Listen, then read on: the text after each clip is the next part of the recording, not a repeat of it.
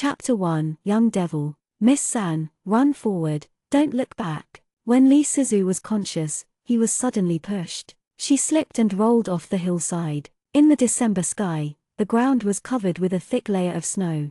It was freezing to the bones, and my body hurt. When he was about to hit the tree under the hillside, a white jade bracelet appeared on Lee Suzu's wrist out of thin air. The bracelet radiated colorful light, and this force was able to stabilize her body. Lee Suzu was dizzy, and it took a long time to get over. Entering the eyes is a vast white world. She sat up from the ground and found that she was really embarrassed. The pink coat on was dirty, the hair bun was scattered, and an embroidered shoe fell off his foot. Susu supported the trunk and got up from the ground. In the jade bracelet on her hand, a little Gengtai's voice came, and she said solemnly, "Master, this is the world 500 years ago. There is still heavy goose feather snow in the sky." Susu stretched out her hand, and the snowflakes fell on her palm, melted by her body temperature in a flash, and the air was full of strong spiritual energy. Her pale little face showed a little bit of surprise. The world 500 years from now,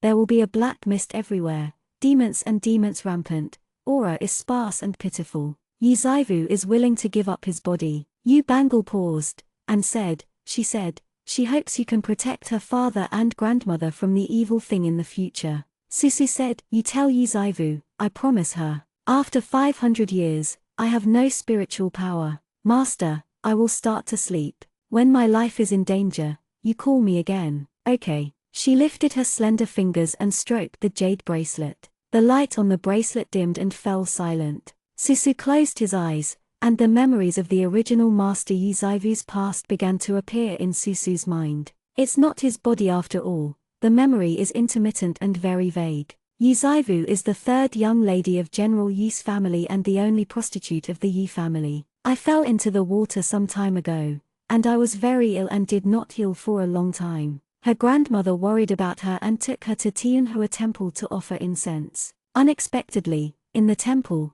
Yizaivu and her close servant Yingqiao were taken away by bandits together. Yizaivu and Yingqiao fled down the mountain while the bandits were not paying attention. The master and servant didn't run far before they were found by the bandits. Susu put on Yizaivu, which happened to be this scene. The maid pushed away the original owner and let the original owner escape. Susu had a pain in her feet. She looked down, her ankles were swollen high. Suzu ignored the pain as much as possible and began to find the way. She walked deep and shallow in the snow, covering the traces on the snow as she walked, panting, and did not stop. I don't know when the bandit will come back. If she is found now, her situation will never be better. A weak woman fell into the hands of the bandits, thinking and knowing what will happen. Not long after she left, there was a rustle of footsteps in the snow. Susu quickly hid behind a rock. Sure enough, after a while, a few big and thick men appeared nearby. "Trash things, but a woman, you really let her run?" The leader panted, and slapped his hand on the head. "Big brother." The subordinate was beaten, but did not dare to resist, and said anxiously, "Our intelligence is wrong. That little girl is not the daughter of a wealthy businessman, but the daughter of General Yi. The head of the mountain thief trembled and his face was very ugly. Which bandit is not afraid of the court soldiers? His eyes became fierce. "In this case, we must find someone to avoid future troubles. Look at what I do, don't go find it separately." Susuo was behind the stone, the sound of footsteps getting closer and closer to her. She frowned, ready to be discovered. Fortunately, the sound of footsteps paused beside her, and then walked in another direction. Suzu waited cautiously for a while, but didn't move. She didn't look at it until they stopped moving. The footprints in the snow were messy and the bandits had disappeared. Susu stood up and planned to leave.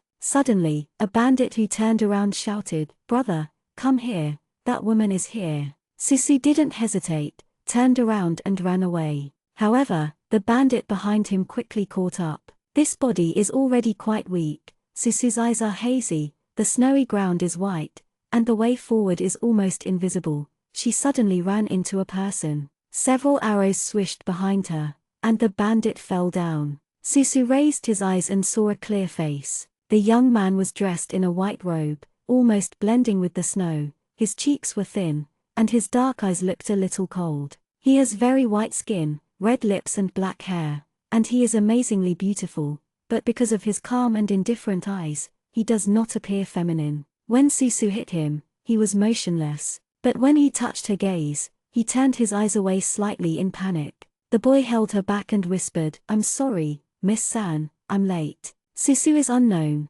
so I had to shake his head. With a few words of effort, the bandits have died, injured, and survived. They have already fled. The soldier behind the young man punched Susu with a fist. "Miss San, it's too late to come down." Susu thought of the little girl who pushed herself away and let herself run first, and raised her eyes and said, "Yingqiao is still in their hands. Please help find Yingqiao." Juvenile black eyes looked at her. "Okay, I'll let people find it." The soldiers scattered to find Yingqiao. The boy lowered his eyes and asked, "Are you hurt?" Before Suzu could answer, he silently hugged her sideways, was suddenly picked up by the strange boy. Susu was a little bit resisted. She couldn't figure out the situation. She didn't dare to struggle for a while, raising her eyes to look at him. There is a big problem. Although she has some memories of Yuzaivu, she can't put people in a seat. "So, who is this person in front of me?" He was not warm at all in his arms, but it was a match for the cold air.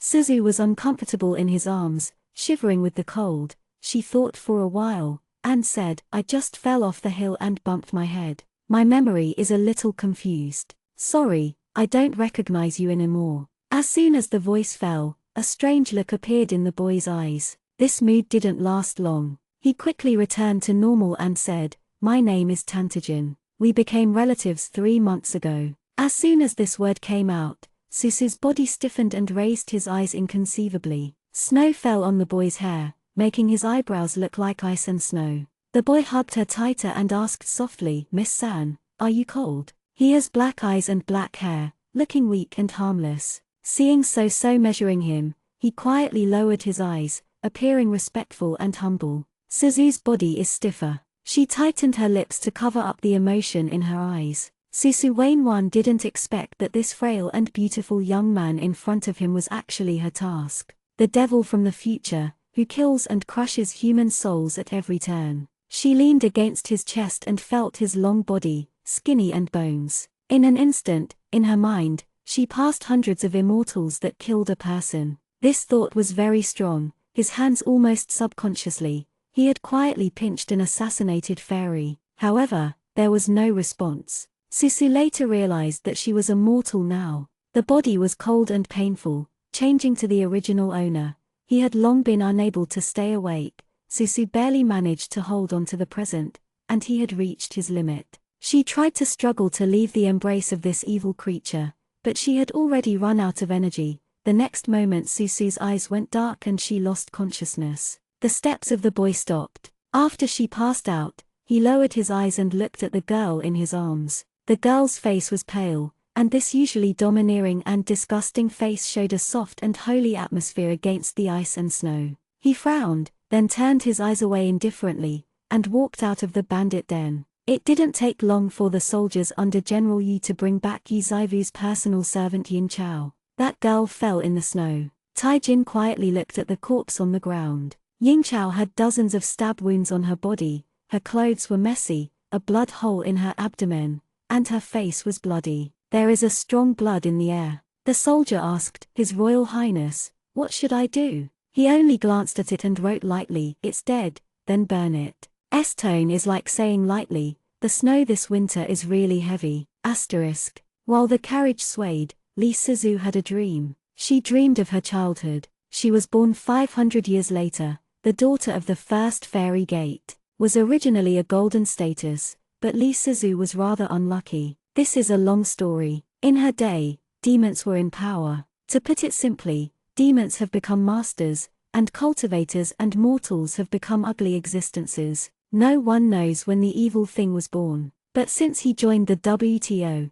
he has been beaten to defeat by his cruel methods. At first there were sects who did not believe in evil, trying to surround him, but later these cultivators were cruelly buried in the mound of 10,000 immortals, and their souls were scattered. Countless immortals have fallen, and the remaining sects are terrified, so they can only hide and linger. From then on, I only felt terrified when I mentioned him. The sky is gloomy, The devilish energy covers the spiritual energy, and it is impossible to practice. The plague raged across the world, and the corpses were everywhere. Lee Sizu grew up in such a world. Now that this mortal's body is very tired, Lee Sizu actually dreamed of her when she was a child. In fact, she hadn't thought of this nightmare for a long time. At that time, she had just transformed into form. She was still a little girl, and her forehead was ablaze with cinnabar. The head father said, "Sizu can't go out of the sect, otherwise you will be caught by the demon, and you will be thrown to the devil."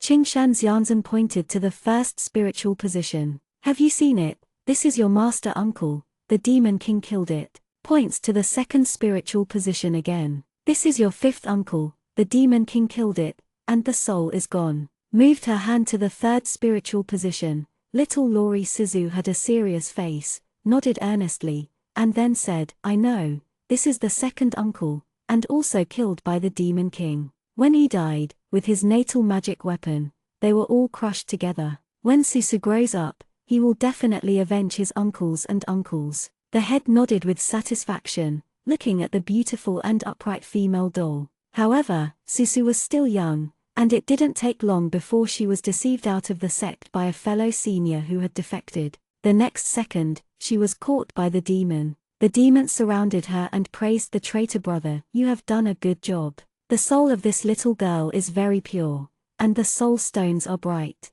The demon must be rewarded." The traitor nodded and bowed, extremely happy. They dedicated Sizu to the demon king. The magic palace was ***** and gloomy. It was the first time that Susu experienced this kind of thing. The monsters around her played with her, but she couldn't beat her and couldn't escape. In the end, the girl was so anxious that she turned into a prototype, covered her cheeks with wings, and cried. That was the first time she saw the demon king, the man who killed her many uncles and uncles. He is very tall, sitting on the throne, surrounded by black mist. The black cloak envelops the body, and the only exposed eyes are without emotion. The devil's complexion is pale. He propped his chin, watching her. The lights of the magic palace were cracking. The little girl was tricked into coming to the magic cave, regretting and sad, sobbing so much. "I have come to take refuge in Demon Venerable specially. This is a gift I gave to Demon Venerable." The brother pointed at Susu and smiled flatteringly. However, the next moment, his eyes widened, his throat made a heavy sound, and blood snaked from the corner of his mouth. Brother died so easily. Susu quietly removed his wings and opened his eyes wide. The devil stretched out his pale fingers and picked up the little girl. Susu's big eyes were filled with stubborn tears, but he refused to let it go. "I'm not afraid of you." She thought it would be her turn in the next second. Plucked up his courage, got his neck and slaughtered. The demon king looked at her for a long time, raised his hand and threw her back to Henjiang sect. No one knows why the devil didn't kill Suzu. Even Suzu didn't understand. Several years later, the elders' fortune-telling decided to pick a person and send it to 500 years ago, to find out the origin of the demon, to prevent him from awakening and save the common people. The hexagram turned around, and finally pointed at Lee Suzu. "Suzu." Suddenly there is a sense of mission that is about to head to the main road. In the dream, a row of spiritual positions surrounded Susu, cheering her on. Susu hugged them and woke up. She is no longer in the snowy area, the bed under her is warm, and the room is lingering with a touch of warm fragrance. The charcoal fire was burning, making her cheeks dyed a light flush. A 15 or 6-year-old girl in front of her saluted cautiously. "Miss, you are awake." She lifted Susu up, and drank a mouthful of water to Susu. Susu has a sore throat and coughs a few times. The little girl's face turned pale for an instant, and she knelt on the ground. "Miss is forgiving. Chundao didn't mean it." After said, he knocked his head up and hit the ground with a bang, without ambiguity. "Obviously, I was terribly afraid of Suzu. Yizaivu, the original master, has a surly character and almost cruel. Just take a look at Susu's cough, and you will know how scared people are." Susu shook his head, trying not to scare her, and said, "Get up, don't blame you." Chundao looked at Susu's expression nervously, changing to the past. The lady was unwell, and she would not spare her lightly. She carefully observed the young lady's face, and saw that Miss San did not intend to punish herself, Chundao sighed in relief and quickly put the teacup away. Where is this? Susu asked. The little girl said, I'm not in the temple anymore. I returned to the mansion. Miss, you burned it for 2 days. Suzu asked, Chundao, where is Tan Taijin? She has become accustomed to calling the Demon King and evil things with everyone in the cultivation world. Chundao observed her face and whispered, His Royal Highness was kneeling on the ice after returning home. Chundao was supervising you. He definitely didn't get up. Suzu looked at Chundao in surprise. What? Kneeling? A few fragments flashed in his mind. Susu finally remembered what was going on. This is the command of the original owner before being taken away by the bandits. Susu was in a coma for 2 days. In other words, Tan Taijin had been kneeling for 2 days in the ice and snow. Suzu thought for a while, and asked Chundao, Can you give me a mirror? Chundao quickly handed over a bronze mirror. She looked at Miss Sun quietly, and Miss Sun spoke to herself in a gentle tone for the first time. So Soda measured his current body, and a green face appeared in the mirror, about 16 or 17 years old. The apricot eyes are upturned, and the cherry lips are small, and they are not stunning. They tend to look good in the little girl next door. Suzu tried to smile, and instantly brought a hint of cheerfulness and happiness. Actually, Suzu's point is not to look at what the original owner looks like. She looked in the mirror for a long time. For a long time, Chundao was trembling and couldn't help asking, Miss, what are you looking at? Won't you blame yourself for having a bad birth than a big girl, right? Susu thought, Uncle Master once taught her to look at her face, saying that the mouth is in the north of Rengi, and the lips are longer than those of Danju. The teeth are thinner and more dense, and they are naturally flat. Now she doesn't take it anymore. Judging from this aspect, she is destined to live no more than 20. It is a premature death. Susu is very puzzled. Although the lifespan of a mortal is only a few hundred years, this body is still young, so it is destined to die early. Even if the physical person is replaced by Suzu, there is no sign of change. Then how did she die in the future? Don't know why. Susu suddenly thought of the young demon king kneeling outside. Lee Suzu, a righteous girl, suddenly raised his eyes. Chapter 2, Kneel. Regarding why the young demon king was punished to kneel, Susu's memory is like this. Half a month ago, the original master Yu Zaivu and concubine Yu Bingsheng fell into the lake together. As a result, the 6 princes jumped down to save the concubine's sister, and the champion man also jumped down to save the concubine's sister. Not only that, even the husband of the original owner who was just married, Tan Taijin, jumped out of the lake to swim towards the concubine. In the end, he was still a dark guard of the original owner, and when he saw that the situation was wrong, he picked up the original owner. The original owner nearly drowned. After returning, she was furious. She couldn't blow her anger at the 6th prince and the number 1 scholar, so she had to catch Tan Taijin and get angry. She asked Tan Taijin to kneel on the frozen lake. When will she forgive him and when will he get up? Before the punishment was implemented, the original owner fell ill from the cold, and her grandmother took her and Tan Taijin to the temple to pray for incense. Who knows, there was an accident on the road. The original owner was caught by the bandits. Is coming back now. Naturally the punishment has been continued. Susu rubbed his heart, wanting to go out to see the young demon king kneeling. This must be the benefit of her traveling 500 years of time and space. If there is a Jueying pearl, she must leave an image with her to show her uncles and uncles. They are proud of the world of immortality. Taijin knelt on the ice. When he came back 2 days ago, the steward of the general's mansion smiled and said, I hope that your highness Proton has not forgotten what the third lady said. Without a word, he lowered his eyes and closed his eyes, before kneeling on the frozen lake. After a while, the cold made his face extremely pale. This winter is colder than ever. A few maids walked past the lake and whispered, Miss San is punishing Proton again. Why did you come back from Tianhua Temple? The third lady let Proton kneel again. Proton is too pitiful. Shush, keep your voice down. You are not afraid of Miss Third. Since the third Miss married His Royal Highness Proton, the third Miss always punishes him. Everyone knows that the third lady loves the 6th prince, and she hates your Royal Highness. Miss San is General Yida's most beloved daughter, and Proton Tantijin is the most annoying son of Emperor Ju. Proton has been in Daxia for so many years, even his servants can insult him, let alone the most favored third lady Yuzaivu. Don't wait to meet someone, just follow your mood, and discuss it at will. The maids looked at Tan Tai-jin's eyes, with sympathy mostly. The beautiful boy is very broad and polite on weekdays, and he doesn't have the slightest shelf. His life experience is pitiful, and he is often tortured in this way now. Even if General Yi knew these things, he would at most teach his daughter a few words, and nothing would be done. The heavy snow covered the green pine in the distance.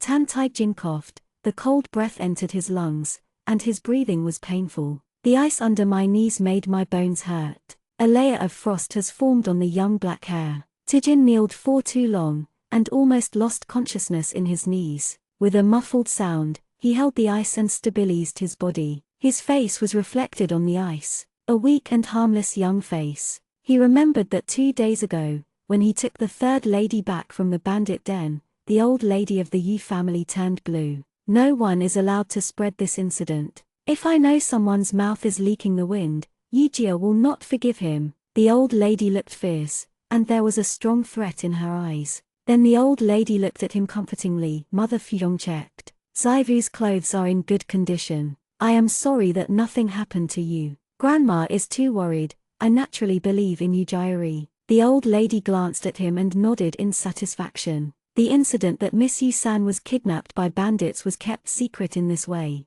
but the old lady was still investigating. After all, the Yejia guards accompanied him for protection, and there had never been such an accident for many years. Why would the bandits target their third lady? No matter how you think about it, it's not quite right. With the crowd of mobs, it is completely impossible to take Yuzaivu away easily. However, no matter how the old lady investigates, there is no result. This incident can only be attributed to an accident. Suzu came to the lake and saw the culprit 500 years later. The boy knelt on the frozen lake, almost unable to hold it. His face was pale, his lips were no longer bright red, and he began to go black. Perceiving that someone is looking at him, the boy raised his eyes and met Suzu's gaze. The girl, dressed in a snow-white soft cloak, tilted her head to look at him. The two looked at each other across the lake. Tan Tai-jin saw it, and she suddenly curled her eyes and smiled. He had never seen Yuzaivu show such a pure and clean smile. I don't know if I am satisfied with the winter snow scene in Fuyong, or satisfied with his embarrassment on the ice lake. Chandao next to Suzu couldn't bear to see it, and exhausted all his courage to plead. Miss, your highness has been kneeling for 2 days. If you kneel down again, I'm afraid your bones will break. Do you need to get Proton up? Suzu shook his head and watched the show. It was a pity that there was no Juingju. She said seriously, obviously he is strong. It seems that he can kneel for a few days and nights. Chandao, Miss San, are you serious? Suzu is of course serious. She touched Chandao's head. You don't understand. If a little girl like you is born in the future, she will have to faint in fear when she hears his name, so that she will not sympathize with him. It's good to kneel half-struck. Let's see how this evil thing becomes a devil in the future. She glanced at Tan Tai-jin, said nothing, turned around and walked away. Seeing the girl's back disappear under the eaves promenade, Tan Tai-jin tightened his lips and looked back. Suzu went to the old lady's yard. The old man woke up for a nap. Because of his belief in Buddhism, the sandalwood in the room curled up. When Suzu went in, there was a girl in a green shirt with a cardamom age standing in the room. The girl in the green shirt was pinching the shoulders of the old lady, but when Suzu came in, she stopped. Suzu didn't recognize anyone and didn't say anything. The girl nodded at her on the initiative and whispered, Sister 3. It turned out to be the second young lady from Yijiashu, Yilanian. Suzu nodded and said hello, second sister. Yilanian did not expect Suzu to respond to her. She was surprised in her heart. She glanced at Suzu awkwardly and blessed the old lady. Grandma, Lanian will come to accompany you to worship the Buddha tomorrow. The old lady patted her hand and nodded. Suzu can understand. The original body is like a small overlord in the Yi family. She came. Yilanian had to give her place. I called Yilanian to my second elder sister, which made my family sincere and uneasy. So how terrifying is the original owner? As soon as Yilanian left, the old lady's stereotyped face appeared a lot wider and more gentle. 3 girls, come over and let Grandma take a look. are you healthy? Susu walked over and said, thank you for your grandmother's concern, Zaivu's body is fine. These days, grandmother is worried. The old lady nodded affectionately on her forehead. Grandma is getting old, and she's going to be alive in a few years. You girl, let grandma save some snacks. Susu pinched her shoulders for the old lady, and said, grandma is in good health. I don't know. I thought it was my mother. She will protect Zaivu for the rest of her life. There is no door on your mouth. Nonsense. The old lady pretended to reprimand, but the smile in her eyes couldn't be covered. General Yi's auntie died after giving birth to the original owner. General Yi did not marry Suixian, so the old lady took the original owner to her side to raise her. The children raised by myself are really afraid of being broken in their mouths, and they are very eccentric. The original owner is so domineering, and the grandmother's favor is a big factor. The original owner is also shrewd, and he has a good way to please his elders. Daxia Kingdom promotes filial piety. General Yi is a well-known filial son. Mrs. Yi sees Yi Zaivu like eyeballs, and even General Yi loves this only daughter. The grandmother has already sealed off people about the temple, so don't talk about it by yourself. The name of the girl is the most important thing. Suzu nodded, I see, grandmother. In the Yi family, the old lady really loves the original owner. Thinking of the wish of the original owner, Susu will try his best to be nice to the old lady in the future. The old lady said again, you have to know something too, to relax your heart. His wife will inevitably have a grudge in his heart when something like this happens to his wife. Susu thinks of the boy who kneeled on the ice lake. She wouldn't really marry the young demon king, so she can comfort him when she is full and has nothing to do. But facing the old lady, she couldn't say that, she could only nod her head. Zaivu knows. The old lady nodded. Grandma, did Yingqiao find it? The old lady's eyes flashed, and she smiled and said, that girl, I got it back and was not injured. Grandma sent her to Zhuangzi. Yingqiao has already reached the age of marriage. This time she bravely protects her lord. Let her delay in the house again. The old lady sighed inwardly. Zaivu had better not know about these things. Susu is behind the old lady, and the old lady's expression is not visible. Hearing this, he breathed a sigh of relief. That's good. Some time ago, my grandmother never said about you about the palace banquet. Your eldest sister is married. What are you going to do for her? You fell into the water with her and made yourself sick. Grandma knows that you used to please the sixth prince,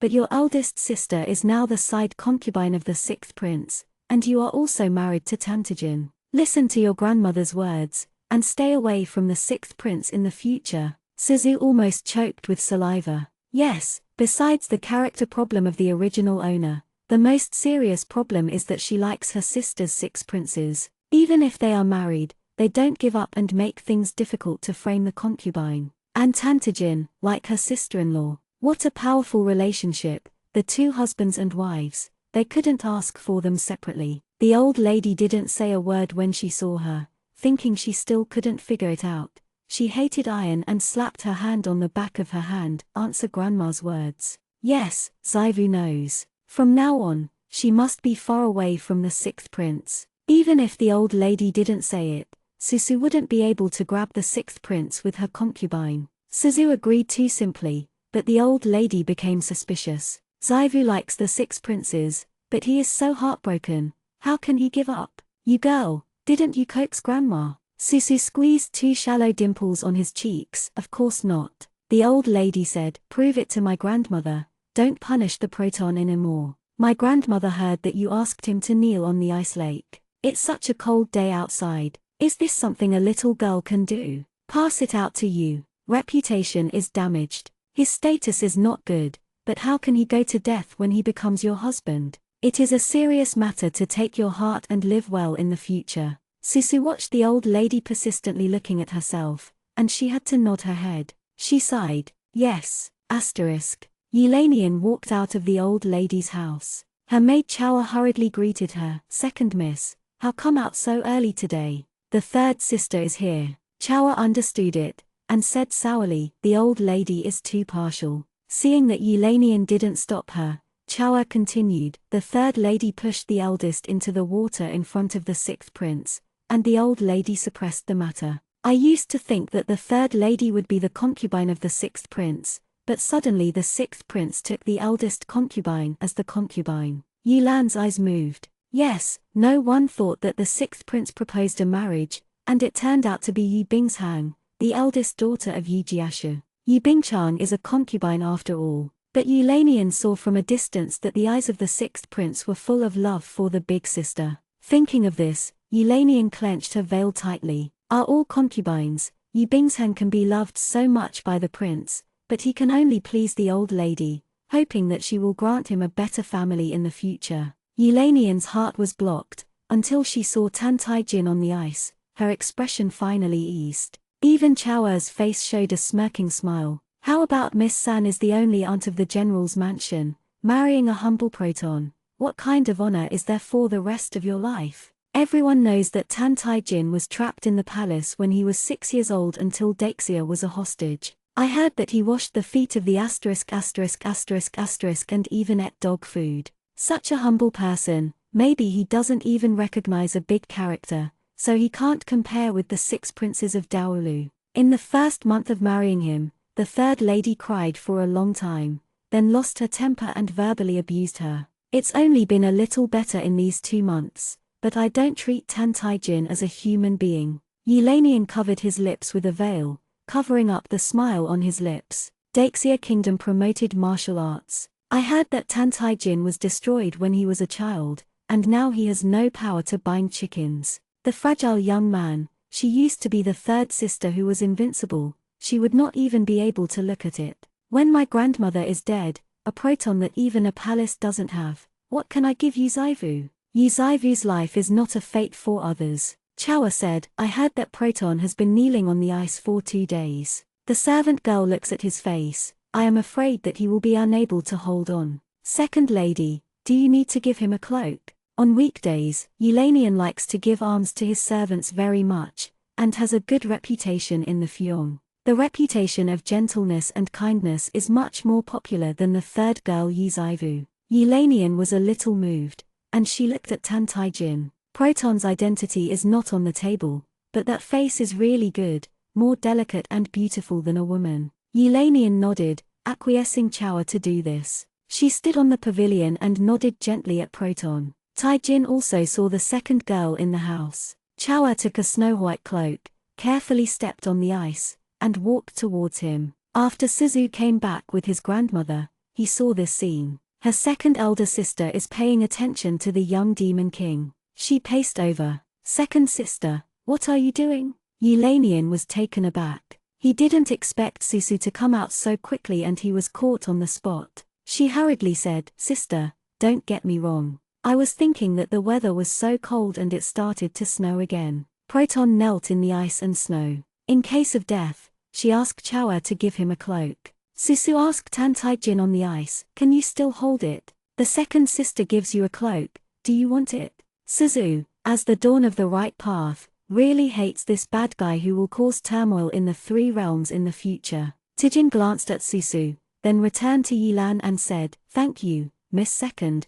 for your kindness. It's not cold down here. This is a rejection. Eulanian felt a little embarrassed in her heart. In that case, don't disturb the third sister and Proton. She couldn't stay, and took Chawa away. Susu gathers tightly the soft cloak. She lowered her eyes to look at the demon king who was kneeling on her feet. Killing him may be the whole world of cultivation, up to thousands of years old, down to a child, a shared wish. This is also the great wish that Suzu made since childhood. He looks vulnerable now. The demon king in his youth was as vulnerable as a baby. It is written all over the body, I am easy to kill. The righteous girl is about to move. Susu struggled to suppress this thought. A person who cultivates the true self has spiritual roots, just as a natural monster has evil bones. The elders have said that if the evil bones of the demon king are not eliminated, even if he is killed, he will still the grievances of the world and be reborn.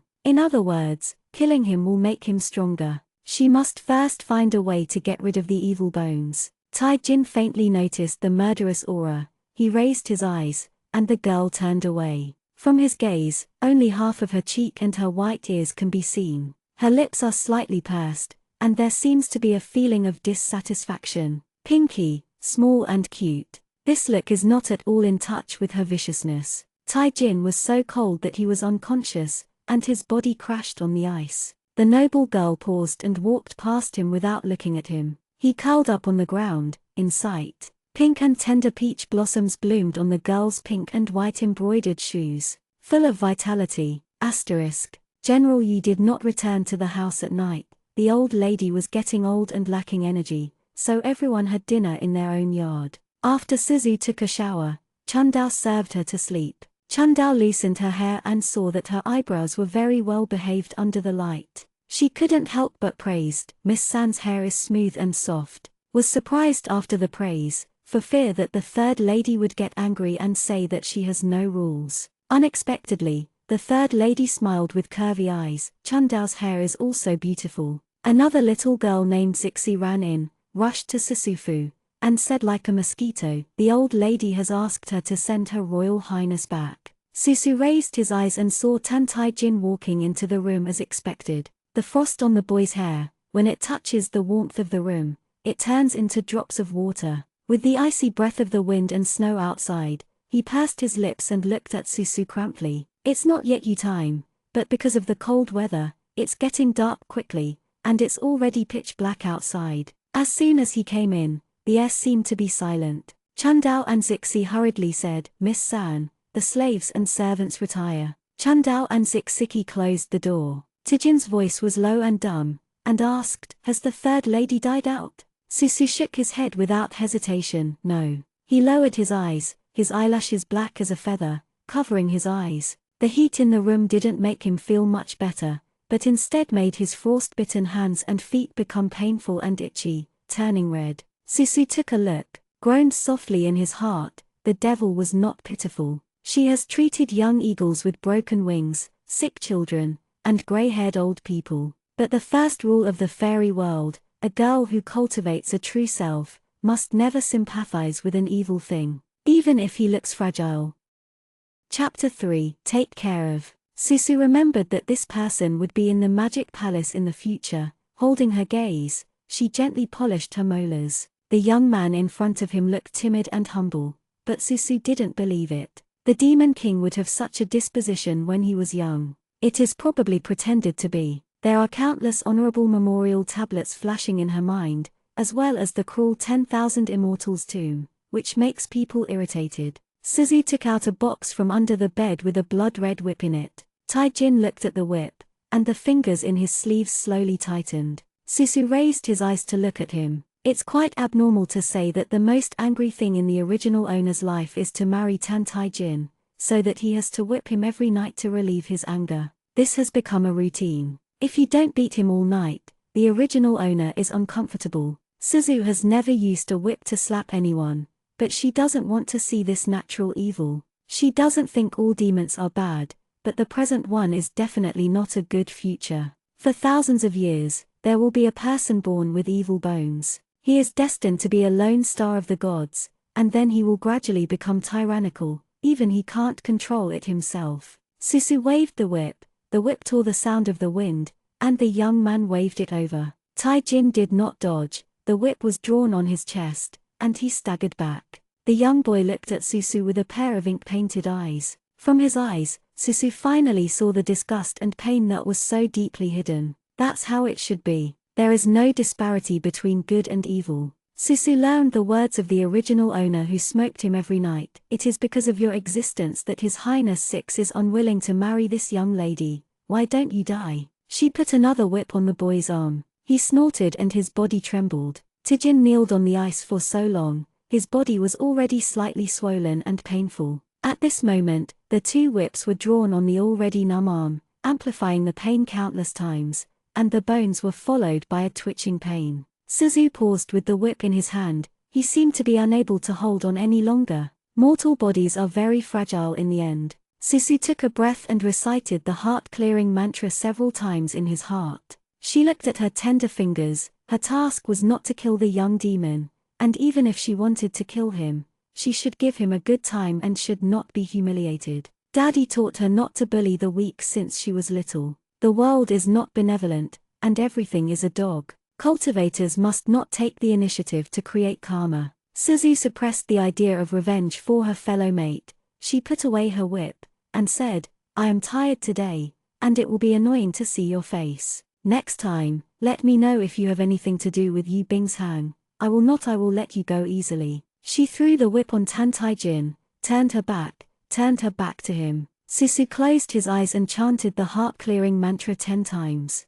I found that I felt a little uncomfortable when I stabilized my heart. This is a manifestation of Dao heart turmoil. She will not escape her own mistakes. Tonight, following the original owner's habit to insult him, it is her fault. I will not do it again. Tae-jin caught the whip. His face was already weak, and he became paler after being exposed to these 2 whips. He raised his eyes and looked at the girl's back. Actually, he was already prepared to be half dead by Yuzaivu, but today he has received dozens of lashes less. Tai-jin eases a layer of fine sweat on his forehead, barely take out the bedding and spread it under the bed. There was something on his neck that hurt. He took it out. Is a long faded peace symbol. The peace symbol is strung with black thread, hidden under his clothes all the year round. The candlelight shone in his eyes, and the coldness dissipated a little. Tai-jin properly put the peace symbol away, turned over, and on a winter night, the wind was roaring outside. The shadow of the tree reflected on the window, like a monster with teeth and claws. Tae-jin suddenly remembered that 2 days ago, the maid Yingqiao who had countless knives hit her body. At that time, her body was stiff and her expression was painful. She didn't know if she regretted. She chose to let Yuzaivu escape. Tantai's eyes were silent and dark. At that time, the maid's body was still cold. Her blood stained the snow, winding all the way to his feet. Do not look at you. He raised his foot indifferently and stepped over. Susu couldn't sleep in the middle of the night. The evil thing fell asleep on the bed. No matter how big her heart was, she couldn't just sleep with her eyes closed like this. The world has entered the cold winter season, and the cold wind suddenly opened the windows, rushing into the house. The charcoal fire in the house went out. After the original owner got married, the maids were no longer waiting in the back room. Naturally, Susu would not call the maid to close the window in the middle of the night. She endured it for a while, and found that Fan Tai really couldn't bear the cold, so she opened the quilt and went to close the window. Closed and returned. When passing by the young boy on the ground, she noticed that something was wrong with him. His breathing was heavy and he was shaking unconsciously. Susu took a glazed lamp and squatted beside him. The boy's originally pale face turned red at the moment. He didn't wake up, but his teeth clenched subconsciously. Something seems to have happened. Susu was surprised. He can't die. She hasn't taken out the evil bone yet, and once he dies, her mission will fail. Once ejected from this time and space, the realm of comprehension is waiting to be finished. Susu hesitated for a moment, stretched out his hand and touched his forehead. His hands are hot. She retracted her hand. If a mortal is like this, I'm afraid it will be burned to death, right? Susu had no idea that the evil thing 500 years ago would be so weak. Can be injured or disabled, but don't die, otherwise the evil bones will awaken. Susu quickly picked up the teacup on the table and walked out the door. She collected a few white snow piled up outside, and then came back. Susu sighed. It's cold. She did not dare to delay. She found a dress, tore it into strips, wrapped the white snow with the strips, and put it on the boy's forehead. His body was still covered with the thin autumn quilt, and he was shivering with the cold. Suzu took the quilt off his bed and covered him. She sat cross-legged next to him, her face sad. I can't kill if I want to kill, but I'm saved. Giggle. I ran outside in the middle of the night. My teeth were shaking. It was so cold. Susu put the big cloak on his body, and finally felt better. She had to guard Tan Tai-jin to cool off the snow and ice on his forehead. Suzu leaned against the bed, quite unlovable. What are these things? I knew I wouldn't smoke him. Tai-jin felt that he was dying. The body was hot and cold, and it hurts everywhere. He closed his eyes. His whole body seemed to be filled with endless darkness and ice. No one wants to die, otherwise everything in these years is nothing. He knows he can't sleep. He can save himself. He tried to open his eyes, but his eyelids were heavy, as if they fell 1,000 catis. He struggled with this pain for a long time, and when he was about to give up, his soft fingers gently covered his forehead. The cold touch made his eyelashes tremble, but fleeting. Fortunately, the man came back soon. His forehead was cold again, and it didn't take long for him to warm up. In the winter night's room, he vaguely smelled a warm girly fragrance. He thought coldly, how could there be such a ridiculous illusion? When dawn was almost dawn, Tan Tai Jin finally faded. The boy closed his eyes and didn't tremble anymore. Suzu threw away the cloth strips and the melted snow, hugged her quilt, and put her head on the bed. Sleepy, when the fish belly showed white from the horizon, Chundao opened the gauze and waited for Suzu to get up. People are most afraid of this job. Miss San has an irritable personality. Once, the person who asked her to wake up even suffered a 30 board. Chundao is young and honest, and is always pushed to do this. She trembled and called the third lady, her heart raised. The girl sat up from the bed in a daze. Chundao quickly dressed her. Miss San rubbed her eyes and yawned. Even a small doll hair curled up on his head. Chundao quickly raised her eyes and glanced. She discovered for the first time that Miss San's appearance was so soft and cute. Chundao felt a little funny in her heart, and even the feeling of fear disappeared a lot. During the whole process, Miss San didn't even scold her a word. Susu didn't sleep in the middle of the night and was forced to get up early at the moment. She looked down at the collapse. Tan Tai Jin was nowhere to be seen, and she didn't know when she left. The maid waited outside and blessed her body. The general and the old lady are waiting for the third lady to eat. Susu nodded. You family breakfast table. Susu looked around. Tan Tai Jin was not here. She thought of watching the evil things, and asked Chundao in a low voice. Chundao said, Miss, did you forget? You don't allow His Highness protagonist to be at the same table with you. Let him eat with the people in the lower room. Susu blinked. Well, yes, this is very powerful. Suzu secretly looked at the Yu family's family members. The old lady sits in the main seat. Next to the heroic and serious man is General Yu Xiao. Yu Xiao is 38 this year. With a beard, he looks even more serious. After he died of his wife, he did not marry Suixuan for so many years. In the words of Yu Xiao, the people who fought on the battlefield had their heads tied to their waistbands, and they might be shrouded in horse leather someday. There was no need to marry another wife to make her feel terrified. Speaks very nicely, but Yu Xiao has 3 concubines. Susu glanced across the faces of the 3 aunts, 3 completely different types, each with its own merits. Fyong there are 4 sons and 3 daughters. Except for Susu, who is the only parent, the other brothers and sisters are all concubines. The second son and son are ominous and the most embarrassing. The eldest son and the third son were born to Aunt Lian. Aunt Lian was a common house of Yu Xiao when she was young. She was 2 years older than Yu Xiao. She was of ordinary appearance, but because of the birth of her eldest son, she had a high status in the house. Normally the old lady would let her help take charge of Fyong Jongkui. Aunt Du's eyes are dangled, her eyebrows are full of a small family atmosphere. She is the mother of the second young lady, Yu Lanian, and she is also the most beautifully dressed. The old lady dislikes her the most. As for the last one, Susu looked over, it was Aunt Yoon in the mansion. Compared with the first 2 aunts, she looks elegant and gentle, with a simple hairpin on her head, and the whole person is like a lotus flower out of water,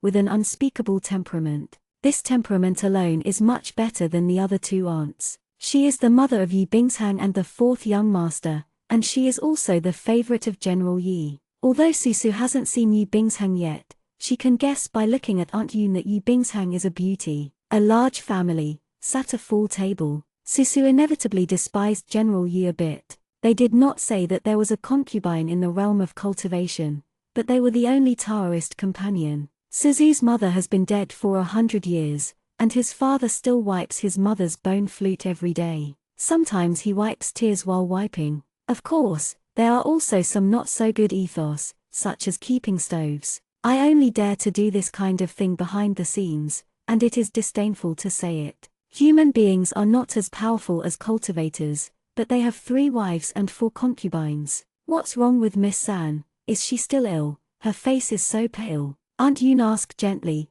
and everyone looked at Susu. Suzu put down his chopsticks. She didn't sleep for half the night last night. How could her complexion improve? But this matter can't always be said. It's okay for Aunt Yoon to point to Susu without naming her name. When she mentioned Susu, Yuzaya put down her chopsticks and glanced at Susu displeasedly. The story about you and your eldest sister at the last palace banquet was passed on to the Queen Mother's ears. The Queen Mother let you sit in the palace today. Susu swallowed the small glutinous rice ***** in his mouth and sighed. She didn't do things, but now she has to carry a pile of pots. People sit at home, and the pot comes from the sky. The old lady couldn't see that her beloved was wronged, and immediately said, Zaivu is still young. Last time her sisters had a conflict, there was a misunderstanding. Besides, the big girl wouldn't care about Zaivu. Are you right, Yoon auntie? Auntie Yoon smiled, yes.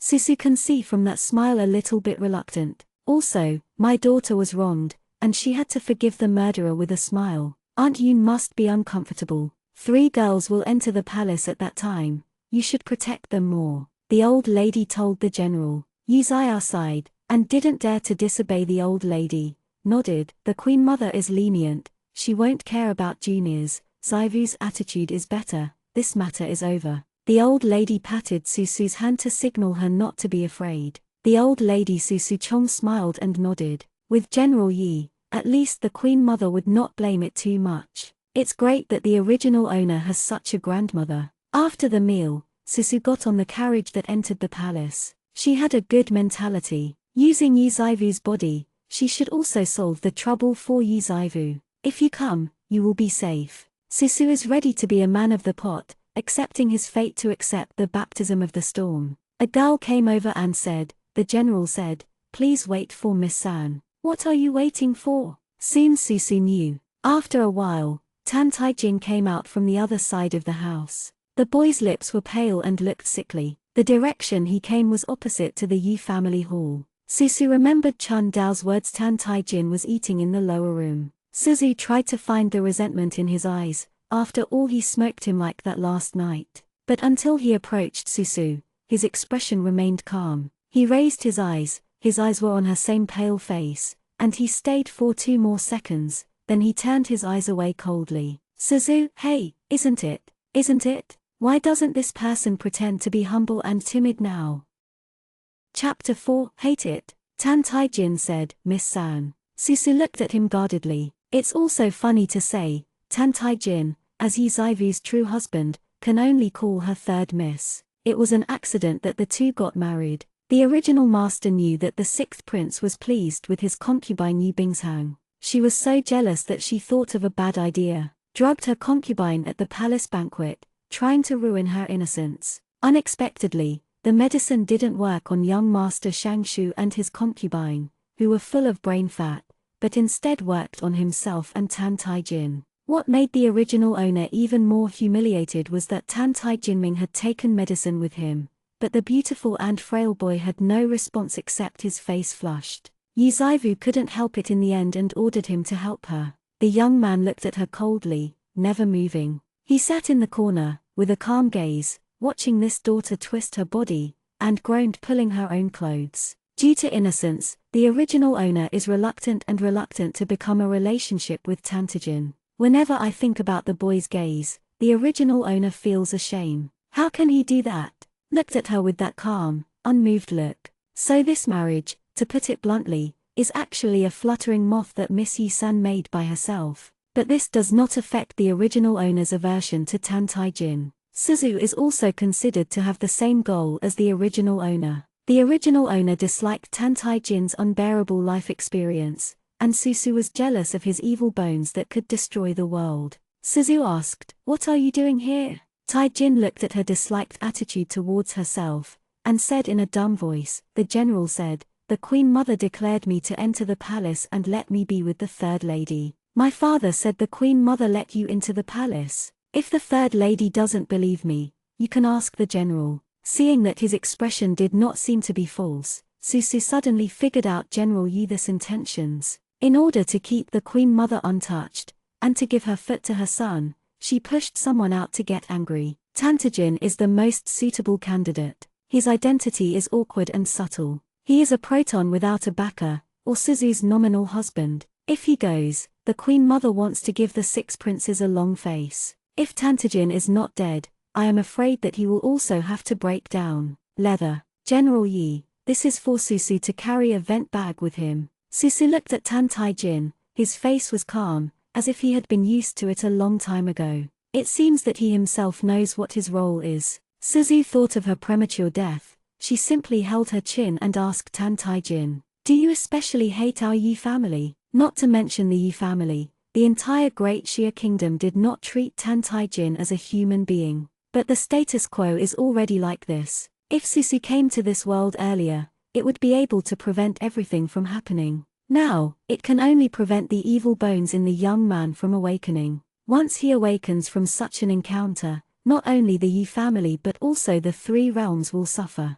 She first tried to find out how gloomy Tan Tai-jin was inside. Tai-jin glanced at her. No, there are ghosts only when Susu believes. The awakening of a natural evil must be sacrificed with the blood of countless people. Does Miss San particularly hate me? Susu didn't expect that Tan Tai-jin had the courage to ask himself. She doesn't need to tell lies, so what? Why? Tan Tai-jin asked. He faintly felt the difference. Yu Zaivu before hated his identity, and now Yu Zaivu, he saw her smile at Chundao and Zixi. Hate is hate. How can there be so many reasons? Can't tell him what kind of existence he will be in the future, right?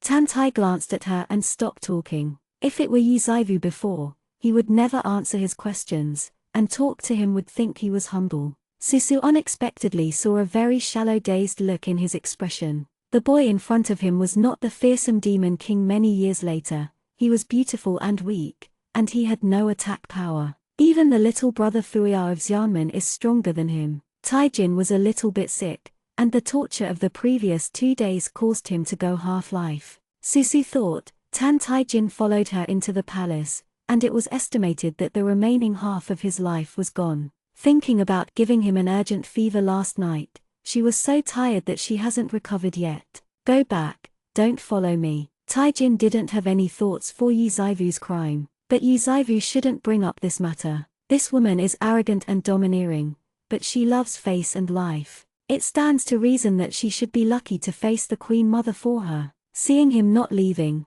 Susu thought he was unwilling to disobey Yu Zaiao, so he had no choice but to arouse him. You, a proton who used to be able to humiliate even the ***** maids at will only shame me when entering the palace. Go back to the house, don't prevent me from seeing His Highness 6. As soon as this sentence came out, Susu rarely saw a trace of cold anger in his eyes. Tai-jin said every word. It's me who has a bad identity and insulted Miss San. This time he didn't hesitate anymore. He didn't look at her anymore, turned around and went back to the house. Completely lost the previous dazed color. Suzu was stopped by someone before he arrived at the Queen Dowager's palace. She dressed up a girl, holding a whip in her hand, and opened her arms to block in front of Susu. Yu Zaivu, you pushed my emperor's wife into the water a few days ago. Dare you come to the palace today? The girl's willow eyebrows were erected, and she looked at Susu awe-inspiringly. Suzu was puzzled. Who is this again? She doesn't look like the gentle concubine in her rumor. Chundao knew that the young lady had bumped her head, and she couldn't match people with her.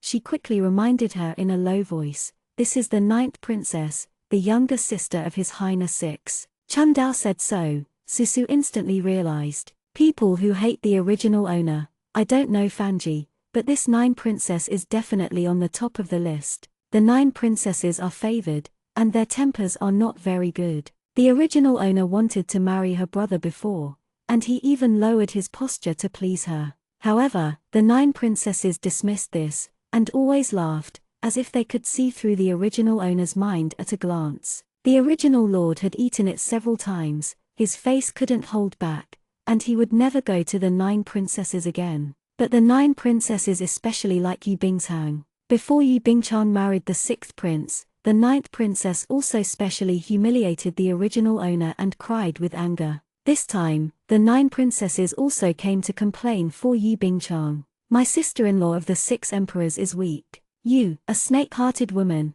actually pushed her into the water. If it weren't for the emperor's brother to save her in time, she would have disappeared. The 6th emperor's sister-in-law is kind and gentle. we'll let you go." The 9 princesses waved the whip, and the whip hit the ground with a sharp sound. "Yuzaivu, dare you to compete with me?" Suzu, although there are too many pots, she still couldn't help but said, "Since it's your 6th sister-in-law who fell into the water." She doesn't say anything. "Why are you angry? Isn't this a dog taking a mouse and being nosy?" Suzu is really puzzled, but the 9 princesses feel that she has been offended, and her face is even more ugly. "Stop talking nonsense. Are you afraid of this princess? She has a fierce temper," and after saying this, the whip has already been drawn. The little asterisk asterisk asterisk asterisk in front of Susu quickly blocked Susu. "Oh, 9 princesses, this can't be done, it can't be done. Go away." The whip was drawn on the little eunuch, and Susu tightened his lips. She calmed her breath and looked at the 9 princesses and shook her head. "I don't compare with you. This is in the palace. What should the emperor and the queen do blame for?" As soon as these words were spoken, the 9 princesses bent their lips in disdain. Everyone knows that Daxia State advocates martial arts. bqget.com debuts on bqget.com on TV. www.bqget.com. The founding emperor used martial arts to enter the Tao. From then on, no matter the nobles or the children of common people, they are proud of their powerful martial skills. The strong is respected, and it is the most true portrayal in the Great Xia Kingdom. General Yi has never been defeated, so he has such a high status in the Great Xia Kingdom. The eldest son of General Yi is said to be very skilled, but these 3 young ladies have mediocre qualifications and have not inherited their father's demeanor at all. The 9 princesses have been practicing martial arts since they were young, and they can often wipe out the dignity of the proud Miss Yi-san. But the 9 princesses are not easy to offend, and Yuzaivu can't do anything to get revenge. Because of this, Miss Yi-san was angry and afraid of the 9th princess. The 9 princesses heard Susu say this, believing that the other party was afraid of themselves. The 9 princesses said, "Since this princess is looking for you to compete, the father and the emperor grandmother will naturally not say anything, but the princess will be responsible for the accident. But you, if you lose, don't file a complaint with General Yi." As she said, another whip came over. Susu pushed away the little asterisk asterisk asterisk asterisk on the side. She figured it out. The 9th princess knew that she was going to the palace, so she waited here specially and had to beat her to avenge Yi Bing's hang. The 9 princesses are used to playing the original hero, but although the original owner is vicious, he is particularly stubborn and never complains. Seeing Susu dodge, the 9 princesses raised their red lips. "Come here, give Yuzaivu a whip." Suzu originally didn't want to cause trouble. The devastated world of comprehension pays attention to calm people. But the world does not eat this set, they like to pinch soft persimmons. Since he couldn't hide, Susu simply picked up a branch from the ground. "No, I use this." She put the branch to her side, and the girl wore a light pink jacket in a defensive posture. The 9 princesses laughed angrily. "Are you humiliating this princess?" "Suzu, you said yes. Don't cry for a while." The 9th princess shook off the whip and rushed towards Suzu. Suzu blocked it with a branch, and the whip was drawn on the branch, and the branch flew away. The 9 princesses smiled contemptuously. Suzu didn't say a word, cheating, and greeted him. The road to comprehension should be fearless. The original owner is afraid of the 9 princesses, but Suzu is not afraid. Using the branch as a sword, she lightly met the whip of the 9 princesses. Her swordsmanship was taught by the sect master of the Vuyi sect. The sword of the Vuyi sect, Hanying Neo, can break the mountain and the sea with one sword. Yuzaivu had no aura in his body, unable to use the Qinghong sword art, and he couldn't even use 1% of the power of the sword intent. But for Suzu, that's enough. The branch dexterously rounded the sharp whip, and suddenly approached the 9 princesses. The whip was originally a weapon for long-range warfare. When someone suddenly got close, the 9 princesses panicked and got a twitch on their arm. The pain caused the 9 princesses' whip to let go, and the next moment, the branch touched the 9 princesses' neck. Suddenly, the 9 princesses even felt that what was holding their neck was a sharp sword. She stepped back subconsciously, staggered under her feet, and fell to the ground. The maidservant went to help her quickly. "Princess." The 9 princesses couldn't believe it. She was seconded by 3 tricks. Susu took back the branches. "If you have nothing to do, I will see the Queen Mother. The face of the 9 princesses flushed. It's impossible. How could she be knocked down by Yuzaivu's branches? Didn't Yuzaivu have no strength to fight back before? This must be an accident. The 9 princesses did not believe in evil, and picked up the whip on the ground. Stop! The whip was drawn in a tricky manner, which was obviously aimed at people's faces. Chundao was shocked and quickly stood in front of Susu. If this whip was drawn on Chundao's face, Chundao would be disfigured immediately. Susu was also angry when seeing the 9 princesses so vicious. She opened Chundao and threw out the branch in her hand.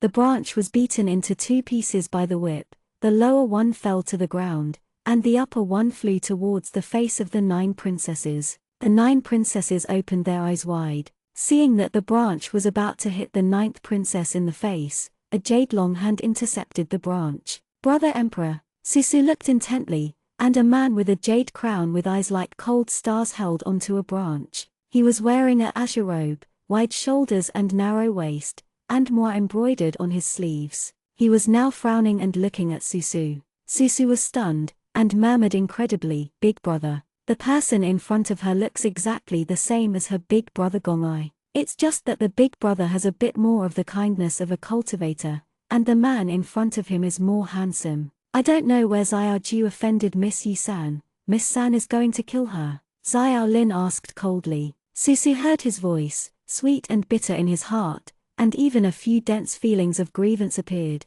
and the tears almost couldn't hold back. But this is not Suzu's own emotions. The big brother is gentle and gentle to herself. She respects him just like her elder brother. It's impossible for her to show this kind of shame that wants to drill into his arms. Obviously the remaining emotions of the original owner are at work. She suddenly realized that the person in front of her turned out to be the 6th Prince Xiao Rin, who was so in love with Yuzaivu. And the big brother of Suzu, a long time ago, died in the battle of immortals and demons for the common people of the world. It is said that it was the hands of the demon master himself. Then, his lover shook the fairy and died. Seeing Susu staring at Xiao Lin, the 9 princesses jumped immediately. Brother Emperor, fortunately, you came in time, otherwise Jiao Yu's face will be ruined by this woman. The 9 princesses clutched their swollen wrists and were extremely aggrieved. Xiao Lin asked, "What did Miss Yi-san say?" His eyes were slightly cold, and Susu was uncomfortable by him. After many years, I saw the old man again, but the big brother who loved her before is now someone else's elder brother. He guarded the other girl and confronted her coldly.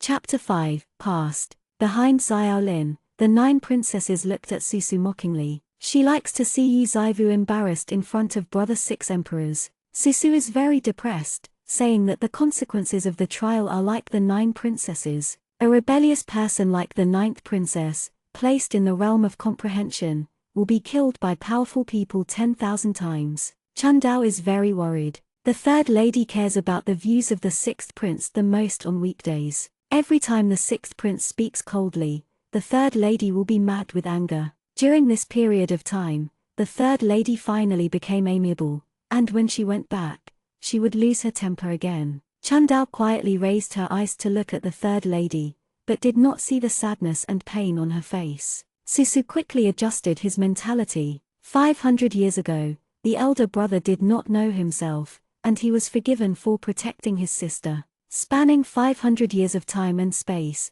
Susu felt that he should be happy to see people who have fallen again. Big brother died to protect the sect. He is a hero. Susu thought for a while, and said to Xiao Rin, "No matter whether your highness believes it or not, I didn't take the initiative to provoke the 9th princess. This is the palace. The Queen Mother summoned it. I can't specifically stop the 9th princess from bullying her." Xiao Lin was startled, and couldn't help but glance at Susu. In the past, Miss Yi family Sen always looked at herself with obsessive eyes, never repented after doing wrong, and acted viciously. In his memory, Yuzaivu had an ugly twisted face. Xiao Rin naturally knew that she admired herself to the point of madness, but every time he saw her, he was constantly bored. Today is completely different. Her eyes are very bright. Brows are calm, her jacket is pink and white, and her boots have a few small footprints on the ground. The evil spirits and sorrows of the past are gone. Others can see clearly that Miss Yi-san's face is not abominable. There was Shirayuki in her eyes, and her cheeks were soft, showing a bit of innocence. After hearing her rebuttal, Xiao Rin looked at the 9 princesses. Jiao Yu, did you take the initiative to find Miss Yi-san to discuss it? The color of guilty conscience in the eyes of the 9 princesses flashed by, pulling Xiao Lin's sleeves. Brother Emperor, what else does Xiao Rin do not understand? He has an upright character and is a real gentleman. Since this matter is the younger sister's choice, he will naturally not blame Susu again. His Royal Highness didn't know before. Miss San, forgive me, he said to Susu. Susu didn't expect Xiao Rin to apologize, and shook his head quickly. Big brother is the second best in the world, second only to daddy. No one blames big brother. In Susu's view, the original owner has a bad personality, but he has no eyes to say. Her elder brother Guanfeng Jiyu was upright and magnanimous, but it was a pity that he fell too early. It's not unreasonable that Xiao Rin hated the original owner so much before. Firstly, the original owner did not do personnel affairs, and secondly, the original owner had a hardened mouth. Xiao Lin apologized, but his perception of Susu did not improve. After all, his wifey Bing Chang fell into the water that day. It was indeed the moth made by Miss Yi-san, so he just faintly nodded at Susu, did not look at Susu, turned and left. The 9 princesses did not expect that Yi Zaivu, who was only going crazy in the past, would not be noisy or make trouble today, so he explained to the emperor brother. Seeing that brother Huang wouldn't help herself to scold Susu, she stomped her foot, turned and ran. Brother emperor, wait for me. As soon as the Xiao-style siblings left, Susu turned around and saw Chundao smirking. Susu couldn't help asking, what are you laughing at? Chundao subconsciously replied, this is the first time that His Highness 6 has been soft to a young lady. General Yi holds a heavy army, and even the emperor will not easily move the third lady. But the 6th His Royal Highness of Jilan Yuzhu never concealed his dislike for the third lady. In the past, she always had a calm face and coldly reprimanded her, the most serious one. At that time, the eldest lady had not been out of the pavilion, and the third lady wanted to slap the eldest lady, so His Royal Highness directly threw off the third lady. That time, the third lady was so angry that everything in the room could be smashed. Listening to Chundao's words, Susu also wanted to laugh. Chundao, this silly girl, is really relieved. You must know that the whip of the 9 princesses just hit hard, and Chundao was disfigured. As a result, the little girl still thinks about the love and hatred between her own lady and His Highness 6. Both of them have been married separately,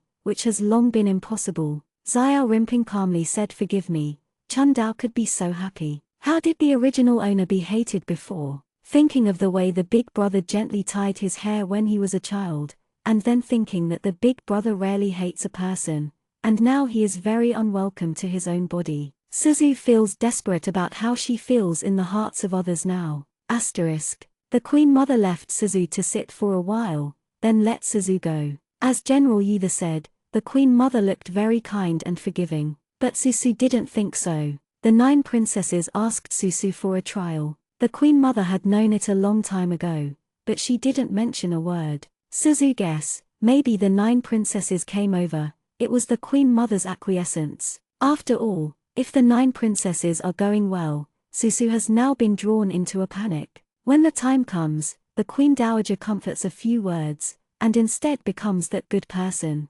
Susu secretly said, it seems that Yi Jiashu is very popular, and the royal family is already dissatisfied with Yi family. Sometimes other people treat you forgiving, not love, but jealousy. There were always battles to be fought in the past, and the Xiao family's imperial family needed General Yi the god of war. Although Susu did not enter the world, she was ignorant of the rules of the world, but she could also understand the truth. I just don't know what General Yi thinks. Suzu suddenly remembered something on the way back to the palace. She asked the little **** who led the way, do you know where Tan Taijin lived before? The little **** also knew the temper of the third lady of the Yi family before, and bowed her head to lead her. At this moment, he suddenly heard Susu's question and quickly replied, His Royal Highness used to live in Leng Palace. Lenggong, can you take me to see? The little **** looked a little embarrassed. Susu thought of what his father had taught him, and he had to understand the human world when he came to the world, so he pulled out a hairpin on his head and handed it to him. "Thank you, father-in-law." The little **** quickly said, "I can't do it. The lady of the general's family just didn't smoke him." Susu said, "It's okay, accept it." The little ****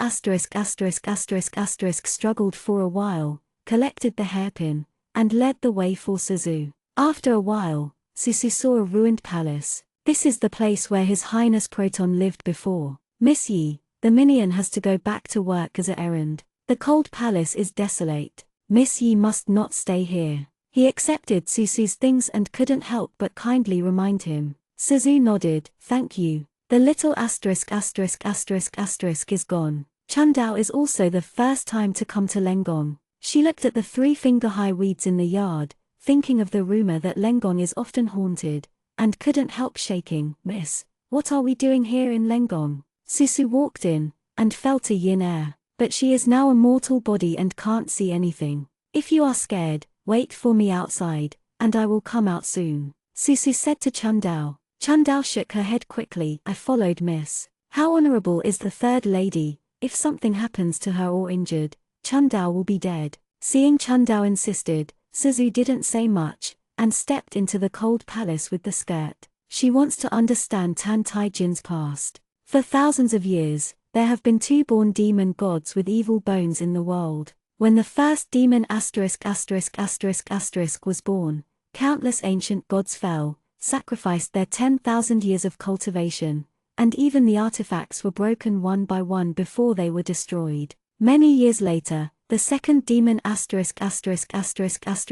Taijin was born. The cultivators at this time are no longer as strong as their predecessors. They have soared into gods for tens of thousands of years, so few are pitiful. Plus the artifact is gone, they have nothing to do with Tan Taijin. With evil bones in his body, he is born to be the soul of a demigod. Since the prehistoric times, the gods have been extremely jealous. The demon venerable before Tan Taijin basically destroyed the ancient gods. There is not enough reference, the cultivation world does not know at all. How was the demon king born? Why is it so powerful? And where is the deadlock? When the realm of comprehension was overwhelmed by the demon army, someone finally proposed to use the magical past mirror to find a way. All the immortals tried their best to pick up the past mirror fragments, and finally repaired them. The ruined mirror can only vaguely see the last opportunity. The original demon king 500 years ago, called Tan Taijin, a fragile mortal. His death hole,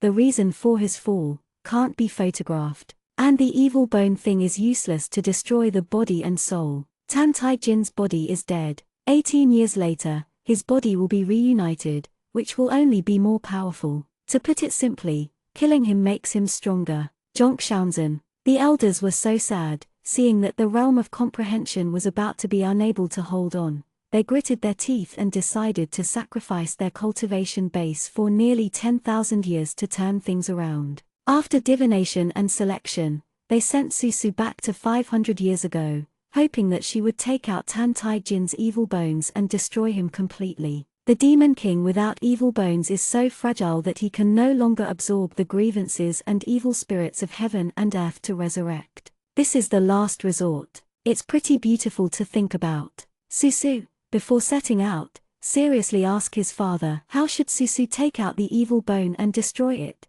The head of Qingshen coughed. "Daughter, you have to find a way to understand his past and find what he fears the most. The jade bracelet your mother will leave by then should be able to help you." I said it but didn't say it, so what should I do? The immortal gate is not reliable, so Susu tried to find out by himself. Susu thought uncertainly, knowing a person's past, going to the place where he lived, should be able to find a lot of information. There is only one well in the middle of the cold palace. Susu walked over, squatted down and looked at it. She could see at the bottom of the well, there were a few dense bones. Is a dry well, I don't know how many years it has been. Taijin used to live in the place where the corpses were piled up. Susu quickly said to Chundao behind him, "Don't come over." Chundao is unknown, so she nodded obediently. Susu found a few stones and laid a resurrection formation beside the well, hoping to help them dissipate grievances and reincarnate earlier. She has no spiritual power, so she can only do so much. Chundao felt that everything was gloomy. She couldn't imagine how Her Royal Highness Proton grew up in such a place. Chundao was more afraid, and couldn't help but look around. "Miss, there seems to be a sound in that room," Chundao said with a shaking voice. Susu turned around and walked towards the room. "Miss, it's okay." Susu pushed open the door, and the dust fell off. The house was full of spider webs, and Susu coughed a few times. An old woman squatted in a corner with hollow eyes, shaking her body. Susu was stunned, but he didn't expect that there would be people here. She walked over. The old woman was unconscious. Susu smelled a bad smell, which was from the body of the old woman. "Mother-in-law, why are you here?" The old woman didn't respond. She didn't hear about it.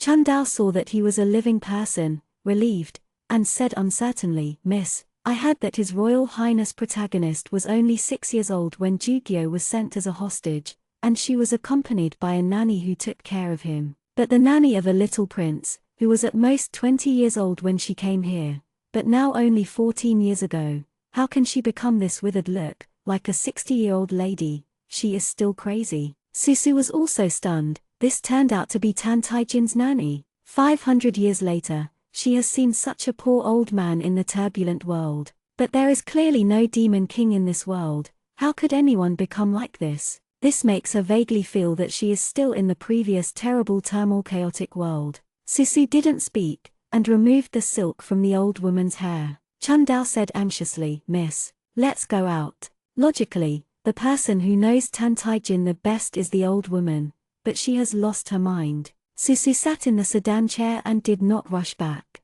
She called a court lady. "Can you help me find a maid who is in charge of the cold palace?" When the sun was high, a purple-clothed grandmother walked over the thick snow and saluted Suzu. Suzu asked, "Why is Tan Taijin's nurse? Why is she crazy?" She drew a scoop on the gourd and gave the mother a gold hairpin. "That kind of evil thing, it must be even my nanny." The mother happily accepted the gold hairpin. She couldn't get any oil and water in Lengong. Susu was generous in her actions. The mother couldn't wait for everything to be shaken out for a while. "Anyway, the matter of Tan Taijin is no secret. Thank you, Miss Yi, for the reward. The old slave really knows a thing or two about this." Proton and that Lu, who came to Lengong 14 years ago. The Protons at that time were so tender. Lengong was a pickled place, and many guards and eunuchs in the palace had that kind of habit. Chundao's face turned red and white. The Lu family protected the Proton, but he suffered. They have no place in the palace. The old slave heard that they did not eat, and when they did not wear it in the winter, Lu would also. "Okay." Chundao couldn't help but said. She was shocked by these words. How could she let the young lady hear? Let her speak, talk about Tan Taijin. Alas, Miss Yi, the old slaves don't know much about Proton. The princes loved to play around when they were young and liked to call Proton as their playmates. The old slaves occasionally saw Proton, and there was no good meat on his body. She talked vaguely. In fact, the mother had seen it several times, and they treated the Proton as a beast to insult. Speaking of this, the mother stopped abruptly. She suddenly remembered the relationship between the one in front of her and the former Lengong. Madam was stunned, and she didn't know what Miss Yi's attitude towards Proton had, so she just told a few truths, which shouldn't have any effect. Susu pressed her lips tightly, her heart heavy. She didn't expect that Lu's becoming like this was not caused by Tan Taijin. The delicate and beautiful face of a young boy suddenly appeared in her eyes, as well as the cold gloom in his eyes. No wonder he was beaten and punished without kneeling. He looked like a wooden man. For him, these might be commonplace. After Tan Taijin was out of the palace, who was taking care of Lu? Madam is used to observing words and behaviors, and after some consideration, she saw that Miss Yi-san looked innocent and told the truth. It is said that before Proton went out of the palace, he gave Madame Zhao from the clothing bureau some silver and asked her to send some food to Lu's family. However, with that little money, Grandma Zhao threw a steamed bun to Lu at best, just like feeding the dog. Suzu said, "Chundao." She took the purse from Chundao, took out a few ingots of gold, and handed it to the mother. "Mother is free. She will also look after Lu, change her clothes, and wash her. It would be better to let her eat. The next time I enter the palace, I will see that Lu is well raised. and I will thank my grandmother. Don't tell others about this." The grandmother in purple clothes smiled so that she could not see her teeth, and took the heavy gold. "Whatever miss you said, your order, the slave and the maid will save it." Waiting for sister to walk away, Chundao's eyes were bright, and she whispered, "Miss, are you sympathizing with your highness Proton?" Susu said with a small face, "Nonsense, am I sympathizing with Tan Taijin? I just thought of Lu's brave protector, so I shouldn't end up like this." Even if she sympathizes with a little ant, she can't sympathize with Tan Taijin. Chundao covered her lips and smiled. Chapter 6, Planted. As soon as he returned to his home, Chundao saw a maid standing in front of the general's mansion with a double 10 appearance. The girl has a face with melon seeds and her eyebrows are trimmed finely. Seeing her, Chundao lowered her head in fright. The thin eyebrow maid smiled, squeezed Chundao away, and came forward. "Miss, Bai Lu is back. Bai Lu will help you get out of the car." Susu opened the car curtain and saw a strange face. Listening to her calling herself Bai Lu, Susu instantly understood who she was. The original master had 4 close-knit girls. Yin Chao was sent by her grandmother to Zhuangzi to marry. During this time, the girls who were with Susu were Chundao and Sixi. These 2 girls are not very courageous. In the eyes of the original owner, they are too dull and extremely dull. The original owner has never liked them very much. Yu Zaivu's favorite girl is the girl named Bai Lu in front of her. In the memory of the original owner, Bai Lu is clever, smart, and has a sweet mouth, which has won her heart. Susu couldn't figure out what kind of person Bai Lu was. As she thought, Bai Lu had been carefully helped to get out of the car. Chundao stood aside, like a little quail that had seen a tiger. Chundao afraid of Bai Lu? Looking at Sixi who also had his head down again, Susu understood something. This Bai Lu really seems to have an unusual position beside the original owner. When Susu just passed through, Chundao kowtowed in fright at every turn. This Bai Lu was in front of Susu, but he was not restrained. The master and servants walked to the house. Bai Lu said, "Miss San, Bai Lu has something to tell you." She looked faintly excited. Bai Lu turned around and said to Chundao and Zixi, "I will talk to Miss, and do what you should do." Susu remained calm. She wanted to see what exactly this Bai Lu was going to do. Bai Lu led Susu into a rockery and took out a piece of paper from his sleeve. "Miss San, look, what did Bai Lu find?" Suzu unfolded the paper, and on it was a picture of a lifelike beauty. Beauty sits beside the lotus pond, lowers her head and smiles, shy. Bai Lu looked excited, and he asked for praise all over his face. Susu looked at this painting a little dazedly. "So what is this?" "Miss, look at the signature." Signature, Pan Yajai. Turned out to be the #1 scholar. Now Pan Yajai, the servant of the Ministry of Rights, jumped down and rescued Yi Bingshang last time. From this point of view, it is self-evident who the person on the picture is. To be honest, he deserves to be the #1 in the new division. His painting skills are really good. With just a few strokes, Yi Bingshang's style is boundless. "Bai Lu, miss, you asked me to investigate the Zhuangzi where the eldest girl was recuperating the year before, and they really have an adulterous love." That ****** had already secretly communicated with Dao Ren before he got married with His Royal Highness 6. The huge man also drew this picture to comfort love. Before the huge man came to Beijing, he asked Xiao Sai to burn the painting, but Xiao Sai felt it a pity that he hid it in private. Fortunately, Bai Lu bought this painting back without humiliating his life. Bai Lu jumped and said, "Miss, when your highness sees this painting, you will definitely be furious, and you will stop that bitch. At that time, without the bitch, the person in the eyes of your highness will become a young lady." "Suzu, are you serious?" Susu understood the cause and effect. The original owner and Yi Bingshang fell into the water. As Yi Bingshang's husband, the 6th prince jumped down. But when the huge man jumped down, it was intriguing. The original owner was suspicious of this, so he sent his most powerful maid Bai Lu to investigate. "I hope to investigate the adulterous relationship between Dao Ren and his concubine, so that His Royal Highness will abandon the concubine." "Miss, do you need Bai Lu to find someone to send this painting to His Royal Highness 6? Susu put away the painting, not temporarily. The original owner has become a relative,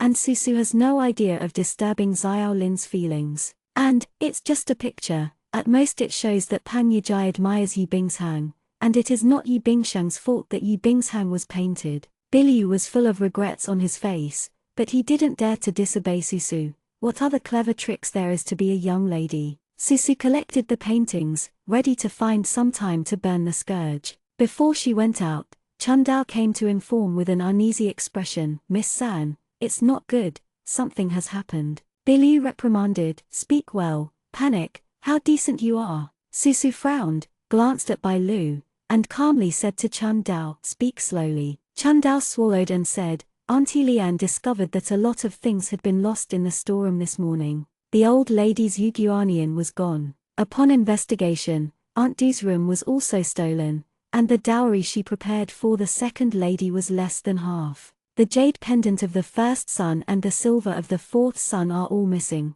Now, Aunt Lian, Aunt Du, and the second young lady are interrogating in the hall. Suzu has a bad premonition. Who do they suspect? His Royal Highness." Susu frowned and asked, "Why doubt him?" Chundao glanced at Susu cautiously. Someone found a private earring in the peace talisman of His Royal Highness Proton. Bilyu heard it, and said angrily, "Miss, Proton has done such a shameful thing, and it's shameful to you." Chundao wanted to say something, thinking that Bai Lu was there, and finally lowered her head. Susu glanced at Bai Lu. "The outcome of the matter hasn't come out yet, don't talk nonsense. Shut up quickly, otherwise she can't help but want to beat the maid." Dad taught Suzu to be polite since he was a child, and he knew black and white. This Bai Lu opened his mouth and closed his mouth, human and tray affection. "Is it so difficult to speak well?" Suzu was uncomfortable when he heard it. The most irritating thing is that Bai Lu also overtly and secretly oppresses Zixi and Chundao. Susu suspected that this maid instigated the original owner to do a lot of things, to destroy the feelings of others. Is this something a good girl can do? But Suzu still has no time to cook Bai Lu. She said to Chundao, "Let's go to the hall and have a look." Chundao quickly bowed and led the way. Bai Lu was warned by Susu not to talk nonsense and stayed where he was. She had no idea that the third lady would scold herself. It is reasonable to say that the lady was embarrassed when she heard Proton, and she had the heart to kill Proton. But Miss San turned out to just shut herself up. Bai Lu's face twisted, looking at Chundao's back in front of him. It must have been when she was away. Chundao and Zixi, the two little hooves, told the young lady that they were not. Tomorrow is 15. Whatever comes to mind, Bai Lu suddenly. No wonder the lady hasn't scolded Proton severely. At this time, Proton really can't have an accident. Bai Lu quickly followed. Before Susu entered the hall, someone immediately reported to Aunt Lian, "Miss San is back." As soon as he said this, everyone sitting on the chair looked at Tan Tai-jin. The boy's arm was seized, he pursed his lips, his dark eyes looked at the ground, his eyes were cold and heavy. Susu walked in and saw this scene. Three aunts, Aunt Lian sits in the main seat, two aunts sit on the sides, and the second lady, Yulanian, sits next to Aunt Du with an ugly expression. In addition to them, the fourth youngest son in the house is also there. The fourth son is only 6 years old this year. Because of his young age and the general's favor, he became a ball from fat, and he ate cakes in the arms of Aunt Yun. Except for the servants, everyone is sitting, only Tan Tai-jin standing. Aunt Lian said first, "The third girl came back. Just right, there was a major event in the house, and you must have heard of it. Proton is yours, and the concubine is also embarrassed. Look at the third girl, otherwise this matter. Are you here for a trial?" Said, she gave up the lead to Susu. Although Aunt Lian occasionally helped the old lady in charge, she was only a concubine, and Susu was the only concubine. As soon as she came in, Aunt Lian naturally did not dare to take the lead again. The other two aunts also hurriedly followed Suzu to a lee. Yulanian was hit by Aunt Du, with an ugly face shouting, "Three sisters." Susu sat down calmly, and the young man quickly poured Susu a cup of tea. Susu took a sip of tea and looked at Tan Tai-jin, who was held back. His clothes were torn apart, and there was an old safety talisman on the ground. There were footprints on the safety talisman, and it was obviously stepped on. Tai-jin's gaze fell on the safety talisman. When Susu came in, he didn't respond,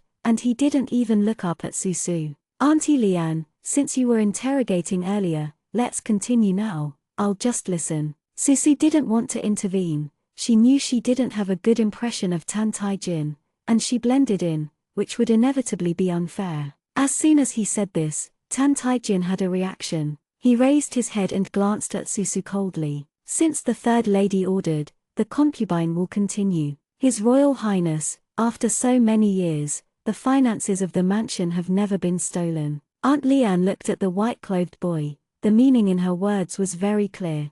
And Tan Tai-jin came to the mansion.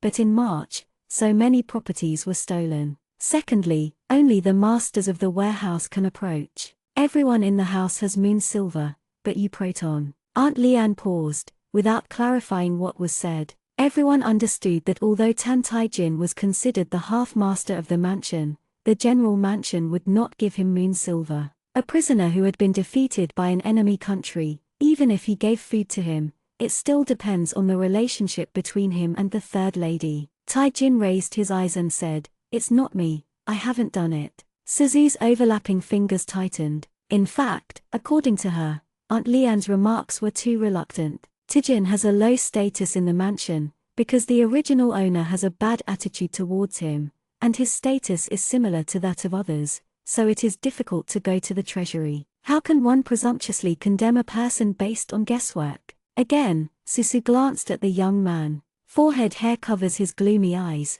making him look like a creature living in the dark, dull and unpleasant. Susu Shin Tan Tai-jin will violently kill people in the future, but she doesn't think he is the one who steals property. Aunt Du said in a sharp tone, "It's not you. Could it be another son in the mansion? Proton, our general mansion kindly accepted you, and you returned it like this. Couldn't it be that no one has taught the rules since I was a child, and now my hands and feet are dirty? This is terrible." The fourth son in Aunt Yoon's arms jumped out of Aunt Yoon's arms, ran to Tan Tai-jin, and kicked him. "Dare to steal things from the general's mansion? I want my father to kill you." Aunt Yoon hurriedly carried the fourth son back. "Zio, no nonsense." Jin Tai-jin's eyes showed a slight scarlet color. He repeated coldly, "I said it before, not me." Because of the straightforwardness of Aunt Du and the fourth young master, the appearance of peaceful interrogation was broken to pieces. Susu was inexplicably panicked. She opened her mouth,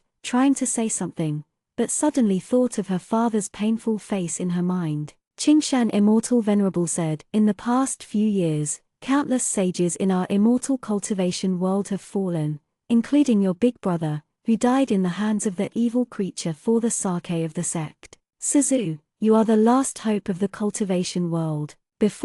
Don't be soft-hearted." Susuping took a breath again, and repeatedly told himself that Tan Tai-jin was not a good person, so he resisted the impulse. Aunt Lian spread out her hand, revealing a delicate and beautiful white jade earring. "How does Proton explain this earring on her body?" Tai-jin looked at the earrings in Aunt Lian's hand and pressed her lips tightly. Susu also looked at the pendant. "Aunt Lian, Bai Lu, come and have a look. Is this earring belong to Miss Third? If it belongs to Miss Third, I would be rude." Of course it can't be, Susu thought to himself. The original owner hated Tan Tai-jin and it was too late, so how could he give him the girl's things? Susu knows it, and everyone else knows it too. Suzu thought of something and looked at Tan Tai-jin. She thought, she knew whose thing it was. Tai-jin actually hides next to his body. This pitiful and gloomy thought is indeed out of sight. Bai Lu came forward to recognize it, and said, "Auntie Lian, this earring is not my lady's. How do you explain the Proton?"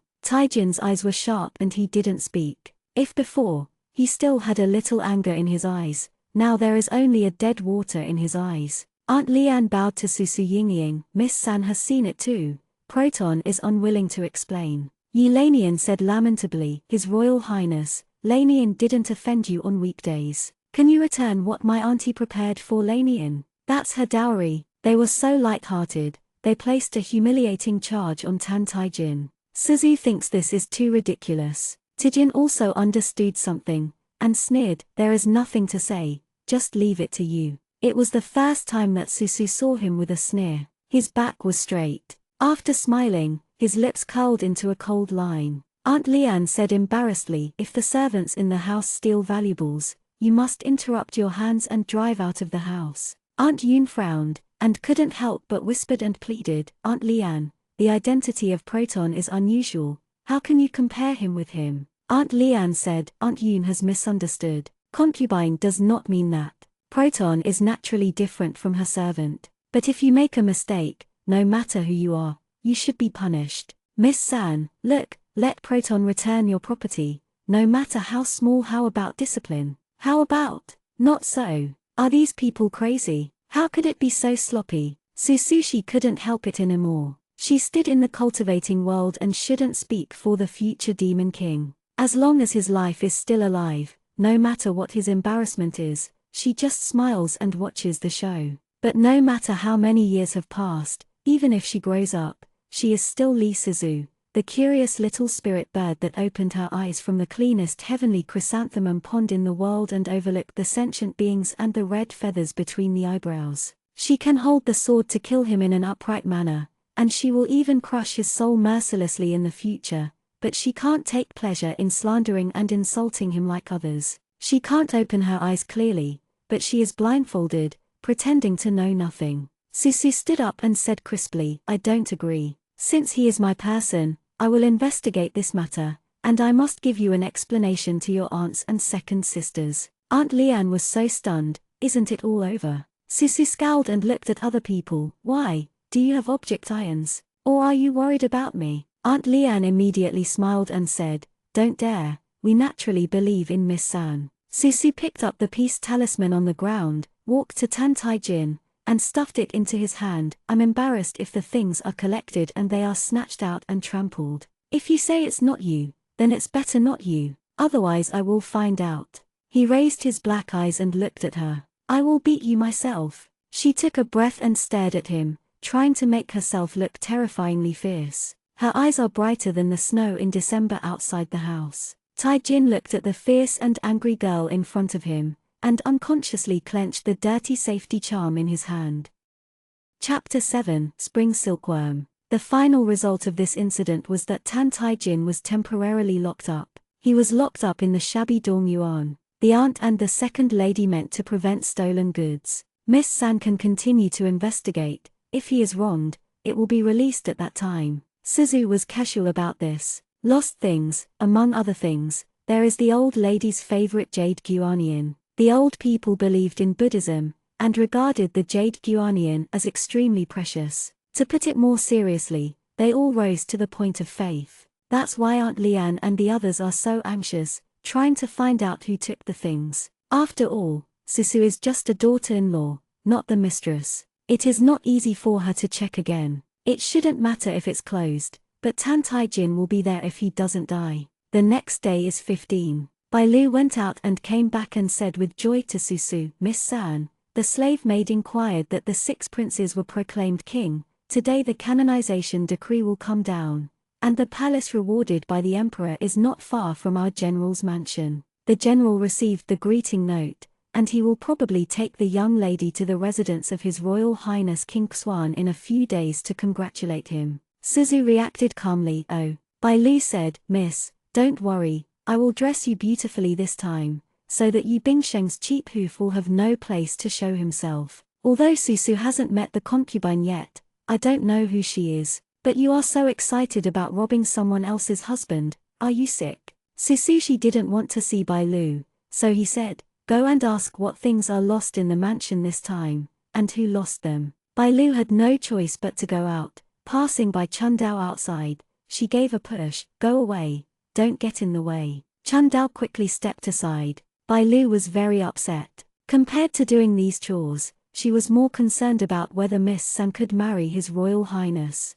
When I mentioned His Highness 6 before, the young lady looked forward to it with spring in her eyes. She found that after she came back this time, the young lady didn't care much about King Xuan's affairs. As soon as Bai Lu left, Susu took out another list. This was ordered by Zixi last night to sort it out. Suzu doesn't trust Bai Lu. Susu looked down and found that the old lady, Aunt Du, the second lady, the first son, and the fourth son had lost things. Aunt Yun also lost a few golden hairpins. This person knows how to take things. He didn't dare to take the general and Suzu. The old lady's Yuguanian and the second lady's dowry are the most valuable and worth taking the risk. The eldest son and the Auntie Yun are relatively broad-minded, and there is a high probability that they will not be compared. The fourth young master didn't understand anything. After thinking about it, she called Chundao. Chundao, do you know what the second young master and third young master are doing recently? Chundao shook her head. Miss, the servant girl only knows that the eldest son recently went to the barracks for training with the master,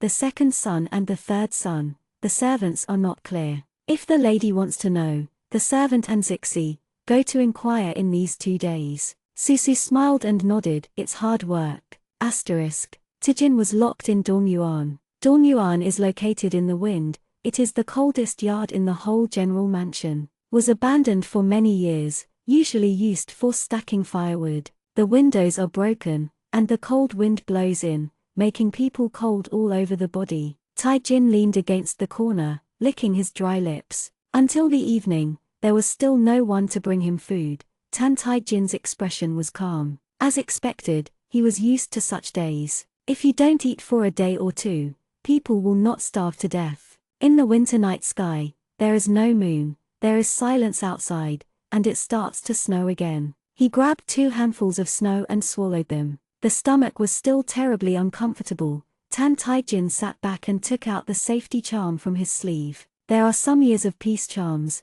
After yesterday's tearing, the thread has already been broken. His eyes were like a deep pool, brushing across the damaged place. There was malice in his heart. From this rift grew infinitely. The boy took a breath, barely suppressed the turbulent emotions, and put the peace talisman back in his arms. It's a pity that she lost her earrings. He closed his eyes and leaned against the corner to rest. I have to keep a breath. I can't die in this woodshed. He didn't believe that Yi Zaivu would help him. In case of any accident, he would have to go out here by himself. In the middle of the night, when the wind and snow were blowing, Tan Taijin heard the sound of footsteps staggering outside the door. He opened his eyes, listening to the footsteps. It is 2 women. The dark night magnifies countless senses, and Tan Taijin hears a slight gasping sound. The next moment, a young girl wearing a white cloak fell into Dongyuan. When she fell to the ground, she looked a little dazed. Across the faint light, Tan Taijin saw the slightly embarrassed the ground. Bai Lu put down the quilt and the glazed lamp, and quickly helped Suzu who fell down. She glanced at Tan Taijin with disdain, and glanced at her mouth. His Royal Highness, you know what you should do, right? After that, Bai Lu closed the door of Dongyuan and left. Only Suzu and Tan Taijin were left in this small world. Suzu shivered, leaning against the corner on the other side. Her fingers gripped the cloak tightly, her cheeks flushed and her breathing was short. Taijin stood up from the corner and walked towards her. Miss 3, don't come over. Suzu panted after saying this. It was snowing outside, but she was terribly hot. I only fell asleep tonight, and her body suddenly felt hot. She opened her eyes and realized that there was something wrong with her body. At this time, Bai Lu came in and whispered, today, on the 15th day, did the lady have the effect of the medicine? The slave will take you to find the proton. Susu hugged the quilt tightly, panting, what do you mean? She has an ominous premonition. Bilu said, Miss, have you forgotten? The poison of spring silkworms occurs once every 3 months. Your antidote is eaten by protons. Susu realized that the drug administration incident was endless. The medicine for the not spring silkworm is more like a poison medicine in nature. With the meaning of spring silkworms to death silk, the party who takes the poison medicine will have an attack every 3 months, and the person who takes the antidote can have an intercourse. People who took the antidote only had the aphrodisiac effect on the first day, and thereafter it was normal. It is said that this medicine is the lost secret medicine of the Yu clan. The former high-ranking officials used it exclusively to control the looted women, so that they would never be separated from themselves. The original owner hated Shi Yibingchang to seize the love from his heart, so instead of ordinary spring medicine, he found the suffocating spring silkworm. Rao is a chaste woman who can't stand it. The original owner wanted to see that Yibingchang could not do without the fat-eared son Shangshu. I didn't expect this medicine to be taken by myself in the end, Susu said. Why the original owner, because of the reputation of the Yi family, asked her to marry a proton. Turned out to be because I had to marry. You die if you don't marry. Of course, the knotting of spring silkworms can be tolerated, but it's harder than once. The original owner endured half an hour last time, and this time Susu had to endure 2 hours. She meditated for a cup of tea, and she was soaked in pain. Bai Lu said, "Miss San, I'd better help you to find Proton. You will feel better by his side." Susu gritted his teeth. No, no. She insisted on another cup of tea, and finally the whole person was almost ascended to heaven. Bai Lu couldn't help but helped her to Dong Yuan. Susu was weak in his whole body, and was almost carried away by Bai Lu. Even his consciousness became chaotic. The lights and shadows in front of her can barely distinguish the outline of the person in front of her. Recognized him as the evil monster. Blood was bitten by Susu on her lips. She hugged her arms and barely suppressed the urge to take off her clothes. Taijin understands something. His docile and harmless look in the past has suddenly become cold. It turns out that this is the reason she stopped people from crippling him yesterday, because she thinks he will be useful tonight. The young man squatted down in front of her and gently brushed away her sweaty forehead. "Miss San, you look uncomfortable." Susu closed her mouth tightly. She was really afraid of her opening her mouth and making noises that shouldn't be made. She felt that she was about to be burned to death, and there was a piece of ice just a short distance away. Suzu said, "Stay away from me." She finally understood why Yi Zaivu liked Xiaorin so much in her heart, but in the end she didn't even need self-esteem, and let Tan Taijin help her out. "This medicine is too boring." The boy in front of him tilted his head. Under the glazed lamp, the boy looked weak and innocent. His voice is not like that. The tone is cold, as if he is slowly breaking the ice. "Can you tell me what's wrong with you?" The malice on the boy's body, if there is any. What kind of mentality was Yizaivu once,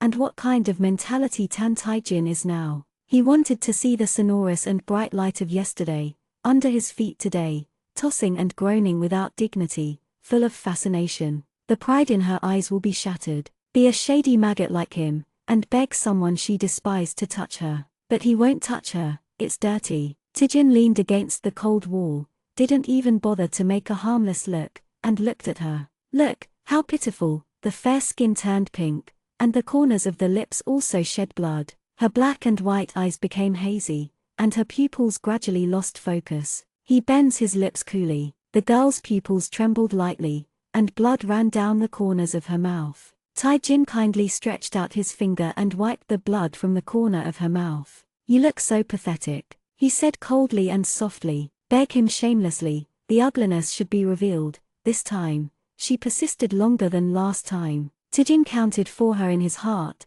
and finally, when her pupils were completely out of focus, the girl in front of him was no longer stubborn and moved. She raised her slender arm, but did not come to hug him as Tan Taijin thought, but the girl covered her cheek instead. She closed her long eyelashes, quieter than the snowflakes outside. The girl leaned against the window, and the snow outside fell fiercely. She quietly, like a long sleep in a winter night, turned into a butterfly with wings and trembling. The glazed lamp illuminates her surroundings. Snowflakes come in and fall in her hair. He watched coldly, this grotesque and holy scene. That feeling came again. She was at the junction of snow and light, and he was still in his own darkness, and he suddenly hated the man in front of him even more. Tijin covered his lips with cold fingers, which was different from the usual disgust, which was deep in his bones and made him tremble. This feeling of suffocation started on the day of the bandit den, right?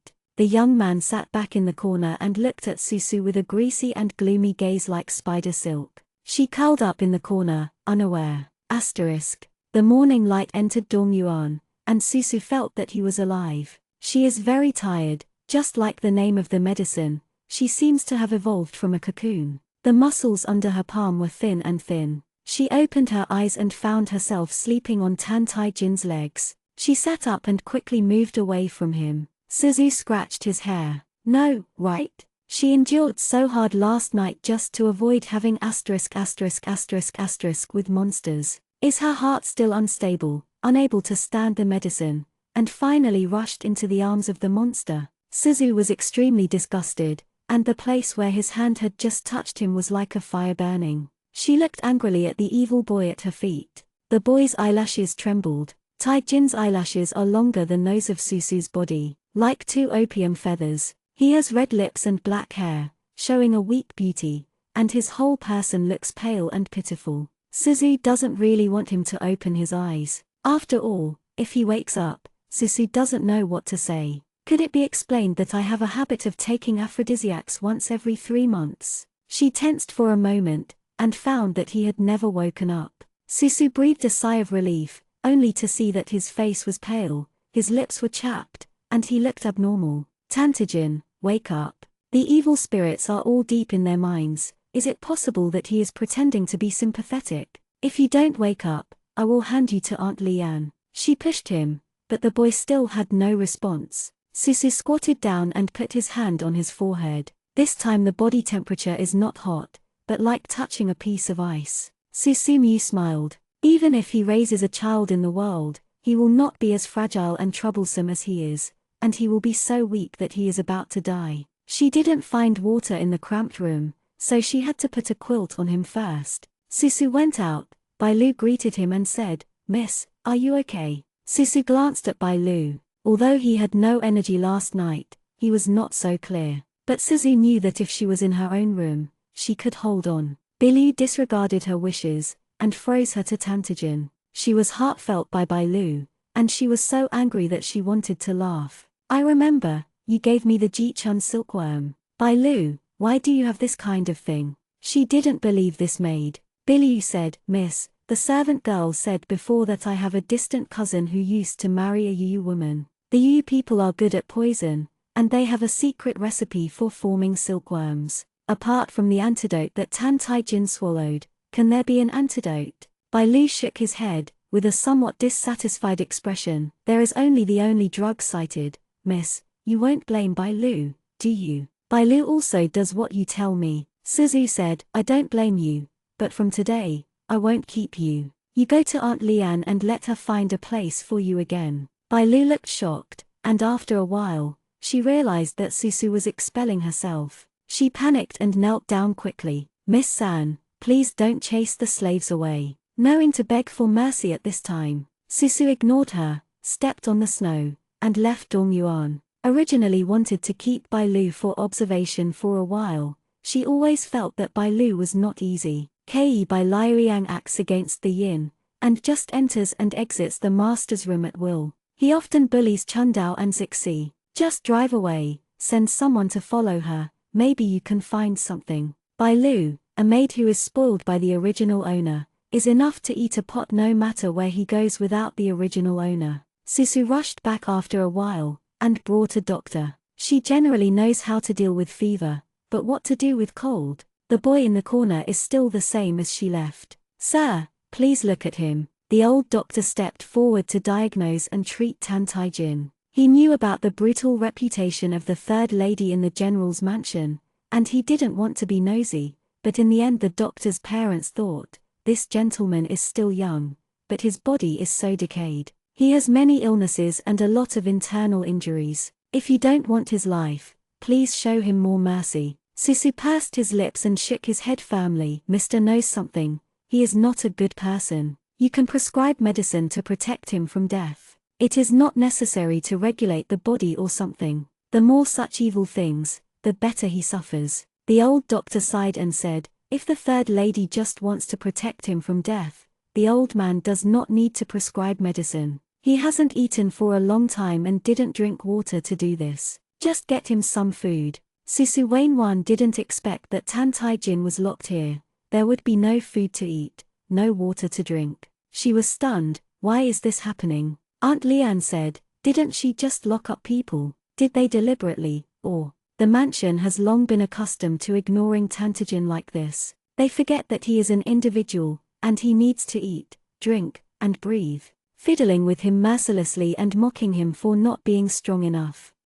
Chapter 8, Secret. When Susu and the doctor walked away, Tan Taijin opened his eyes. After a while, the little boy in grey clothes brought food and water over and saw Tan Taijin awake. The little boy was shocked. "Proton, let's eat." Xiao Sai put down the food box in his hand. Taijin's arms supported himself, eating. Xiao Sai stood by and said lightly, "In the next few days, the slave will deliver food to His Royal Highness on time, and please don't leave Dongyuan." Taijin said, "Thank you very much." Seeing that the boy in front of him was humble, his voice was clear, and he felt a little guilty for a while. People sometimes treat Tantajin like this on purpose. After all, he has a special status, and bullying him has a different kind of satisfaction. But when I think about it, the person in front of me may not live as well as them. Xiaozhuo couldn't help but said, Your Highness, the window of Dongyuan is broken. In the afternoon, the minion will bring someone to mend it.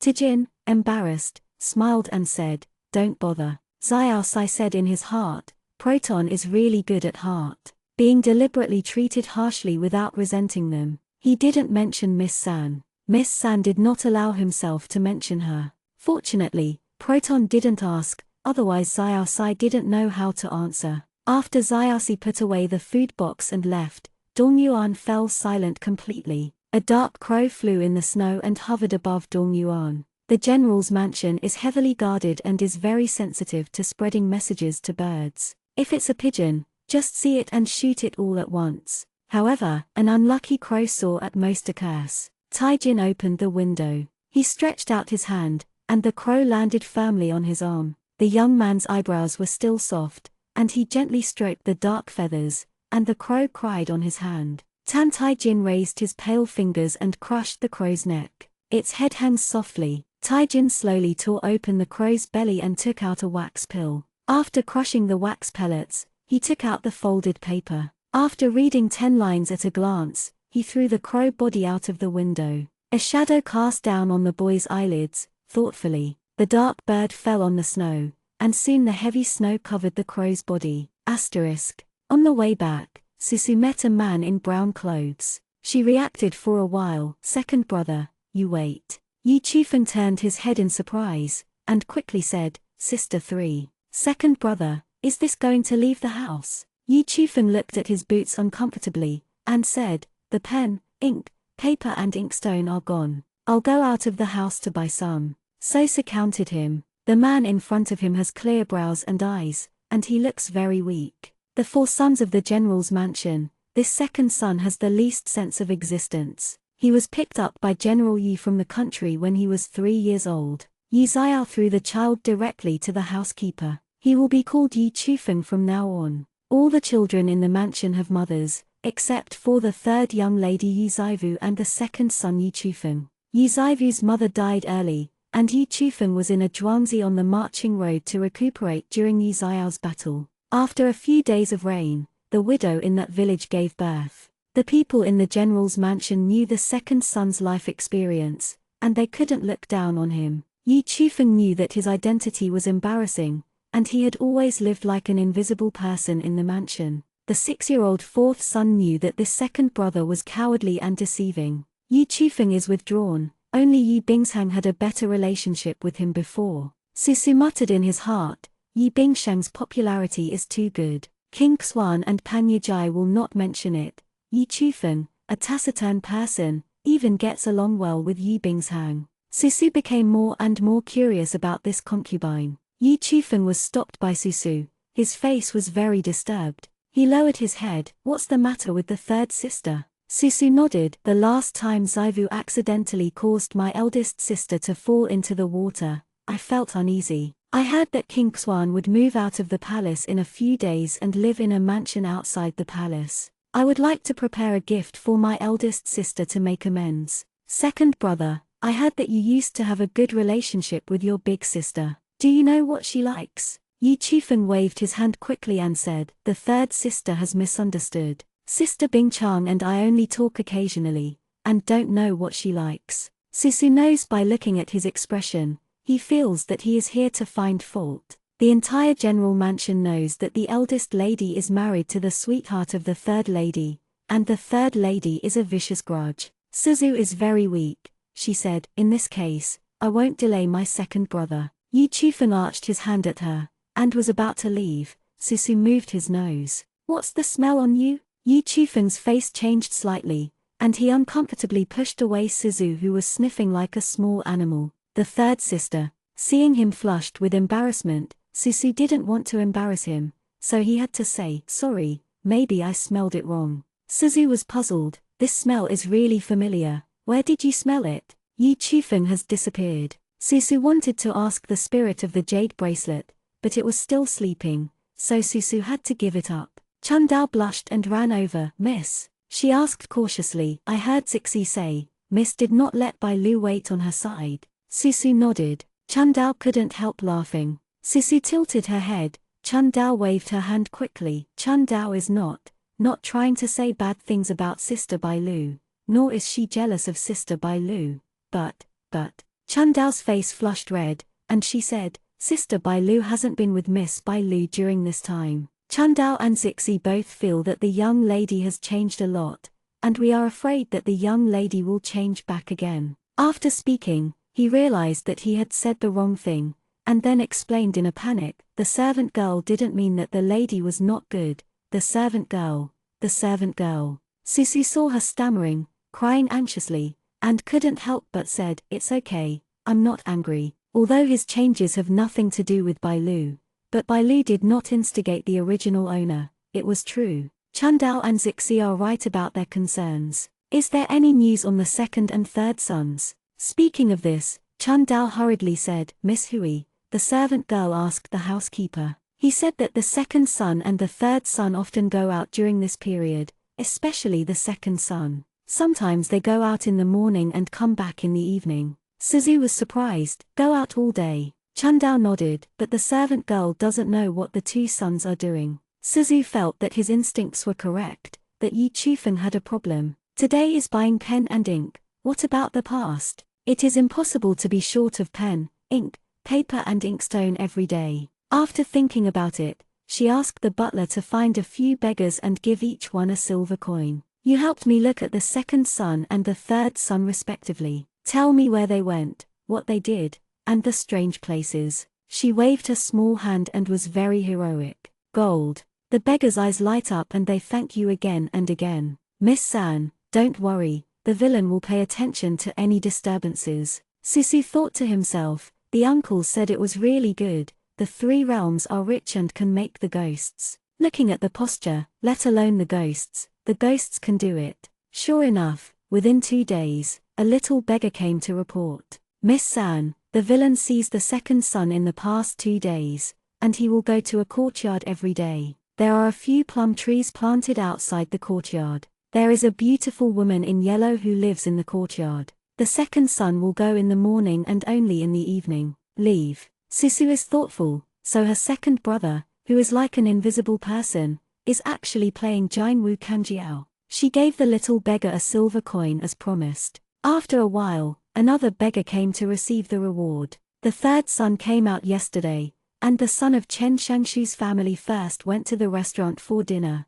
and then went into the gambling shop together. Susu blinked. Gambling shop, is that what she thinks? It seems that the second and third brothers all have secrets. Asterisk. Before Susu had time to investigate these two things, General Yi told her that he would take Susu with him when the king's birthday was announced tomorrow. King Xuan is already an adult, this time he has a title, and he moved out of the palace to entertain the ministers on his birthday. bqget.com debuts on bqget.com on TV www.bqget.com.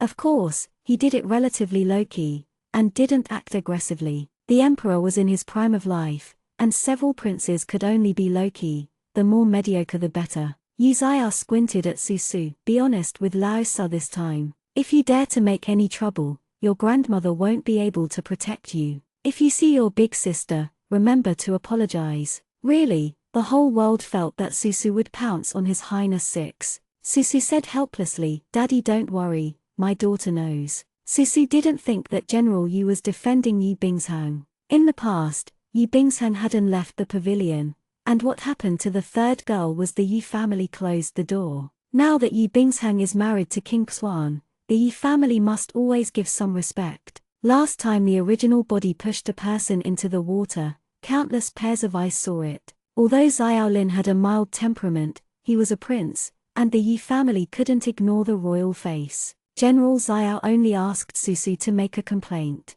It was no longer a salty or indifferent way to deal with it. On the surface, he was maintaining Yi Bingshang, but in fact, he was maintaining Suzu. It's rare to see the little witch at home obedient, Yuzionahan looked at it several times and snorted, and then he didn't continue to criticize her. After pondering for a moment, Yuzio said, "Bring the protons." Now that the two are married, they are in love with reason. Suzu went to the residence of King Xuan, and it was better for Proton to go with him. Suzu glanced at General's father. General Yi also didn't know the wonderful relationship between the four of them, so he was so calm. After knowing it, it is estimated that I will have to jump. Suzu is very much looking forward to seeing Yi Bingchang soon. She had only heard of this gentle and beautiful concubine from others, and the shy portrait she had accidentally seen. Think about the woman's earrings hidden by Tan Taijin. Susuchuo is holding her cheeks. Maybe her task of extracting evil bones this time will be on Yi Bingshang's body. Chundao and Zixi wake up Susu early in the morning.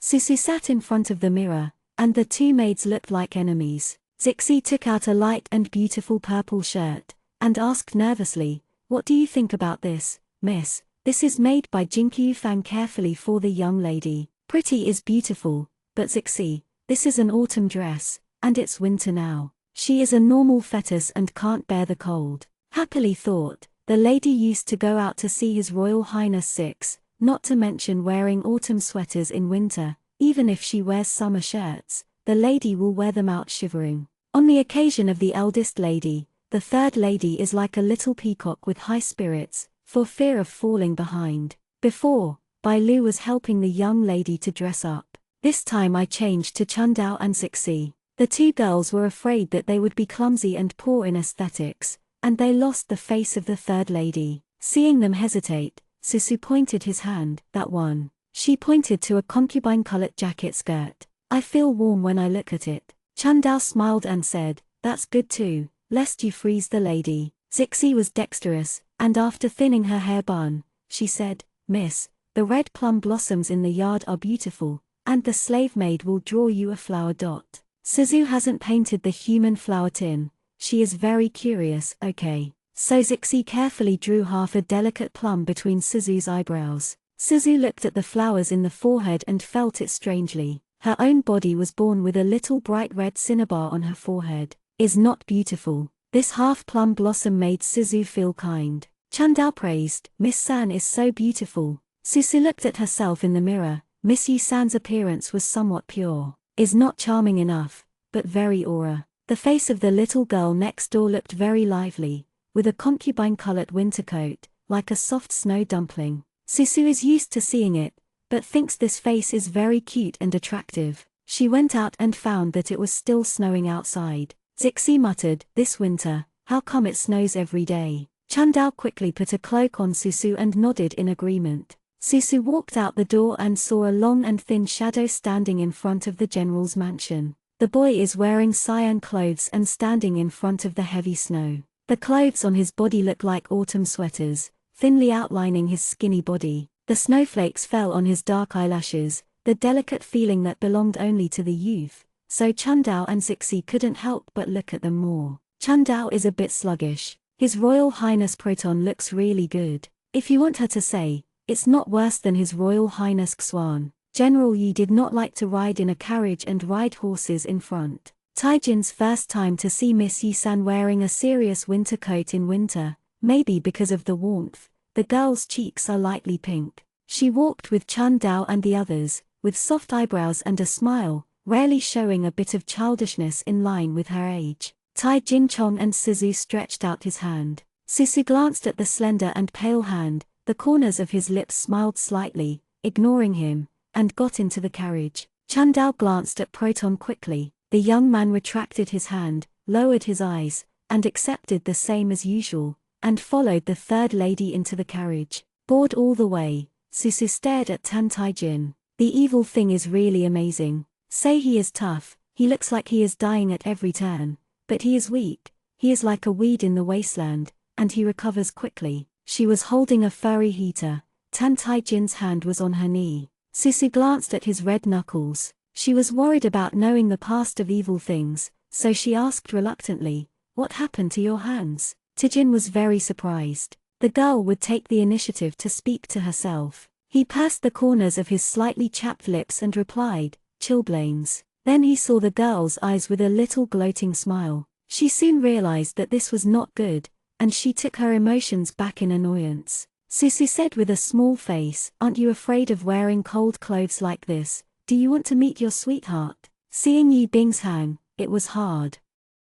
Chapter 9, Concubine. Tai Jin silently hid his frost-bitten fingers. "I don't know what Miss San means," he whispered. "I only have these clothes." Susu thought of his current situation and snorted a little embarrassingly. Indeed, Yi mention as long as he is not embarrassed, it doesn't matter whether he is cold or not. The young man stayed quietly in the corner of the carriage, looking at the incense burner on the carriage, without a trace of blood on his face. Susu thought, if I hadn't seen it with my own eyes, I wouldn't believe that the brutal man on the throne of the Devil's Palace would be the same person as the gloomy boy in front of me 500 years from now. After all, she had seen the Demon King kill people with her own eyes, so she was so neat as to pinch an ant to death. But Tan Tai Jin in front of him looked like it was difficult to kill a fish, let alone killing. Being an evil thing, it would be useless to get frostbite on my hands. What's wrong with him? Susu was originally a person who eats soft but not hard,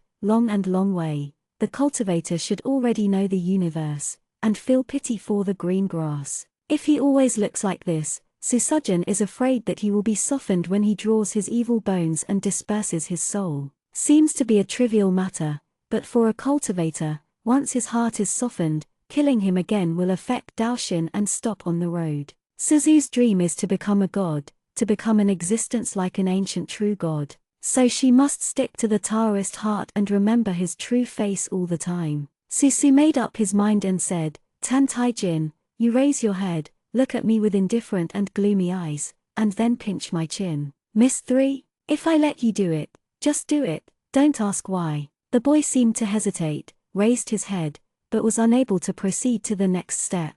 Susu was so anxious that his cheeks bulged, and urged, "Are you a man? Be aggressive." As soon as S words fell, the boy's cowardly gaze instantly became extremely cold, his black eyes stared at her coldly. The pale hand with the fingertips grabbed the girl's chin. Although he was thin and weak, he was already a lot taller than her. He looked at her indifferently with his eyes low at the moment. The eyes were cold and cruel. Susu's small chin was on his cold fingertips, and he was in a daze for a while, almost so scared that he would draw his sword and chop him. "What about my sword? Where's my sword?" Tijin stared at Susu for a few seconds. When her eyes widened, she retracted her hand in a hurry, and said uncomfortably, "Miss San, is that true?" The violent and terrifying feeling faded in an instant. "Suzu, yes, you have done a great job. Don't talk about food, clothes, or frostbite now." Even if the young man in front of him died in the carriage, or jumped from the carriage,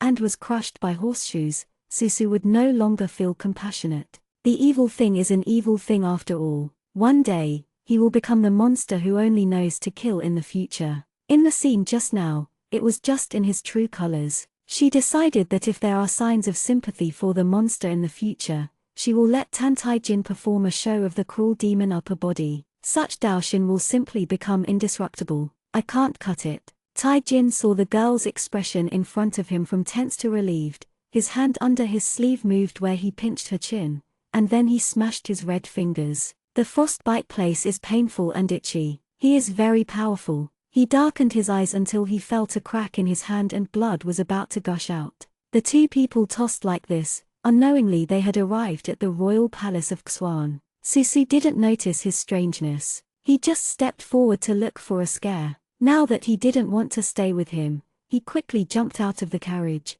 Chandao, who was about to come and help Suzu by the carriage, was startled. "Miss, I'm fine. Miss Yi-san's body will be healed so soon." With a sneer, Susu raised his eyes to see. A man with a jade crown looked at himself with a smile. He has good facial features and a bookish look on his body, but he can be seen at a glance that he is different from the sour literati. The man's eyes were full of unruly meaning, as if giving him a whip. He didn't mind drawing Susu to roll around. Susu suddenly came up with a name, Pan Yijai. The character is extraordinary, the stab-headed minister of courtesy. Although he was very unfriendly to himself, Susu remembered the vivid painting in just a few strokes. "I have to sigh, this person is very powerful." When she was a child, she bit her finger and learned to write with her classmates. She was often criticized. The head father nodded her forehead and said silently, "I was born so cleverly, how can I learn something so slowly?" Therefore,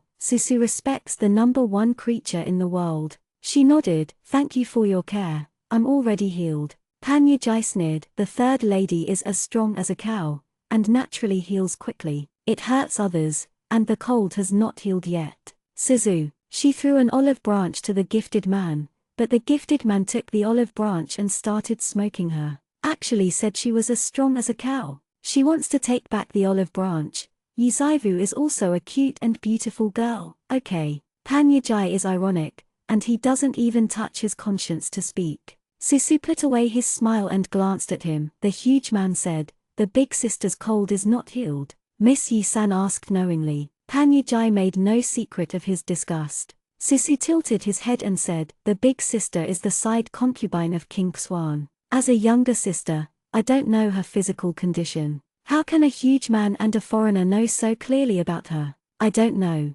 yet." Misunderstood that the huge man is a slutty. Panyajai put away the lightness in his eyes, and coldly commented, "The teeth are sharp and the mouth is sharp." The girl blinked at him. "Can you bully others?" Suzu would make up for what the original owner did wrong and apologize one by one, but neither the original owner nor himself hurt Panyajai. She doesn't need to swallow her breath to someone who hates herself in every possible way. The grievances between the two girls: he is a big man who has nothing to do with him, and he is too biased to do what he does. At this time, General Yi also saw his daughter talking to Panyajai. Yizaya walked over and said, "Huge man, what are you talking to the little girl?" Panyajai looked away and smiled softly. "General Yi, the officer, and Miss San are not familiar, just say hello." Panyajai glanced at Tan Tai-jin, who had just got off the carriage, and said vaguely, "His Royal Highness, I haven't seen him for a long time. It looks thinner."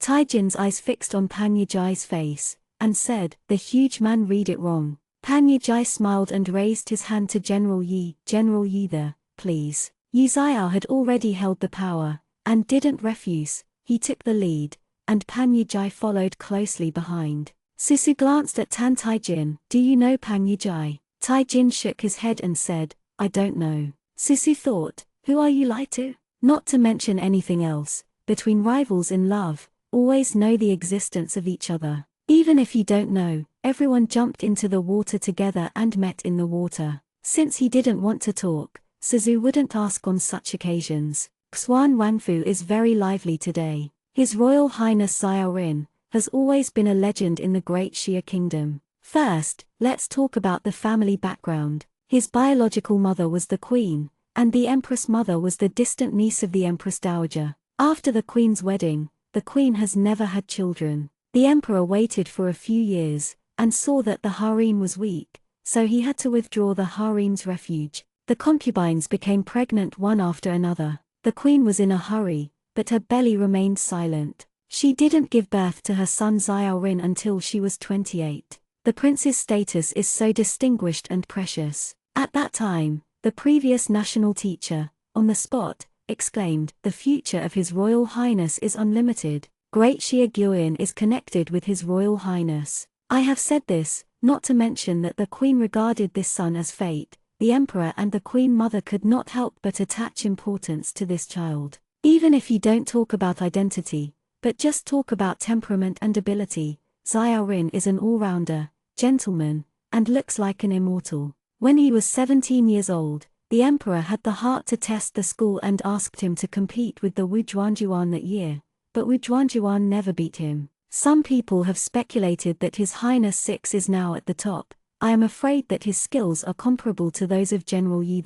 Of course, Yi Xiao will definitely not fight Xiao Rin, but this does not affect the omnipotent and immortal image of His Royal Highness Six. If you ask unmarried women in Beijing who they want to marry most, 99% of them will be ashamed and timid about the name of His Royal Highness Six. Because of this, when Yi Bingshan married Xiao Rin, almost all the girls in Beijing had their dreams broken that night. The one that broke most thoroughly was the original Yi Zaivu, almost out of madness. The emperor did not establish a prince, but instead canonized King Xiao Rinxuan this time. Everyone knew in their hearts that this did not mean that the emperor did not value His Highness 6. On the contrary, since ancient times, few princes who have been crowned prematurely have ascended to the throne of God. Killing, nothing more than that. A few of the most ferocious wolves fight, the most powerful can sit on the seat of God. The emperor didn't want Xiaolin to become the target of public criticism early. The courtiers are all smart people,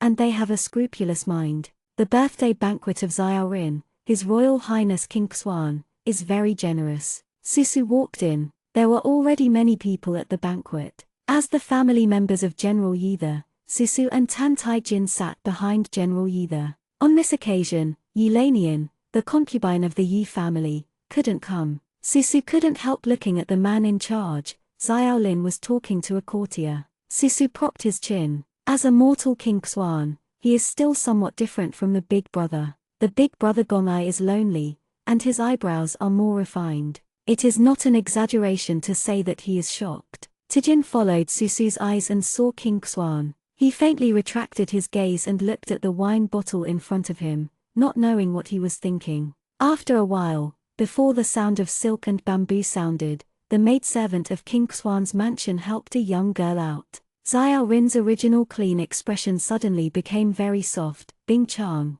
come. The woman put her cool little hand into Xiaorin's palm. The two looked at each other and smiled. Without anyone talking, Susu recognized who the woman was not far away. The person in the painting a few days ago seemed to come alive in an instant. She is dressed in snow-white fox fur, her skin is fair, and her eyes are tender and shy. The woman wears a simple cyan ribbon on her hair, which is beautiful and delicate and elegant. Yu Bingsheng's face is too gorgeous for a bit more, and too veggie for a bit less, just enough to bear the appearance of a closed moon and a shameful flower. As soon as she came out, Pan Yujai's eyes were mean, not even his eyes turned, only a little melancholy and yearning remained. The female relatives at the courtier's house on the scene looked at Yu Bingchang, biting her lips and twisting her handkerchief unconsciously. This sister-in-law is really lethal, Susu thought. Chandao is very nervous, for fear that Miss San will be angry again. Compared with the eldest lady who is full of femininity,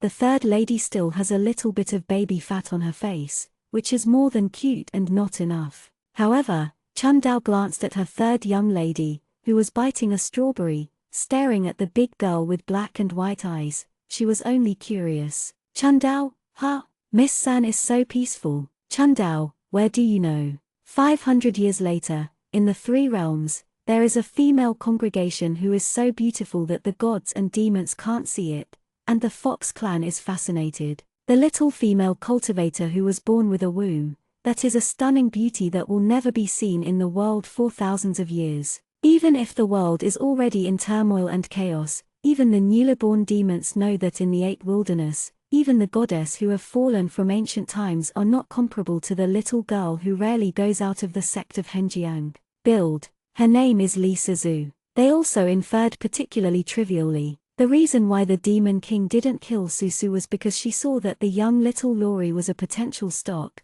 and she was ready to wait for her to grow up to become a stove, right? Susu faced his own body, that sacred face with a holy breath for 100 years. How could it be impossible to be surprised by Yu Bingsheng's face? The level of beauty in the cultivation world is generally unreasonably high, and there are many female cultivators who are better looking than Yu Bingsheng. Suzu looked at Pan Yujai, who was lost and lonely. Thinking of something, she subconsciously looked at Tan Taijin beside her. The young man lowered his eyes, noticed that someone was looking at him, and looked suspiciously at Shang Suzu. Susu rolled his eyes boringly. Well, I thought that the evil boy next to him would also stare at Yu Bingsheng. As a result, he was so restrained. Are you afraid of her beating him? Yu Bingsheng is now the only woman in Xiaorin's backyard. Sitting behind Xiaorin, she nods gently at General Yi the daddy. Yi Xiao nodded, and the tiger glared at the little daughter who was eating strawberries behind him.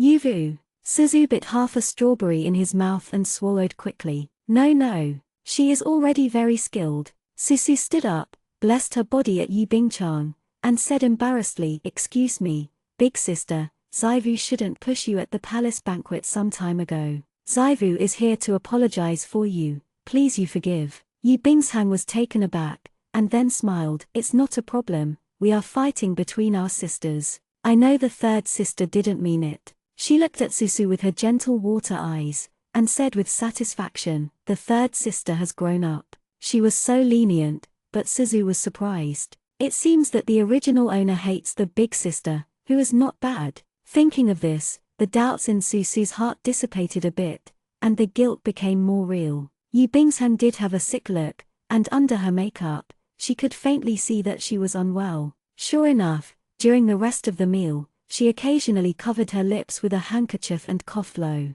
Maid Xiaohui held Yi Bingshan and said, Manny, you forgave Miss Yi-san so easily. That day she obviously deliberately. Yi Bingshan frowned and whispered, Xiaohui, don't say much. Xiaohui closed her mouth. Before leaving the pavilion, the third girl often bullied the eldest girl. Now that the eldest girl has a backing, she still gives way to the third girl step by step. Yi Bingshan sighed lowly, looking at the girl in the concubine color coat and skirt behind General Yi. I wish the third sister really grew up.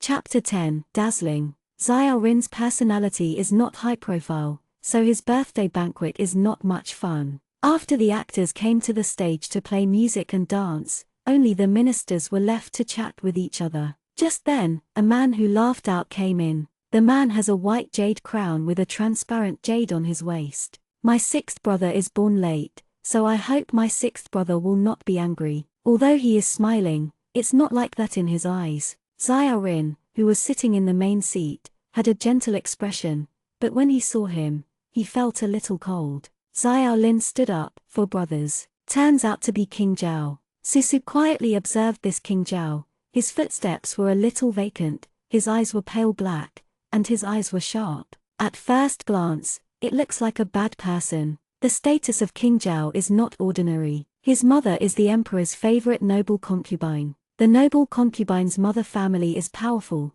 and he is Xiao Rin's biggest opponent in the future battle for the throne. Zhao Wan Xiaoshan sat down in the other seat. He narrowed his eyes slightly, and his gaze fell on Yi Bingshan. Shang sighed, concubine, I haven't seen you for many days. How come I become more and more pitiful? This little face is pale, so I can see it. I feel sorry. Could it be that the sixth brother treated you badly? He said with a smile, but his eyes wandered around Yi Bingshan's neck and collar unkindly. Yi Bingshan looked away uncomfortably. Her eyebrows were dyed with a light color of unpleasantness. She had enough courtesy, and got up to salute. Look at His Royal Highness Zhao, not to make jokes about his concubine. King Zhao lifted his lips, his eagle-like gaze still stared at Yi Bingshan. Xiao Lin has already synced his face. He put down the wine glass again. Fourth brother, this king's housework. Don't bother with fourth brother. King Zhao smacked his lips, seeing the immortal character Xiao Rin angry,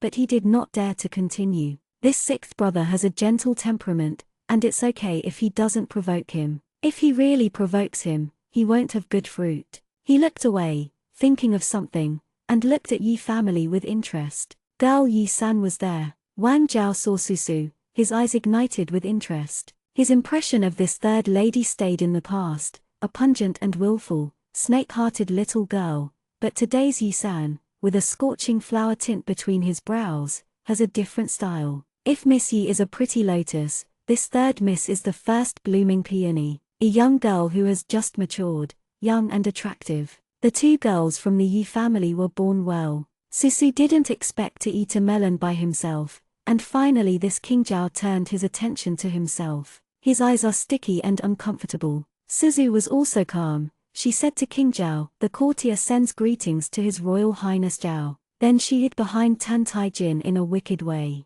Leave you, bad embryo demon, face King Zhao. Tai Jin looked at the girl behind him in shock. She looked back at him solemnly. Tai Jin's eyes were uncertain. He glanced at her and met Zhao Wang's line of sight on her behalf. Zhao Wang gave a sly smile. Proton, long time no see, is living in the general's mansion better than Leng Gong. Susu felt that this King Zhao was like an arrogant crab walking sideways. He was not only lustful, but also serious, and he had to say a few words when he caught anyone. Since his appearance at the banquet, the whole atmosphere has changed. Tijin said, thank you, King Zhao, for your concern. The general mansion is very good. That's good, this king really misses Proton. his childhood playmate. Zhao Wang lifted his robe, his legs parted slightly, his expression implied sneer and contempt. Tai Jinian did not change his face and nodded, and toasted King Zhao a glass of wine. Zhao Wang raised his eyebrows,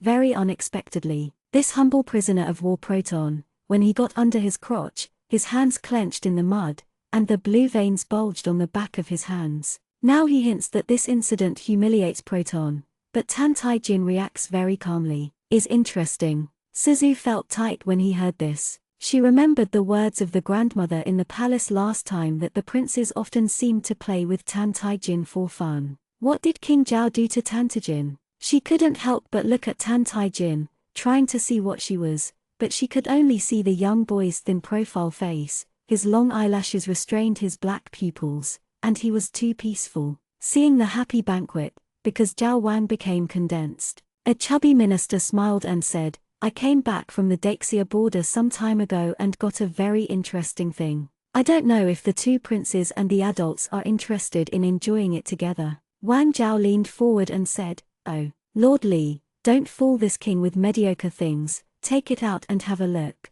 Master Li smiled and said, I don't dare to subordinate officials. He patted his palms, and the subordinates carried a huge square object in. It was covered by black silk cloth and couldn't see what was inside. Master Li walked over and lifted the black cloth. Inside the cage, Haoran was lying on his stomach with a mighty lion. Everyone looked at each other. Pan Yijai, Master Li, although lions are not common, they are not rare things. What does Master Li mean? Master Li laughed so hard that he could not see his eyes. Don't worry, everyone, the good show is behind. He took out a palm-sized jade box from his body, opened the lid of the jade box and threw the jade box into the iron cage. Suzu had a bad feeling. She stared at the box closely. A bee the size of a fingernail flew out of the box. This is the red flame bee, don't look at it small, just this one. The lion is not its opponent. As soon as the voice fell, the lion stood up vigilantly, and the red bee rushed directly into the lion's ears.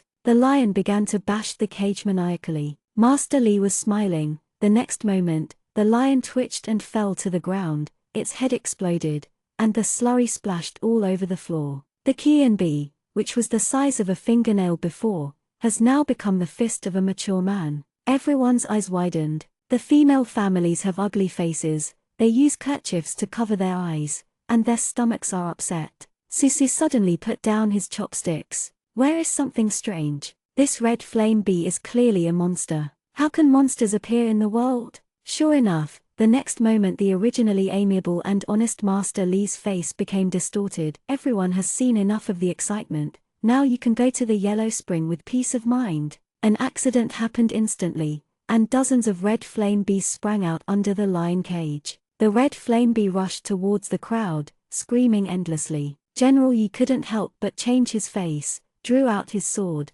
and began to drive away the Qian bees flying towards this side. Have seen the power of this thing, let it get into the body, where there is a way to survive. Xiao Lin reacted faster, slashed on the Kai Yanfeng body with a single sword, and then turned back and ordered, protect the concubine and leave.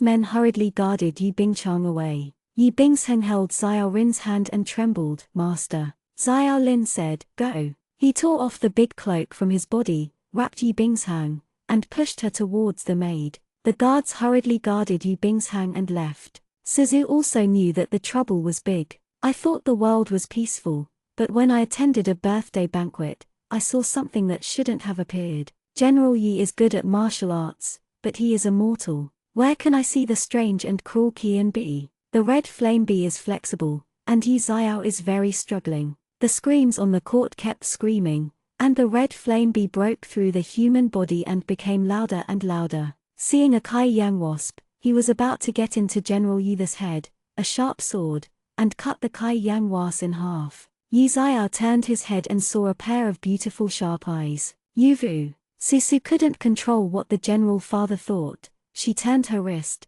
pulled a sword flower, and leaned in front of her. Father, we have to leave quickly. Waiting for the Qian bee to grow bigger and bigger, it's even harder to deal with. Yi Xiao's heart sank, but he quickly distinguished the severity and eased, and retreated outside the door. This stuff is far from being able to cope with. Nearly 10 Qianbis rushed, and Susu finally stabbed one to death. When she turned around, she saw that General Yi had retreated to the gate. Before she could breathe a sigh of relief, she turned her head and found that Tan Taijin was missing. Suzu. She panicked. If something happened to him, she wouldn't have to live anymore, and the three realms would soon be cold. Turning around for a moment, a red flame bee flew towards her, was suddenly caught by the wrist. Susu shouted in surprise, "Big brother!" Xiao Lin frowned, wondering why Yi Zaivu in front of him called himself like this. "What do you dare to do? Go." Although he didn't like Miss Yi-san,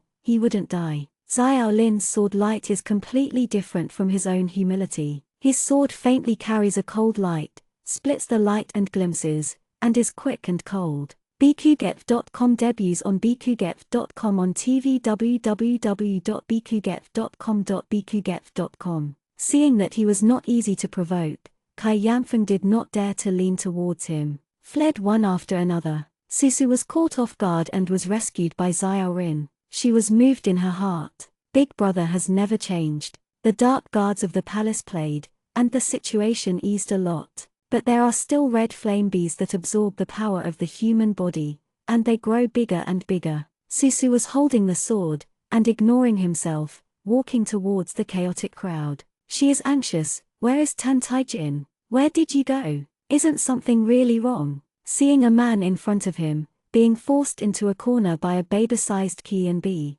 Susu turned around and stabbed him without even thinking about it. Qinghong's sword art was used to the fullest by her, and the Qianbi was chopped off its wings and head. Susu only then saw who was the one who was almost killed. The man looked at her suspiciously. Turned out to be Pan Yijai. Pan Yi's literary talent is brilliant, but he is not good at martial arts. He looked at Susu, with the harsh and sharp utterances of the past. At this moment he was a little unwilling to call, you. The beautiful flowers in the girl's forehead have been awkwardly spent, but she has a pair of black and white eyes that are amazingly beautiful, is like a burning color. Susu Bayan's mouth, huge people don't want to run for their lives. What do you stare at her? Is there a flower on her face? Pan Yi looked complicated, and turned to run. Susu suddenly pulled his sleeve. Wait, do you see Tan Taijin? Proton, he lowered his eyes, saw a dirty little face, and looked up at himself eagerly. The girl held the sword, her eyes bright and stubborn. Pan Yijai's heart jumped suddenly. She pushed aside her soft hand, and looked away. I didn't see it. Yi Bingshang was guarded by a dark guard and ran into the palace. The group of them passed through the rockery. The maid screamed suddenly. Yi Bingchang turned his head, and saw the red flame bee rushing out of the maid's body and rushing towards him fiercely. The guards were anxious. Shang sighed concubine. He hurriedly stopped, but unfortunately he had never encountered such a monster before, and his skills were completely useless. The guard's eyes widened, and the Qianbi had already passed through his body. Seeing the red flame bee flying over, the guards fell one by one, and the dark guards protecting Yi Bingshang were also missing. Yi Bingshang tripped over a stone and fell to the ground. She was horrified and desperate. Is she really going to die under the siege of these monsters today? The monster in front of him is half the size of an adult man. Just looking at her was scared. Yi Bingchang paled and backed away. The next moment, a cyan dress appeared in front of her. Yi Bingshang looked up in surprise,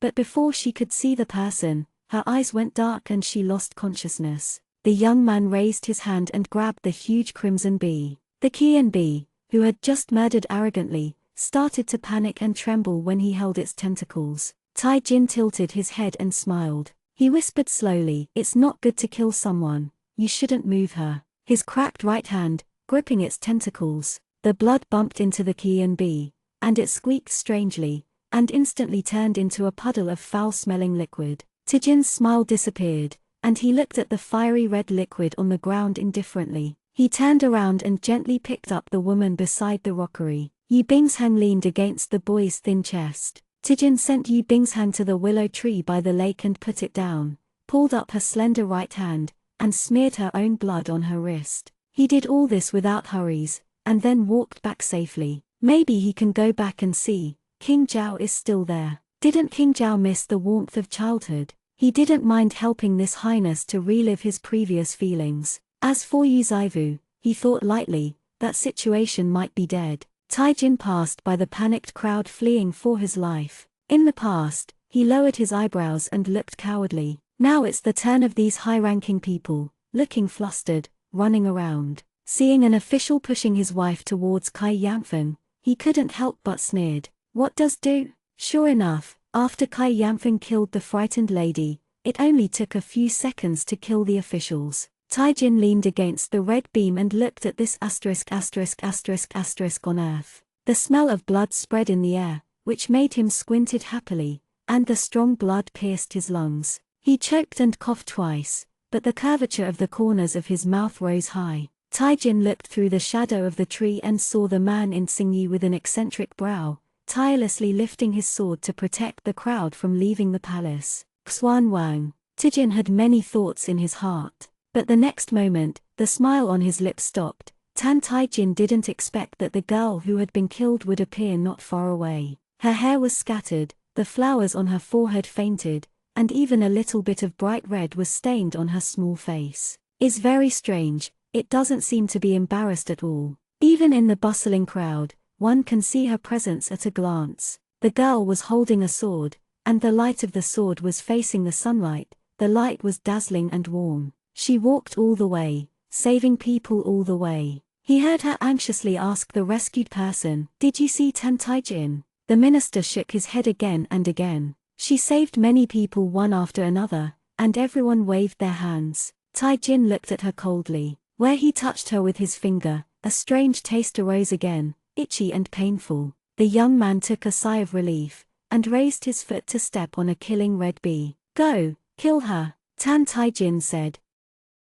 Chapter 11. Escape. The red flame bee was under his feet and did not dare to struggle. It sensed the smell of flesh and blood from the juvenile body, which contained coveted power, but another sense of pressure made it only crawl on the ground, and fear him deeply. Taijin released his foot, and the red flame bee moved towards Susu. Susu was light and agile, but she was not strong enough. The sword slashed on the red flame bee. Their shell was too hard, and there was a clang sound. She had to work hard to make up a few more swords. Susu didn't understand why the Kai Yang wasps that had attacked others all around suddenly turned around and attacked her. The Qian bee nowadays has long since been released. They have killed many people, they are huge and terrifying, and their sharp mouthparts are frightening. She could barely cope with one, but suddenly 5 or 6 besieged her. Susu had to start dodging in embarrassment. If she is still an immortal, these monsters can be solved with a pinch,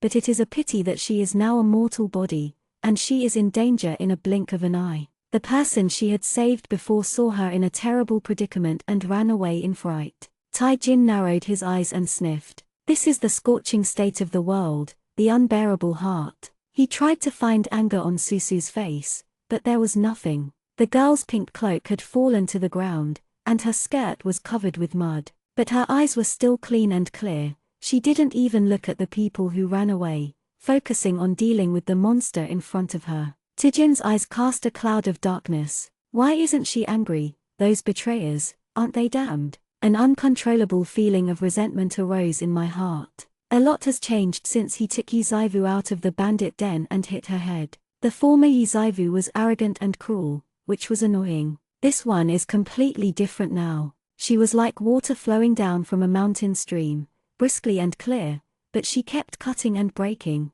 Just looking at her, the darkness in her bones began to gnaw at his bones bit by bit, making him shudder. Now, she has no use value. This stupid woman wanted to drop the Jichun silkworm onto Yu Bing's hang. Taijin originally wanted Yu Zaivu to roll with the fat man. Thinking of her identity, he simply swallowed another dose of medicine. Sure enough, he got rid of the place in the palace smoothly. Since she was not killed by bandits that day, let's do it today. Yu Zaiyao's daughter died in the palace, isn't it a good ending? Taijin glanced at the back of his hand, the hideous veins were clearly visible, and the blood flow made his heart excited. Suzu's sword had been shaken off by the red flame bee's shell. She dodged the attack and had to flee to the depths of the dense forest. She tried to block the huge body of the Kai Yangfeng through the gap between the trees. It's a pity that they rushed and dared not to die, knocked down the trees and followed. Taijin walked out from the corner. He coldly glanced at the direction where she had disappeared.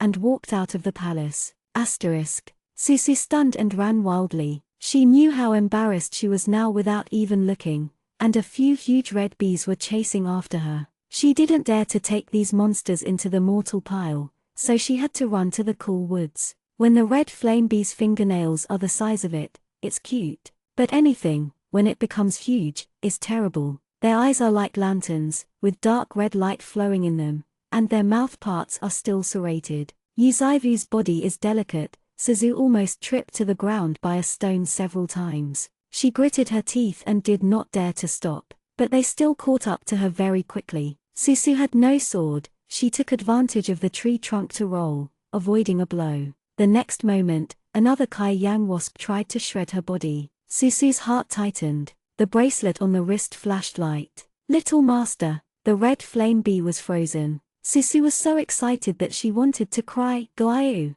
It can be considered as waking up at a critical time, and if she comes later, she will die. Goayu was also shocked. How can there be such a monster in the mortal world? And a group of little owners chasing it is very abnormal. Goayu quickly said, I temporarily stopped them. The little master runs away. Susu doesn't talk nonsense, just turn around and run away. Goayu commanded, there is a pit in front of you, little master, you jump in. Cover yourself with snow and fallen leaves to hide the smell. The red flame bee has bad eyes and often finds people by smell. Sure enough, there was a pit not far away, and Susu jumped into it without hesitation. Regardless of whether it is dirty or cold, she quickly covered herself with snow and dead branches. Goayu said guiltily, sorry little master, I can't help you kill them with spiritual power. Its spiritual power did not dare to waste at all. Otherwise it would not be possible to carry Suzu back in the future 500 years later.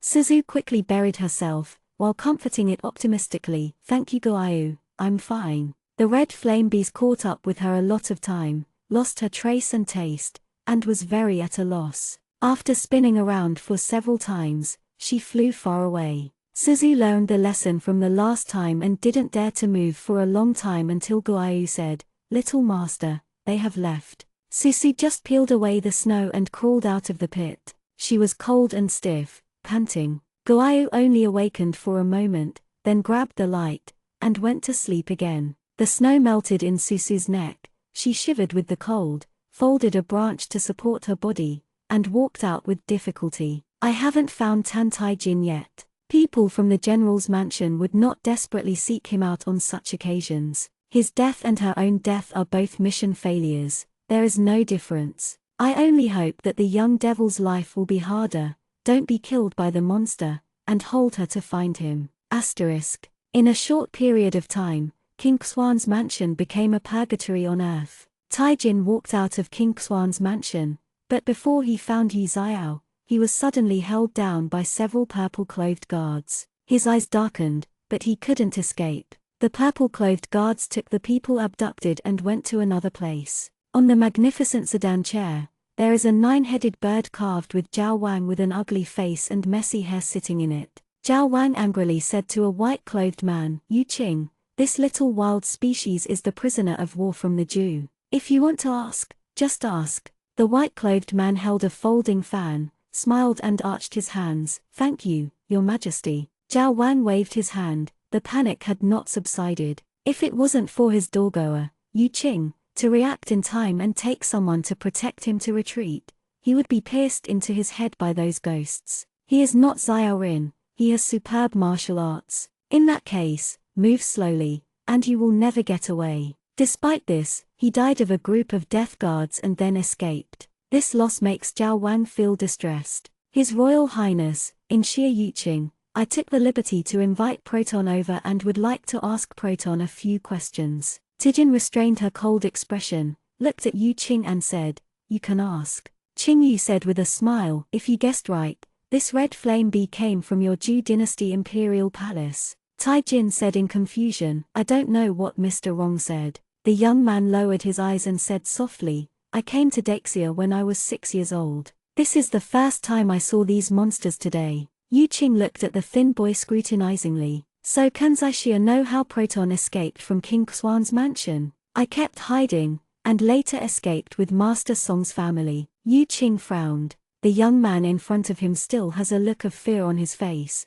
and there is no loophole in his words. Is this Jugyo's proton really a useless waste? Don't you know anything about Ju's imperial family? King Zhao stood up suddenly and kicked Tan Taijin's shoulder. A dull pain in the shoulder. Toast, not eat or drink fine wine. If you know what you know, tell the king immediately. Don't assume that the king doesn't know. You Ju, you are ready to fight against me. You are a trash thing, and it is easier for this king to crush you than to crush an ant. King Zhao raised his foot and violently stepped on the fingers of Tan Taijin. Zhao Wang is not good at martial arts, but he is very clever in torture and torture. With force under his feet, the young man's joints shook, and his finger bones were actually crushed by him. Yu Qing raised her eyebrows, but did not speak. At this time, even if Tan Taijin is innocent, but Zhao Wang has lost so much and is so embarrassed, he must find someone to give up. Taijin's face clung to the snow. The moment King Zhao smashed his finger,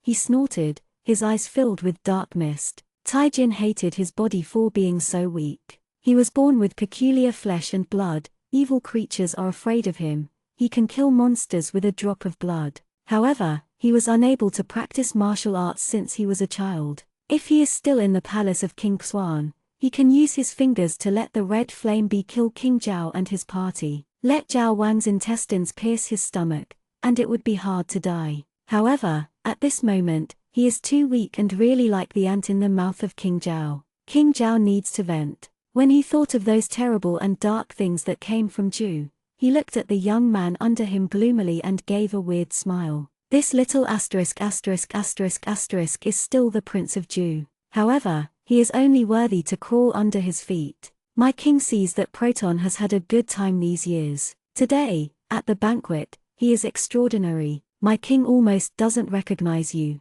Proton is a person who has forgotten his old love. My king is not. Zhao Wang separated his legs and opened his robe. Proton wants to go, and it's simple. This king will help you recall what the Proton looked like when you were young. Kneeling and crawling over, this king will release you back to the general's mansion today. Otherwise, he smiled slyly, Sixth Brother's mansion is dead, it's none of the king's business. Yu Qing sighed and looked at the boy on the ground with pity. Taijin had no expression on his face. After a long time, he got up from the ground. Zhao Wang smiled and said, "That's how it should be." Proton has been a person who is aware of current affairs since he was a child. You must remember that you used to be disobedient. Taijin lowered his head, his fingertips were pale, and 2 pieces of dark ice were quenched in his eyes. Those disgusting memories began to come to mind uncontrollably. Struggling, crying, begging, accompanied by wanton laughter. He is like a puddle of mud on the ground, with red eyes watching them do evil. Useless resistance. Taijin closed his eyes and was about to move. A snowball hit Zhao Wang's face severely. Everyone didn't react. King Zhao was smashed and took a step back. A puddle of snow broke on his face was ugly, and he looked aside gloomily. Taijin also raised his head. At the end of the snow light, a girl who was embarrassed all over, was about to burn with anger. She leaned on a branch, like holding the sharpest sword in the world, and looked at Wang Zhao without any cover, her face flushed with anger. "Zhao, king." Susu gritted his teeth. "I am your ancestor." Chapter 12. Want to start. Wang Zhao grew up so old that he had never been beaten in the face. "Yu Zaivu, you actually did something to this king." Xiaoshan quickly recognized who she was, and his expression was almost distorted. Zhao Wang is tyrannical and hateful. If he was interested in Susu's appearance before, he would like to torture her to death at this moment. How dare she hit him? He wants to let a group of people play with this woman who knows no height. Come on. Yu Qing, who stood by, was also very surprised. He has followed Wang Zhao for so many years, and he has naturally recognized the identity of Suzu. Yu Qing glanced at Susu with interest, and stopped King Zhao. On his face, he persuaded worriedly, "His Royal Highness, calm down, she is Yu Xiao's only prostitute." Wang Zhao seemed to lose his mind, his eyes were dark and dark. "This king wants her to die today." Susu is afraid that he will have a ghost. Out of the shell over the past few years, Susu has been afraid of many things.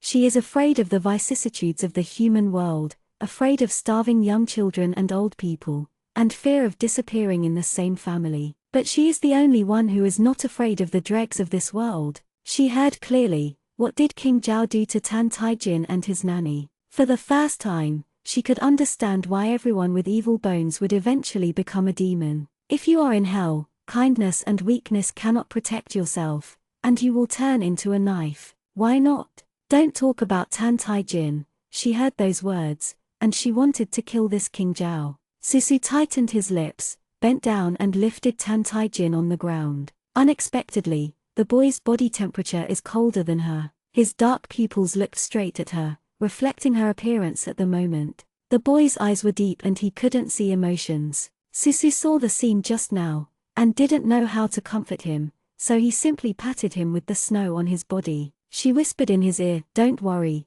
Zhao Wang dare not kill us, my father is not far away." Tai-jin still fixedly looked at her, dropping his eyes for a while. His voice is low and dumb. Suzu only treats him as being humiliated and in a bad mood. She looked at Wang Zhao with a sneer. "Xiaoshen, I call you the Lord. You really think that you can trample on my Yi family at will? Let alone you, even if you change to Xiaolin, you have to weigh it. My Yi family Zhongjun is patriotic, and the loyal is not someone like you. My father has fought on the battlefield for 20 years, and it is not for the Yi family to suffer the humiliation of you. Tan Tai-jin is my husband, you insult him, it is equivalent to insult me. You insult me for no reason, don't you allow me to resist." Zhao Wang's face was as dark as the bottom of a pot. Yu Qing was a little gloat in her heart. He coughed lightly, and helped to add fire, looking for the prince to think twice. Today's incident was originally Zhao Wang's first action. Besides, Miss Yi San's embarrassed appearance, she didn't know, but thought they were responsible for it. Daxia's military power is in Yi Xiao's hands, no one knows. Daxia has been stable for more than 10 years, relying on Yi Xiao. If something happens to the only aunt, Yi Xiao's temperament will come up, and it's really reversed. Xiaoshen couldn't do it if he wanted to be an emperor. The emperor was still afraid of Yi family, but Xiaoshen, if he was smarter, knew that Yi Xivu could not move. I didn't see His Highness 6, although Xiaorin didn't like Yi Xivu. But did she always turn a blind eye to her? Yu Qing saw that King Zhao still couldn't swallow this breath, and whispered, "Master, even if you want to teach her, you can't be on the bright side. Let's look for opportunities another day." King Zhao was pulled, his reason finally returned. He squeezed out a smile. "It's just a misunderstanding." The place where his face was smashed pulled pain. Zhao Wang's eyes are gloomy. Susu said, "Naturally it is a misunderstanding. I will dare next time." Sooner or later, she will look for opportunities to smoke Wang Zhao, a great bastard. Watching Susu and Tan Tai-jin leave, King Zhao covered his flushed face and kicked the sedan chair with anger. "Yu Xivu, this king will not let you go." Susu had no bottom in his heart. She is actually not sure whether Yi Xiao left or not. General Yi, a cheap daddy, has been out 4 years and rarely cares for a few children. In the memory of the original owner, Yi Xiao used his soldiers like a god,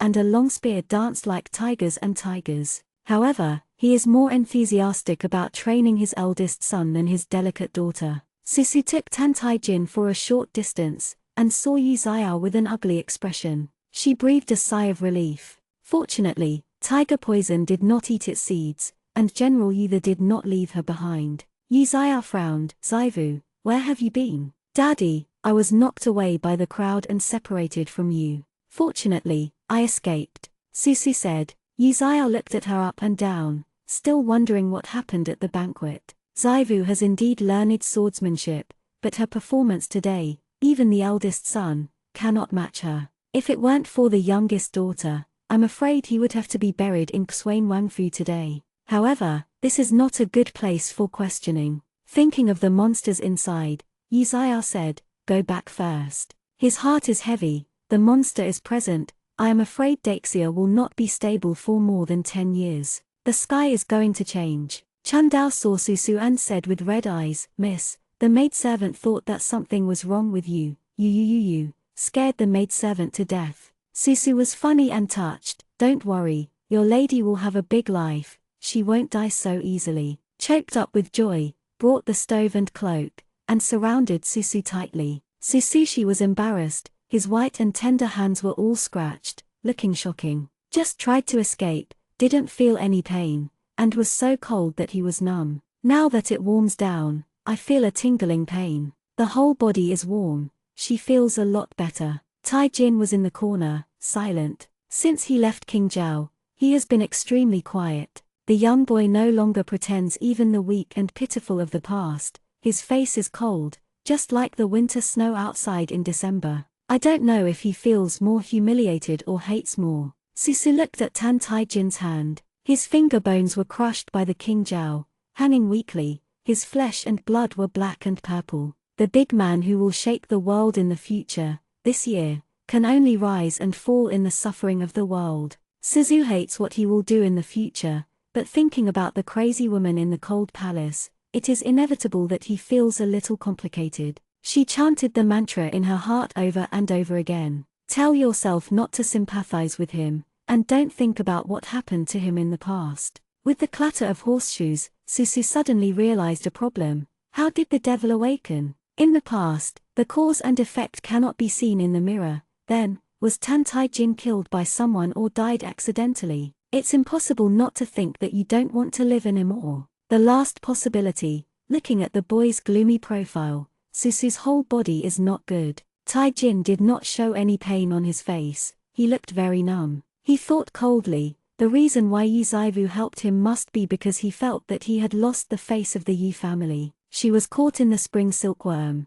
she must save his life anyway. He waited for Yi Zaivu to settle accounts with him. Just like before, taunting him is useless. As he expected, the girl really leaned over, but she didn't scold him. Instead, she hesitated to untie the jade from her waist and tied it to him, saying, "This is for you. King Zhao will always be a little jealous when he sees it." This is the year Miss Yi-san was born, bestowed by the emperor. At that time, General Yi was still on the battlefield, and Miss Yi-san was born without a mother. The emperor pitied her and gave such a piece of jade. Is also a status symbol. Susu said, no matter how insidious King Zhao is, he will still be holding yellow sand after a few decades. Maybe his fate is worse, and he will not survive that time. You may not be able to do anything now, but you must live longer than him. A little longer. The past is just the past. People should always look forward when they are alive. She comforted dryly,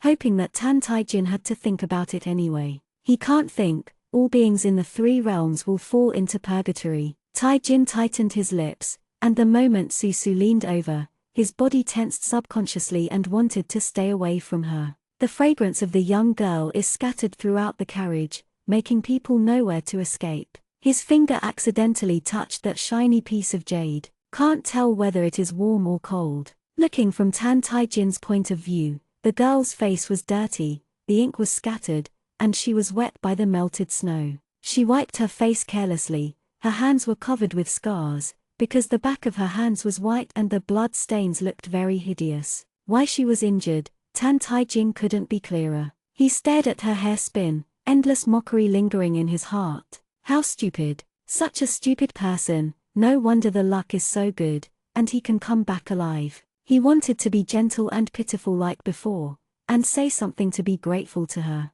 These are what he is best at. But today, his lips moved, his eyes are still cold as his bones. Tai Jin closed her eyes as if giving up, and simply stopped looking at her. Suzu took a rest for 2 days and finally recovered his vitality. Tijin was still locked in Dongyuan, and the weather was getting colder, so Susu asked him to send him 2 quilts. Only waiting for the second and third sons of Fyong to go out again, the truth became clear. bqget.com debuts on bqget.com on TV. www.bqget.com.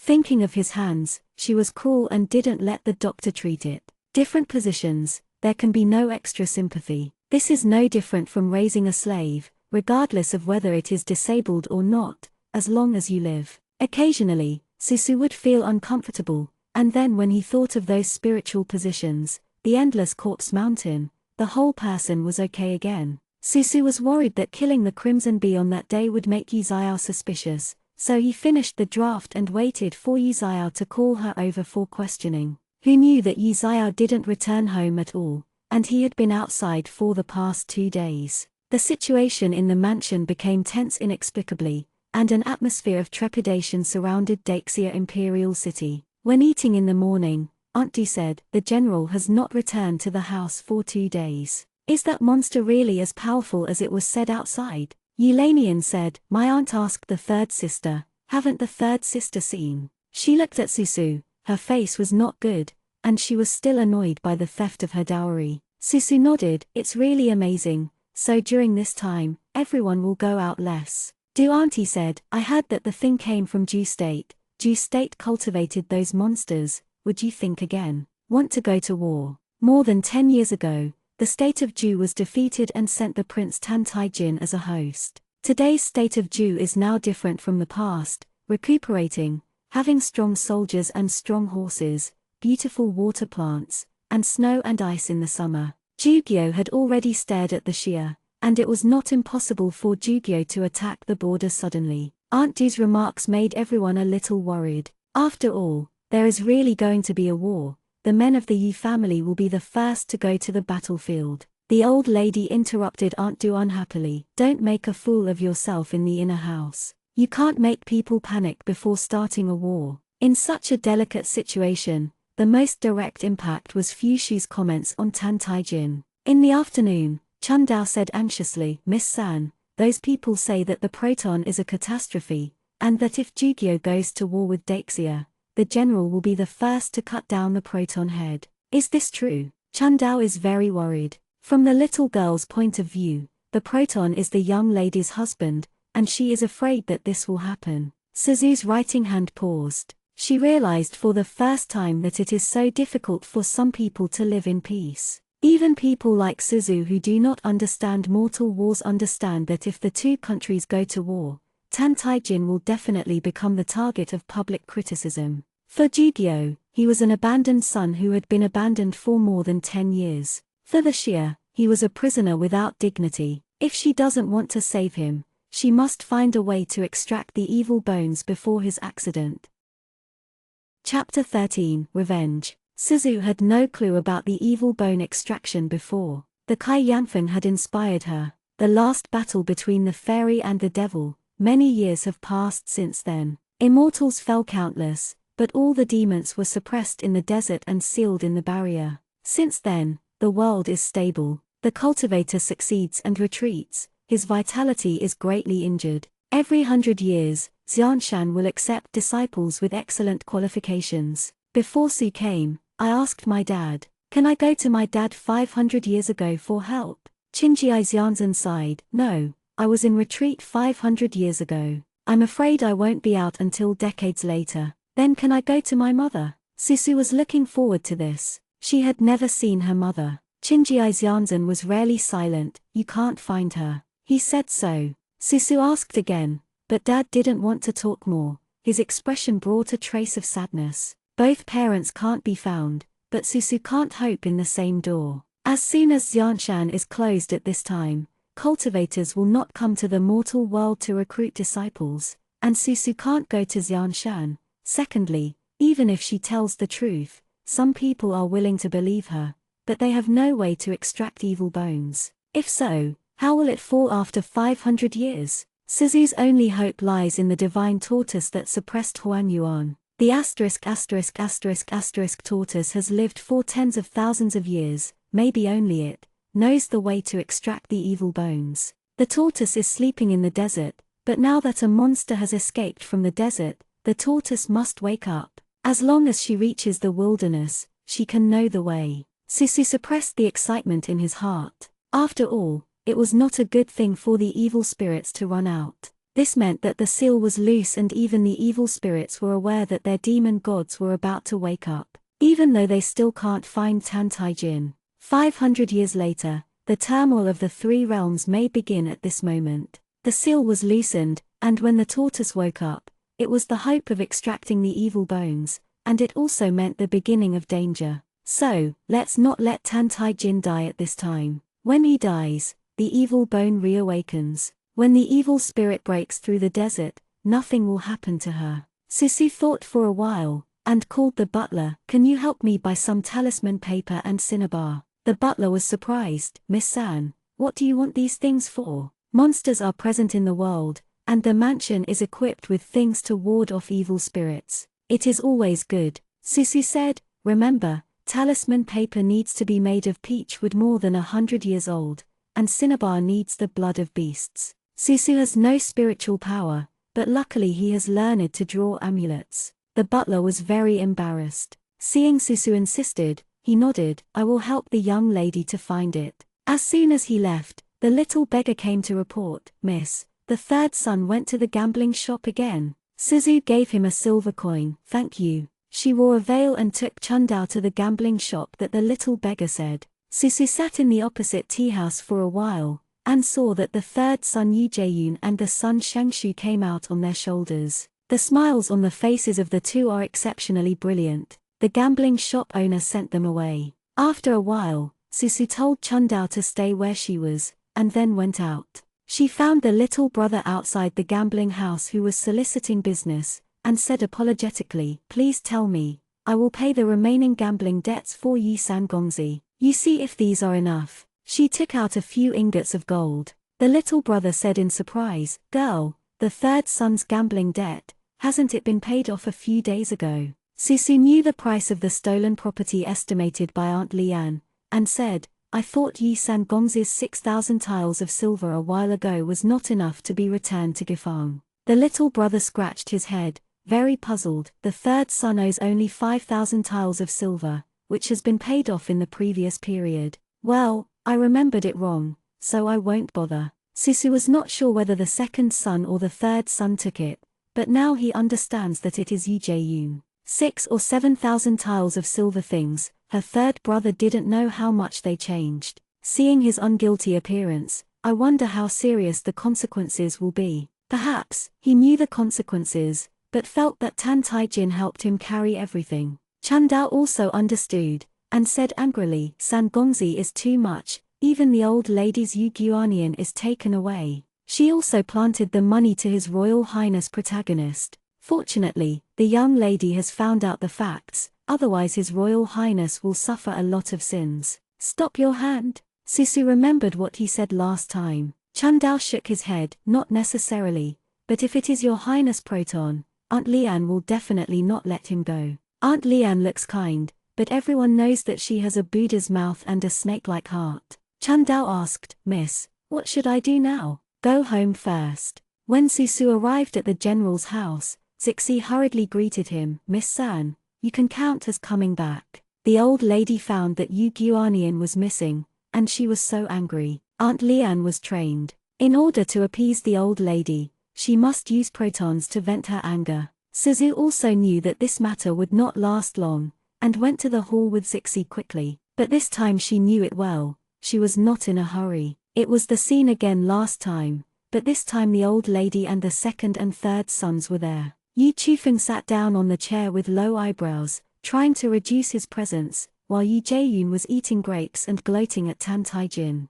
The old lady covered her heart, and said to Tan Taijin, if you don't get Jade Guanian back, the general's mansion will not tolerate you. Susu quickly helped the old lady, Grandma, you calm down. She also knows the importance of Jade Guanian to the old lady. It is not worth it to say that it is more valuable, but the abbot Tonghui personally gave it to the old lady before he passed away. Is very meaningful. Aunt Lian said, Miss San, you have also seen it. Proton has done this kind of pickling. Someone is always responsible. The old lady of Suzu followed her breath and wanted to laugh a little. Look at Aunt Yulayan.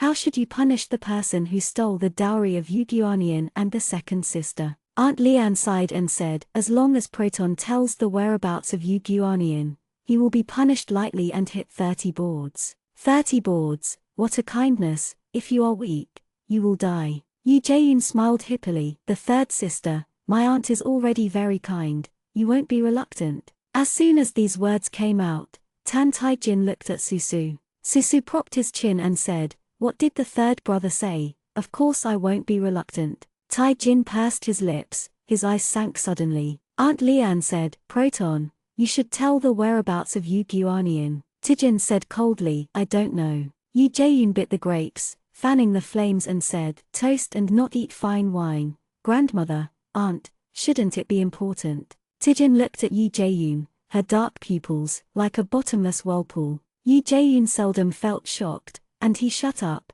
and didn't add any more oil and jealousy. Aunt Leanne saw the old lady's gloomy face, and said quickly, "Come here, take the proton." "Wait," Susu said. Aunt Leanne said displeased, "Miss San, last time my concubine trusted you, it has only been so long, this time you won't have to protect your highness proton. She is very dissatisfied, Yuzaivu is the old lady's cusp, and the old lady will naturally not blame, the old lady will only point at herself. Of course I won't protect anyone." Susu said with a smile, "Auntie, you are right. People who make mistakes must be punished severely." Susu said distressedly, 30 boards, I don't know if I can stand it. Aunt Leanne pouted her lips in her heart. This kind of morning star might be better if he died, so Yuzaivu didn't know what to do, and he provokes such a thing to come back. Miss San was joking, there is a family law in the family. Susu nodded, since Aunt Leanne feels okay,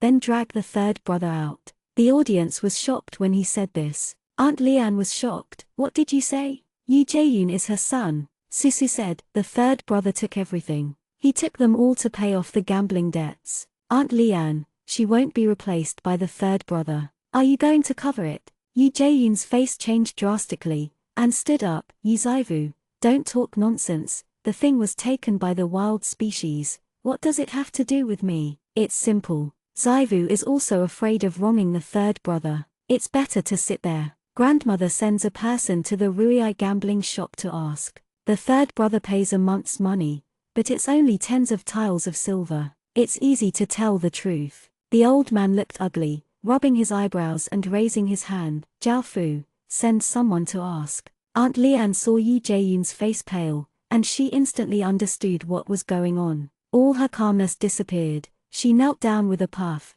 and walked in front of the old lady. Old lady, the third son is young and vigorous, but just confused for a while. Please let him go and let him go. Yu Jae-yoon also knelt down with a thud. Grandma, I was taken by Li Shangshu. I will never dare anymore. The old lady stomped on the crutches. Auntie Leanne, the good son you taught. Aunt Leanne sobbed, the third son will find Jade Guanian, and the concubine is willing to make up the second lady's dowry. Susu blinked and reminded, there is family law in the family, but since the person who made the mistake is the third brother, then he should be given a lighter punishment and hit 30 boards. Aunt Leanne's face turned green, and she began to kowtow. I can't help it, the third son has been weak since he was a child, and it will kill the third son. She regrets it now, and brings up the matter of 30 boards. Yu Jae-yoon's legs also began to tremble. Grandma, I know I was wrong. Susu twisted a grape. Auntie Leanne,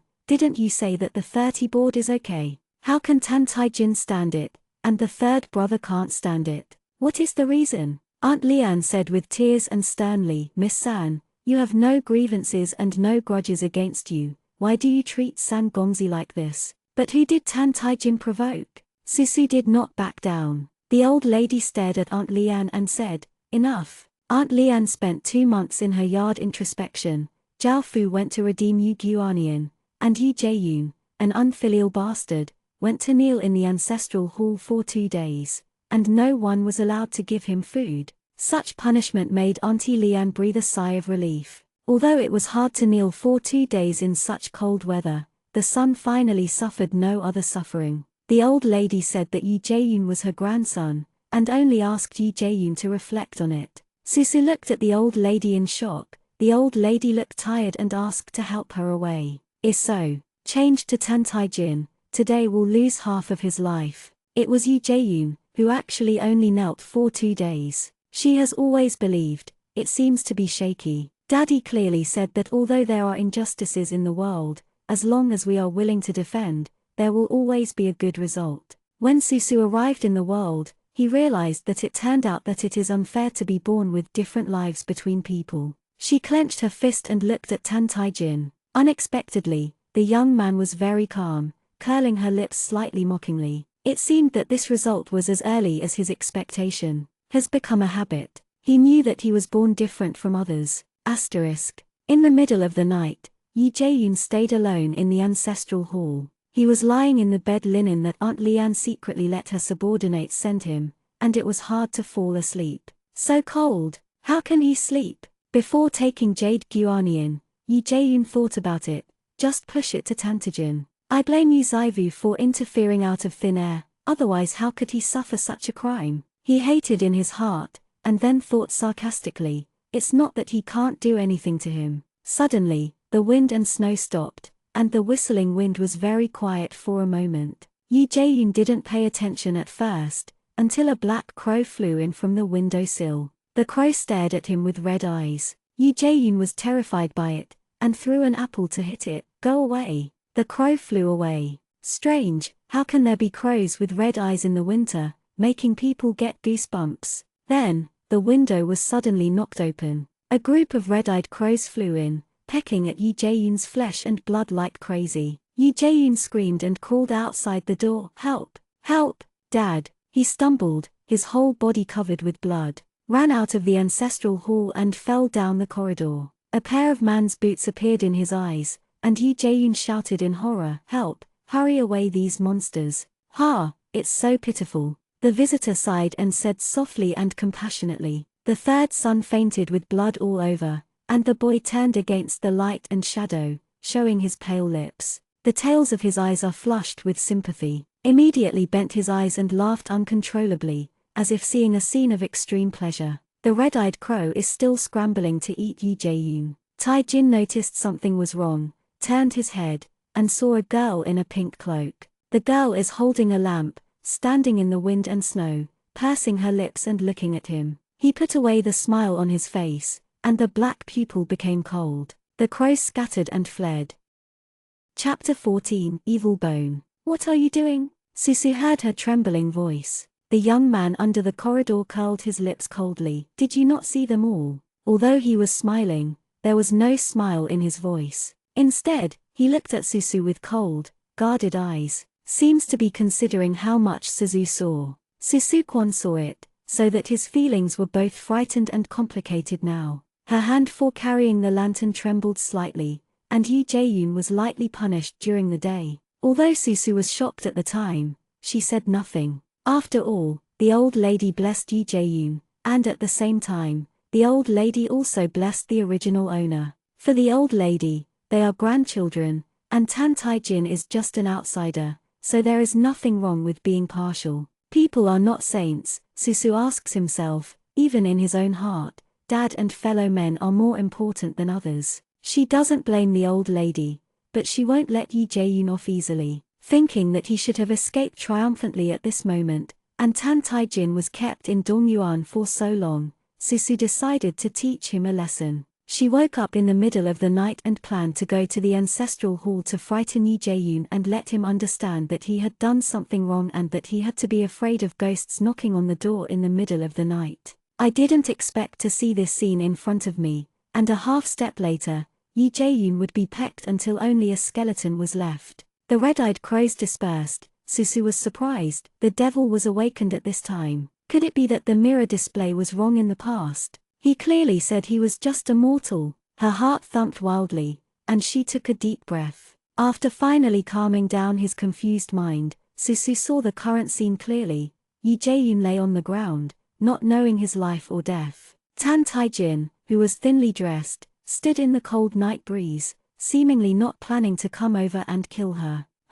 She took a closer look, and found that Tan Tai-jin was sullen and in a bad mood. His lips are pale. If it weren't for the fact that he almost killed someone just now, he would have thought that he was innocent and confused and broke into the ancestral hall. There is no blood pupil, no magic pattern, no matter how you look at it, he is just a mortal. When I thought of the red-eyed crows just now, they were all low-level monsters that could not even be transformed into form, Susu understood. I haven't awakened yet, he is still a mortal. She breathed a sigh of relief, and her tight body relaxed. Suzu walked over. Taijin stared at Susu closely with his pitch-black pupils. He didn't regret coming to kill Yi Jae-yoon tonight. The only regret was that he was not cautious enough to be driven by Suzu to see the monster. Was seen by her. Silently slipped a dagger from his sleeve. Susu reacted swiftly. With a tiptoe, the dagger fell off Tan Tai-jin's hand and landed in the snow. The young man looked at himself gloomily. Suzu.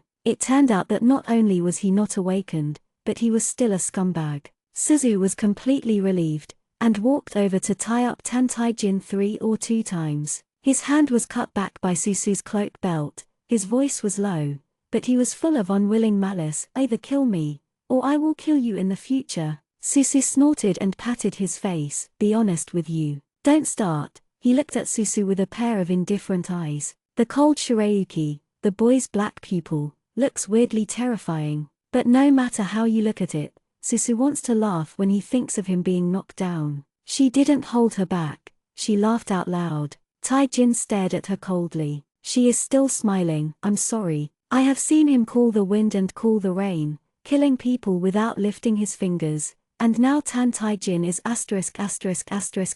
in her cloak, trying to break her into pieces, but without the appearance of minions, which makes people inexplicably happy. Suzu ignored him and went to see Yi Jae-yoon's injury. She helped Yi Jae-yoon up and sniffed, but luckily she just fainted. Yi Jae-yoon shed a lot of blood on his body. It looked terrifying, but it was actually skin trauma, and even the blood had stopped. He fainted. The bigger reason was that he was frightened. Tai-jin wanted to torture him slowly, but he didn't have time. Yi Jae-yoon is a bastard, but he is not guilty of death. Suzu took out the quilt from the ancestral hall and threw it on Yi Jae-yoon. But don't be killed by Tantai-jin and frozen to death. She no longer cares about Yi Jae-yoon. Just like this, let Yi Jae-yoon take a lesson. Don't bully others, in case you bully someone worse than yourself. She was busy for a while, panting lightly. Looking back, he saw that Tantai-jin didn't know when, sitting cross-legged on the porch, looking at her mockingly. Ming-ming is the same face as before,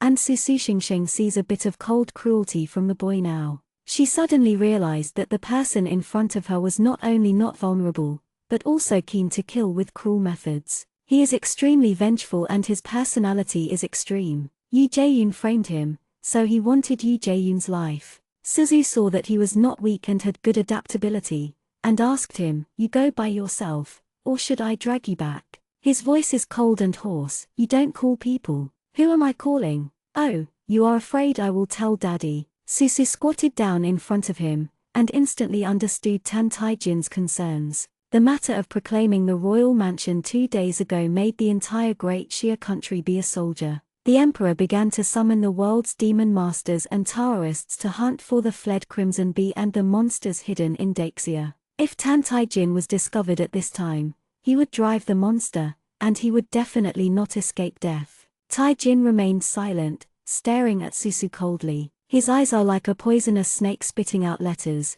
and he has no good intentions. Suzu has no doubt, he must be thinking about how to quietly kill himself before being discovered. It is a pity that all conspiracies and tricks in the world are ineffective in the face of absolute strength. Just as 500 years later, the realm of comprehension cannot kill the demon king anyway. 500 years ago, Tantai-jin, who had not yet awakened, could not do anything to Suzu. Suzu naturally wouldn't tell Tantai-jin's affairs. Not only that, she had to protect him for the time being, but she couldn't tell him the reason. She shook her head subconsciously and said, "Of course I won't say it. I also caught the spring silkworm, so I won't let you die." His thin lips moved, and he said coldly, "I don't know how to be ashamed." Suzu also reacted, "What the medicine needs her to do." Her face flushed slightly. After all, as a girl in the cultivation world, it was a bit embarrassing to take *****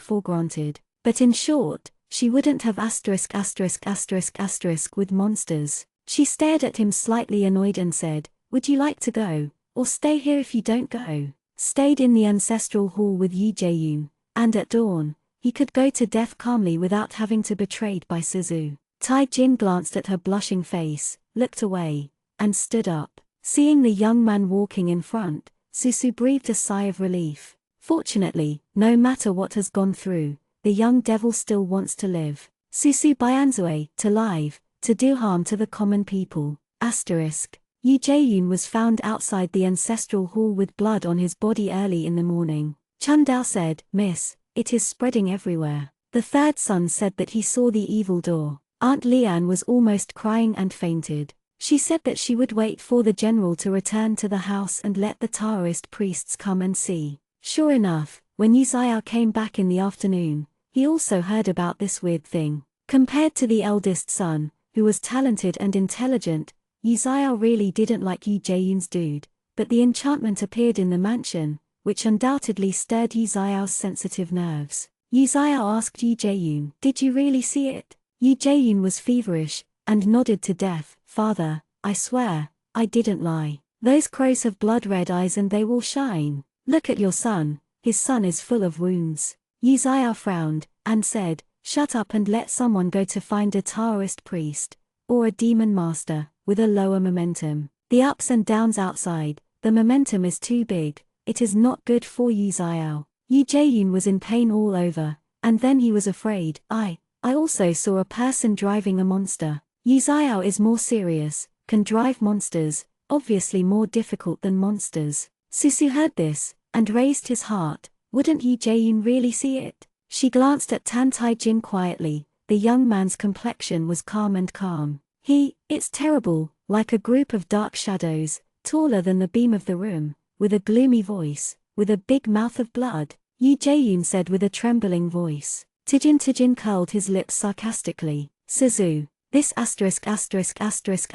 is pretty good, really Yu Jaeyun really." She wants to cover Yu Jaeyun's mouth. "It looks like this, isn't it embarrassing to talk nonsense?" Not long after, a Taoist priest with white beard and white hair came to the mansion. The Taoist priest looked like a fairy, and he first met with the general and the old lady, and then asked, "Where did the master see the monster?" "In the ancestral hall," said the old lady. Taoist nodded. "Pan Dao, go and have a look." The old lady hurriedly said, "True person Sihong, please hear. Suzu is a mortal body, she can't see the Taoism of Taoist priests. She is actually quite curious about how mortal Taoist priests catch evildoers." Sihong came to the ancestral hall, and the Yi family's relatives nervously followed. Everyone is afraid that the general mansion is really enchanting and endangers their lives. Yu Jaeyun said so exaggeratedly, "People are panicking now." Sihong took out a compass, circled the ancestral hall twice, and said with a heavy tone, "There are indeed monsters in your house." Suzu doubted in his heart, would the old Taoist really catch demons? Sihong said, "Prepares yarn dao with black dog blood, cinnabar, and clothes stained with the blood of the third son." Someone hurriedly took care of it, and it didn't take long before the Taoist priest started to do it. Tijin leaned against Xuejai and looked at Sihong coldly. In the winter, the clothes Yu Jaeyun wore suddenly burned. Ashes fly into the sky. It seems that this enchanting evildoer is not shallow, and is still hidden in the mansion. Sihong said, "Now the poor Dao wants to find this person. Please come forward." First of all, the old lady, with a complicated symbol drawn on the palm of her hand. Dao Chan shook his head. Next was Yu Xiao and a few sons, and then it was Eulanian and Susu's turn. The second lady Eulanian swallowed with nervousness. Susu stretched out her hand. The old Dao drew a symbol on the palm of her hand,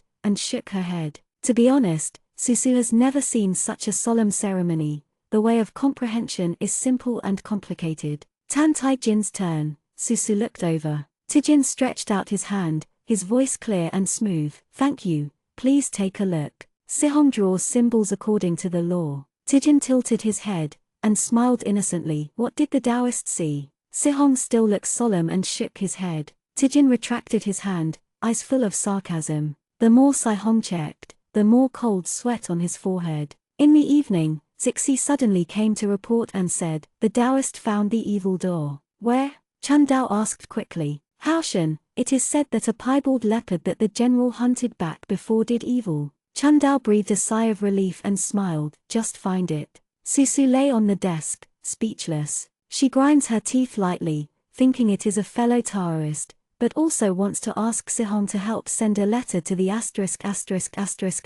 turtle. But she didn't expect that Sihong is a ***** stick. The real evil thing is now leaning in front of the window, looking at the plum blossoms in full bloom outside the window. Under the light, he has beautiful eyebrows and thin red lips. Suzu thought, "I have to tie him up tonight." These 2 days have been like this. Occasionally she woke up in the middle of the night, feeling cold on the back of her head, and when she opened her eyes, she saw a pair of pupils with blood mist, staring at her coldly. What is born evil bone? It will take tens of thousands of years for such an existence to be born. That means, no matter what, he will definitely go on a ***** road. Murder and torture are things carved in the bones. Can't be influenced, can only be eliminated, no one can reverse it. Within 2 days, there was an accident in the royal palace of Xwan. The great Shia court was panicked. It is said that the side concubine empress of the Sixth Highness, who was all over the country, fell into a coma 2 days ago and couldn't wake up no matter what. Susu thought of the gentle and sick beauty concubine, and was a little worried for her. In the middle of the night, Susu was disturbed in the dream and suddenly woke up. She suddenly looked under the bed, and sure enough, the boy was nowhere to be seen, and there was only a mess of rope on the ground. Chapter 15, Nightmare. In the palace of Xwan, Xiao Rin hugged a woman in a purple dress and a skirt, and asked the person on the side of the collapse, "How is Chang'e?" The white-clothed man closed his folding fan and said with a smile, "The situation is naturally not good." I said, "Brother, you, King Xwan, did a bad job before moving to the mansion. First, the Red Bee besieged, and then your concubine was entangled by the nightmare. Not good." Xiao Lin was not angry, and said warmly, "Yu Qing, I'm talking about business with you. How can I pull Chang'e out of the nightmare?" Yu Qing sighed, "Brother, you are too overestimating me. You must know that back then in Bujeoshan, you learned kendo and I learned how to eliminate monsters. Your kendo inherited the essence of the old man, but I learned how to eliminate monsters. Not very good. I rushed over from Prince Zhao's mansion this time, but I was risking my life to help you. I am afraid that Wang Zhao would not have thought of it anyway." The doorman he regarded as the guest was the junior of Xwan Wang Xiao Lin. Xiao Lin sighed, "Master's storage jade is here for you." Yu Qing said hurriedly, "Really?" Xiao Lin didn't talk nonsense, took off a piece of ordinary-looking jade from his waist and threw it to Yu Qing. Yu Qing caught it in a hurry, and smiled openly. "Oh, there is something wrong with the concubine of the brother, it is incumbent for Yu Qing to help." After all, Yu Qing collected the jade and restrained the joke. "The nightmare is different from the little monster. I can't even find where it is hidden. With my way, I can't conquer this evil thing, but it's not impossible to wake up the side concubine. The reason why the side concubine can't wake up is because she is lost in a dream. As long as she is awakened within the specified time, it will be fine. However, to enter the nightmare's dream, you must first explore your own dream before you can save others. If you can't wake her, those who enter the dream will die in the dream. So, brother, would you like to give it a try?" Xiao Lin nodded without hesitation. "Okay." Yu Qing looked up and down at Xiao Lin. "You really like this side concubine. You gave me the old man's treasure, and you are willing to risk saving her. Or, your innate justice and sense of responsibility are at stake. No matter who you change today, you are willing to save." Xiao Lin thought about Yu Qing's words seriously, and said, "Isn't there a time limit?" "Don't talk nonsense." Yu Qing laughed loudly. "It turns out that you will be angry too. This concubine has a really good birth. No wonder the gentle and jade-like seniors are moved with compassion. Anyway, you really hate the third lady of the Yi family so much. I think that girl. It's very interesting. You didn't see that she dared to beat Wang Zhao last time." The joke was a joke. Yu Qing got the treasure and began to lay out quickly. There is a red line on the side concubine's neck. When the red line is moved behind the ear, no one can save. So you have to wake her up before the red line spreads. Yu Qing said in a deep voice, "Remember, in the nightmare of the nightmare, a flower and a world are all made up of the things that people most fear and desire in their hearts. No matter what happens, the brother must stick to his heart and walk out of his dreams before he can enter the dreams of your concubine and bring her back." Xiao Lin held the sword and nodded solemnly. "I understand." Yu Qing quickly formed seals with her hands, closed her eyes and meditated, and sweat oozes from her forehead. The folding fan hangs in the air and opens. "Go in, asterisk." At the same time, a boy in black was walking in the woods on the outskirts of Xuen Wang's mansion, 10 miles away. The forest was surrounded by dark mist, and the boy creaked on the snow. He stretched out his hand, his pale fingertips, already covered in black mist. He held the black mist, which struggled in his palm. Taijin licked his lips, a feeling of hunger rose from his stomach. He seemed to be aware of something, rushing to escape from his fingertips. Deep in the woods, a pair of eyes larger than a lantern appeared, and its voice echoed in the air. Outrageous, a mere mortal, even trying to swallow its devilish energy. Taijin looked at the devilish energy disappearing regrettably. He looked at the terrifying eyes in the sky and said lightly, "Let her go." The night demon said calmly, "Are you negotiating terms with me? What are you trading for?" It has a deep voice, deafening. The dark red eyes looked at the thin human teenager in front of him. The man in front of him had a breath that made it coveted. The nightmare escaped from the cracks in the abyss. He was already hungry. If it weren't for the fact that it could only kill in a dream, it would have rushed over and swallowed Tantai Cinder. Taijin tilted his head. "Terms? Do you think I'm negotiating terms with you?" He covered half of his face and laughed in a low voice like a joke. Nightmare coveted and said, "Give me your soul, and I will let the woman go." Taijin bent his lips and said softly, "Okay, come and get it." The mist of the night demon enveloped him in a blink of an eye. Susu rushed over, just to see this scene. His scalp was about to explode, and he rushed to grab him. Taijin. Taijin stood in the black mist and turned his head. He said impatiently, "Let go." Suzu grabbed him. "Are you crazy? Enter this monster's dream. How do you come out?" There is a record in the books of Kangshuj that nightmares are born out of desire and obsession. Only a person with a pure heart and a firm heart cannot be tempted by nightmares. Taijin is the devil. How can the devil have no desires and desires? Taijin's behavior is better. It is to bend for the beauty. If it is awkward, it is to seek death. The main reason is that he died when he died. If he has the ability, he should not be resurrected. The nightmare can't swallow the evil bones. Taijin's body, if he is really buried in the nightmare's dream, the three realms must follow. Taijin looked at holding his thin white hands.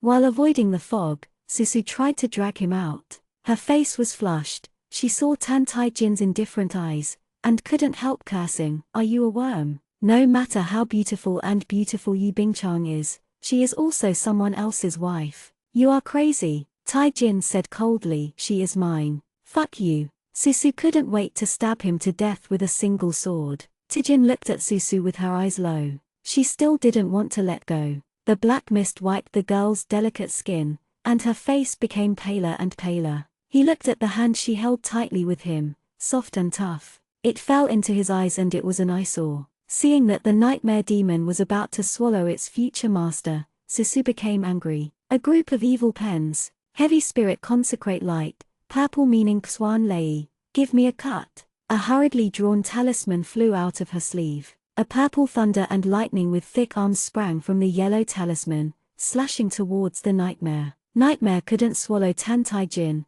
very annoyed, and there was an extra mortal girl doll that disrupted the situation. The purple thunder split the fog, and the nightmare was extremely angry. After a while, he quickly reunited, and Gigi smiled and said, "All dreams." Taijin her pupil looked at Susu. That jade-white little hand still held his finger. Her big eyes were black and white, her lips almost bit blood out, and she stared at him, as if she was about to be mad at him. Even scolding people is so full of vigor. Taijin suddenly became very upset. Before the black air eroded Susu, he said coldly, "Get out." He broke her fingers apart. Suzu was pushed out of the black mist. She fell to the ground, her fingers being broken apart by Taijin's so much pain. Taijin really didn't care if she would break her finger. Nightmare's eyes suddenly leaned in front of her. "It came just right, don't leave any of them." It sniffed Suzu's neck and sighed greedily. The overwhelming black air surrounded Susu in a blink of an eye. When Susu woke up, a man in Xingyi looked at her with a heavy face. She was surprised and said, "Daddy." Qingjie Xianzhen nodded. "Susu, Taijin died in a nightmare. Your mission failed. 500 years after Guai sent you back, the demon god has awakened." "How could it be?" Susu murmured. Xianzhen sighed. "Maybe it is the fate." There was a trace of sadness in his eyes, and Susu was lifted up. "The devil's men have surrounded the Henjiang Xianshan. Suzu, you follow Fuya." "Father, what about you?" Xianzhen touched her hair and said, "Father and Henjiang coexist." As soon as the voice fell, a disciple covered in blood broke in, crying mournfully, "Master, Brother Fuyao, he. Susu raised his eyes. Outside the sect, a young man in a white robe penetrated the fairy sword deeply into the ground. He closed his eyes, sitting in front of the sect in a defending posture, and his body began to dissipate.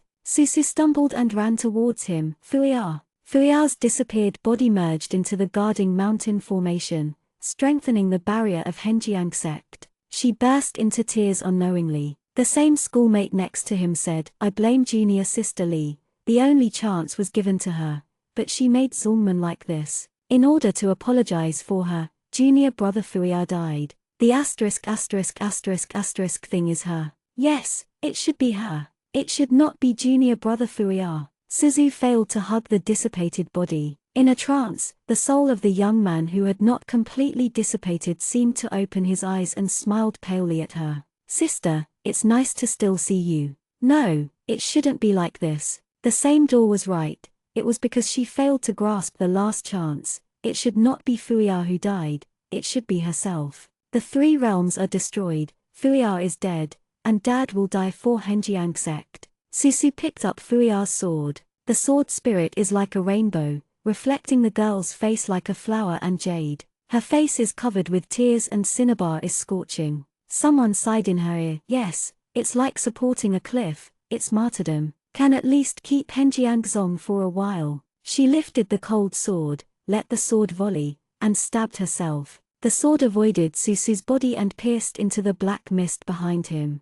Susu screamed, "I believe you a ghost." The black mist screamed, "Impossible, impossible." The black mist was pierced by the sword chi, and disappeared in no time. Susu wiped away the tears from his face. She gave a proud cry of a small and flaming red spirit bird. The illusion is instantly shattered. Susu breathed a sigh of relief. The great road is pure, and there is no desire to be strong, and there is no fear of clarity. However, where do you look for Tan Taijin and Yi Bingshang now? Just thinking about this, the body was suddenly pushed. "Dr. Yao, what are you still in a daze? The mother is about to give birth. What about the scissors and hot water that the midwife asked you to prepare?" A scarlet maid stared at Susu fiercely. Susu looked at her hand. The girl's hand was missing. Instead, a pair of wrinkled and yellowed hands. She turned out to be a middle-aged woman and a doctor girl. Seeing that the maid's face was getting worse and worse, Susu subconsciously said, "Wait a minute, I will send it over immediately." The maid said, "If you are in a trance like this again, if something happens to the concubine Ru or the little majesty, the emperor will not let you go." Susu said, Yes, I don't know when." Susu, a pot of hot water and scissors appeared on his left. Although she was puzzled in her heart, she picked up things neatly and followed the maid. The maid clasped her palms together and said, "God bless, the empress must give birth to a little prince." The roar of thunder in the sky made the sky humming. Susu looked up and saw black clouds gathering on the horizon, like a lingering evil spirit, an ominous atmosphere lingering everywhere. The swallows under the eaves were so startled that they flew around. Above the palace, the color of the sky is almost suppressed into ink. A man in a bright yellow robe waited outside anxiously. Susu held the hot water, frightened. What is going on? Chapter 16, Fickle. Can only go one step at a time. Susu entered the house and saw several midwives surrounding a woman in profanity. The woman is beautiful, her forehead is soaked with sweat, her eyes are painful. "Niang, you hold on." The midwives were also sweating profusely. The hot water in Suzu's hands didn't know when they were picked up. She was squeezed out of the crowd and could only watch the developments. "What can I do about this?" a midwife said anxiously. "The concubine Ru started in the morning. It's already evening, and it hasn't been born yet. The concubine Rufia on the bed has long lost strength, with ginseng slices in her mouth. She persisted for a while, and finally passed out in a coma. The blood snaked down her bare legs." Even if Susu has never seen a baby, he can guess what it means to faint in this case. As expected, the midwives turned pale. Someone quickly made a decision: go and tell the emperor. Now, whether to protect the university or the junior. After a while, the emperor's angry voice came from outside. "Assholes, useless waste, protect me concubine Ru. If something happens to concubine Ru, you will bury me." Susu looked at Rufia's bulging belly. "I knew that this child might not be able to keep it. However, unexpectedly, just as the doctors and midwives were about to do something, concubine Ru woke up, her eyes blurred, and her mouth murmured, "The emperor, my emperor." Rufir burst into tears. "Please, protect my child." Everyone looked sad, and Susu felt sad. The emperor gave an order, and naturally it would only protect the soft concubine. Suddenly, the midwife was pleasantly surprised. "Niang, force." "I saw the child's head." Rufir's lips trembled, and she gritted her teeth. The midwife said with joy, "The child is out." The next moment, the midwife suddenly screamed. Suzu had a bad feeling in his heart. Such a loud noise made the emperor waiting outside kick in. The emperor looked intently and saw a baby boy lying in a pool of blood on the bed, fainted by blood. He opened his sullen eyes and pulled concubine Ru's intestines in his hands. The baby boy seems to be curious about what is in his hand, warm, flexible, and constantly pulling. He opened his mouth and took a bite. The baby boy showed his cold milky white teeth. And Rufir on the bed, with her eyes wide open, has already breathed out. The midwife and the doctor girl knelt on the ground trembling. The emperor, this little monster was born without crying, and it has teeth. The nails even pierced Rufir's belly. Suzu almost instantly understood who this was. It was Tantajin. She never expected that by mistake, when she arrived in Tantajin's dream, she also saw the scene of his birth. The little monster senses that he has been abandoned, so he kills his mother decisively and wants to be born. The emperor looked at Rufir's body, suddenly picked up the baby boy and threw him against the wall. "Monster, you monster, go to death." The baby boy on the ground was thrown like this, but he didn't stop breathing, and gulps of blood came out of his mouth. He chuckles, blows up blood bubbles, and grins happily. This innocent evil appearance was terrifying. The midwife screamed and fainted. Taijin's mouth was stained with blood, and his dark pupils faced Susu's eyes. The moment Suzu and the baby boy looked at each other, the space twisted. When she stood firm again, someone whispered in her ear, "It's also suffering for you. That Xiao Nianzhang wants you to collect the corpse. After throwing it in the cold palace for so many days, the corpse is stinking." In words, the lady of the palace had already left, and Susu stood alone outside a palace gate. She hesitated for a moment, opened the door, and saw a tattered, blood-stained baby beside the withered grass. It turned out that after concubine Ru's death, Tan Taijin was thrown here. It seems that it has been several days. Suzu walked over. She knew that this was obviously the best opportunity to understand the past of the demon god.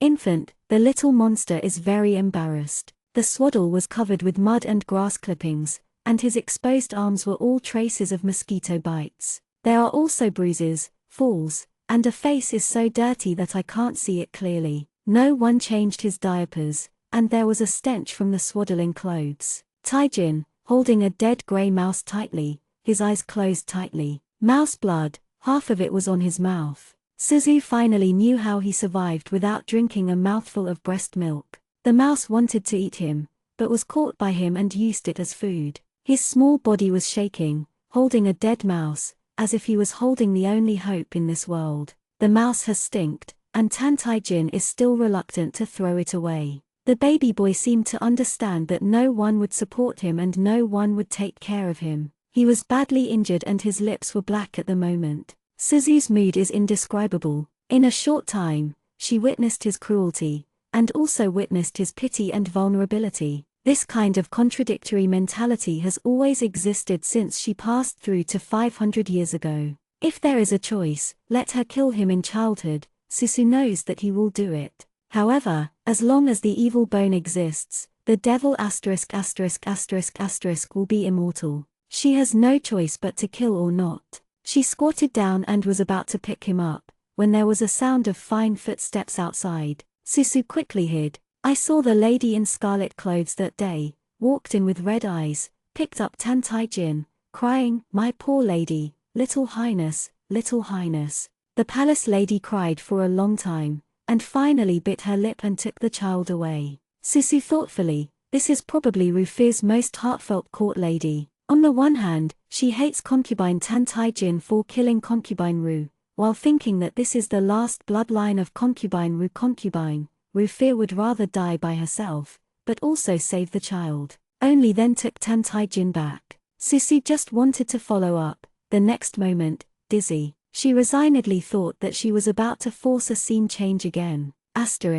When Susu woke up again, a 4 or 5-year-old child knelt on the ground. The maid said, "Come on, learn again." The boy tilted his head and cried out in a cute manner, "Wow." The ladies of the palace held their lips and smiled. Someone threw out a bunch of candied haws. "Hey, pick it up." The boy quickly ran over, picked up the candied haws, lowered his head and bit in his mouth, not caring about the mud on it. The Scarlet Palace lady appeared angrily. "What are you doing?" The ladies of the palace squatted their mouths and spread out. The lady in scarlet clothes pulled up the boy with tears, and said angrily, "His Royal Highness, how can you be like this? Although we are losing power, you are the master. You actually learned how to call animals and kneel down for the servants." Taijin raised her little face, and said obediently, "Aunt Lannan, they said I learned how to bark, so they gave me food." He smashed the sugar residue in his mouth and bit the icing into a creek. Lannan angrily said, "Your Highness, do you know what self-esteem is?" Taijin questioned, "What is self-esteem?" His pupils are dark, and there is no humiliation on his face.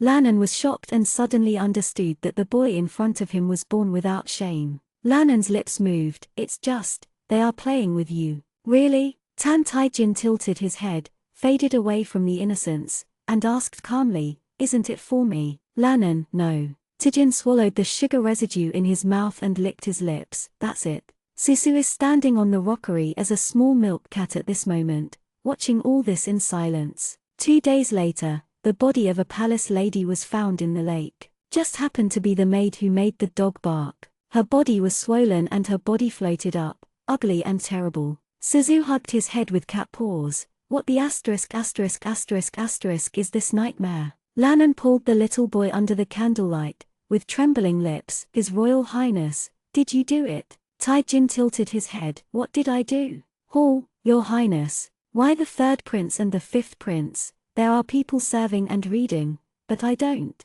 The boy interrupted her and asked with his black and white eyes open. Lannan said bitterly, "Because we have no power and no power, no support." Taijin thought for a moment, and said indifferently, "If they don't rely on it, am I the same as them? As long as they don't have their mother, everyone is equal." Lannan covered her lips and took 2 steps back in shock. "You," Taijin said, "are you afraid of me?" Lannan reluctantly smiled and said, "His Royal Highness has misunderstood." The boy lowered his head, his eyes at a loss. Susu Wainwan didn't expect that after Lannan left, she would be caught by Tan Taijin. The boy's hands were skinny, he held her on the back of the neck, and Susu Mao was about to blow up as a little milk cat. "I found you," he said. The next moment, Tan Taijin released his hand and pushed her to a small fish. "Eat," he ordered. Susu thought, "I'm stupid and I eat." However, the little milk cat possessed, already relying on instinct, uncontrollably licked the dried fish.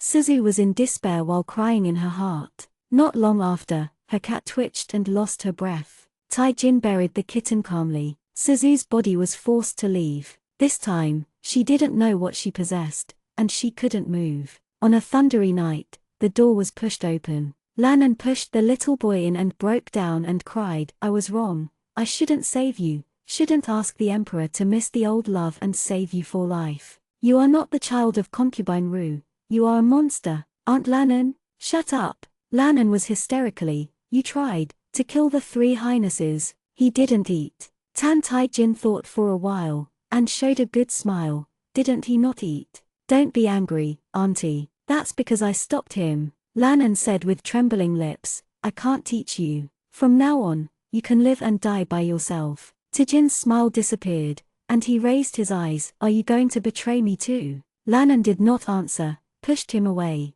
and disappeared in the thunderstorm. Tan Taijin sat cross-legged on the futon. Lei opened the sky, revealing the boy's calm and pale face. He moved the muscles of his face, trying to show a pitiful and innocent expression. The next moment, he returned to his indifferent appearance. Looking down at his indifferent appearance, Susu suddenly realized that he didn't care at all. He might even be thinking that Lannan betrayed him and he deserved to die. It turns out that the so-called natural evil bones are actually like this. Born to be bloodthirsty and violent, in order to survive by all means. He lacks compassion, and does not understand what shame is. Maybe, Susu thought in a daze, he didn't know what love and feeling were. He was born cold. That's why Dad said that he would never be probate if he was pregnant with evil bones. Lannan was so kind to him and nurturing him, but his eyes looked at Lannan coldly and carelessly. Lannan didn't want him, he didn't give up, only the displeasure of being angered. His dark pupils looked very gloomy. Lightning illuminates the room. Tan Tai Jin suddenly sees a statue of a glazed goddess on the high platform. The glaze is clear and transparent, the goddess has long hair to the waist, the skirt is layered, and there is a little cinnabar between the eyebrows. She clings to the sword and looks brave and holy. He stared at Liulai goddess for a long time without blinking. Suzu's hair is horrified. Then, he actually began to climb on the high platform. Halfway through the climb, he fell off and was marked with a 3-inch blood mark from the sawdust. If nothing happened, he got up and continued to approach her. Suzu almost screamed, "Don't come over," repeated several times, and finally, she was finally held by Tan Tai Jin. He gently stroked her cheek with his blood-stained hand. The childish voice whispered, "So beautiful, long hair cinnabar." The brave and holy goddess holding a sword, after the darkness was cut,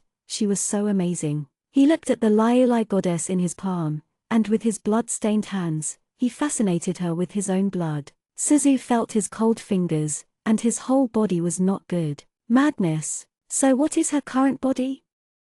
Chapter 17, Broken. After that day, Lannan never came back. Susu was placed in Ju's side hall. Every evening, Tan Tai Jin would come back to sleep. He slept on the ground, sometimes looking at the moonlight outside the window, sometimes with dark eyes open, staring at her without blinking, but never touching her again. Instead he put her far away. If it weren't that day, he said he was pretty, and Susu even felt that he hated himself extremely. What makes Susu most uncomfortable is that little Po Boy allowed his blood to cover her whole body, without any intention of rubbing it. I don't know if it was intentional or I forgot. Fortunately, Susu is ignorant now, just hoping to recover as soon as possible and kick Tan Tai Jin out of his dream. Although staying in the dream, you can learn more about evil bones. But in reality, if it's dawn and Susu hasn't awakened Tan Tai Jin and Yi Bingshang, they would all have to die in their dreams. Was trapped in Liulai, Suzu was very anxious.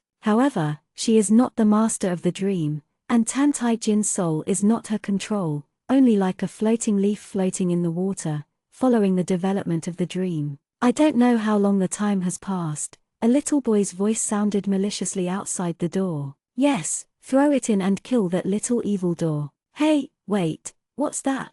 The door was pushed open, and Susu saw a boy in Jinyi, about 7 or 8 years old, coming in. He picked up Susu on the desk and murmured, "What is this? So beautiful." Suzu now has no interest in the word beautiful at all. This kid won't come and apply blood too, right? Did the Tantai royal family criticize it madly? The boy lifted her up cautiously, and urged, "Xiao Quanzi, get water." He washed away the blood that Tan Tai Jin had painted on Susu, and the light in his eyes became brighter and brighter. "Xiao Quanzi, do you recognize her? Is there really a girl like this in the world?" Just the outline of a colored glaze statue makes people unable to move their eyes. Is many times better than his mother and concubine. Xiao Quanzi shook his head, and said uneasy, "His Royal Highness, let's go quickly. He will be back soon." Tantai is clear, then he remembered the business, and his face became dark. "HMPH, throw the things in, let's go. Your Highness took this thing away. It must have been stolen elsewhere." "Yes." The **** hurriedly threw the bamboo into the dilapidated palace. Suzu saw that snakes and scorpions were crawling out of dense bamboo. And Tan Tai Jin is indeed coming back soon. Susu was a little anxious. Tan Tai Jin couldn't die in his dream. She wanted to break free from the current situation, but Tan Tai Minglang had taken her away. Susu is anxious. The little monster won't really be killed, right?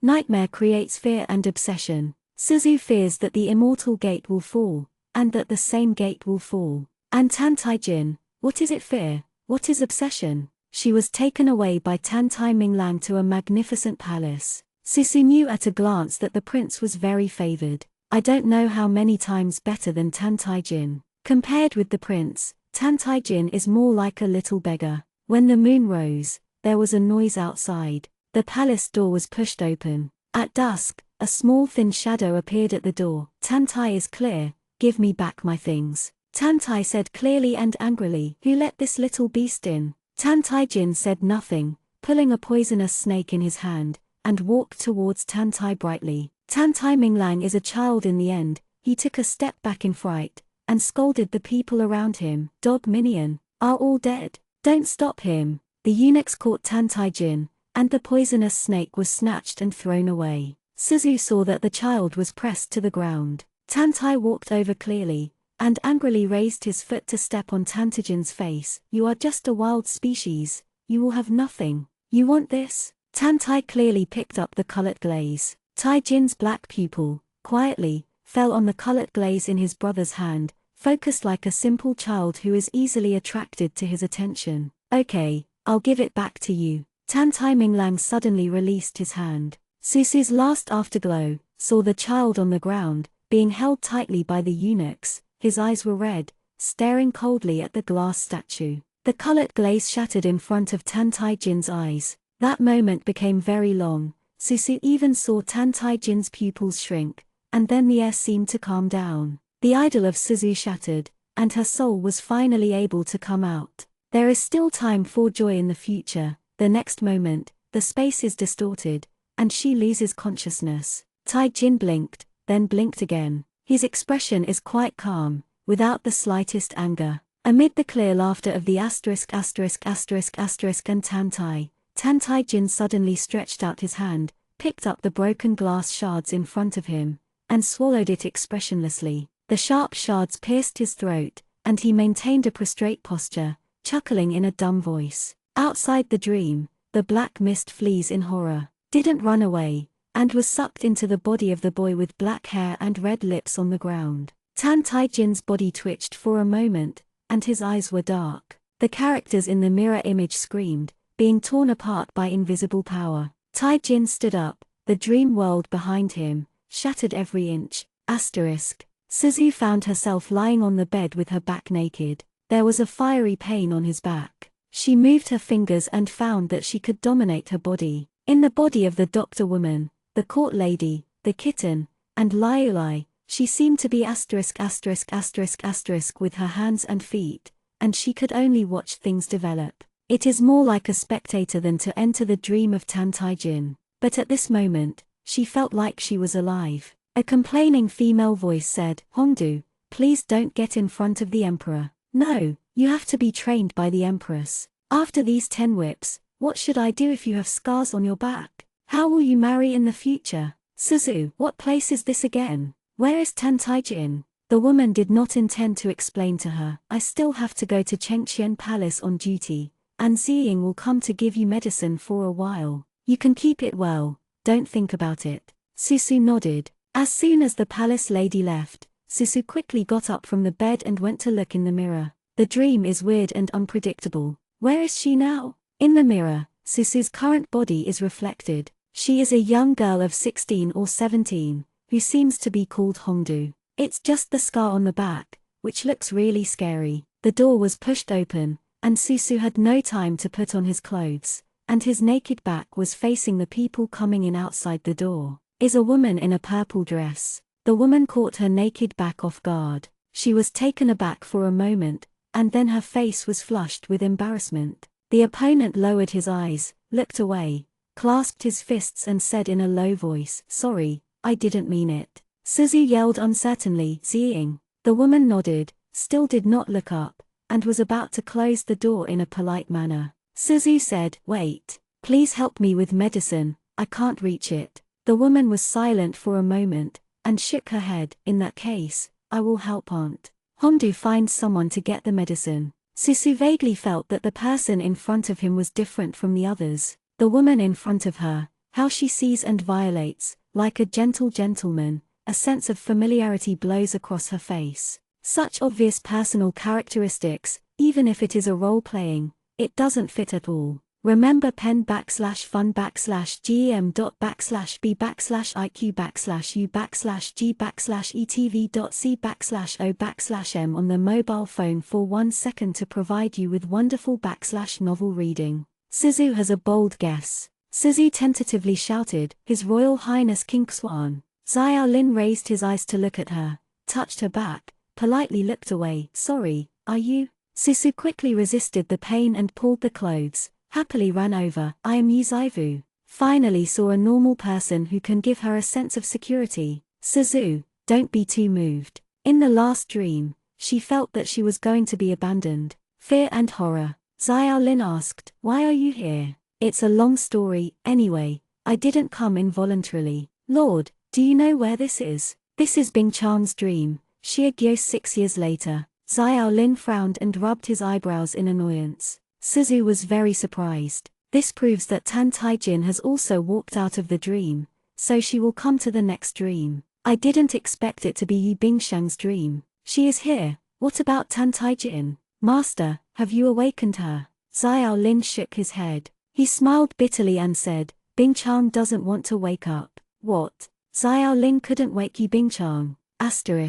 This must be the most embarrassing dream that Sisu has ever experienced. She looked at the enchantingly smiling woman in the lotus pond, a little bit trying to hold her forehead. Xiao Rin beside him was extremely calm. That's what you see. Xiao Rin has been in the dream for some time, from being surprised and embarrassed at first, to calm and indifferent now. The time in Yi Bingshang's dream is the Great Xia country 5 years later. The dreams of Sisu and Tantajin are nightmares. However, Yi Bingshang's dream is not an exaggeration to say. Here, Xiao Rin has ascended the throne, became the emperor, and canonized Yi Bingshang as the queen. The two pianos and melody, the folks especially support the kind and gentle queen. Until some time ago, the dream changed. Xiao Rin in his dream took Yi Zaivu into the harem. Sisu, what kind of strange dream is this? Yi Bingshang's fear is this? Are you afraid that you, or the original owner, Yi Zaivu, will her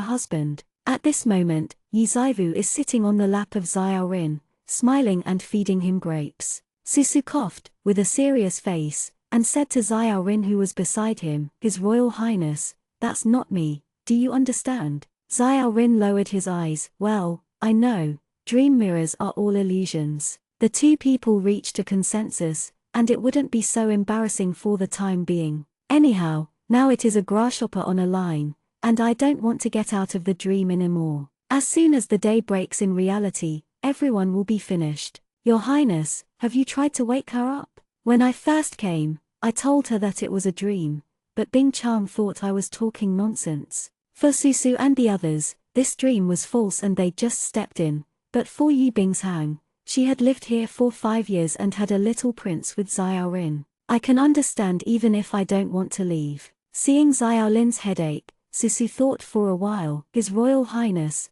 I have a way. I don't know if it will work.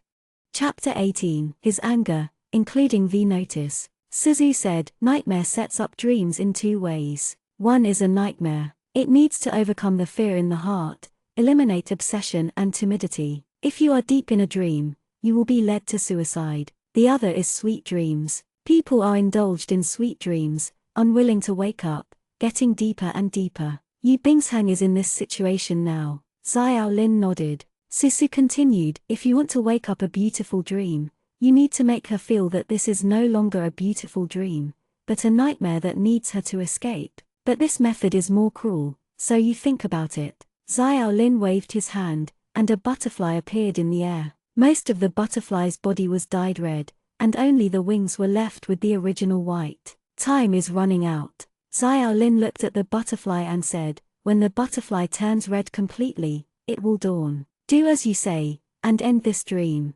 Susu glanced at the illusory butterfly. It was obviously the thing that the demon master had shown him. He didn't expect Xiao Lin to know the demon master. Xiao Rinling Longxing Chao understood what Susu pointed out. Without Susu's idea, he said, at night, I pretended to be an assassin and took the token to assassinate Bingshang. I have been here for a while, and my current identity is the emperor's maidservant. When it comes to the word handmaid, Xiao Rin seems a little helpless, but his temperament is gentle and his mood adjusts quickly. I will pretend to be a miss, reveal my identity, and make her think that the emperor is going to kill her." Suzu nodded. She meant this too. Yi Bingchan didn't want to leave. He must be thinking that the Emperor Xiaorin in his dreams still loves her and will return to her. To let Yi Bingchan leave the dream, she needs to be sad and give up. Susu couldn't help but curiously asked, "His Royal Highness, are you really a woman now?" Don't blame her for suspicion.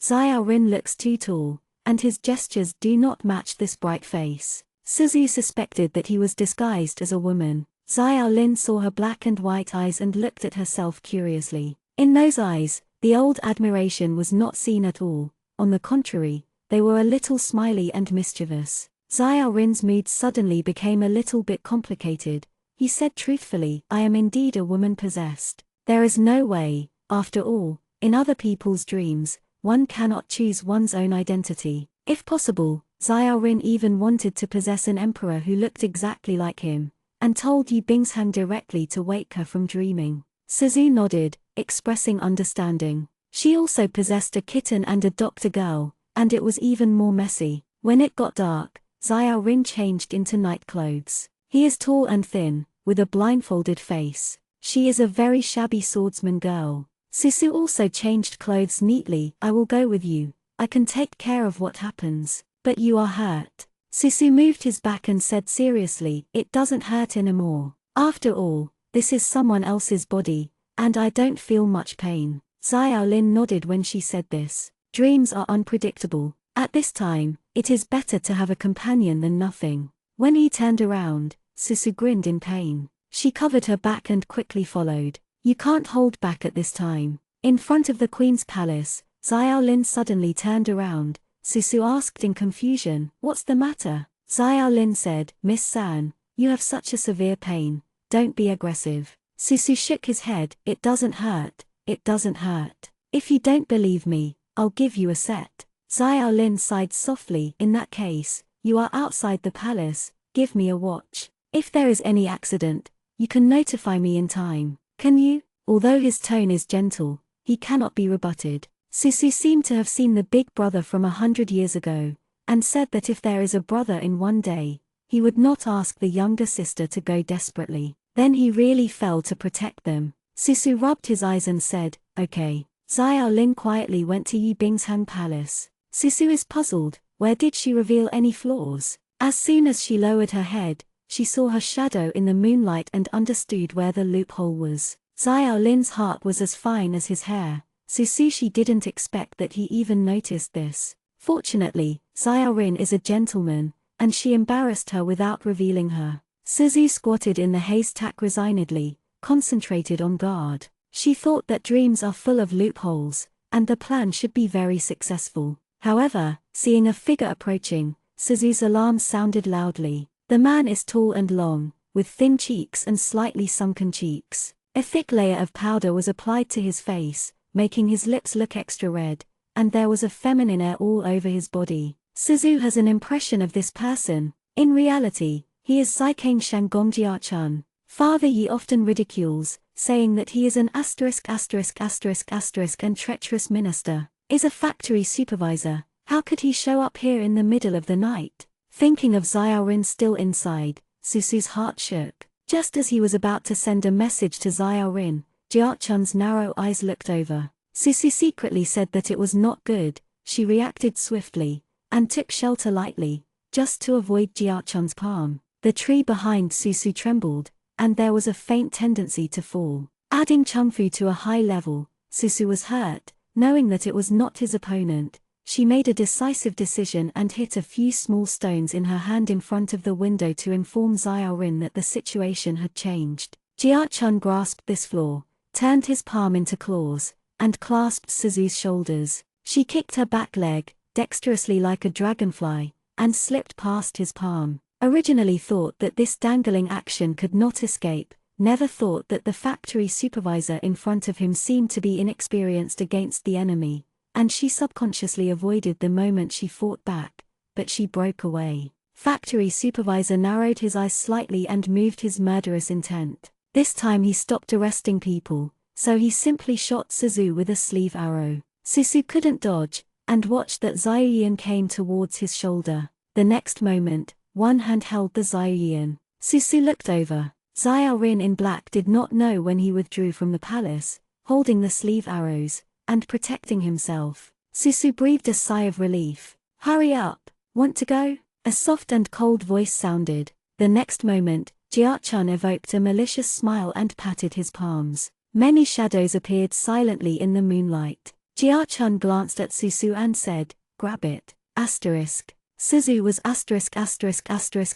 and thrown on the ground. Fortunately, Xiaolin escaped from the siege at the last moment. He was going to save Susu, but Susu decisively pushed him away. If he stays, neither of them can leave. Xiaolin trying to get rid of the dream outside is better than being jailed together. Jiachun is drinking tea at the table. His voice has the sharpness unique to eunuchs, but when he speaks in a low voice, it is not obvious. Let's go. What are you going to do to the queen? Susu glared at him angrily. He picked up Susu, held her neck, and said blankly, you want to kill her? 8-9 are not separated from 10, but it's not a real kill, it's just a fright. Susu couldn't breathe, and simply bit on his tiger's mouth. Kachun did not let go, let her bite. Just when she felt that she was about to die, Jia-chun suddenly let go of her hand, and Susu slipped to his feet, coughing violently. In her sight, there is a pair of boots embroidered with more patterns. Susu eased his breath, unbearable,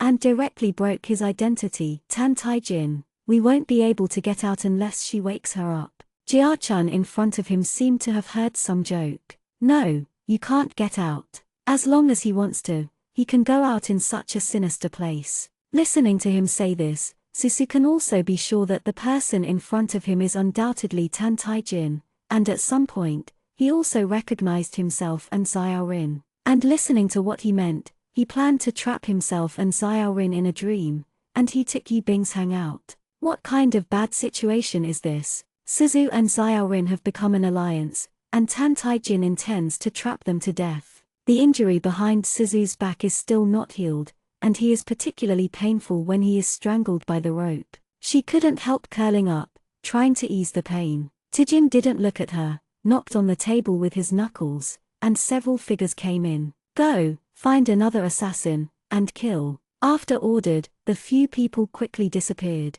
Then the boots walked slowly in front of her, and he stopped for a long time. Susu even wondered, would he kill her by himself in his next move? Her chin was lifted. An enlarged, pale face appeared before his eyes. He abandoned you, aren't you angry? Tan Tai-jin said with a strange air. Susu was pinched by his cheeks and sneered, it's better than your pervert. When she said these words, she obviously felt the atmosphere around Tan Tai-jin became cold. I'm not as good as him. His voice was so low that he couldn't hear him. After a while, he pulled his lips again. No. He said lightly, look at it. Susu was picked up by him, and the rope strangled Susu with a muffled snort. The person holding her paused, and after a while, he took a knife and cut the rope, leaving a section, and bound her hand. Is Suzu's clothes immediately. With a knife, he directly cut through the clothes behind Susu. Tan Tai-jin, what are you doing? Tai-jin looked at the interlaced scars on her back.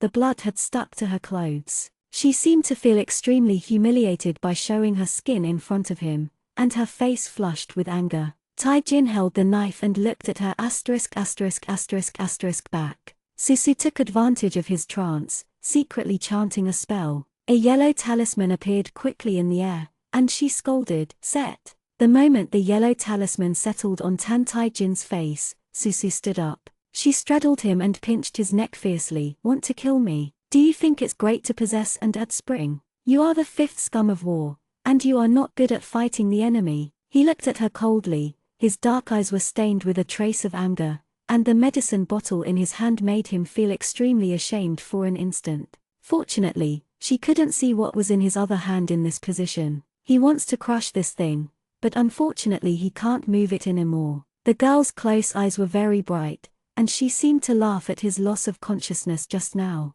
Her amber eyes are bright enough to burn. Because of the success of the sneak attack, her eyes were bent into beautiful crescents. Suzu gave a tooth for a tooth, gritted his teeth and pinched Tai-jin, ready to pinch back to have a good time. His face turned red, his breathing was short, and he looked at her without blinking, didn't say a word, and didn't ask for mercy. When was about to die, his chest rose and fell violently, his eyes still fixed on her, and he refused to move away for a second. Suzu touched his eyes and got goosebumps inexplicably, thinking of this lunatic, he is probably not afraid of pain. She stopped pinching him, and simply grabbed his dagger and used it against him. Fortunately, Huang Fu originally restrained evil things, and even followed Suzu into his dream, otherwise, this time I am afraid that it will be more awful. Suzu patted his face and said, "Hey, Squeak, it has stopped you, and it didn't stop you from talking. I'm going to kill you," he said coldly. She smiled and said, "Okay, you come." He stopped speaking, his eyebrows gloomy. Suzu is keenly aware that he is very angry, but isn't this lunatic always having a particularly good mental quality? Tantai stepped on his face clearly. He was not angry. What is he angry now? Chapter 19, Jelly Beans. Suzu also didn't bother to explore why he was angry. With hostages in hand, everything would be much easier. But I can't hold Tantai Jin forever. The effect of the anchoring charm is only half an hour. When the time passes, it will be me and Xiao Rin who are finished. Suzu got off him and began to search for Jia-chun things. Tai Jin couldn't move, so he kept looking at her with gloomy eyes. As expected, the identity of Jia-chun has all kinds of insidious drugs. Suzu picked up a bottle of Jiming-san and a bottle of temporary Sangong medicine, opened Tantai Jin's mouth, and fed him in. "I keep the antidote, and you see what you have eaten. I will turn on the spell for a while and you will take us out of the dream." She hummed, "Don't play tricks. Don't do things that are harmful to yourself if you don't want to die." Tai Jin did not say a word. Suzu unveiled the spell. She had experienced Tantajin's dream and knew that this person was very sorry. "When I was young, I wanted to live on dead mice, so I would not die in a dream. Go find Xiao Rin with me." She poked him. Sure enough, Tantai Jin moved. He really does not want to die. The momentary loss of consciousness has caused the unfavorable consequences now. Since it is a foregone conclusion, he calmly began to think about other ways in his heart. When Xiao Lin saw Suzu and Tantai Jin, he was very surprised. "Miss San, are you okay?" Suzu shook his head. "It's okay." Xiao Rin frowned and looked at Jia-chun. Suzu said, "He is Tantai Jin." He had some misunderstandings before, but everyone did not recognize it. Now that the misunderstanding is solved, Tantai Jin decided to work together with us and go out together, right? She talked nonsense and poked Tantajin threateningly. Tai Jin sneered, "Yes." Xiao Lin said, "It turned out to be His Royal Highness Proton." Xiao Lin did not expect that Suzu and Tantai Jin were both in their dreams. He didn't have any malice towards Tantai Jin. Xiao Lin was not Xiao Shen at all. It was not easy for Tantai Jin to live in the palace since he was a child. Xiao Lin occasionally saw him and would help him. "Master, how is the situation now?" Suzu asked. "Actually, I was successful last night. During the assassination, I deliberately missed my hand so that Bing Chang saw the token of the emperor. She knew that I was sent by the emperor." The mobile phone remembered pen / for a second. Caught m./b/iq/u/g/etv.c/o/m to provide you with wonderful /novel reading. When Xiao Lin said this, Suzu was very surprised. Since it succeeded, why did Yi Bingchang still reluctant to leave? Did they guess wrong? Isn't Xiao Lin's love that she is most persistent about? Xiao Lin said, "It seems that this method will not work." Suzu remembered something, smiled and looked at Tantai Jin. "What's your method?" Tai Jin glanced at her, and smiled at the corners of her mouth. "Of course it's more useful than yours. Zhu is using the body of Jia-chun. How does Suzu look at him? How does he feel that his smile is unkind? However, the white butterfly is only left without turning red, which proves that the real world is almost dawn, and it is too late to think of other ways. They can only believe in Tantai Jin." Tai Jin walked slowly to the imperial garden. The palace lady chased a little boy and shouted, "His Royal Highness, slow down, don't fall." The boy was wearing a brocade robe and looked 3 or 4 years old, with a tiger-headed head and a cute yukshu. He ran after the butterflies in the garden. Xiao Lin saw the little boy, a little lost. After all, this is the child of Yu Bingshang and he in the dream. The little boy chased the butterfly, and finally, suddenly hit Tan Tai-jin's leg. He fell to the ground,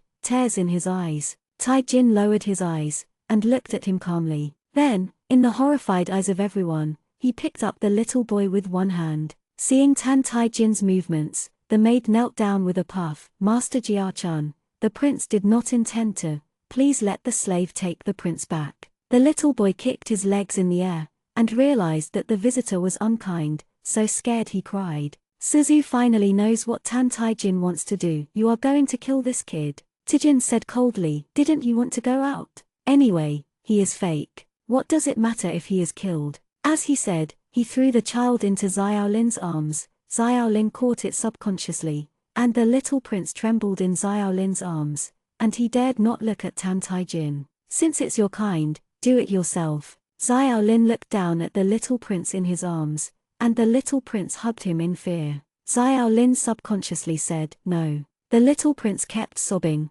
looking very pitiful. Suzu also felt a headache, and asked Tan Tai-jin, is there no other way? Tai-jin leaned on the rockery and looked at her condescendingly. Just this way. Why? Can't I get a hand? Seeing that Suzu and Xiaorin were not moving, Tan Tai-jin said coldly, women's benevolence. From Tan Tai-jin's point of view, this is very ridiculous. How could anyone in the world give up his life because of others? He walked over and grabbed the little prince by the neck. The child was held up in the air by him. Tan Tai-jin was expressionless, his hands kept tightening. Xiaolin frowned, but he also knew that Tan Tai-jin was right. This child was fake, and even the nightmare's magical energy was transformed. If he hesitated anymore, everyone would be buried here. Tai-jin made a force of his hand, and the child whose face was originally blue and purple turned into black smoke and dissipated in the air. Suzu glanced at Tan Tai-jin. He looked very cold with Jia-chan's face. Killed the little prince in the nightmare dream, and several people went to Yu Bingshang's palace. Xiaolin walked in front in silence. Apparently the disappearance of the little prince of dreams made him feel heavy. Suzu approached Tan Tai-jin, and just about to speak, Tan Tai-jin took the lead to speak coldly. What? Blame me for being cruel and ruthless? Suzu was very surprised. She shook her head and whispered, no, I just want to thank you. If it were not for Tan Tai-jin, she and Xiaorin might not be able to make up their minds to break their dreams. Tae-jin looked at her and said, in this case, give me the antidote. I won't do anything else, I will definitely take you out. Suzu thought for a while, took out a bottle from his pocket and handed it to him. Tae-jin never thought she would give it to himself so easily. He thought, stupid, waiting for him to take the medicine. He would definitely. However, when the antidote was taken, he felt wrong. The red jelly beans melted in the mouth. Suzu smiled and raised his head, and asked him, is it sweet? Are you kidding me? His lips were stained red by jelly beans, and his pale face was distorted for a moment. Suzu couldn't help but shook his head. I didn't say that what was given to you was an antidote. Besides, after going out of dreamland, the poison on your body will be automatically solved. Whether it hurts or itches, you can bear it for the time being. Seeing Tan Tai-jin's eyes cold, his teeth biting jelly beans, and the appearance of wanting to kill people, Suzu suppressed his smile and said, don't spit it out and affect your image. He raised his hand angrily. Through the jelly beans, Suzu easily caught the bottle. She ran to the front and said cheerfully, Master, do you want to eat candy? Good things should be shared by everyone. Xiaolin laughed. His ears are good, and he naturally heard the conversation between Suzu and Tan Tai-jin. Although they don't know what happened before, the three girls like this are not annoying. On the contrary, they are very cute. Even the depression that had just been forced to kill the little prince of dreamland disappeared. No, thank you three girls. Before arriving at Yu Bingshang's palace, Tan Tai-jin thought for a while, took out an empty edict, and threw it to Xiaolin. Writing, after the abolition of the edict. Xiaolin looked up, and there was a seal of emperor on it. It seems that Tan Tai-jin has already planned to leave. Even if he is not with them, he can find Yu Bingshang and escape from his dream. Xiaolin raised his vigilance in his heart, Tan Tai-jin, who is not low in mind and talent, and killed him again. If one day he successfully returned to Ju State, he would be Xia State's strong enemy. Xiaolin lowered his eyes and wrote a wasteful edict with his own handwriting. Yi Bingchang is sewing the little prince's clothes. She looked at the begonia outside the window, a little surprised. The maid next to her angrily said, "Mother, the emperor rested in the womb again last night. You are the main palace, but now the emperor treats you more and more indifferently. The slaves and maidservants don't feel like it." The needle in his hand pierced his finger. Yi Bingchang held it in his mouth, and lowered his eyes. "Niang Niang," the palace lady said in a panic. "No problem." Yi Bingchang's face was pale, and he smiled reluctantly. "Don't say this to the emperor in the future. The 95 emperors, thunder and rain, are all graces." The blood on the finger fainted the silk, and the maid dealt with her injury, and muttered, "Manny, you are too kind, you have no temper at all." Yi Bingshang stared at the pool of blood without speaking. When she was assassinated last night, she didn't tell anyone that the token of Xiaorin was still lying in her makeup box. With a smile at the corner of her mouth, she continued to make clothes for her son. The palace lady laughed and said, "When the prince grows up, he will definitely understand the painstaking efforts of the empress and be more filial to the empress."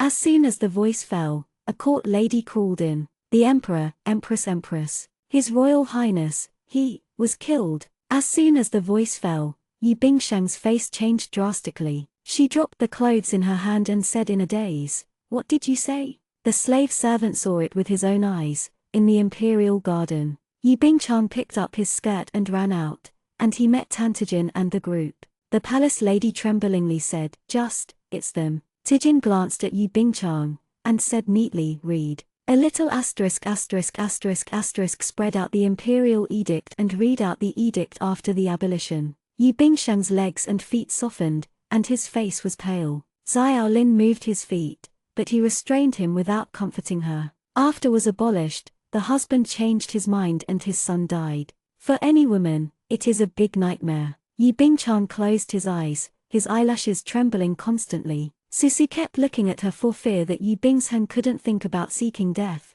but Yi Bingshang was much stronger than he thought. She took the edict, and whispered with tears, "Concubine, judge I." Susu felt strange in his heart. Seeing that Fuya died and disappeared, the sect was in danger, almost collapsed, and wanted to turn into a guardian formation to guard the sect. But Yi Bingchang received such a big blow, he was able to calmly answer the order. Is like an obedient woman, no matter what the emperor does to her, she can accept it. Suzu had never met such a submissive woman before, and she thought to herself, if her child was hurt, and nothing else, even if she died, she would blow that person's head. The red butterfly flew in front of them. Now, only the tip of the wing was not dyed red at all, and the day was about to dawn. Xiaolin lifted Yi Bingchang up, and said warmly, "Bingchang, wake up, these are all dreams, all fake." Yi Bingshang pushed him away, shook his head and said, "No, it's not a dream, it's real." Xiaorin frowned. Susu always felt that something was wrong, and turned around. "Where is Tan Taijin?" Xiaolin also saw that Tan Taijin, who had been watching not far away, had disappeared. Susu couldn't control Tan Taijin, and ran to Yi Bingshang. "You wake up, and if you don't want to leave, everyone will die here. In such a situation, why are you still willing to stay in a false dream? Just leave, everything will get better. His Highness Six is waiting for you in reality." Yi Bingchang bit his lips and said nothing. In 6 years, she was the most beloved queen of the great Xia kingdom. How could this be a dream? Husband loves her, and she has a lovely emperor. Although something happened to the little prince, but, if your majesty changes his mind, they will still have children. Yi Bingchang wavered. Susu was anxious. Seeing the last bit of white on Butterfly's body was dyed red, let alone Susu, Xiaolin's face also became heavy. Are everyone trapped in their dreams? The next moment, a black mist of wild laughter appeared behind Yi Bingshang. The time is up, the nightmare comes to collect the final fruit. Its mist just touched Yi Bingshang. A man with a pale complexion appeared behind the nightmare out of thin air. Tai Jin's hand penetrated the position of the nightmare's heart, holding a black magic pill. Susu watched, the magic core was separated, and the black energy on the nightmare rushed towards Tan Taijin. He didn't dodge, but he received it all. Taijin looked at the magic pill that had just arrived, and curled his lips. "Suzu, It turned out that he had to enter the dream, not only for his sweetheart, but also for this magic pill. No wonder he cooperated like this. It turned out to be to elicit the nightmare body. Nightmare is not an ordinary monster. Its magic core is not weak. What Tan Tai Jin wants is supreme power. He could not practice martial arts since he was a child and was humiliated. He enjoys the pleasure of killing and bullying, but his own strength is not enough. He turned out to be a cultivator since he was still a mortal. If someone tells him that you die, the seal will be released, and he will die without hesitation. Susu, the whole person is not very good. She reacted quickly and rushed over. Give it to me. Tijin looked at her coldly. This time he had taken precautions, stepped back, and the dream shattered. The last lingering light of Suzu was that he swallowed that magic pill without hesitation. She was so angry that she wanted to beat the wall, but he still ate her. Let's eat it. Eat it. Spit it out for me. Hello. The nightmare died, and the black mist raged. Susu couldn't reach him and was ejected into a dream. In the woods, the sky is bright. The branches were split by Susu's lei talisman last night, and there was a smell of burnt in the air. Susu got up from the ground and saw Tan Tai Jin, who had fainted on the other side. She touched her back and left the body of Adzuki Bean.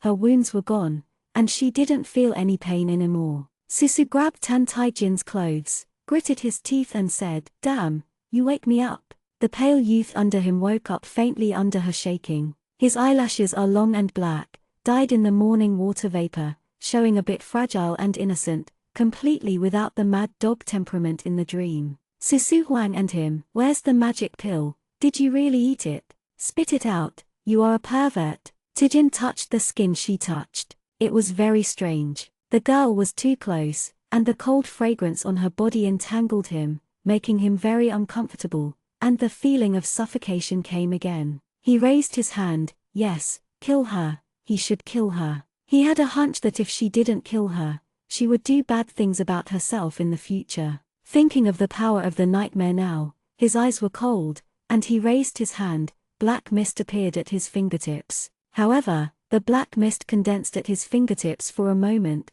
Before it formed, it dissipated in an instant. Susu naturally saw this scene. Tai Jin's face became stiff. How could this be? He obviously swallowed the power of nightmare. How could he still be a useless waste? Susu is also stunned. Whether it is cultivating immortals or cultivating demons, they can indeed take away the power of others and turn them into their own power. Even though this method is advancing rapidly, it is a crooked way, and few people would choose it, because it would be condemned by the heavens when crossing the catastrophe. Cause and effect cycle, endless. Only crazy magic repairs will embark on this path at any cost and not afraid of cause and effect. Susu was originally afraid that he would have swallowed the nightmare's magic pill and become as unscrupulous as in his dream, but the black mist was in his hands and had not yet condensed, so he died. Susu looked at the gloomy eyes of the young man under him, and suddenly wanted to laugh. This evil bones in his body, even though he is born with supreme power, but this power is sealed. The unawakened demon god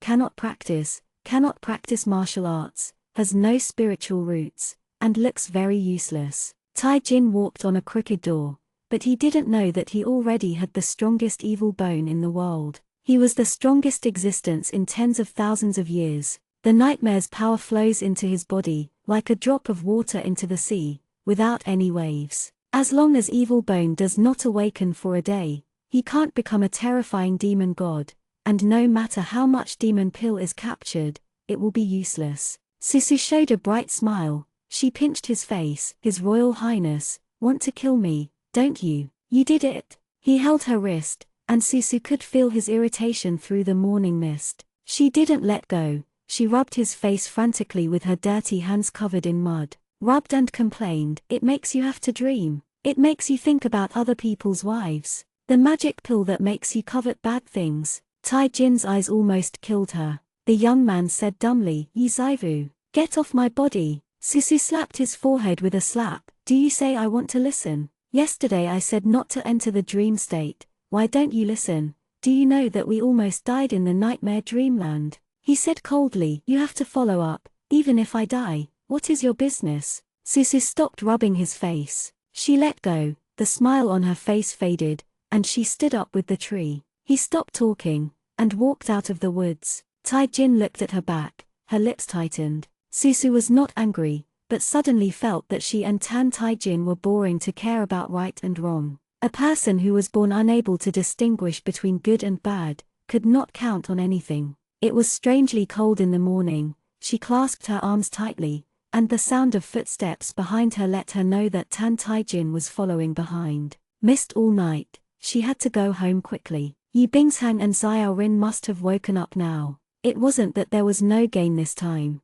At any rate, I saw Tan Tai-jin's past, and I also knew that he couldn't take away his power. Tai-jin walked behind Susu, in a terrible mood. This incompetent body gave him the urge to destroy everything. The sun is rising, and the girl in front is wearing a golden skirt. The sun shines on the gold thread of her skirt, shining brightly. She hugged her arms. It seemed a bit cold. The waist is slender, and the ink hair is still awkwardly stained with grass blades. He stared at her, but she never looked back at him. He raised his hand inexplicably and touched his soiled face, his eyes dark. Wait for him to find a few magic pills, or elixir. He must let her disappear. Asterisk. Before returning to the house, Susu saw a familiar figure on the street. The white-clothed man lowered his head and walked in a hurry. Yi Chufeng, why is he outside? Susu suddenly remembered the words of the little beggar some time ago. The second son goes out early in the morning in a house,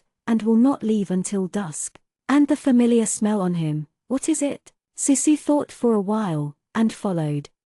Chapter 20 Cinnabar. Susu followed Yi Chufeng to a quiet courtyard. As the little beggar said, there were beautiful red plums in the courtyard, and the branches protruded out of the mansion and extended to the outside, looking very elegant. Yi Chufeng saw the courtyard, speeded up his pace, and closed the door. Susu sniffed. She seemed to smell the rumorous smell again. The door was closed. She looked around the courtyard, rolled up her sleeves, and climbed up. When she was sitting on the wall, she saw Tan Tai-jin looking at her. Susu then thought of him. What are you doing with me? Tai-jin looked at the courtyard with a pair of dark pupils, and did not speak. Susu followed his gaze and looked at him. Could it be that this yard, is there any evil thing that Tan Tai-jin covets? She glanced at him. I warn you not to come over. The matter of the night demon, she almost confessed there in her life, and the wave was not smoothed, and she would have a big head in case Tan Tai-jin had to do something.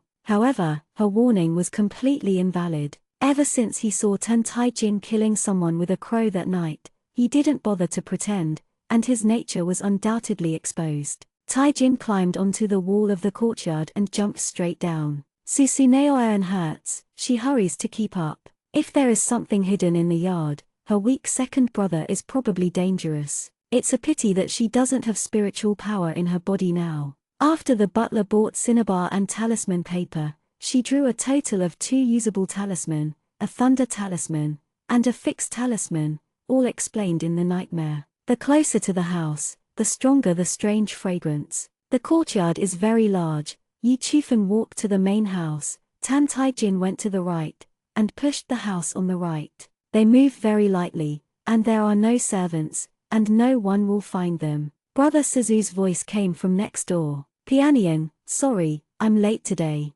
Another charming voice smiled and said, it's okay. Did something happen at the house? Yi Chufeng, I met my eldest brother when I was out of the house, and he talked to me for a while. What did your eldest brother say to you? The woman Jiao Didi asked, let you study hard, or follow him to practice martial arts. Is it possible that the only big things in this world are military generals and bookworms? Naturally not. Yi Chufeng's voice was helpless. It's just that the imperial examination is about to begin. My eldest brother told me a few words. The woman said unhappily, you have an exam, won't you stop coming to see me? Yi Chufeng shook his head quickly. Naturally not. You are the most important thing. If you don't like it, I won't take the exam. The woman laughed like a crisp bell. You are such a fool. Susu Juomo, her second brother, is very literate, and he is indeed very accomplished in his studies. For this reason, Yi Chufeng is often targeted by Yi Jaeyun, who is incapable of writing.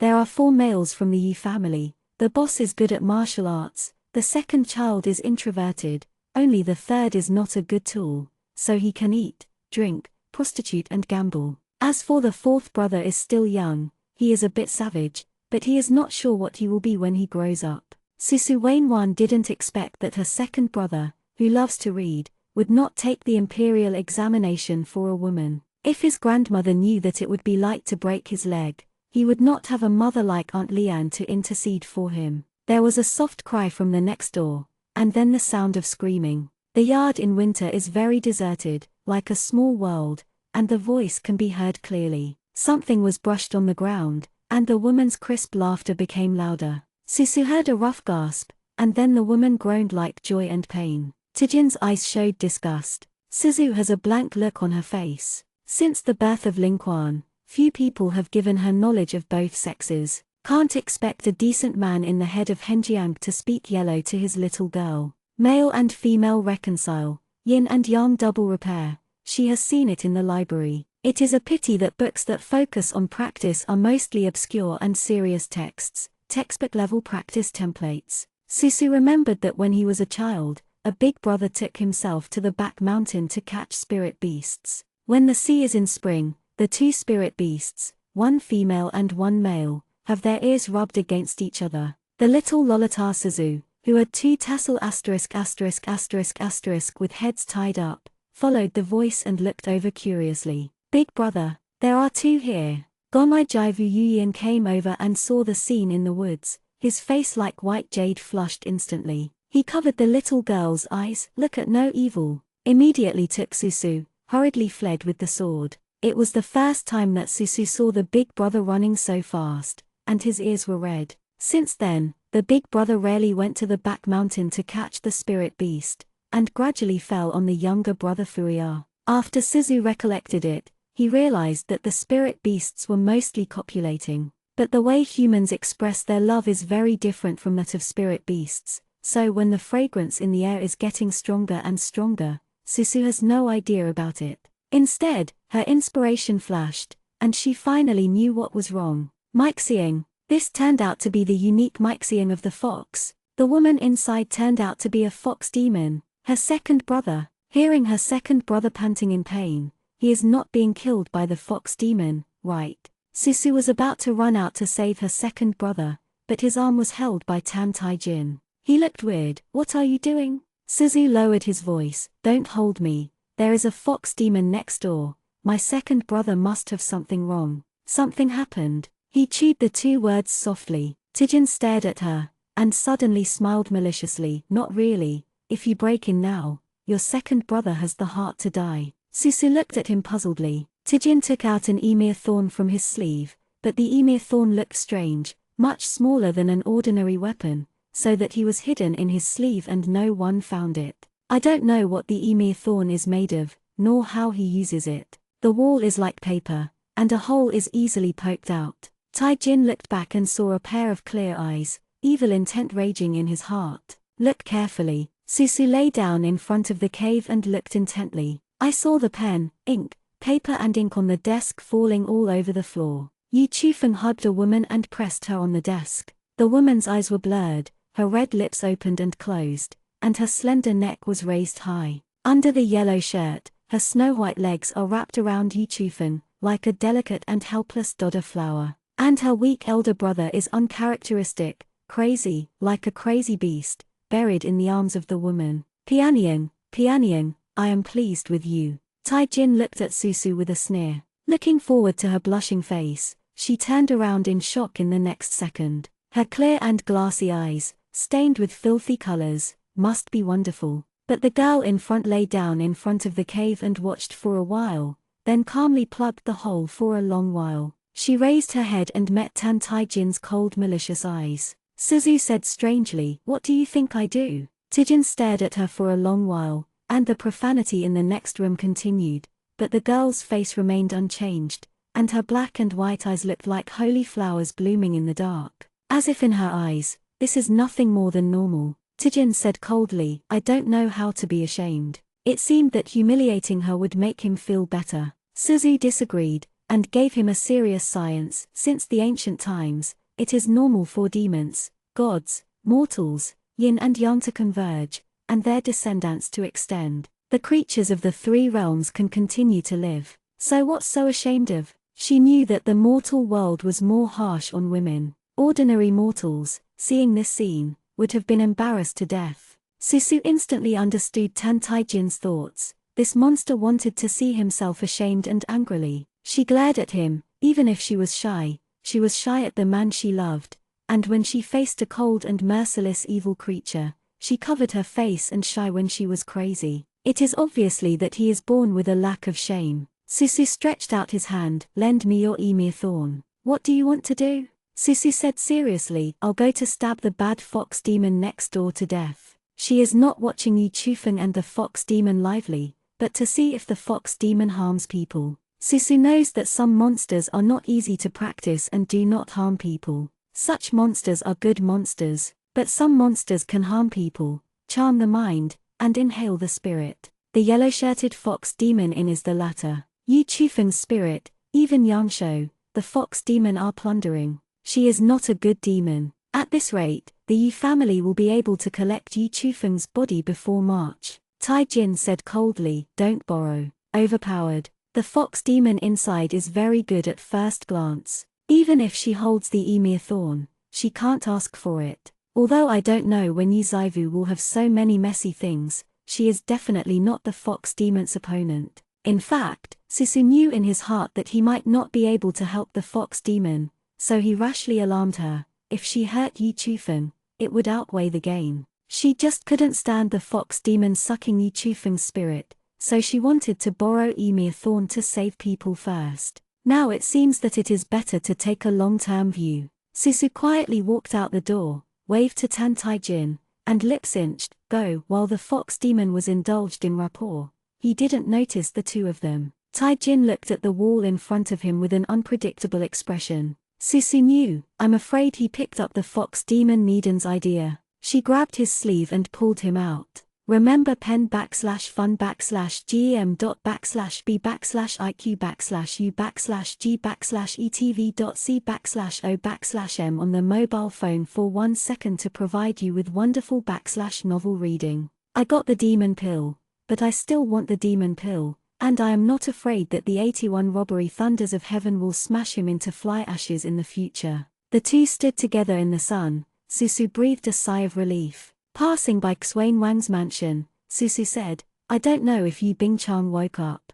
Taijin looked at the plaque, and the dark pupil was extremely focused. Susu felt that he was really special to Yu Bingchang. If Yu Bingchang were allowed to influence him when he was a child, maybe he would not become a demon ***** later. However, a mortal has a short lifespan of several decades. His body is old and dying, and the evil bones are still something that penetrates into the soul. He will repeat the fate of the lone star of the gods, and in the next life, he will still wake up. So it is the most reliable to extract the evil bone. Suzu suddenly asked, does she know you like her? Taijin lowered his eyes, and at Shang Suzu's curious eyes, he pursed his lips. I don't know. Suzu asked, do you have to want her? He didn't answer, but the black pupil was cold, and Susu understood the answer. There is no secular concept in his heart, nor right or wrong, not to mention that Yu Bingchang is already married to Xiao Rin. Even if Yu Bingchang's children are running all over the floor, Tan Taijin still doesn't have that concept in his heart. Like when he was a child, he asked Lannan in doubt, what is shame? The more he grows up, the more he will pretend, and follow others to learn his facial expressions. However, in his soul, he is still a selfish and indifferent young demon god. It is useless to reason with him. He even subconsciously believes that Yu Bingchang belongs to him, and even if he is placed in the Xuan Wang mansion, it is only foster care. Once he has the ability, he will get his things back. Susu blocked his sight of Wang Xuan's mansion, and said every word, no. She told him plainly, you know, you really want to be with her.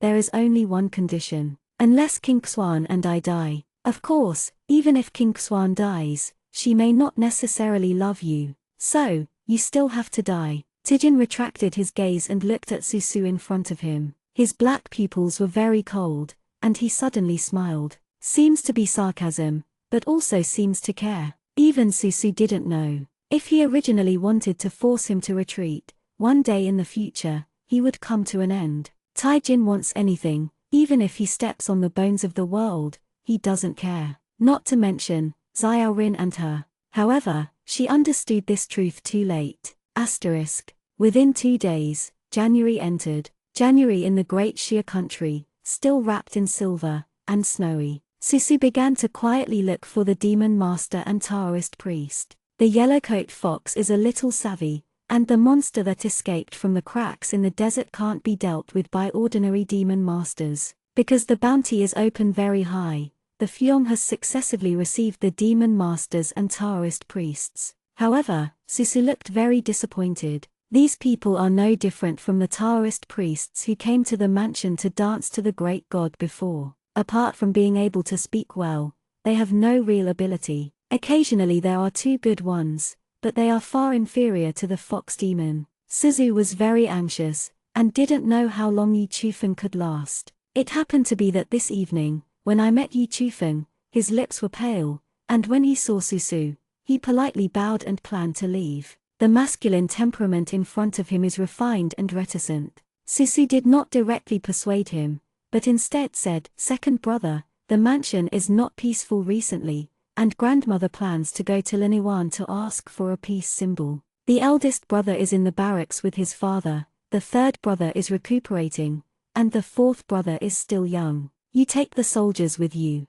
Yi Chufeng was stunned, surprised in his heart. Just because he was in Yi Mansion, he had no sense of existence, no matter good or bad, he had nothing to do with him. How could Mrs. Yi think of him this time? Thinking of the girl in the courtyard, Yi Chufeng felt very embarrassed. That charming girl, she will lose her temper if he goes a little bit late. If she accompanies her grandmother to the Taoist temple, she doesn't know how long it will take. Suzu didn't lie either. Mrs. Yi was indeed worried about the monsters coming to life. Yi Xiao was brave on the battlefield, but the power of demons, no matter how brave mortals, couldn't resist. So she planned to go to Taoist temple to seek talisman. Susu just begged the old lady to add Yi Chufeng to the people accompanying her. The old lady ordered that Yi Chufeng had to leave. I can drag it for a day, Susu thought, somehow wait for her to find a reliable demon eliminator. Otherwise, there is no countermeasure yet,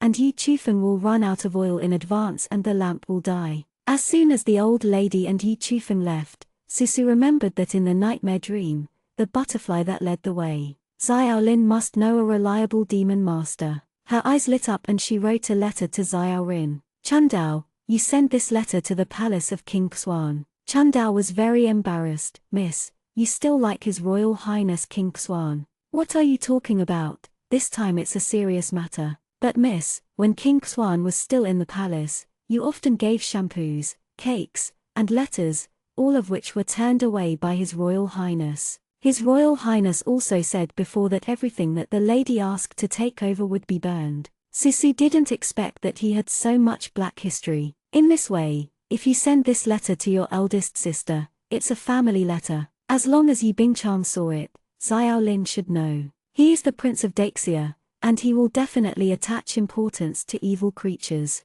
This Spring Dao received the letter, and solemnly nodded his head. "Don't worry, miss. The slave and maid must be delivered." Susabai is bored, so he just draws symbols. There are a lot of things to be encountered in the future, and some can be prepared. Last time in the nightmare's dream, thanks to that piece of talisman paper, Susu once again understood the importance of having the power to protect yourself. The butler did not find many cinnabar and talisman papers. Susu did not dare to waste it, put up a spirit-inducing formation, dipped the cinnabar with a brush, and began to draw talisman. Insufficient spiritual power. She failed again and again, cinnabar fell, and the talisman burned spontaneously without wind. She is not discouraged, and she does not fall for failure, repeating the action of drawing symbols. Noting that a line of sight fell on him, Susu turned his head and saw Tan Tai Jin, the white snow behind him, and the boy's eyebrows were cold. I don't know how long he looked at him there. In the past few days, Susu rarely saw him, and he didn't know what bad things he had done again. She also has things to be busy with, such as the fox demon, such as trying to get in touch with the tortoise guarding the desert. After he appeared, Susu smelled the faint blood in the air. She was not very happy, but she also knew that it was difficult to stop. Susu thought for a while, and simply said, "Do you want to learn painting symbols?" Tan Taijin frowned upon hearing the words. Susu counted in his heart, and as expected, when he counted to 5, he walked over. The dream state last time made Susu know a lot about him. He has no compassion and feelings, but he likes strength and killing. He would raise his face and seriously ask Lannan many questions. The little monster at that time can even be called humbly. Later, Lannan didn't want him, and he didn't know how he learned to pretend and show weakness. The two sat opposite each other,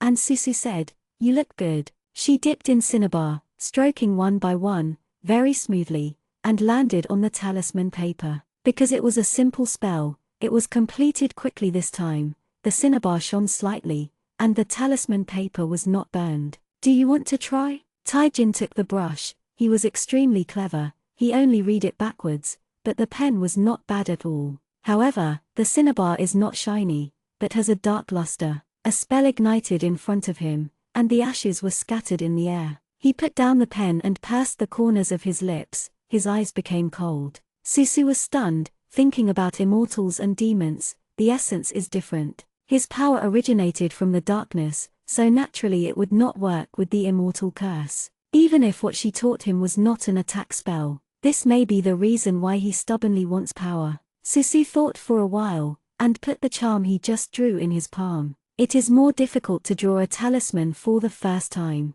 but you can also use the talisman. Would you like to try it? Taijin looked at the charm in his palm, and then looked at the smiling girl in front of him.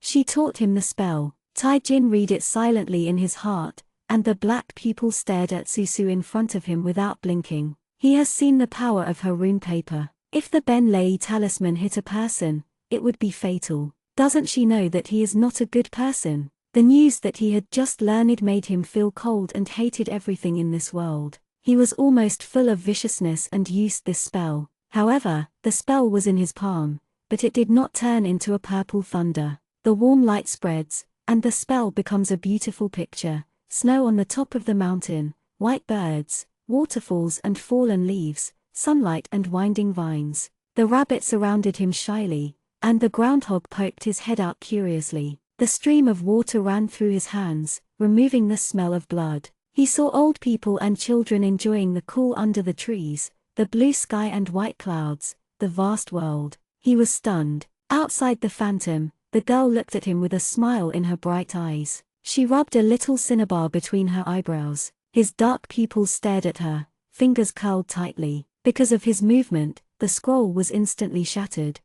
Chapter 21, Loved. Suzu asked, "Does it look good?" This little spell was when she was a child, yearning for the outside world, and the leader used it to coax her, so that she could easily see the beauty of the growth of all things, so as to avoid naughty running outside the sect. Originally, there was no need to use spells as a medium, but Susu now has no spiritual power, so he has to rely on external objects to assist him in everything. Taijin did not say a word. He frowned and glanced at her coldly. He stopped learning the talisman and just got up and walked out. Waiting for his back to disappear in the heavy snow, Susu whispered, inexplicable, "Taijin, don't learn it, he is gone." She can draw offensive spells, drew dozens of symbols, and barely made 2 or 3. Suzu received the spell, and Chundao came back. The little girl's eyes were bright. "Miss, the servant girl has already handed the letter to the lady." Susu nodded. "Now I'm waiting for the response from His Royal Highness King Xuan. Yi Bingshang opened Susu's letter. Maid Xiaohui said, "Manny, it is shameless that the third lady even sent things to the house. Your body hasn't been raised yet. Give this thing to the maidservant." The maidservant burn it. Yi Bingchang shook his head. "The business," the third sister said in the letter. "Xiaohui, on business." The third lady tells a lot of lies. According to the maidservant, she must be looking for a chance to see the prince from the beginning. You must not believe her. But, what if it's true? Xiaohui hates that iron can't make steel. How can you put your mind on business in the manner of Miss Third? The prince is not deceived by her, so she wants to start from you. Yi Bingshang's face was pale, and he coughed while covering his lips. Since she left Nightmare Dreamland last time, her body has not been very good. Xiao Rin felt sorry for her, and specially invited an imperial doctor from the palace to treat her. Her slender jade fingers cover her lips, and her eyebrows are slightly frowned, which adds a bit of sickly beauty. Yi Bingchan lowered his eyelashes. In any case, this letter has to be given to the prince, otherwise it will be mine. Xiaohui, you can send the letter from the third girl to the prince. Xiaohui reluctantly took the letter, her eyes brightened just as she was about to say something. Yes, this is something from the third girl. As long as the prince's person says it was brought by the third girl, the letter will naturally be processed as before. It is impossible for the prince to see it. Little Hui blessed his soul and no longer disturbed the concubine, and blessed his body. The slave and maid will go now. She walked away. Yi Bingchan gently supported her chin, looked at the snow scene outside the window. A shadow of her eyelashes fell. Susu has never been able to wait for Xiao Lin's news, and tomorrow is the day when Yi Chufeng and the old lady return. If Susu wanted to do anything, he had better hurry up before Yi Chufeng returned to his home.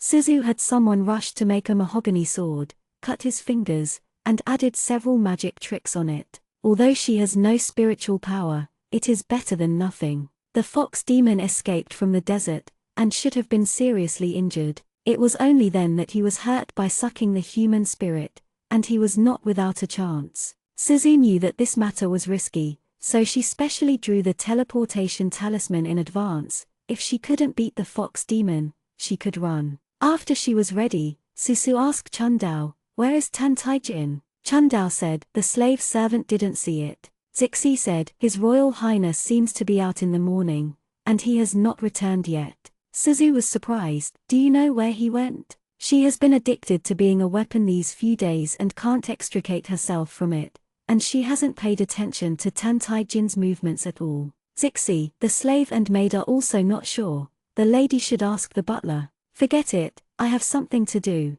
go out first. In case Tan Taijin comes back, you let the guards watch him, don't let him go out again. Even if the magic pill is swallowed by him, if Tan Taijin wants to hit the demon pill, it really makes people a headache." Susu went out alone. The noon she picked, although it was winter, the sun was shining. At this time, the monster can be restrained somewhat. Because she was fully equipped, she put on simple clothes, a peachwood sword on her back, and a mess of talisman paper in her sleeves. Some are useful, some are very tasteless. There is also a silver bell on her body that she bought from a Taoist priest. It fell on her waist and jingled. Xiao Lin was sitting on the carriage and passing by her. He barely recognized her. The girl's hair was tied high, and her body was covered with strange things. Is a face facing the sun, very vigorous, and a splendid taste is cast from the bones. Xiao Lin saw her before, and Miss San is a butterfly who wants everyone to look at her. Now Miss San has changed a lot. She is no longer constrained by skin-like clothing, but very attractive. Although she was wearing weird clothes, she had a pair of smart eyes and a beautiful face that made many princes on the street stop and look over. She didn't pay attention, she was thinking about something. Xiao Lin thought of the incident in the courtroom today. "I'm afraid Tan Taijin." Xiao Lin sighed a little bit in his heart. "Three girls," he said. Susu turned around and saw Xiao Rin on the carriage. She had no idea that she would meet him before going to deal with the fox demon. Hope arose in her heart, and she was very happy. "Lord," Xiao Lin said, "why are the three girls here?" As soon as he asked, he got to the point, and Susu quickly whispered the matter of the fox demon to him. Xiao Rin wanted to talk to her about the proton. Now that he heard the fox monster, his expression became more solemn. "Why didn't the three girls tell me before?" Xiao Rin's tone was slightly reproached.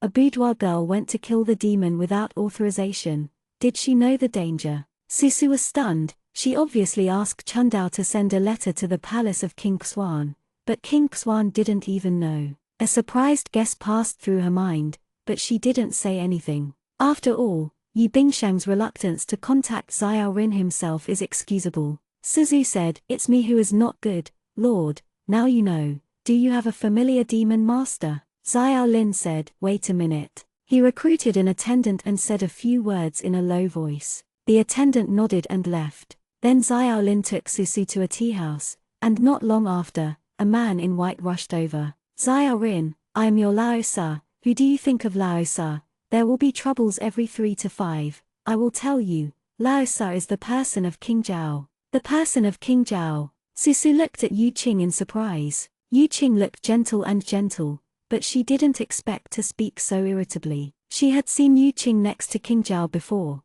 but she didn't expect this person to have a private relationship with King Xuan. Yu Qing noticed Susu slowly, her face stiffened. Xiao Rin poured him a cup of tea, as if he hadn't heard what he had just cursed at himself, and said gently, "Brother, please sit down. Let the three girls tell you about the situation." Susu stubbornly repeated the fox demon thing. Yu Qing raised her eyebrows. Fox demon? The kind of spirit in books? It is said that although he learned to eliminate monsters, before that, all the monsters in the world were sealed under the abyss, so Yu Qing was equivalent to learning air. The last time he invaded the nightmare's dream, it was the first time that Yu Qing had fought against a real monster. Xiao Rin, can you deal with it? Is it okay? I have to try it before I know. Wait a few days for me to go back and prepare. Susu quickly said, no. Yu Chufeng will be back tomorrow. If the fox demon takes the lead, her second brother will be gone.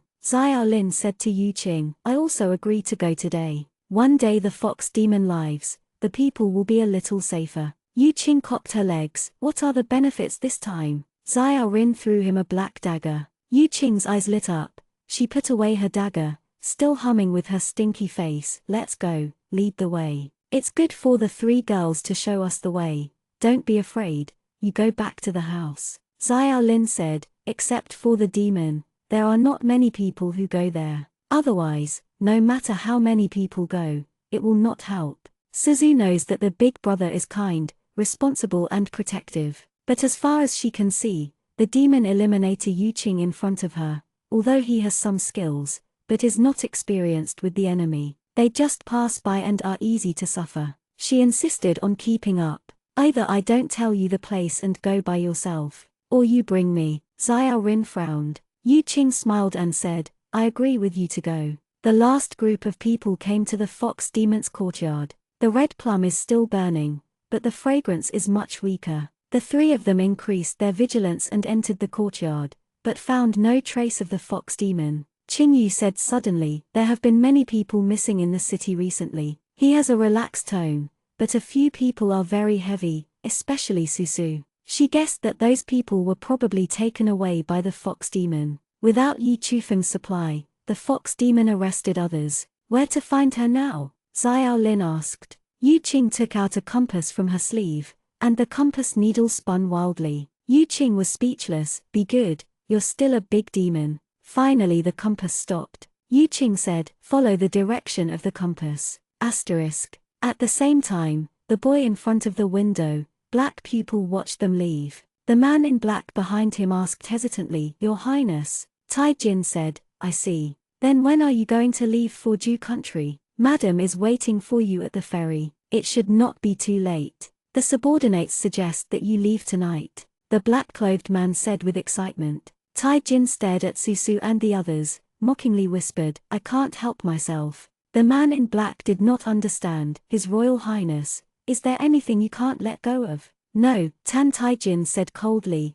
I'll leave tonight. The man in black was very happy. The subordinates have spent 14 years, and finally waited for your highness. Tai Jin also bends his lips. The scorching sun is sky. It is rare to have such good weather in winter. It's a pity that the people of Xia have had a good life these few days. I don't know if the blood of God of War Yu Xiao is hotter than ordinary people. What does it feel like splashing on your face? He put his finger on his forehead and laughed lowly. Contempt on his face, but self-disgusted. Asterisk. Susu felt that it was indeed convenient to bring a demon master. If you come here alone, you really won't find the fox demon. At this time, the three of them squatted outside the bamboo forest holding their breath. In an exquisite bamboo house, bursts of fragrance came. Suzu reminded in a low voice, it's Mixing, take less. The fox demon's Mixing *****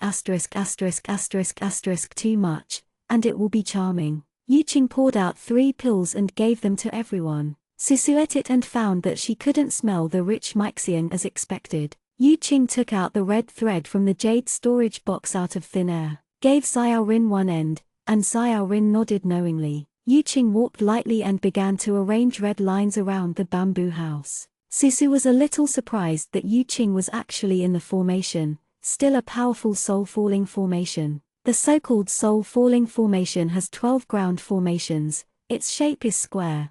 The cloud dominates its four corners. It is difficult to fight against the enemy. Its body is unpredictable. Its use is endless. It is independent, and it is worthy of the sun. 1. Yu Qing is calculated in steps, and the arrangement is extremely accurate. Susu didn't expect that 500 years ago, Yu Qing didn't worship the immortal gate, so he would have this formation. It's a pity that they don't have enough people. There are 3 in total, and they can't dominate the 4 corners. Yu Qing walked back and let Susu hold the other thread. He stepped into the formation by himself, pinching his hands, and several silver small swords appeared behind him in the air. Exit. Xiaojian quickly moved towards the bamboo house. The next moment, the bamboo house exploded, and the girl in yellow rolled out without noticing it. She was naked, aware of the danger, and squinted at everyone. Beside her, several men are naked, with dull eyes and flushing faces.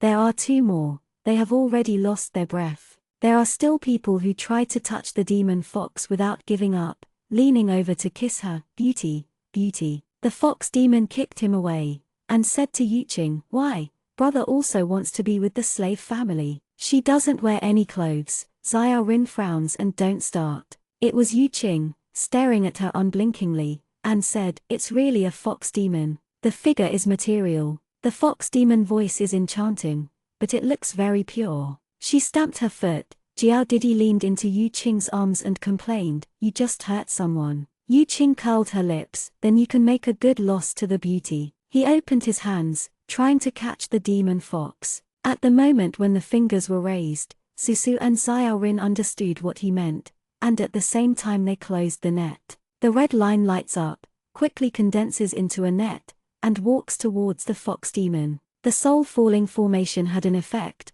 making her unable to move, and the red thread wrapped her tightly in it. The fox demon's smile disappeared, and he said coldly, "Toast and not eat or drink fine wine." Susu had a bad heart, and shouted at Yu Qing, "Quickly get out of the way." Yu Qing reacted quickly and rushed to the ground. Only behind the demon fox, 7 yellow tails were born out of thin air. I don't know when the red line broke. Susula got up. "Yu Qing, isn't your red thread bound to the demon?" Yu Qing was almost caught by the fox fairy tail, and poked a mouthful of mud. "Where did Lao Sa come from the demon binding line? That is something that only the bull noses of Xianshan have." Susu Ning choked. When she saw the 7-tailed monster fox, she was also very desperate. "How can this be done?" The demon fox looked at Susu and said, "So there is a little girl. Dare to count me, I'm angry." Her tail soared, and she drew towards a few people. Susu took Yu Qing back, avoiding the fox attack.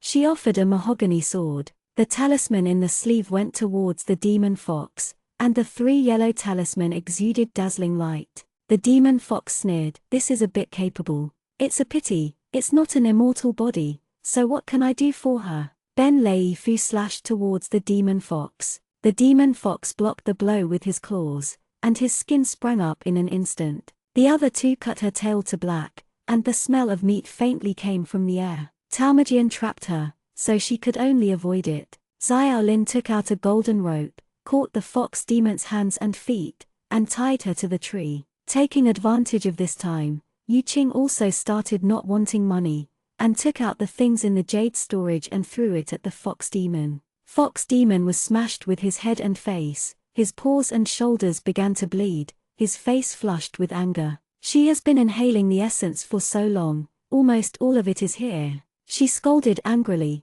broke away from the rope and rushed towards Susu. Xiao Lin drew his sword out of its sheath and met the fox demon's claws. His swordsmanship is superb. A mere mortal, he actually fought the demon fox for several rounds. Yu Qing pulled Susu crossly, wondering what to do. "Don't run away." Xiao Rin still. "He knows to run," Yu Qing said, and took the lead to escape. Suzu also knew that if it were a 4-tailed 5-tailed fox, they still had a chance to win today, and Neneo could only escape for a while. She ran after Yu Qing. Not long after, Xiao Rin also caught up. The demon fox was angered, and he didn't want to let them go, so he flew after him. At this moment, There was a swamp in front of him, and Yu Qing wanted to scold her mother. "This is too bad luck." The demon fox laughed loudly. The demon fox played with his hair. "If this is the case, the slave family can give you an interesting way to die." She raised her tail, and the three of them were knocked down the swamp by her.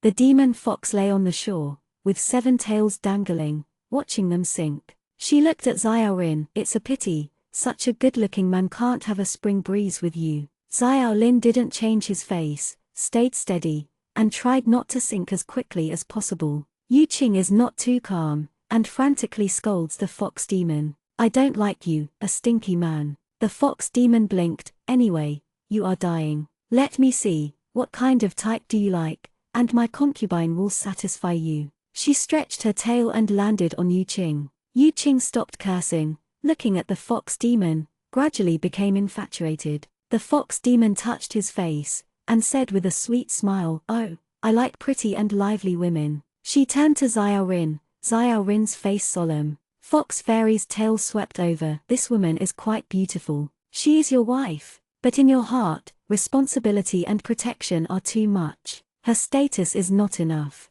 Her tail fell on Susu's cheek. A moment later, the fox demon laughed. "Interesting, funny, you don't have a sweetheart. I haven't seen such a pure person for a long time. It's a pity that you are destined to die here today." Suzu felt that she was sinking, and the swamp soon reached her chin. She gritted her teeth, trying to concentrate on using the fairy technique to protect the wind. If they succeed, the 3 of them will be alive. The fox demon was bored, and turned into Yi Bingchang to play with Xiaolin. Xiaolin's expression gradually became more gentle, and the fox demon's voice became gentle, turning into Yi Bingchang's voice. The fox demon glanced at Susu triumphantly. Susu tried to wake Xiaolin, but it was useless. Gradually, Susu felt that she was almost unable to breathe. "I knew it was a 7-tailed fox that ran out of the desert, and I wouldn't come to kill her." What big demon Yi Chufeng provoked? She moved her fingers hard. "You Fengzhi,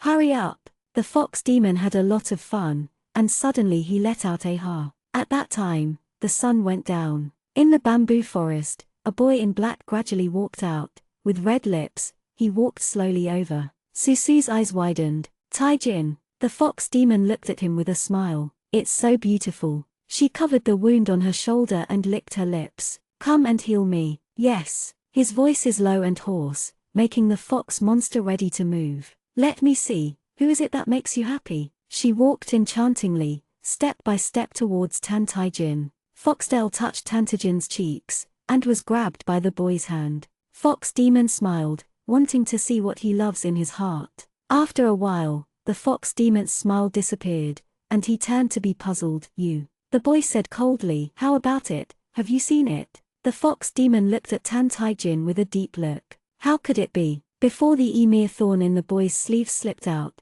the fox demon smiled and said, "I won't play with you anymore. Here, they are about to die. You will only have time to save one of the 3. There will be a time later." The fox demon must report, thinking of the purple thunder that smashed herself into the flesh. Before flying away, she smiled at Susu's lips, and a drop of blood popped into Susu's eyebrows. The boy who made her curious, let this pure white girl try the taste. The fox demon turned into a little yellow fox and disappeared into the jungle in a flash. Taijin walked towards the swamp. As the fox demon said, all 3 of them are in critical condition, and the swamp is almost overwhelming. Xiaolin and Yu Qing are stunned by the fox demon. The boy sat down against the swamp. Susu shut his breath and looked at him with beautiful eyes. Taijin had no plans to pull them at all. Susu guessed, he still wanted the fox demon inner alchemy. Perhaps, he has been following them, preparing for the praying mantis to be behind.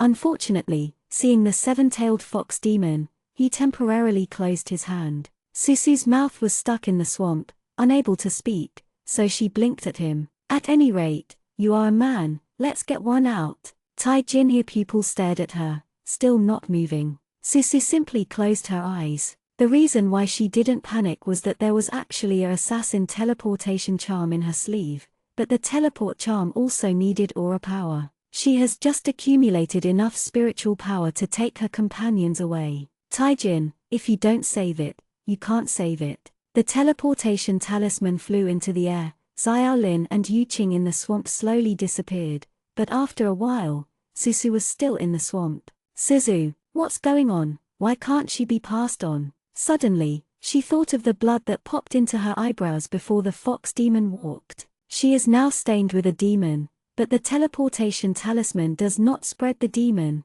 Thinking of this, Susu looked at Tan Taijin again. There is ridicule in the young boy's eyes, so that he can look at her in his spare time. Susu thought she would not beg him if she was killed, because she knew that begging would be useless, and she would wake up Guayu. There is still some backbone, unless Susu wants to die, otherwise no one can kill her. The girl did not say a word, quietly, letting the swamp engulf herself. The smile in Taijin's eyes gradually disappeared, and he was stained with a cold anger. The sun went down and it was almost dark. This is the final time limit for him to leave Xia country. Taijin looked at Susu fading coldly, turned around and left. Is really boring, sacrifice oneself to save others, rather than beg him to die. He walked a few steps, and there was a sudden noise behind him. The embarrassed girl was pushed out of the swamp by a force. She was lying on the ground, coughing constantly. Susu was very surprised. At this moment,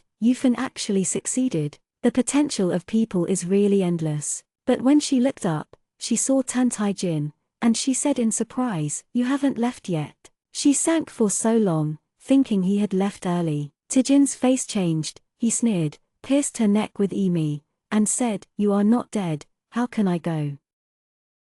Chapter 22, Confession. Susu had seen the sharpness of Emi's thorns. She raised her head to avoid skin being scratched. "I am very tired now and don't want to fight with you," Susu said. "The fox demon may come back. Are you sure you want to stay here?" After all, she wants to push away the Emi thorn. Taijin was about to say something, but when he saw Susu's eyes changed, his expression was a bit sluggish. She blinked, her eyes were originally black and white. At this moment, her pupils turned out to be a little weird purple. Taijin suddenly remembered the little blood that popped into Susu's eyebrows before the fox demon left. What the asterisk is that? He has always been alert to the unknown, and just about to stop her, he found that the Emi thorn in his hand was held by Suzu. The next moment, a dirty little face was pasted on the back of his cold hand. The light reflected by Shirayuki made Tan Taijin see her eyes clearly. Something about him is reflected in her clear eyes at this moment. Suzu looked at him intently, his eyes were gentle, joyful and pious. Taijin sneered and said, "It's disgusting to be caught in the magic. 1,000-year-old seven-tailed fox, what blood can be? I want to know." Taijin didn't want to be with Susu Hue. Since she was awake, it was almost impossible to kill her. It's already night. Since he can't get the fox demon's demon pill, he should leave as soon as possible, and it will be too late if he doesn't leave. As for Suzu, what will happen to her is completely out of his consideration. He just got up, the Emi thorn in his hand was snatched by the girl. The next moment, Susu threw him to the ground. The girl pressed his shoulder, her light purple pupils smiled. She backhanded against him with the Emi thorn, and whispered in his ear, "Tan Taijin, you are so weak. Or are you defenseless against me?" Taijin said, "You are looking for death." His black pupils are deep. A small piebald snake appeared behind her. Tan Taijin sneered. The little snake silently rushed towards Susu. Taijin looked at him coldly. "Since he is not sober, then go to death." There was a happy smile at the corner of his lips. No matter who it was, when he was dying and frightened, he would be ugly, and she was no exception. Susu didn't seem to notice the poisonous snake behind her. She held the young man's shoulder, her purple eyes filled with a deep smile. In his indifferent gaze, she caught his cheek unexpectedly and bowed her head. When his face was touched softly, Tan Taijin hadn't had time to curb the malice in his expression. The little snake behind Suzu froze suddenly, and no one controlled it. It fell from the branches in an embarrassing manner. It didn't understand why the hibernating self appeared here and ran to the cave like an escape. Susu lay on Tan Taijin's chest and suddenly laughed. She laughed crisply, making the bamboo forest seem to warm up on a winter night in January. Taijin's face was extremely ugly. The murderous intent was raging in his eyes. She suddenly hugged his neck tightly, and she curled up in his arms. "It doesn't matter if you are weak. I will protect you in the future. Go." He pinched the back of her neck, wishing to choke her to death. The purple eyes of the girl are shining brightly, and it is obviously a strange color. When it reaches her face, it is not evil, on the contrary, it is a little more beautiful. Suzu's chin rested on his shoulder. The voice is soft and gentle, and the winter night is quiet. If you listen carefully, you can still hear a bit of shame. Don't get out, I like you. Shut up. Tan Tai-jin almost pressed his lips into a straight line, and his men tried to tear her off his body. He has never had so many words to curse someone in his heart: lustful and shameless, self-willing, cheap, obscene and dirty. She is as dirty as the fox demon. Just a drop of blood, it becomes like this. Susu's neck was about to be cut off by him. She reluctantly raised her head, a little helpless. But she couldn't help but want to laugh. Both of them are now covered with mud on the swamp. She put her hands on Tan Tai-cinder's chest, panting slightly, and complained, "Hey, you pinch again, I'm really dead." The hand on her neck paused, and she saw a sneer at the corner of Tan Tai-jin's mouth. Suzu's hand, gently placed on his face, where she kissed. "Tan Tai-jin, don't like you Bing's hang, you like me." She laughed, a little embarrassed, but the little girl mustered up the courage and blushed and said, "She doesn't love you, it's all someone else's, my wife. I will love you very much. I will not let you suffer or let people bully you in the future. I will give you many children. Are you okay?" The next moment, she was lifted from her body by the boy. His lips are pale, and he doesn't know if he is angry or hateful. "You dream." Susu rubbed his painful elbow. Holding her heart, she felt that this sudden love was too surging, and she couldn't help it. She seems to have never liked a person like this before, like moths into the fire, wanting to approach him. However, she hasn't passed yet, and a few icy arrows fell at her feet. Susu's instinct for danger is still there, so he quickly stepped back and fell to the snow. I saw in the bamboo forest, several black-clothed shadows appeared one after another. They knelt in front of Tan Tai-jin. "Your Royal Highness, it's too late to come down." The person headed by glanced at Susu. "Are you going to kill?" Tai-jin looked at Susu coldly. The girl was blank, looking at him with a little grievance. Angrily in his heart, he simply said, "Take it away." The man in black was surprised. "His Royal Highness, how could they bring a strange girl away with them when they returned to Jew?" Tai-jin coldly curled his lips and said, "She is Yu Xiao's only prostitute. Take it with you, if necessary, kill her to frighten Yu Xiao. His Royal Highness is wise. 2 fists are hard to beat with 4 hands. These black-clothed men have high martial arts skills," and Susu was quickly tied up. The fox fairy blood dissipated, the light purple in her eyes faded a little, and finally she fainted. Waiting for the group of people to disappear into the jungle, the yellow fox demon stepped out. It licked its paws and said, "It's really interesting. The drop of its essence and blood will make people truly believe that the person in front of you is a beloved one, and it also has the effect of licentiousness." However, the girl turned out to be only kissing Tan Tai-jin, and she confessed with joy and said that she wanted to protect him. Such a simple and fierce love, for any person, even if it is a temporary illusion, I am afraid it will be heart-shaped. It's a pity, she is facing the boy in black. Asterisk. Yu Bingshang saw Xiaorin falling in the courtyard, and hurriedly ran over and said, "Master, what's the matter with you?" Xiaolin opened his eyes. There was a slight noise in the air, and Xiaolin raised his hand to protect Yu Bingchang behind him. The next moment, Yu Qing fell from the air. Yu Qing slammed it strictly and woke up in pain. He said, "My waist."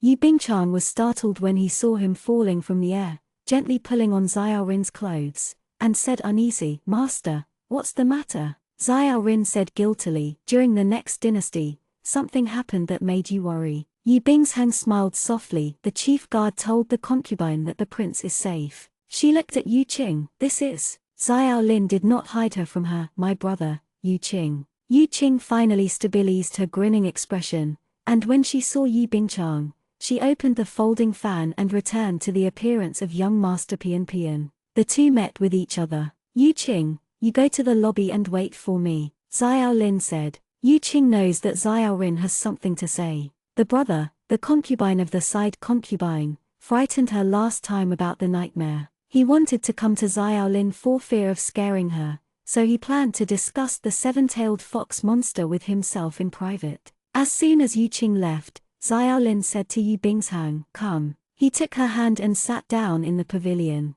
The sky turned dark blue, and the lantern in the mansion was still on. Xiao Lin took out a brocade box from his arms and said gently, "Open it and take a look." Yu Bingchang opened, and a small and cute little wooden bird jumped out of the brocade box, but the little wooden bird fluttered its wings and flew. Sing while flying. Yu Bingchang was stunned and looked at Xiao Lin in surprise. Xiao Rin's appearance and temperament are like an immortal. It is really hard to imagine that he would have such a mind, specifically to please her. Xiao Lin coughed and said, "I saw 9 sisters in the palace a few days ago with these exquisite gadgets. She said that girls like them, so I also found one. Do you like it?" Yu Bingsheng smiled and nodded. Xiao Lin said, "Sorry, I married you and rarely stay with you. The prince's mind, the concubine body understands." Yu Bingsheng whispered, "The concubine body doesn't need much, and he can stay with the prince enough. She is married to the husband of Wen Dao and Wu Lu,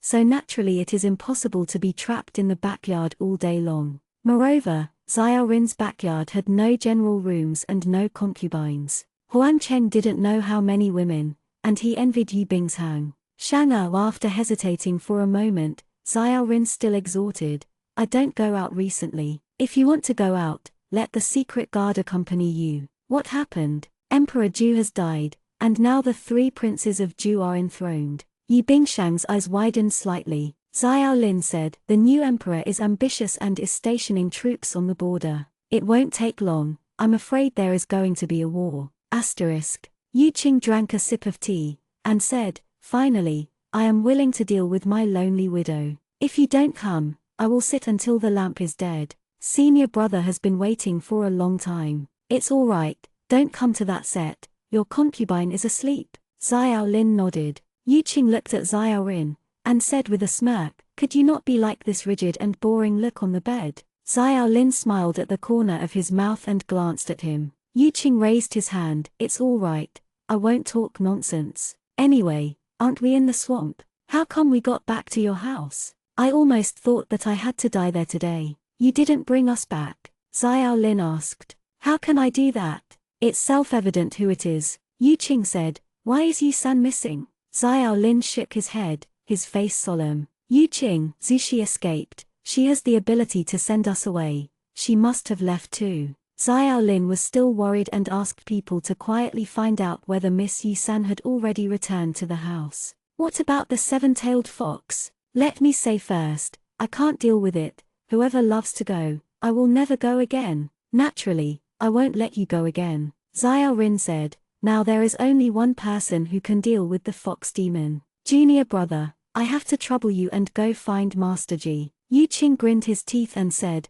"Old man Ji is now in hiding. Where can I find it?" Xiao Lin took a sip of tea and smiled gently. "But, doesn't junior sister Rong like you? She can always lead you to find her father." Yu Qing chuckled, "I won't go to see that little pepper." After finally getting away, he ran to the imperial city to be the doorman for the brothers' rival prince. There was so much arrogance that he didn't want to run all over the mountain with wild girls to catch pheasants. Xiao Lin raised his eyebrows, and no longer forced him. Junior brother's problem, junior sister Rong would just be fine. 2 meals will not work, but a few more meals will always be better. Qingyu said, "Is there really going to be a war?" Xiao Lin nodded. "The new emperor of Ju state is bold. But isn't Tan Taijin still being hostage to our country? The new emperor is not afraid that we will kill his brother. The emperor's family is ruthless," Xiao Rin said. "Also, I heard that Ju's prince and princess will all be killed by the new emperor. Father, the emperor has sent someone to capture the proton today." Yu Qing cocked her legs, remembering the young man who almost got under Zhao Wang's crotch, and said, "This man is very miserable, and he has no ability. Zhao Wang hates him terribly, and it is estimated that the head will be cut off in the future." Zhao Wang, "I want to do it myself." "No, the father did not find him." Xiao Lin said solemnly, "Junior, you can't underestimate the enemy. Tan Taijin is a ruthless character." "You mean, he ran away ahead of time?" Yu Qing looked weird, like a ghost. The news from Jugyo didn't come until today, but the news from Tan Taijin was even faster than them. Xiao Lin nodded. "I wanted to talk to Susu today, but I didn't expect it to be too late. She knew the news, but she didn't know how she felt. Can he go to Shia country? A proton who grew up in Lengong, where does he come from? Xiao Lin said, I don't know either. So, this is where that person is terrible.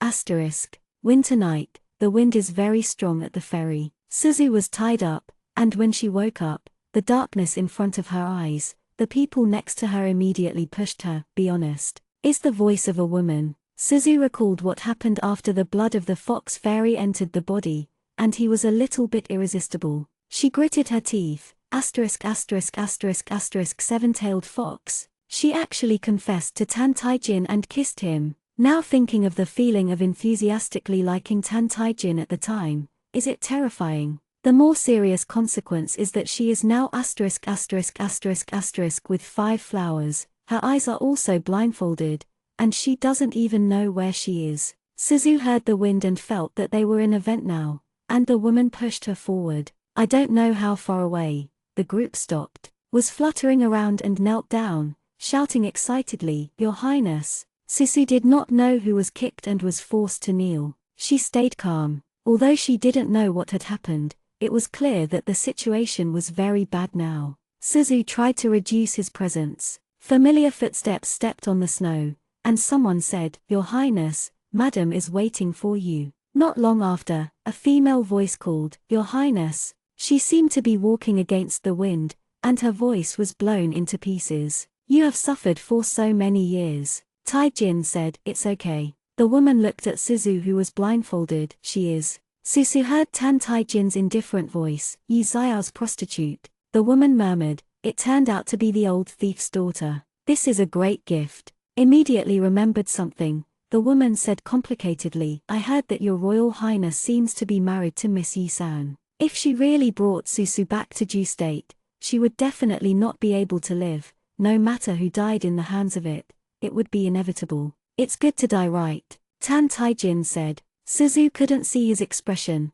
only felt that his voice was colder than the wind in the winter night. She sighed, fortunately the blood of the fox fairy, but for a while, if she really liked him, she wouldn't know how sad it would be. She is still calm, analyzing her situation. So many people respectfully shouted His Royal Highness Tantijin, they must not belong to Shia country. Could it be? They belong to Jew country. What do the people of Jugyo want to do? Soon, Suzu was taken aboard, her heart sank and she understood. Tijin is probably going to return to Jew. He wants to return. As the daughter of an enemy general, she can't go. Also, who is that steady female voice? His Royal Highness, where is Miss Yi-san locked up? Taijin paused, and looked back at Suzu. The skin of the girl's cheeks is porcelain white, and a black ribbon on her eyes makes her calm. Her lips are ruddy, she doesn't look terrified, she is really annoying every way she looks. He sat in a chair and looked at her coldly for a few seconds. Subordinates saw Tan Taijin not speaking for a while, and had to ask again. His Royal Highness, third miss, whatever. He spoke up boredly, ask me what I do. Suzu realized that the boat was about to leave, and before being pulled away, he said, Tan Taijin, what I said earlier, don't take it seriously, I don't know what's wrong with me. He looked cold and didn't say a word. Suzu didn't hear him talking, and said to her heart that she thought too much, knowing that the fox demon is good at charming the mind, and he shouldn't care. The moment that I crossed the threshold, Tijin suddenly said in a cold voice, throw her into the warehouse, the dirtiest, coldest, and most smelly one. Suzu.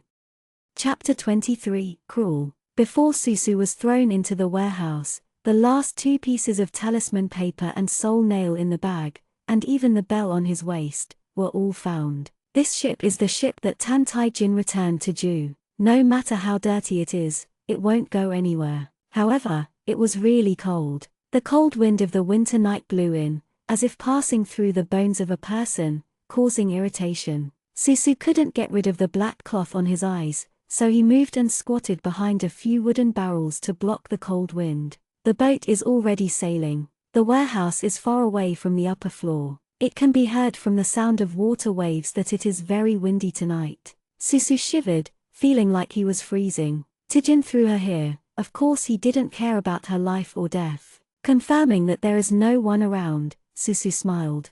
Heavy fire, burn. The last piece of talisman paper floated out of her neckline. Fortunately, no one searched it here. Was lit up around, and instantly warmed up. A cluster of fire surrounded Susu, flew around her a few times, and finally burned the rope that bound her hands and feet. Susu breathed a sigh of relief. This is the advantage of preparing more for going out. It's better to rely on the sky and the earth than on yourself. She brought her frozen hand close to the fire, and soon her fingers became flexible and soft. Susu took a sigh of relief and stood up to pat the mud on his body. It is naturally impossible for her to go to Ju Kingdom with Tantai Jin, but it is good for her to go to the desert at this time. Miss Yu San's identity can't go far, so now it's a good opportunity. Suzu intends to go out to investigate and find a chance to disembark. Unexpectedly, she walked to the door, and there was the sound of footsteps outside. Susu hurriedly returned to the place,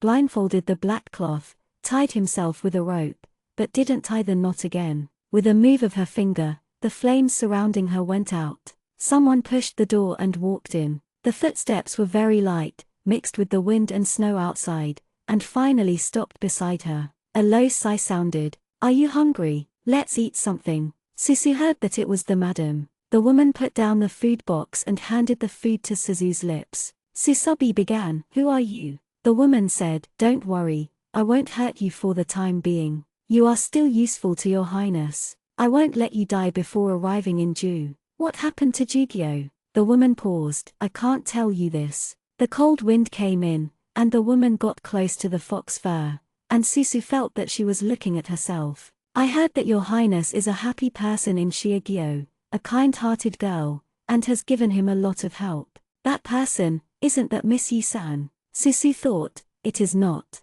The original owner never looked good at Tantai-jin. The person in front of him seemed to understand the concern about Tantai-jin. Seeing that Susu did not speak, the woman gave a stern look. "Although you are the wife of your highness, you insult and trample on your highness. Even if you are not Yuzao's daughter, you can't escape death. Are you grieving injustice for him?" Susu said, "I am so vicious, of course I am not as good as your lover. If you want to see me regret it, there is a high probability that it is impossible. If the lady is not willing, tell me the situation of Daixia and Jugyo. Madam, please go back." Susu smiled. "I have no appetite for food. You have seen this lady. I am so dirty and the warehouse is still cold. If you really sympathize with me and fear that I will die, you might as well find me some thick clothes. Come here." Seeing that she was so stubborn, the other party had no intention of repentance, and said unpleasantly, "It really is Yuzao's daughter. Since your royal highness let you stay here, you can make atonement." She got up and left. Suzu waited for her to leave, threw away the rope and black cloth, and packed some food in food boxes on the ground, which looked pretty good. Even though Suzu was hungry, he didn't dare to eat what they brought. "It's a pity, I didn't see who this madam was." Suzu covered his belly and flattened his mouth. The other party didn't know what he was here for. So let's see what kind of vicious woman Tantai-jin was forced to marry in Daixia. Or simply ridicule yourself and let yourself confess the abuse of Tantai-jin. Regardless of why, Suzu won't buy it. She walked out of the warehouse lightly, slouching herself, observing the situation. Suzu was very careful when he acted. She could see that although there were not many people in Tantai-jin, they had a high martial arts skill and could reach a top 10. Even the little maidservant, who seems to have a very light pace, is obviously capable of martial arts. Suzu did not dare to go to the upper floor,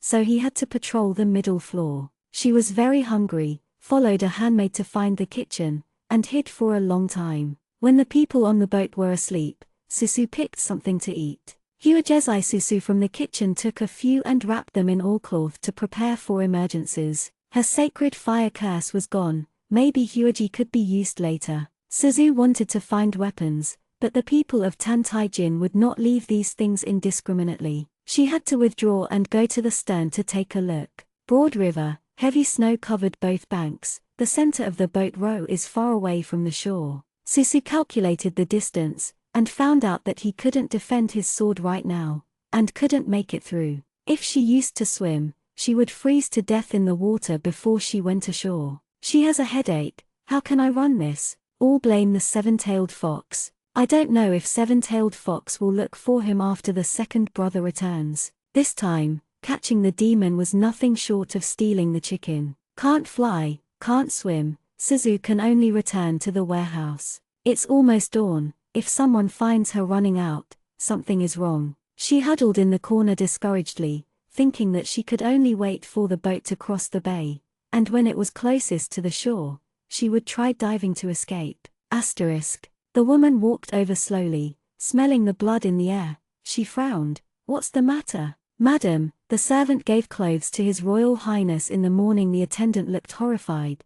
But see, Your Royal Highness. She didn't dare to say the words after. Madam said, you go. The maid saluted, was frightened in her heart, and staggered away. Madam hesitated for a moment, opened the door, and saw Tan Tai-jin sitting cross-legged. There is a huge cage in front of him. Inside the cage, a huge wolf demon is closed. The wolf demon was locked by the chain, unable to move, and was howling depressively. The sky curtain outside is pale gray, and the water is filled with light smoke. The young youth red lips stretched out his hand and took out the wolf demon inner alchemy. The wolf demon twitched a few times and lost his breath. Tae-jin swallowed Nai-dan without raising his head, and wiped his hand with the kerchief. You are here, just sit down. His fingers are cold and slender, with distinct joints. The blood is wiped off little by little, and the fingertips are white. In front of him, there are several such iron cages. There is even a skeleton with blood, and the bones are cold. Rao had seen such a scene before, and the wife still felt nauseous in her heart. Tai-jin spread his hand, a cloud of black energy gathered in his palm, and a bright light appeared in his eyes, but, in a moment, the black energy dissipated. The smile in his eyes disappeared and became cold. It's still not enough. Madam looked at the corpse of the wolf demon and couldn't help but persuade His Royal Highness, since this method is not feasible, I shouldn't find another way. Another way? Tan Tai-jin slowly chewed the words, and said, I can't practice martial arts, my roots are very poor, I hurt my lungs at birth, I don't know how many years I can live. Aunt Lannon, you say there is still what can be done? As he talked, he covered half of his face and laughed. Look at you, what do you do with your face so ugly? Aunt Lannon, are you afraid of me too? I think this method is utterly conscience. The woman's gentle face was pale, as if she had abandoned Tan Tai-jin and left Lannon. Lannon quickly said, His Royal Highness, Lannon is certainly not afraid of you. I will help you what you do. As long as your Royal Highness needs it, let alone a few evil doors that harm people. It is a great demon, and the night shadows will find it for your highness. Tae-jin nodded in satisfaction and wiped his fingers with the kerchief. His fingers were cold and slender, with distinct joints. The blood was wiped off, and the jade-lined fingertips became paler. Of course I believe Aunt Lannon, you have proved your loyalty. Of course I will not treat you badly, you don't have to be a pity for them. He said, everything in the world is equally filthy. A demon who has no ability to protect himself will be this sooner or later. The end. I just gave them a ride. Your Highness is right. Tae-jin looked at his hand. Of course, like them, I have absorbed so many inner alchemy and it is hopelessly dirty. Lannon felt sad and sorrowful in her heart. For so many years, she occasionally questioned her decision at the beginning, but she did not turn her head back. Since she chose to raise a big demon, she couldn't really watch him die. Her life is Rufir. If the Empress wants him to live, Lannon will definitely do it. Originally, the imperial physician said that the little majesty would not live to be 10 years old. However, he has reached the crown by relying on the inner alchemy of the demon. Even if it is a wrong way, I have to go. Lannon can only hope that Tan Tai-jin will be stronger, no matter how strong, cold-blooded, ruthless, or selfish, she must live anyway. Lannon looked at Tan Tai-jin's handsome side face, and suddenly said, It's the third day after 2 days of sailing. I heard that when His Royal Highness was in the Great Xia Kingdom, she didn't get along well with Miss Yi-san. Tae-jin's finger-wiping action paused. What do you want to say? Lannon wants to say that what Yesenia has done to His Royal Highness in these years is enough to make His Royal Highness cut her 1,000 times. However, His Royal Highness kept her for 2 days. She threw her in the warehouse and did nothing. The air fell into a strange silence. Tae-jin said, It's ridiculous, Lannon, don't you think that I have feelings for her? Lannon did not speak. Although this is a ridiculous guess, Lannan couldn't help but think about it. She has raised the boy in front of her and is the person who knows him best in the world. Using a pair of dark pupils, he would ask her puzzledly, what is life and what is death? If there is reincarnation, death is life. I just sent them to life. Aunt Lannan, why are you crying? Taijin was born cruel without knowing it. He caught the butterfly when he was young, and tightened his hand a little bit to watch its wings shatter. Taijin did not kill the butterfly that polluted his food. Finally, the butterfly lost its wings and was dying soaked in sewage. I don't know which hour of the night it was, and it slowly lost its breath. When Lannan walked in, the boy bit the contaminated food and pointed at the butterfly innocently and obediently and said, "Look, I learned to forgive." But is that forgiveness? No, it was cruel that was even more contemptuous and mocking. Lannan didn't know how many times he had told him that it was not possible. If it was incorrect, he would be regarded as a monster if he did so. He is thoughtful, and gradually understands that he can use smarter and hypocritical methods to achieve his desired goals. When Lannan saw Susu 2 days ago, she thought she would become the butterfly in the end, pale and disappear into the world in a painful manner one night. However, the girl is still alive and well. Lannan, she went to the warehouse early in the morning and saw Miss Yi-san curled up in the corner, hugging herself with her arms. Her face is dirty, and she slept soundly. The boat sailed for 2 full days, and it was almost out of the border of Daxia. Tan Taijin did not kill her, or even humiliate her. He caught the butterfly, but only placed it, and he didn't even dare to touch the wings of it. Yu Zaivu's appearance made his cruelty pause. However, this is not good news for Lannan. From the moment the Emperor Ju died, what was waiting for Tan Taijin would be endless killings. He shouldn't have feelings at this time. Taijin frowned and said, I really hate your idea. He pressed his chest, the heart under his palm, beating steadily, beat by beat, cold and merciless. Why Lannan has such a ridiculous speculation is really stupid. Tomorrow, the ship will pass Jiu Pass. He smiled, I will show you a good show. I will prove to you that I don't like her. Chapter 24, Incorrigible. Taijin said that. Lannan inevitably thought more. She returned to the room with serious thoughts. Although she was mentally prepared, she still felt a sense of powerlessness when she saw Tan Taijin devouring Naiden. The maid came and rubbed her temples. Madam, are you feeling sick again? Lannan mutely said, I have been thinking of you Kongyai recently. The maid was stunned. She didn't dare to answer the conversation. She is Lannan's confidant, and she has been with Lannan for more than 10 years, watching Jing Lannan change from a court lady to the wife of the patriarch of the Yu clan. Tan Taijin was sent to Daxia as the proton of the defeated country Jugyo. Lannan knew that if this were the case, His Highness would not survive. On the surface, she severed her relationship with Tan Taijin, no longer cared about him, and prayed to the Emperor Ju to release her out of the palace. Drifted all the way, she arrived at the territory of the Yu clan. Lannan was young and beautiful at the time, and she was well known all over the world. She taught the Yu people to weave, raise silkworms, and pickle food, and later married the Yu patriarch Yukongyai. Yukongyai is very fond of Lannan. After marriage, the husband and wife Chin Esi Himing. What a pity. The maid lowered her head. Mrs. Lannan personally killed her husband and took over the power of the Yu clan. For so many years, the patriarch of the Yu clan has changed from Yukongyai to Jinglanan. The Yu tribe is good at poison and Jiyu, and the tribe is brave and good at war. Jing Lannan secretly opened trade, trained soldiers, and trained the Night Shadow Guard. Few people know that Jing Lannan's obsession lies in the gentle concubine who saved her from fire and water. Teach her everything and bless the gentle woman who grows up. Concubine Ru was dead, and it was Concubine Ru's child who supported Jing Lannan to move forward. Jing Lannan treats Tan Taijin as if he has come out. Tan Taijin has been host to Xia State for several years,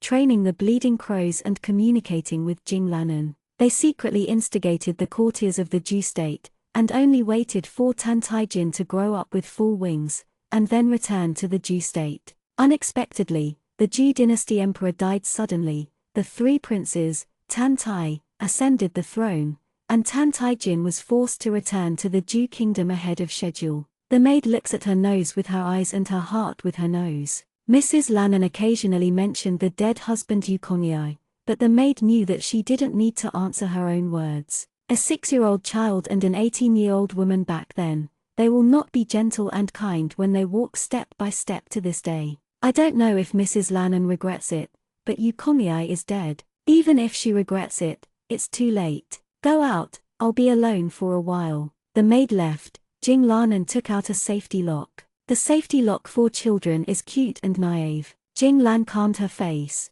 She was no longer young. Time passes mercilessly, and the person who raises a little demon will slowly decay in the end. She closed her eyes and sighed softly. Is retribution. The retribution that cannot escape. Asterisk. On the third day of the boat trip, it was already close to Jiu Pass. Jing Lannan went out and saw Tan Taijin sitting on the bow of the boat. He was dressed in a black cloak, and his complexion was very pale, almost sickly. The young boy has thin red lips and is lowering his head, wiping a sharp crossbow arrow in his hand intently. The crossbow arrow is small and looks very compact. Jing Lannan came over. Tan Taijin ignored her. His great cloak was blown up by the strong wind. He pointed the crossbow arrow at the water surface. The moment he released his finger, the arrow shot out, and the water surface glowed with a bright red color. The blood fainted in the water. Jing Lannan saw the strange shape underwater, and asked, "What kind of fish did your highness kill?"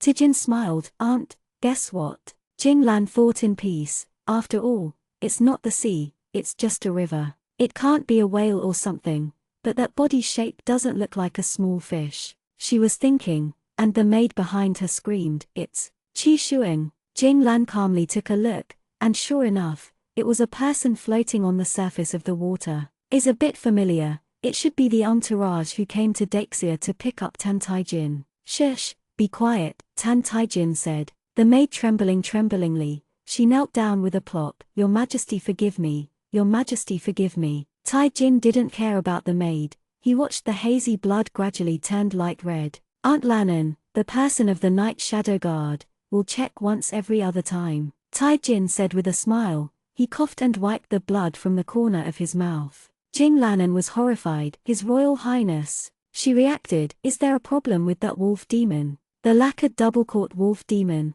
The wolf demon was poisonous all over. Tan Taijin swallowed the poisonous inner alchemy, and started to feel pain in his abdomen last night. At dawn, he had someone catch Qi Shuang, throw it into the water, leaned against the ship's side, and wiped the bow and arrow carefully. "His Royal Highness, how are you?" Taijin didn't care. He said, "It's okay. I can't live long, and I can't die. Anyway, he had been here since he was a child, and King Ju could not kill him. His life was inherently stubborn and abnormal." Jing Lannan hastened people to detoxify Tan Taijin. When Susu was pushed out, he happened to see this scene. Tan Taijin with blood on the corner of his mouth, playing with a crossbow arrow. The black cloth on her face was lifted, and she finally saw Jing Lannan. Susu was taken aback. This person is so familiar. She thought carefully. She had seen this person in Tan Taijin's dream. It was the palace lady who abandoned Tan Taijin. No, maybe it was a female officer. A woman who taught Tan Taijin to be a good man, but failed. Jing Lannan is not young in her dreams. She is now in her 30s, but due to proper care, there are only shallow fine lines on the ends of her eyes. Jing Lannan saw Susu with a complicated expression. As soon as Susu came out, she couldn't help but look at Tan Taijin. Taijin caught the veil that was handed over by others, and while wiping the blood from the corner of his mouth, he stared at Susu. "Yuzaivu, I will give you a chance to leave." Suzu held a small dirty face and looked at him blankly. "Thank you, can I go now?" He said, "You can try." He raised the crossbow arrow and aimed at Suzu. "Suzu, I don't think I want to try for the time being, I'll try again another day." Tan Taijin held his hand very steadily. He threw away the **** veil and said, "I'm afraid Uzaya didn't tell you that the garrison general at Jiuguan became Yuchinjuyu not long ago. Your eldest brother is stupid and rigid, so this decision is handed over in your hands. Of course, this does not mean you are not stupid." When he said that people were stupid, he mocked in his eyes. In front of Suzu, a pen and paper were handed over. "Write to your eldest brother. If he lets him go, you can leave. If you don't let go, you will sleep in the ice water. I think it's a good way to die." Susu's expression changed. She didn't expect her eldest brother to be stationed at Jiuguan. If Yu Qinzhiyu let Tantajin go, he would be treason. Yu Qinzhiyu will never live. If you don't write a letter, Tantajin will probably kill himself directly. Tajin asked her to choose whether she died or Yu Qinzhiyu died. Although he is smiling, his eyes are extremely cold, much colder than before. It was like an inexplicably offended lion. In order to defend his territory, he was about to kill her for life. Susu didn't understand why he hadn't seen him for a few days. His attitude was suddenly so extreme. Lannon's eyes flickered slightly, with a complex expression. With their power, it actually took a lot of effort to pass the Jiu Pass. After all, a small pass would not be difficult for the soldiers of the Yu clan. However, His Royal Highness seemed to be playing tricks and let Miss Yi-sun make a decision. This is a cruel choice for embarrassing people, either by himself or by his brother. Most people are not that great. So, His Royal Highness is actually incorrigible, wanting to see Miss Yi-san give up her elder brother in order to protect herself. He seemed to want Miss Yi-san to be despicable. Lannon's face was strange. She looked at Tan Taijin again. The black pupil of the boy fell on Susu. It seems that as soon as he came out of Susu, he had been looking at her, cold and mocking, disgusting and impatient, repelling the embarrassed girl. However, even if you hate a person, it is impossible to achieve such a high degree of attention. It is more fanatical than wiping cold weapons, killing monsters and taking inner alchemy. On the contrary, Susu seemed much calmer. She was at a loss at first, then frowned tightly and looked at Tan Taijin with an expression of "you are crazy." After a cup of tea, if Miss Yi didn't write well, she chopped off her useless hands and sent it to Yu Qinzhiyu. Suzu received such a threat, and at the same time, a cold sharp knife was placed above her wrist. Guayu perceives the danger. In this case, it vibrates slightly and seems to be forcibly turned on. Suzu held down the jade bracelet on his wrist, calming Guayu in his heart. "Don't be afraid, it's not that bad." Guayu knew that Susu would not save his life by hurting his eldest brother. He was afraid that the young master would really want to protect a mortal and would not want his life. Suzu said, "Let's take a gamble." The wind on the river channel swayed her embarrassed clothes. She paused and picked up the pen.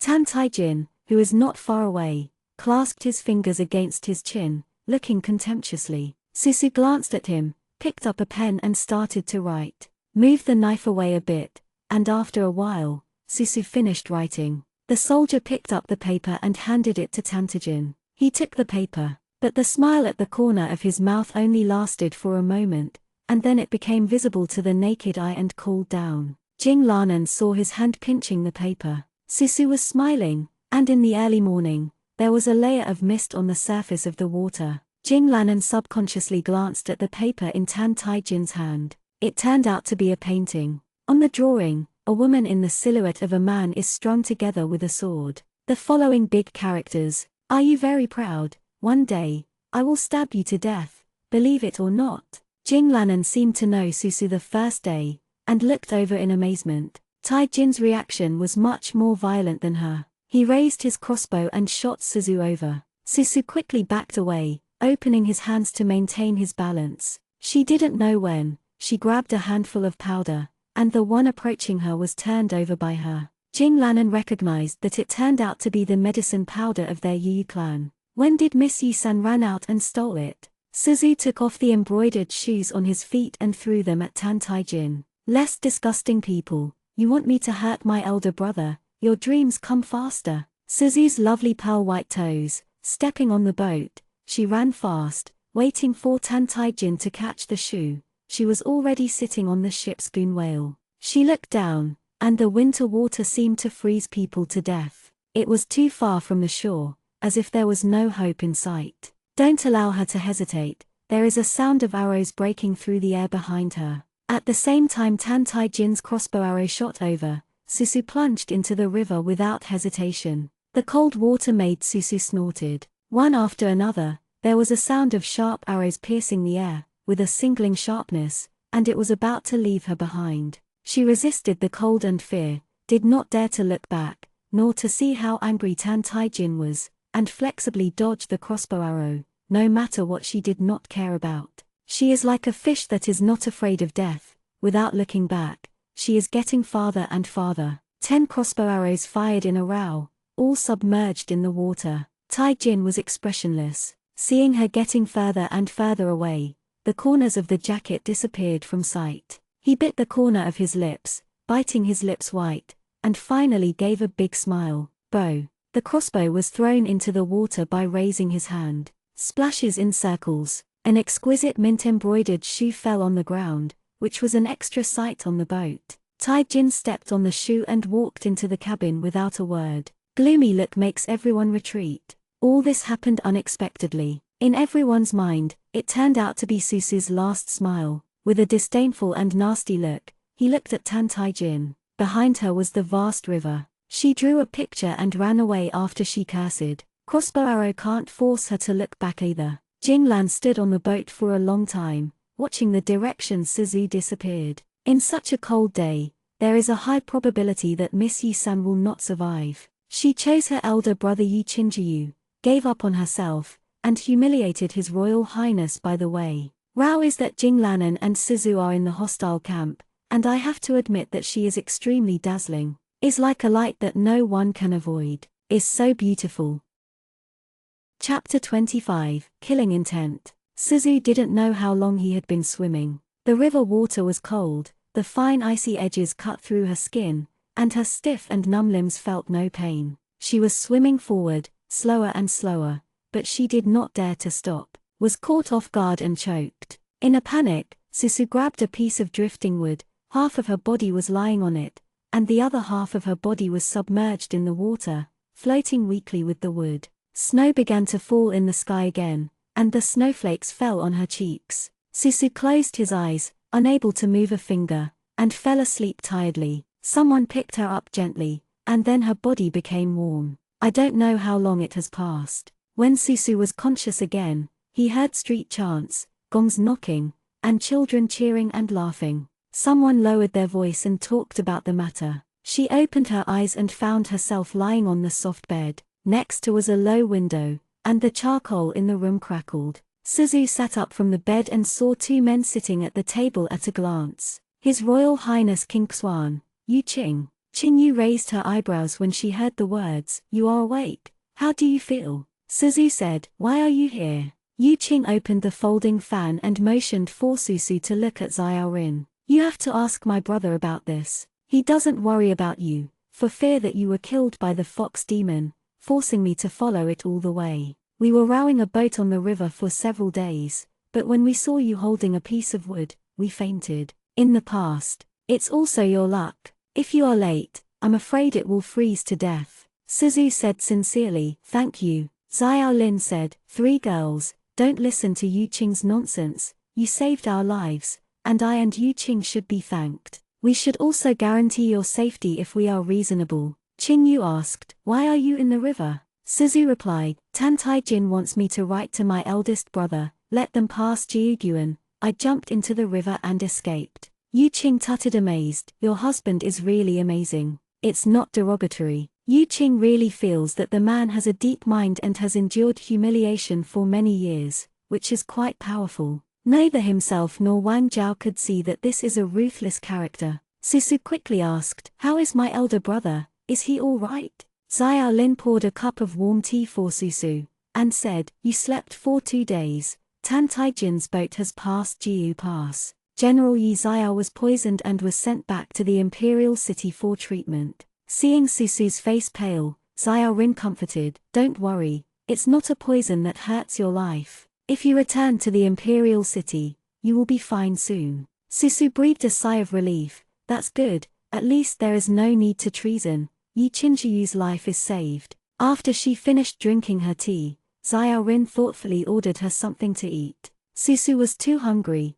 holding a bowl and starting to eat. Yu Qing looked at her with interest. "I heard that Miss Yi-san had no eyes and was arrogant and domineering. Why are you so different from the rumors?" When they found Yi-san, she was almost frozen into a little iceman, a girl who had the courage to jump into the river in winter. This courage could not be matched by many men. Susu said with a smile, "I also heard that Mr. Zhao's doorman, Mr. Yu, is gentle and a gentleman. Mr. Yu, there is a big gap between you and the rumors. so the rumors are not credible. bqget.com debuts on bqget.com on TV. www.bqget.com. Yu Qing darkened and snorted. Xiao Lin looked at Susu, and a smile appeared on the corner of his mouth. Suzu said, "One more thing, what about that seven-tailed fox demon?" Xiao Lin said, "I have figured out a way to contact my uncle. He should have a countermeasure." Even though Suzu is uneasy, he also knows that it can only be done like this. She must go to the desert to find the divine turtle,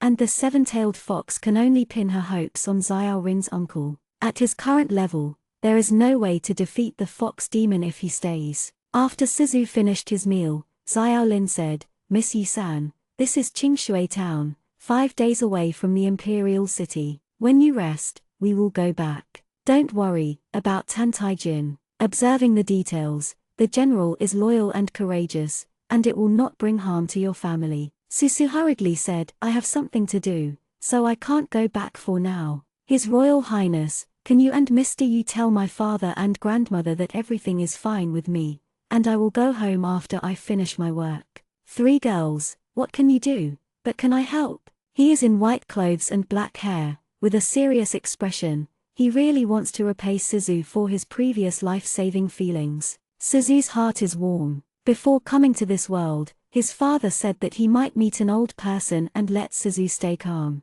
Suzu's elder brother is called Gongai Jianwu, and he is an aristocratic child in the world. He worshipped the immortal gate at the age of 12. He was only more than 300 years old and was a well-deserved genius. If she didn't calculate it wrong, Xiao Rin must be the senior brother's past life. However, the 2 words in the previous life are not pleasant, because a person can only be reincarnated if he dies and his soul is immortal. Seeing Susu staring at Xiao Lin in a daze, Yu Qing said, "Hey, little girl, what are you looking at? Do you still miss my brother?" Xiao Lin whispered, "Yu Qing." Qing Yu said, "Oh, I shut up." Susu hurriedly waved his hand, "His Royal Highness, don't get me wrong, I just thought about something, and I was a little lost. I used to be ignorant, but I won't be anymore." Xiao Lin nodded and smiled softly. "I know, the 3rd girl is different from before. Yu Qing has nothing to hide, and the 3rd girl doesn't care about him."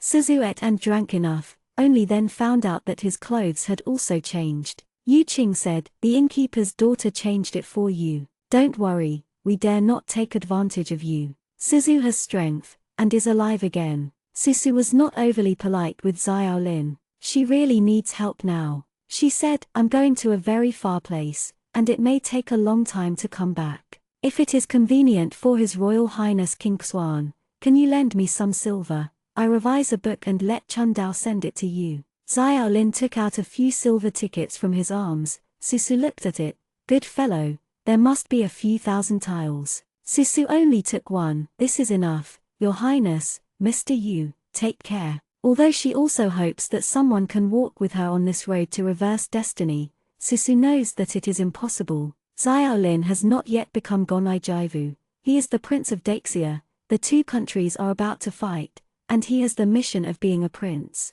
And Suzu's mission is destined to be a lonely road. She waved at them and went down the stairs of the inn. Yu Qing looked at her free and easy back, and joked, "Brother, this girl is so alive and cute. If she looked like this, would you marry her?" Xiao Rin frowned and said, "Speak carefully, there will be nothing if." In their sight, the girl bought a claret pony and disappeared in the wind and snow. Asterisk. How long have we not returned to our hometown? Jing Lannan stretched out his hand to catch the snowflake, looking a little trance. 5 days after passing through Jiu Pass, they finally reached the border of Ju State. Going further to Ju, the climate will get warmer and warmer. The snowflakes melted in Jing Lannan's palm. This was probably the last snow they saw. Tijin asked, "Auntie miss Ju Kingdom?" "I can't talk about missing it, but fallen leaves return to their roots. Everyone is born with their own roots and returns to their homeland. I am very emotional." Jing Lannan said,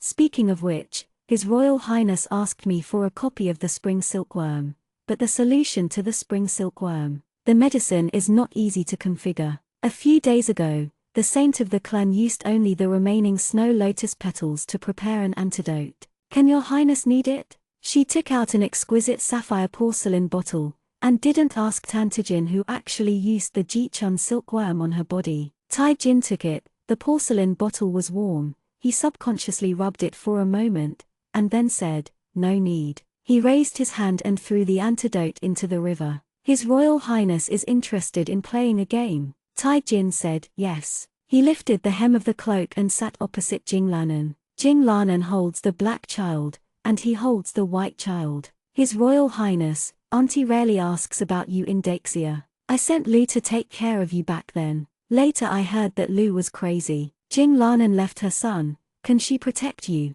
Daisy fell, with a murderous air, thinking of the crazy nurse in Lenkong.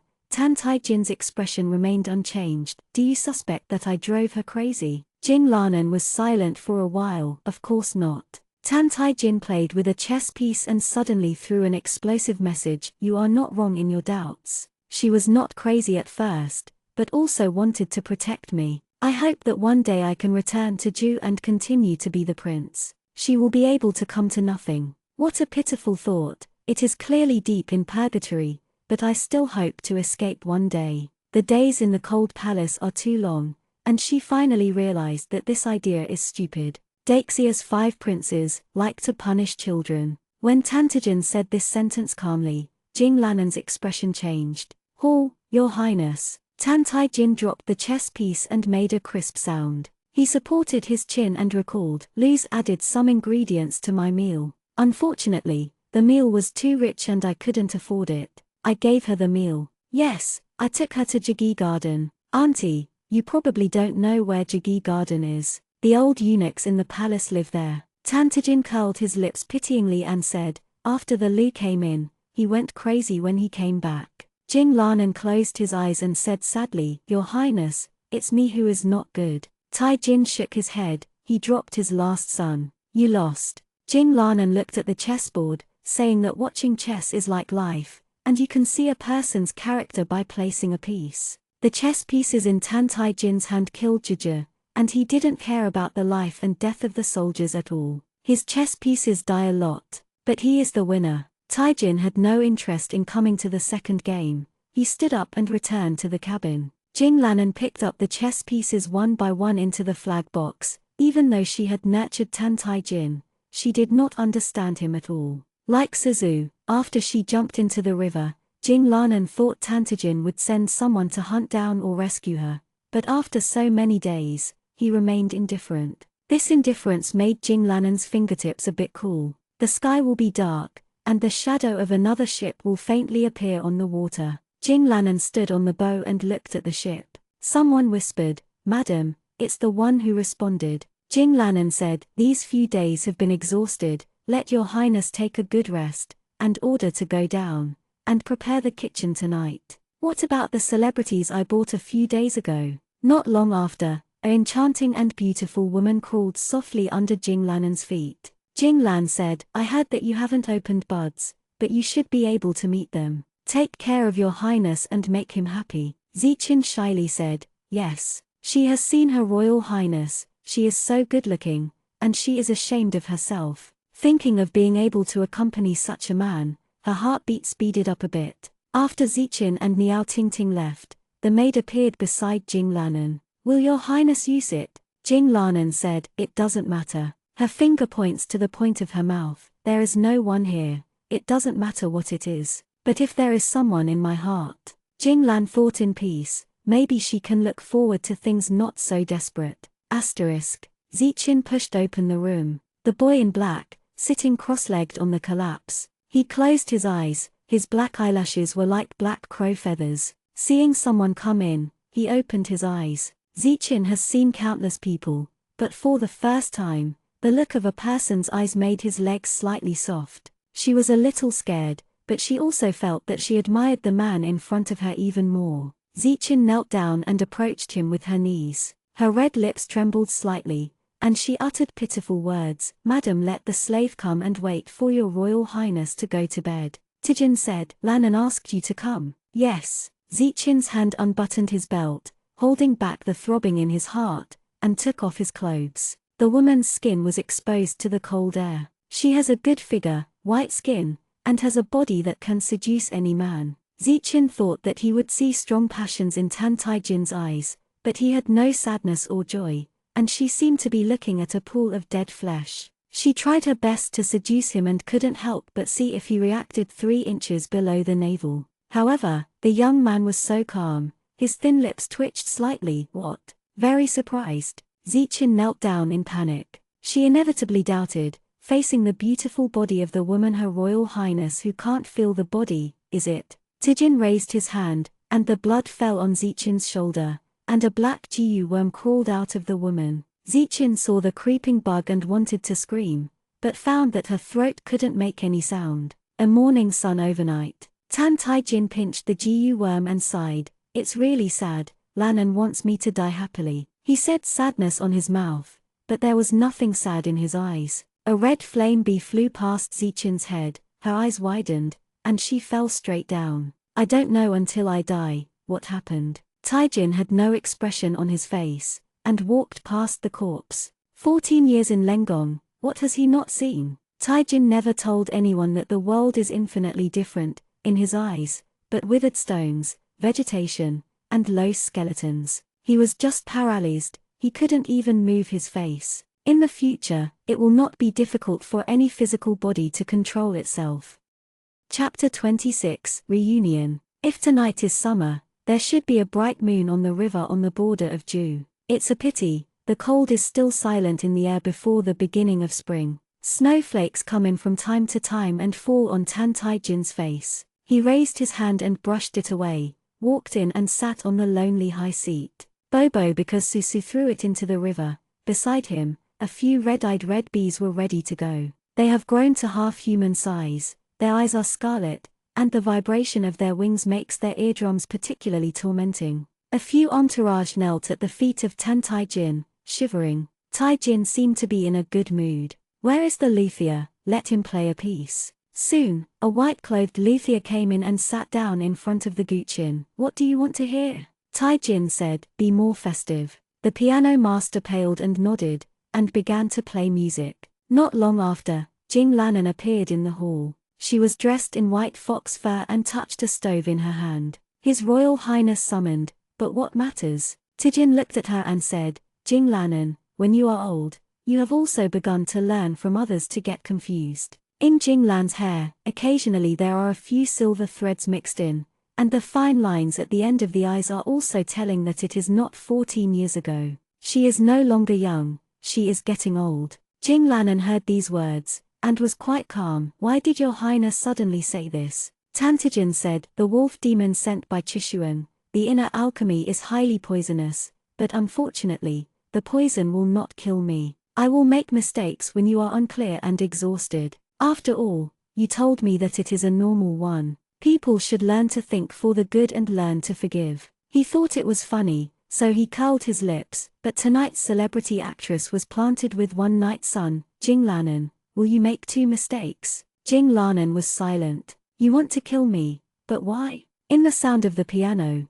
there was a hint of confusion in his tone. Tan Tai-jin, like a child, asked in a knowledgeable and humble manner, do you regret killing Yu Kongyai back then, or do you think of my mother being smashed? Jing Lannan shook his head. His Royal Highness, you don't understand anything. I don't need to understand either. Tantijin said, you are different from Lu, and I will give you a happy one. The piano master played a wrong note. Tai-jin smiled, leaning back in his seat lazily, showing regret. Aunt Lannan, goodbye. The red flame bee flew towards Jing Lannan. Jing Lannan didn't move, but the Qian bee slammed into a transparent barrier, unable to take a step forward. A man in a purple brocade robe laughed, and walked into the hall. Little evil, you really even killed Jing Lannan. Jing Lannan is also a woman's benevolence. I want you to have a comfortable way to die in hope. There is a jade ringing around his waist. He looks heroic, and his brows and eyes are very hostile.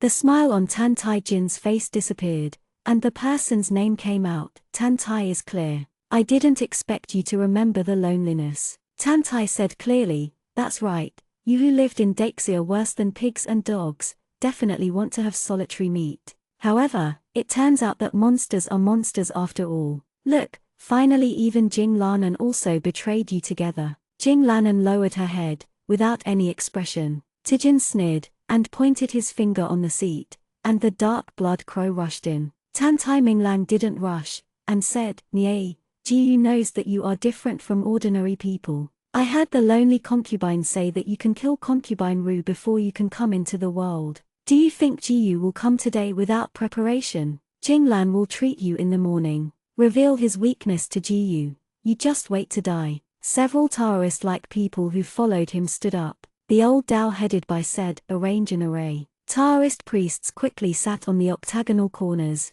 each holding a copper-colored bell in their hands. While the old Taoist priest offered the spell, the rest of the Taoist priest rang the bells. Lao Dao held a square jade box in his hand, with charms flying around the jade box. Lao Dao muttered words. The red flame bee and blood crow were held by the bell, flew into the jade box, and turned into black smoke. The old Taoist priests knew that Tantijin was a mortal body, and their methods were useless, so they didn't deal with Tantijin, only let the evil things he could drive to dissipate one by one. The blood crow screamed sternly, Tantijin lowered his eyebrows, and several black-clothed entourages appeared all over his body. "Your Highness." Taijin did not hesitate. "Go." The blood poppies flew in large swathes, like an ink-colored vortex. Taking advantage of them to hold off time, Tan Taijin tried to rush out. Tan Tai smiled brightly. "Come on." At some point, countless swordsmen surrounded the cabin.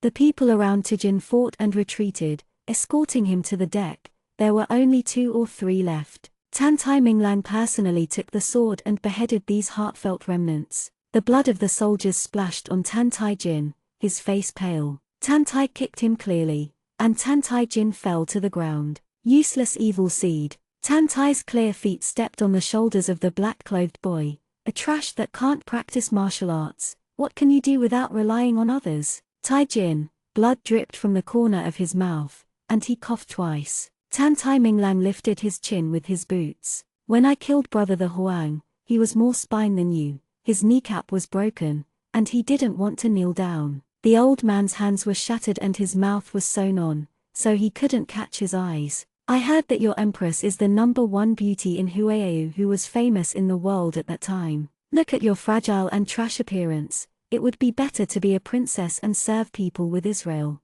The people he brought laughed loudly. Jing Lannan chased it out, leaned against the door, saw this scene, closed his eyes. The little snow in the night fell and the lights on the river came on. Someone graciously moved the seat. Tan Tai was clear and not in a hurry. Shishiran sat down. "Come on, pick off the hamstrings of this waist." Tan Taijin struggled violently. He was held down by someone. Tan Taijin raised his head and looked at Jing Lannan with his reddish eyes. "Auntie, I was raised by you. I swear that I will never kill you again. You save me, okay?" He pressed his pale lips, snow-skinned and black hair, very fragile and pitiful. Jing Lannan's lips trembled. Tijin said, "I don't have a mother concubine. You fed me with goat's milk. In my heart, you are my mother." Jing Lannan don't start. Tan Tai laughed brightly, and it seemed that Tan Taijin's ugly attitude of wanting to live had pleased him. He said, "What do you dare to do? Do it."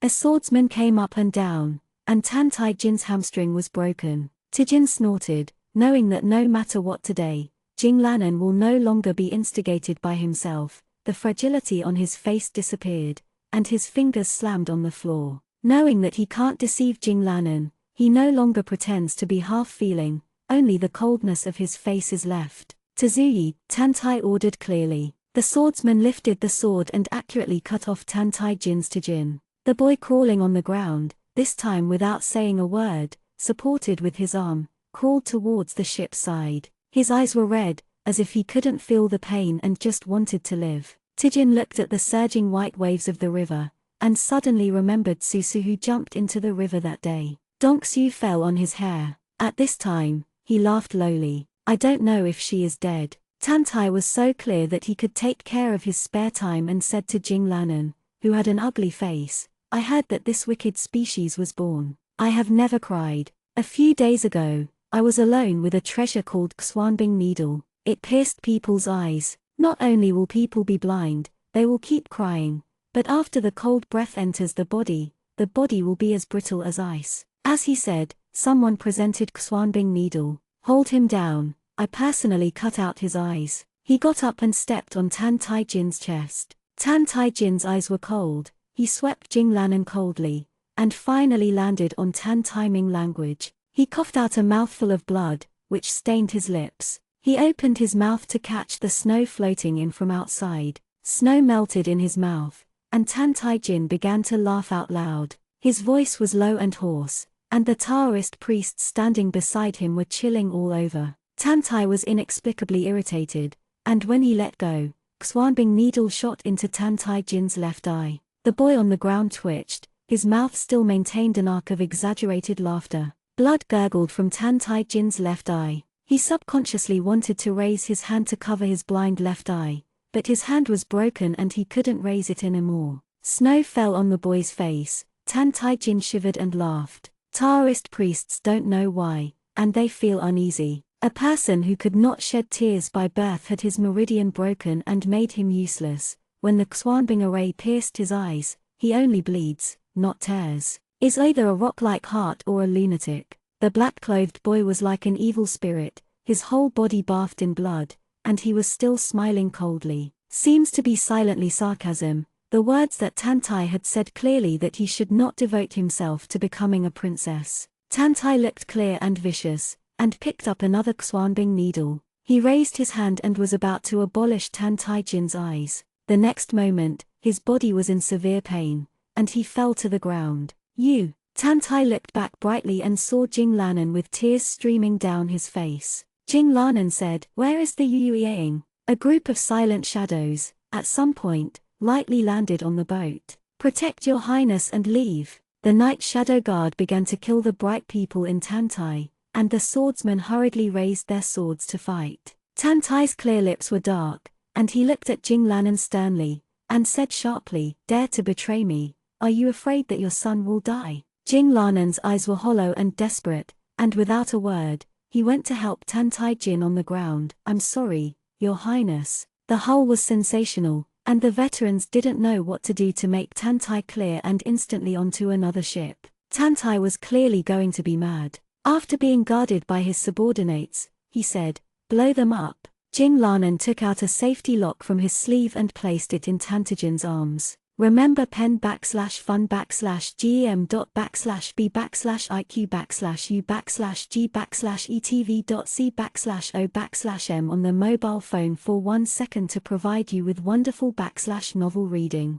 She cried silently, "I have done many wrong things in my life. This safety lock is a token to control the night shadow guard of the world, and it can protect your highness from leaving. It is also the order of the patriarch of the Yu clan." The blood in Taijin's left eye filled half of his face. Jing Lanan said, "Jing Lanan is a sinner. I'm sorry Niang Niang, I'm sorry Yu Kongyai, and I'm also sorry you. The most sorry is my son." "Do you have a son?" Tan Taijin asked softly, his heart full of sarcasm. 2 months after Yu Kongyai died, I found out that I was pregnant. I wanted to shed him, but later let him give birth. He was born frail and could not survive 10 years old. When he was 8 years old, I gave him he ate the longevity flowers, frozen him, and sent him to Tianshan. Jing Lanan shed tears. In Tan Tai Minglang's hands, there is medicine that can make him wake up and grow up. Tijin looked at Lanan with a smile. "So you betrayed me." Jing Lanan knelt down and knocked his head. Jing Lanan does not ask for forgiveness. "I only hope that if one day, you will all survive in the troubled times. His Royal Highness has a compassionate heart. I want to support each other in the past few years, and the Yu people will die for you and let my son go." Taijin said nothing. He looked at the dark and suppressed sky. This is the mother under the sky, how ridiculously great. At the last moment when the ship exploded, Jing Lanan sobbed and said, "His name is Yufuya." The ship on the river ignited, the longevity lock glowed like a moon, and the white light swallowed Tan Taijin. Zioxu has been flying up, and this warship has not been able to return to its homeland in the end. Suzu took the little bay red horse, picked up the water sack to drink water, and found that it was empty. She sighed. The wilderness is on the top of the extreme north. She drove for 3 days, sometimes passing by the town, and sometimes having to pass through the wilderness. The body of a mortal, Unable to fly with swords, nor to drive spirit beasts, Susu has become more and more aware of the difficulty of going to the desert. She has been walking in the mountains and forests for a day, and she is very tired even with her pony. Susu touched its head and let it stop to eat grass. She herself looked at the empty water sack with worry. So thirsty. I don't know if there is a stream nearby. She stood up, the horse, and planned to go and take a look. The snow in the mountains and forests has not melted. Suzu has not found the stream, but instead heard the voices of several children. Is that beggar still there? Yes, his whole body is blood. I don't think he looks like a beggar, his clothes are very good. Okay, don't say it, you promised to avenge our Huang, do you want to shrink now? A boy said angrily. A Huang licked his blood and was poisoned to death. I don't care. We also want to kill this person, but he is an adult. The boy said, I have observed it a long time ago, and he can't move. A little girl waved her hand and shook her head. I'm not going, I want to go home. As she said, she ran back in a hurry. When passing by Suzu, the little girl opened her eyes, then hurriedly lowered her head and ran in one direction. When Suzu saw her dress, she knew that she was probably a child from a nearby village. She unexpectedly met a group of children who wanted to murder someone. She walked over to the sound, and she saw a group of children nestled behind a tree, about 3 or 4 boys, each with a stick in his hand, approaching a group of dark figures. The man lay on the ground, silently. Snow covered him by a quarter. Someone hit him with a stone, and he remained motionless. Hit him. The boys all rushed up, and Suzu twisted a boy's ear before the stick fell. Did you do bad things? Do your parents know? The boy yelled. Everyone was taken aback. Susu smiled and looked at them. Your puppies wanted to eat people, but they were poisoned to death. You still want to beat people. The boy covered his ears. Where did you come from? Suzu is dressed in a pink dress, and his clothes are very simple in order to hurry. But her eyebrows are smart, her diamond lips are delicate and tender, and she is so eager to fly. Where have the boys in the mountain village seen such a color? She appeared caught off guard, and several boys stared at her. For a while, someone stammered and said, Are you a fairy? Susu smiled, with 5 fingers into claws, and said in surprise, you guessed it, I haven't eaten a boy like you for several days, and I'm starving. She was about to chase, and several boys threw their clubs, wow, yelled and ran away. Waiting for them to run away, Susu walked to the silent person. The black cloak covered his body, and the man was stray and invisible. Although the clothes were black, the blood dyed the snow red. Susu quickly squatted down and turned him over, intending to see if he was still angry. Chapter 27. Embarrassed. Tijin was actually awake. He was not in a coma when a yellow dog approached him. Later, the yellow dog was poisoned by his blood, and a group of children approached. He lay on his stomach quietly, thinking coldly in his heart, when they come over, even if they die together, he will find a way to kill them. He was in pain, and the Xuanbing formation was still immersed in his left eye, the blood condensed, and the cold air burrowed into his body. His face was half buried in the snow, but he didn't want to fall asleep. Going to sleep, I may never open my eyes again. Even if he is going to die, he has to watch how he died. However, he did not expect to hear a familiar voice. The girl jumped out of the forest, holding the children's ears, and driving them away. His depleted body stiffened for a moment. If Tan Taijin chooses, the person he least wants to see at the moment is Susu. He originally thought that even if she was alive,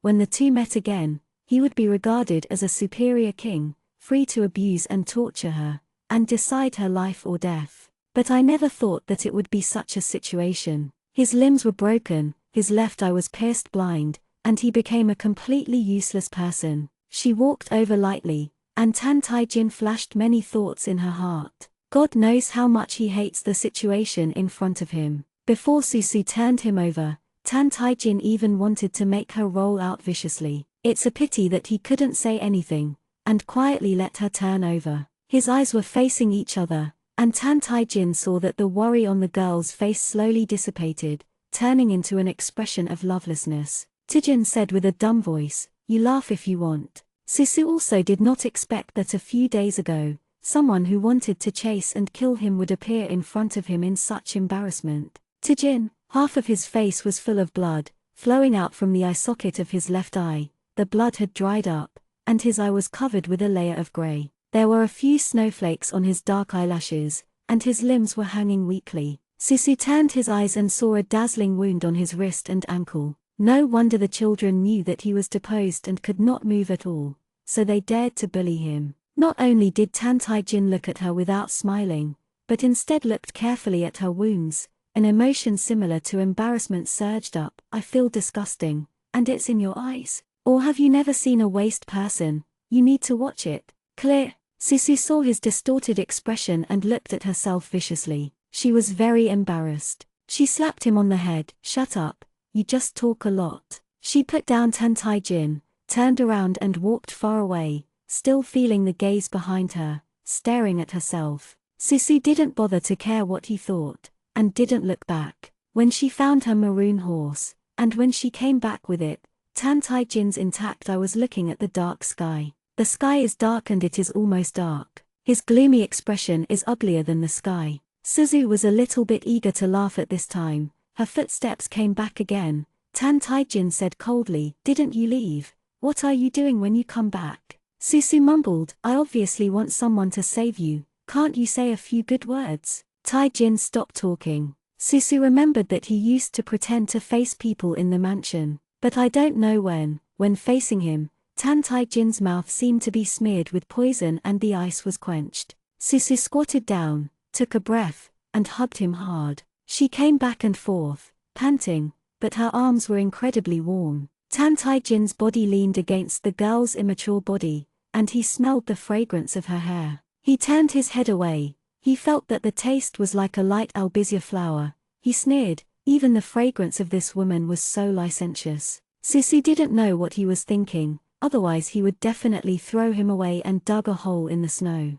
The young man was so heavy that she staggered, and with all her energy, Susu reluctantly got him on horseback. Realizing that she would save herself, Tan Taijin was unexpectedly quiet. Susu snorted. If she hadn't been to his dream, she would definitely be deceived by him, thinking that he was really not afraid of death. Heaven and earth give birth to everything. Maybe no one in this world wants to live like Tan Taijin. What's the matter with your injury? Didn't you and Mrs. Lannan return to Ju? Who hurt you like this? Tan Taijin said concisely. Tan Tai is clear. He didn't raise his eyes fell on the horseshoe, and he asked dumbly, "Why did you save me?" Susu led the horse and choked him on purpose. Who knows, maybe it's like you said, I haven't seen a waste person. I want to see a fun. He sneered, falling off the Hue River. You didn't even die. Susu knocked him on the shoulder with a branch, and said dissatisfiedly, "If I die, you should die today. You can't save me,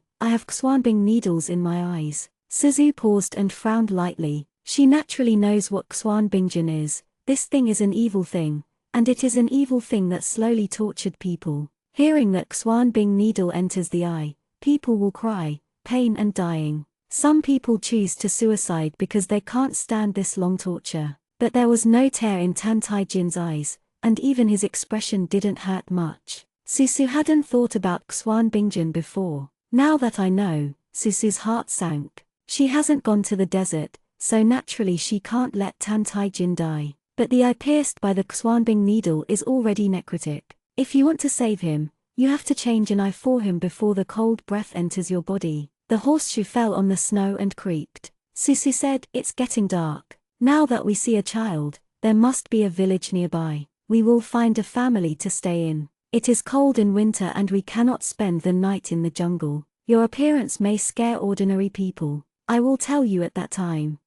You are my elder brother. We encountered bandits and fell into the forest. There must be someone with good intentions to take us in." Taijin did not say a word. He was still thinking about his own eyes. As Susu said, they soon arrived in a village. Susu went up to knock on the door, watching them from the crack of the door with a vigilant eye. "Let's go, we don't take strangers here." Susu explained the reason again, but the host was unmoved. Suzu had no choice but to knock on the next house. "I didn't expect several houses in succession. This is the case." Taijin said, "There is something wrong in the village." Suzu said, "Where did you see it?" "No one in the village lights up the lights, and at night, I didn't hear the calls of domestic animals. When you knocked on the door, they were very scared, and they all looked out from the crack of the door. Near this village, there are either bandits or monsters, Tan Tai-jin said calmly. Susu admired him a little, and he was trembling with pain in his bones, and he did not forget to be vigilant and observe the surrounding environment. She knew that Tan Tai-jin made sense, so when she knocked on a house, she first said, "We are not bad guys, nor monsters. I am the demon master passing by the village. Can you take us in for one night?" Hearing the 3 words Chiyoshi, this time the host finally began to hesitate. After a while, the old voice still rejected them. "You go." Suzu was very disappointed, and was about to leave. A young girl said, "Grandpa, let them in. I saw it. This sister is very good." The wooden door in front of him slowly opened. The 2 old men and a little girl, with anxiety on their faces, looked at Susu and Tan Tai-jin. "The little girl in front of me turned out to be the one I met at dusk." The old woman waved to Suzu, "Come in." After someone came in, she quickly closed the door. The little girl hid behind the old man, pulling the corner of her grandfather's clothes, revealing a pair of eyes to look at Tan Tai-jin on the horseback. Because Tan Tai-jin was seriously injured, 2 old people helped Susu by placing him in an empty room. The houses in the village are simple, and the only place to sleep is the chukang. Except for a wooden table, there are only 2 small wooden stools in the room. Fortunately, there is no shortage of people in the mountains, that is, there is no shortage of firewood. The girl walked in with the burning charcoal basin. The house quickly became warm and the winter cold was dispersed. The old lady lights a candle. Suzu placed Tan Tai-jin on the kang, and she hurriedly took out an ingot of silver and gave it to the old woman. "My brother and I live here and I'm bothering." The old woman waved her hand again and again when she saw such a big silver coin. "I can't do it, girl, you have seen it, our house here is simple, it is good that you and this man do not dislike it." Susu insisted on giving her the money. "For us, it is a blessing to have a shelter.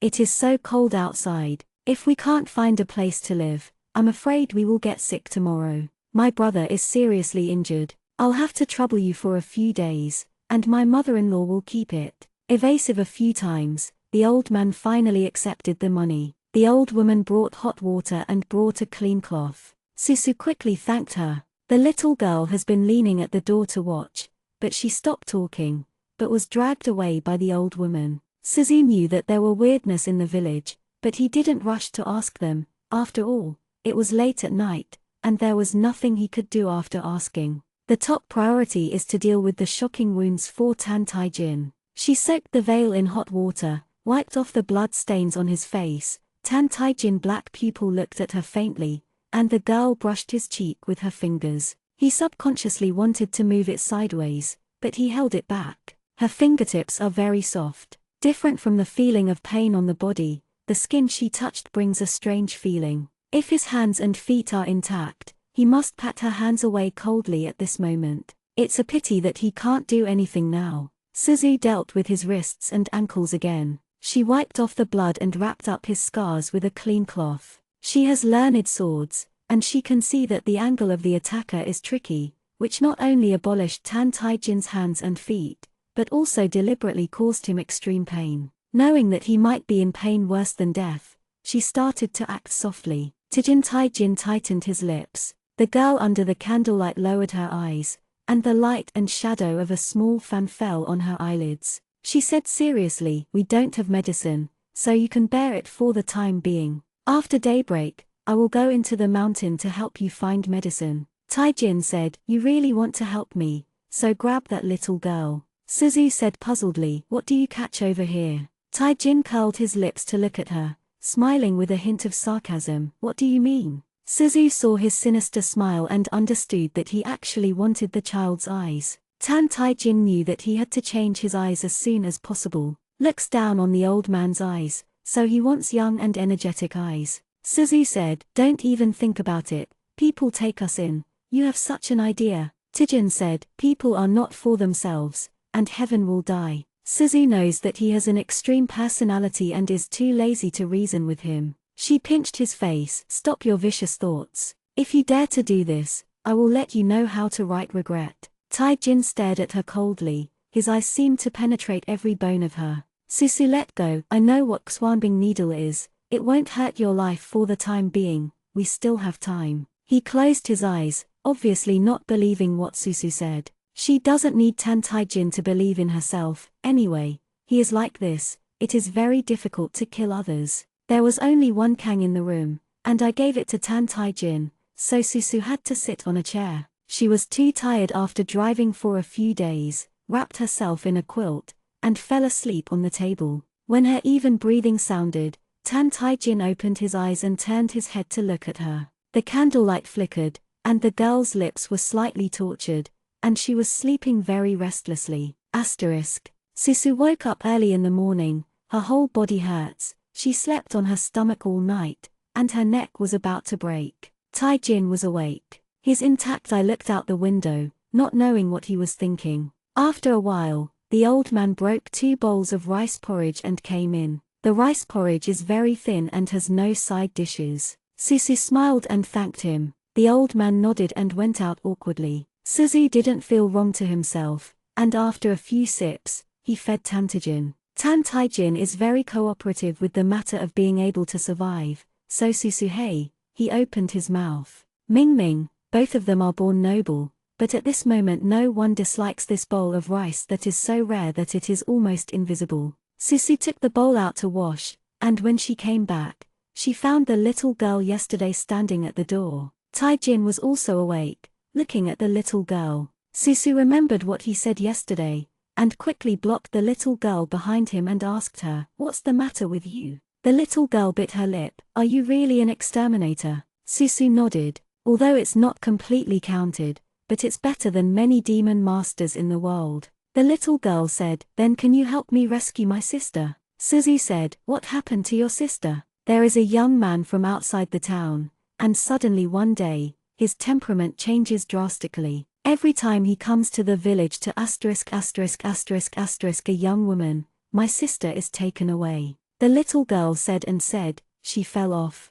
Tears, "I miss my elder sister so much. Everyone in the village said that the sun has turned into a monster and has killed my elder sister." Susu quickly wiped her tears. "Since you have taken me in, I promise you that I will help you find out about your sister." "Really?" The old woman came out, and she said worriedly, "Girl, can you really help us?" Suzu said, "Will the mother-in-law tell me the specific situation?" The old man said, "Not far from here, it is in Zhuogyuan town. The richest person in Zhuogyuan town is Wang Yuanwei. The son of the Wang Yuan family was kind, but a year ago, he suddenly changed his personality and said he wanted to take a concubine. The girl in the village was very happy at first, but unexpectedly, every 2 months, he would take a concubine. The married woman never came back, and their relatives couldn't find them. The villagers found it weird and went to make trouble, but the troublemaker was found dead at the entrance of the village the next day. No one wants to marry the prince again, so he said that if the woman he liked didn't want to marry him, the whole family would die the next day. Someone refused to do it, and as a result, all died the next day. 2 months ago, he fell in love with my granddaughter, Xiaoyu, who went on the sedan chair for us and Xiaoling. The old man had tears in his eyes. If the girl can really find Xiaoyu, the old man will kneel down for the girl. Susu quickly helped her up. "I will try my best." People have become demons. Except for winning the house, Suzu couldn't think of other reasons. A demon who can take away the flesh and body is definitely not easy to deal with. The old man said, "The people in the village say that the prince has become a monster. When the time comes today, he may come to the village again to grab the bride. So you knocked on the door last night and the villagers were unwilling to take you in." Bikuge TV debuted. www.bikuget.com. Susu turned around to look at Tan Taijin, but he also looked thoughtful when he saw him. At the moment when Suzu looked at him, he suddenly smiled and said to the old man, "Don't worry, my sister will definitely help you. After all, the prince needs a bride. Who is more suitable to marry the villagers than her?" Suzu grinned gritted teeth. Yeah, even if I can't, my brother can do it. He dresses up, he is more beautiful than a woman. Chapter 28, Protect. Things are settled like this. As soon as the old man left, Susu closed the door and asked Tan Tai-jin, "What do you want to do? Aren't you trying to help the people in the village? How come I am doing things? Are you curious about that prince?" Susu guessed. "Do you want his eyes?" Tae-jin smiled and glanced at her. "You said yes." When he said this, Suzu was not sure. After all, as far as she knew, the eyes blinded by Xwanbingjian, cold air would penetrate the eye sockets, and ordinary eyes would rot if they lasted for at most 1 month. The eyes of mortals are bad, and the eyes of monsters are heavy, even worse. Tae-jin is so active, it is hard for Suzu not to doubt that he has a bad idea. Tae-jin said, "The prince's people will come to the village to pick up the bride at night. At that time you will dress up as a bride and sit on the sedan chair. Let's go to the king's foreign mansion to have a look." Susu said in a huff, "In my opinion, it is easy for me to enter the royal palace, but now you have broken your hands and feet. You might as well pretend to be a bride. Anyway, the bride only needs to sit with someone supporting him." Susu thought he was going to be angry, but Tan Tai-jin thought for a while, and said lightly, "Yes, I'm acting." Suzu, she has lived for over 100 years, and she has never seen someone like Tan Tai-jin. He is like a poisonous weed born on a cliff, trying her best to live, capable of bending and stretching. Susu originally thought that he deliberately pushed himself into the fire pit, but he didn't expect that he really didn't care about these things. Dignity and outsider eyes are not worth mentioning to Tan Tai-jin. Everything that can't kill him is forging him and making him strong. Susu became more and more certain that he had a conspiracy. She wanted to stop him, but she got a headache again when she saw him blindfolded her left eye. If she is an immortal body, there is indeed a way to heal him, but she is just a mortal now, quite helpless.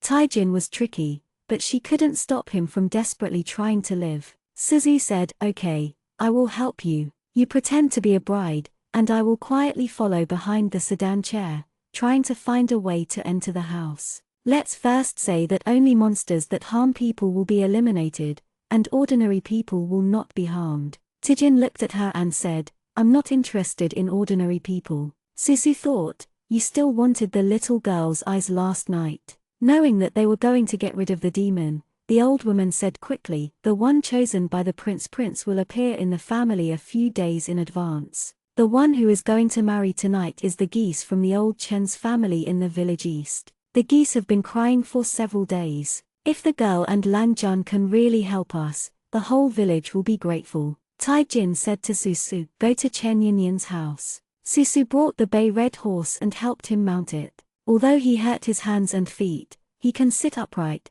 and even though his face is pale, he quickly cheers up. Susu couldn't help but look at him a few more times. Xwanbing needle penetrated into his body, and his veins were all broken, but his face did not change color. Few people in the cultivation world have this kind of perseverance. Even if he doesn't cultivate demons, he might have great luck in cultivating immortals. The two came to Chen Yinyan's house under the leadership of the old woman. When Father Chen heard about it, he was surprised and delighted. He couldn't believe it. He wanted to kneel to Tan Tai-jin and Susu on the spot. Chen Yinyan, with a disheveled expression, had hope in his eyes, and saluted Susu.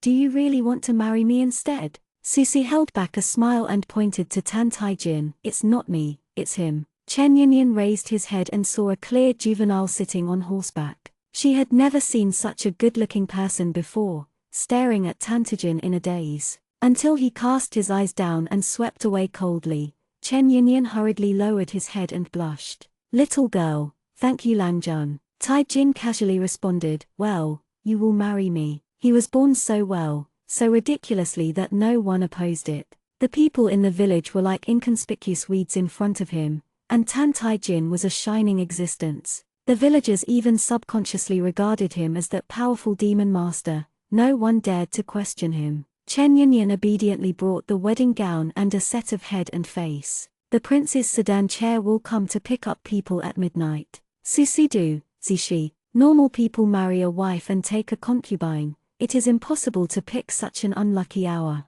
It was dark at night, no wonder the villagers suspected that the prince had become a monster. Chen Yinyan said worriedly, "If something is revealed, will something happen to you?" Tan Tai-jin looked at Chen Yinyan with a smile, and Chen Yinyan blushed when he saw him, biting his lips and twisting his fingers. Seeing Tan Tai-jin smiling, Susu looked at Chen Yinyan's eyes with a gloomy look. She simply covered Tan Tai-jin's eyes and said to Chen Yinyan, "Miss Chen, please rest assured, our husband is very good at catching monsters. There must be no accident." Chen Yinyan saw Susu's heart pounding, becoming a bit sad. Susu lotus color skirt, tunic lining the waist is extremely slender. Her beautiful face is far from Chen Yinyan's comparable. Chen Yinyan couldn't control his inferiority complex and embarrassment. He quickly gathered his mind, seemed to run away, and left the door. "Susu, let go. You promised me not to hurt ordinary people." Tijin snorted. "You believed what I said before.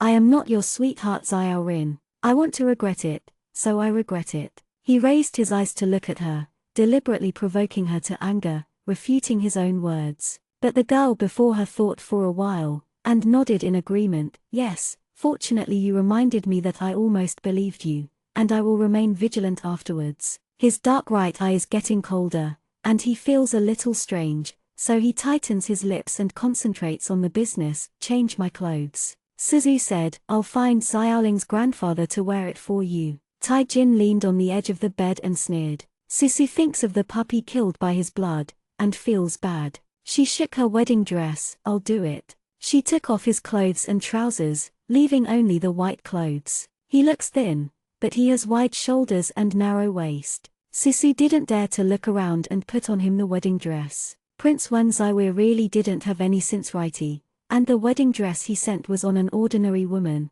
which was obviously too big. Is worn on Tan Tai-jin, but it looks small. When Suzu tied his shirt, it felt tight. He lowered his eyes to look at her, and the girl almost leaned her head on his chest in order to put on this difficult wedding gown. Tai-jin impatiently urged, "Move faster." Susu said, "It's almost done." Tai-jin is very tall, and this wedding gown is obviously much shorter. Fortunately, he can only sit now, but he can't stand up. This problem is innocuous. Susu dressed him up, raised his eyes and couldn't help but smile. Is indeed very beautiful. Tan Tai-jin's eyebrows and eyes are exquisite and juicy. Putting on a woman's clothes does not violate the harmony. It's just that his bones are broad, his shoulders are also broad, and his chest is too flat. Suzu said, "You are so weird. Why don't I find you two steamed buns?" Tijin's black eyes swept across her chest, and mocked, "I don't think it is necessary. No one suspects you are a man.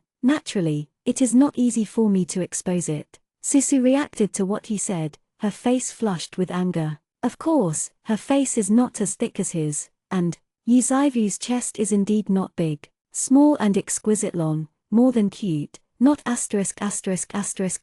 enough. This is also one of the reasons why Yu Zaivu often hates Yu Bingchang. Between women, they are better than their faces and bodies, and they are all comparable. Yu Zaivu found that she was inferior to Yu Bingchang in every way, and she was about to have a psychological shadow. Suzu said, "What's wrong with me? It has nothing to do with you. If you look at it, don't ask for the remaining eye." He cocked his lips, still in an arc of sarcasm. Susu was angry. She is a girl, she cares a little bit about her appearance and figure. 500 years after the turmoil of the world, she is the #1 beauty in the 3 realms. Her fairy body is completely different from Yu Zaivu. She is taller than Yu Zaivu, with slender legs. She was a little girl, and when she became an adult, she turned into a stunning beauty with perfect proportions. The gods and demons look around, never forget them forever. I didn't think it was so strange before, but now I am a little lowly in the world,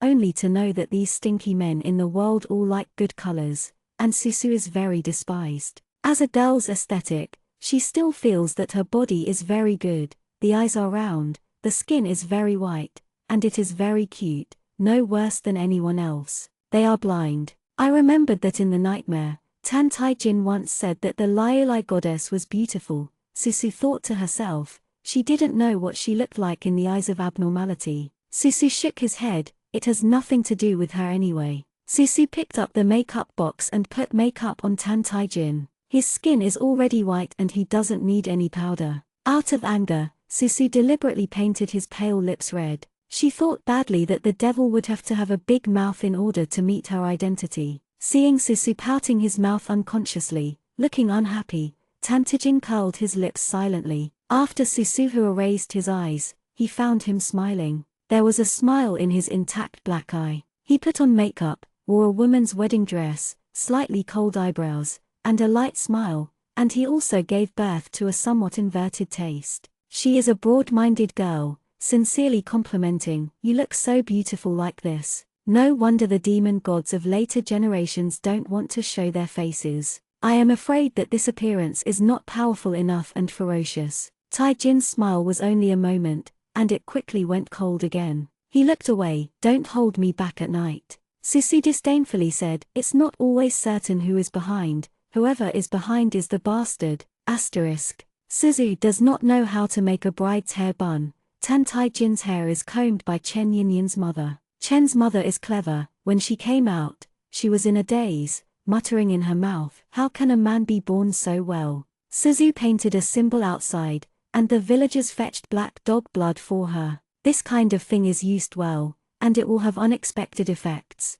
I hate that Tantajin took away the treasure she collected from the boat before, otherwise she would have more confidence. Susu's appearance is not bad. Chen's mother twisted her hair up and painted some pot dust on her face, trying to make Susu look unobtrusive. Susu raised her small face, very cooperative. After she finished packing, she went to see Tan Tai-jin. He sat cross-legged on the boat and opened his eyes when he heard the sound. Suzu sees him. Beauty is beautiful, but the beauty has a broad and flat chest, and the prince may find the clues when he touches it, and he doesn't know how confident Tan Tai-jin, whose limbs can't move, can be found. "It's going to be fast." Tai-jin said, "Can you move like this? The bride can't leave at all. Will the wedding team be suspicious?" Taijin said lightly, "The women in the village are unwilling to marry the prince. The Chen family's parents are afraid that the family will be killed, so they give their daughters a fascination medicine is given to the sedan chair, which is reasonable." It turned out that Tan Tai-jin had the idea to pretend to be a bride who was forcibly sent away by medicine. Seeing that he had an idea, Susu stopped worrying. Two people stayed in Chen Yinyan's room. The real Chen Yinyan went to the neighbor's house and hid it. The sky was completely dark. Finally, a suna sounded far away. The uneasy voice of the Chen family's parents sounded outside. "Girl, Lord, Wang Gong's welcoming team is coming." Taijin ordered, "Come in and help me." Chen's parents pushed in and helped him up. The three of them went out together. Waiting outside the house, Susu found a stack of firewood, hid the cat's waste, and secretly observed. It didn't take long for the welcoming team to arrive at Chen's house. Chen's father, Chen's mother, with sweaty palms, put Tan Tai-jin, who pretended to be unconscious, into the sedan chair. Susu originally thought the welcoming team would check, but unexpectedly, when they received someone, they lifted the sedan chair and left, as if they were not afraid of fraud by the villagers. As a result, Susu became more vigilant. The prince is so self-confident, either he has no brains, or he is powerful. Suzu felt that if he dared to be so arrogant and evil, the probability of the latter is relatively high, and this monster may be difficult to deal with. The sedan chair blows and beats away, and the bearers look forward with no expression on their faces. In the dark, this kind of celebration is very strange. Susu waited for them to walk for a while, restrained his breath, and followed them quietly. The bearers walked very quickly, and it didn't take long before they left the village and arrived in the town. What surprised Susu was that every household had red lanterns. She originally thought that the prince did evil and only targeted the village, but now it seems that everyone in the town knows it, and because of the prince's prostitution, every household has replaced it with red lanterns. Although the lights are on,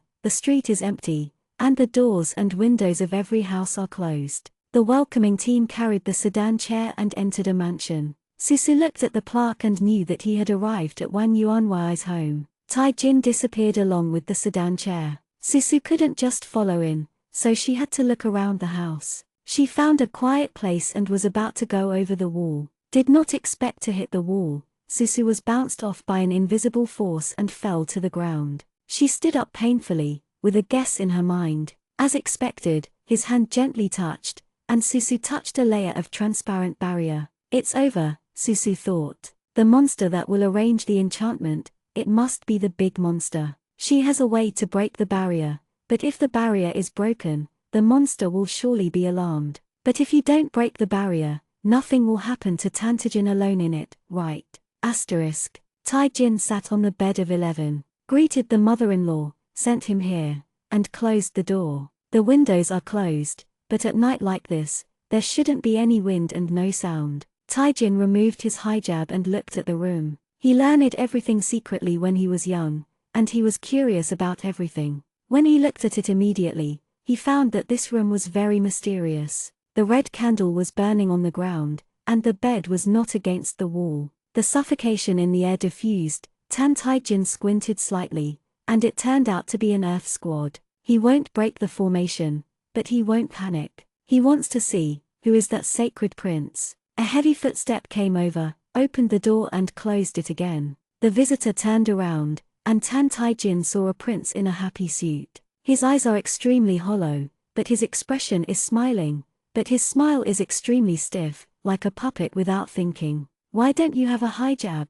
Wang Gongzi said, his voice hoarse, making people creepy. Taijin curled his lips with a smile. I don't need that. The prince lowered his head and said, it's okay to avoid complicated etiquette. He took off his clothes dumbly and walked towards Taijin. Taijin was sure again that this prince had lost his mind. His own voice was a low male voice, but the prince did not respond. He only cares about sex, and from the perspective of the prince's purpose of grabbing a virgin and a girl, he is probably going to take the female elementary yin. Only a monster can have this kind of cultivation method, but Taijin did not feel the aura of a monster on the prince's body. As soon as the prince approached, the safety lock in Taijin's arms vibrated. Taijin glanced around and found that Susu hadn't followed. There was a cruel smile at the corner of his mouth. Very good. His eyes are going to hurt to death. When he changed the eyes and veins of the prince, he would kill whoever he wanted to kill.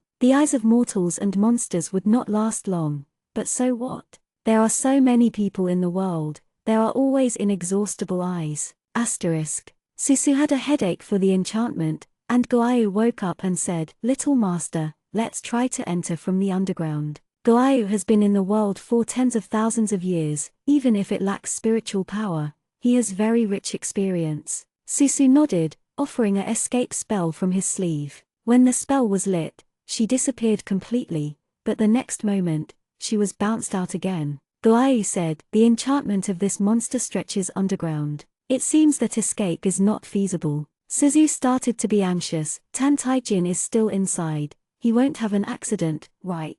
Goayu said, he is the soul of the devil, so the monster should be afraid of him. Suzu said, but he is an immobile 5 scum, the monster is afraid of him, and mortals can easily knock him to death with a stick. Guiyu plug, it often sleeps and wakes up occasionally, without knowing such a magical setting. The two of them were discussing new countermeasures, but they didn't expect the enchantment before them to fluctuate, and in the next second, it turned into nothingness. Goayu said, the barrier is broken. Susu knew that Taijin must have done something big, and the monster connection world was not maintained, and he began to concentrate on dealing with Taijin. Thinking of this, she hurriedly flew into the royal residence. Goayu, I will deal with it by myself, please sleep. There is a lake in the mansion of Wang Yuan. When Susu walked across the lake, he smelled a strange smell in the air, but saw a young man with bare feet walking out where the fire stretched. He was wearing a scarlet wedding gown, his ink spread out, his left eye was empty, and blood kept pouring out. He covered that eye, his expression was cold, and he was carrying something in his other hand. Right across from him, it turned out to be a peach tree. It was obviously less than February, but the tree was full of peach blossoms. The peach blossoms are shining, very beautiful in the night. What is even more shocking is that this peach tree has a thick heart. Susu was just blocked by the enchantment outside and could not see it. At this moment, he came in and saw the peach tree towering into the clouds, without wind. Taijin confronted peach tree, throwing something in his hand. Was actually the skin of the prince. It's just that the skin bag has long been decayed, and the spirits have been sucked up by the tree demon. Taijin never expected that he had blindfolded the king's eyes, but the king's son was already dead. He wanted the eyes of the monster, but the monster was a tree. A tree, where's the eye? But it's not without harvest. The tree demon meridians are inextricably linked. He randomly draws a few strands, fills in his meridians, and he can move again. It's just that he cut out his own eyes all his life, only to find that the prince has been dead for a long time. Now his eyes are empty and he is bleeding all the time. Tijin tore off a strand of clothes and blindfolded. The tree demon's branches skyrocketed and drew towards him. The branches that touched his blood quickly withered, but such a large tree, even with a lot of withered, still flourishes in other places. The tree demon was jealous of him, and wanted to kill him again. It is furious, and its branches are like a violent storm. Tijin's heart sank, knowing that this blood might not be enough to fill such a tree. He dodged embarrassedly, was drawn by a branch, and fell to the ground. A soft body hugged him and led him to dodge. "What did you do?" Susu noticed that his whole body was full of monsters, and said unbelievably, "After such a time, you actually used monsters." The peach blossoms fluttered down in the air, actually trying to form a net to trap them inside. Suzu found that there was nowhere to escape. Tan Taijin behind him, afraid that she would leave herself behind, hugged her tightly at this moment. "Suzu, let go," Taijin said, "try away, or die together." Susu went to break his arm. "I won't leave you behind." Tijin tightened her arms, her dark eyes were cold, and she said firmly, "You will." Along the way, everyone was abandoning him, and he forced her to live with him. Tan Taijin circled her waist tightly, and the blood in her eyes rubbed against the girl's delicate face. Susu couldn't care about wiping the blood on his face, and the yellow talisman from his sleeve flew out to protect them from being corroded by the peach blossoms. Tijin looked down at her. The girl was very calm. She was not angry because of his despicableness, but was really trying to protect him. She caught the branch that was drawn towards him, grunting with pain. He paused with his hand and frowned suspiciously. Soon, the peach blossoms harvested into a cocoon and swallowed them. Chapter 29, Artifact Allure. The two were trapped in a peach cocoon together. Susu said helplessly, "Now you should let go." The hand on the waist subconsciously tightened, and then slowly loosened. Susu raised his head and looked at the huge cocoon. She knew that Lannan had betrayed Tan Taijin. Lannan chose to raise Tan Taijin in the most difficult time, and had to bear the burden of humiliation for many years, only to help Tan Taijin in position. "I didn't expect that the last person in the world who cared about him would also abandon him day and night." Betrayed by Lannan, Tan Taijin will never trust anyone easily. Suzu also doesn't need his trust, because he has that mind and natural evil and noble character. It is better to think about how to get out. The petals of the peach tree are corrosive, and Suzu's yellow symbols dominate the water, which turns into a transparent water film, which wraps the two people in it, temporarily unable to touch the peach blossoms. But there is always a break in the water film, and that's when the two of them are dead. Suzu said, "You are ahead of me in the royal palace. Do you know what is going on with the peach tree demon?" Tan Taijin glanced at her red palm, and said, "The peach tree sucked the prince dry, leaving only a skin as a puppet at its disposal. It used the prince's body to ***** with the woman and seized the yuan. Yin." Susu's heart sank. If this is the case, then the woman who was taken away would be more ill-fortuned. After the last battle between gods and monsters, almost all monsters were sealed. Later, the monsters who practiced adult ***** either had low manner or were careful to be monsters. This peach tree is so big that it cannot be the thing that has been growing in the town. It is very likely that it escaped from the desert. These dormant monsters are silently waiting for the next demon *****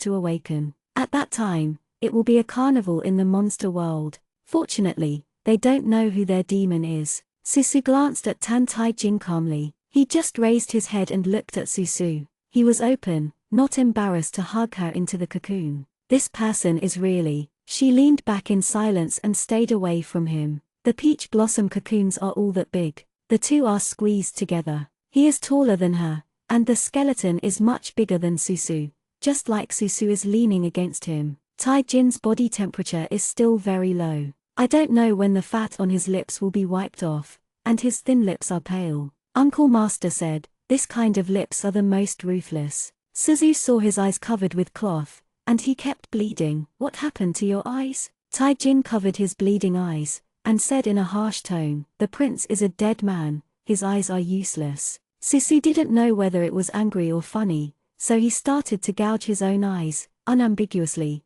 so decisive. Suzu said, the tree devil won't have eyes for you either. Its spirit eyes are just like mortals, but they don't actually have eyes. What are you going to do? His other dark pupil looked at Suzu silently. Suzu glared at him. I won't give you my eyes. Taijin had no expression on his face. Suzu said, there are some spiritual things in the world that can be transformed into human eyes, but no human eyes are easy to use, such as the soil, the spirit of the heavens. She paused and didn't say anything, because these treasures couldn't fit into the body of the demon god. The water film began to ripple layer by layer, and Tan Taijin said, get out of the peach cocoon first. Suzu said, the 5 elements are against each other, and the tree monster is afraid of fire. I will try it with a heavy fire curse. Taijin sneered. Suzu looked at the past in doubt. What's the matter? Before I came out of the room, the peach tree grew in the innermost yard. I broke the ground and lit the house just to burn it.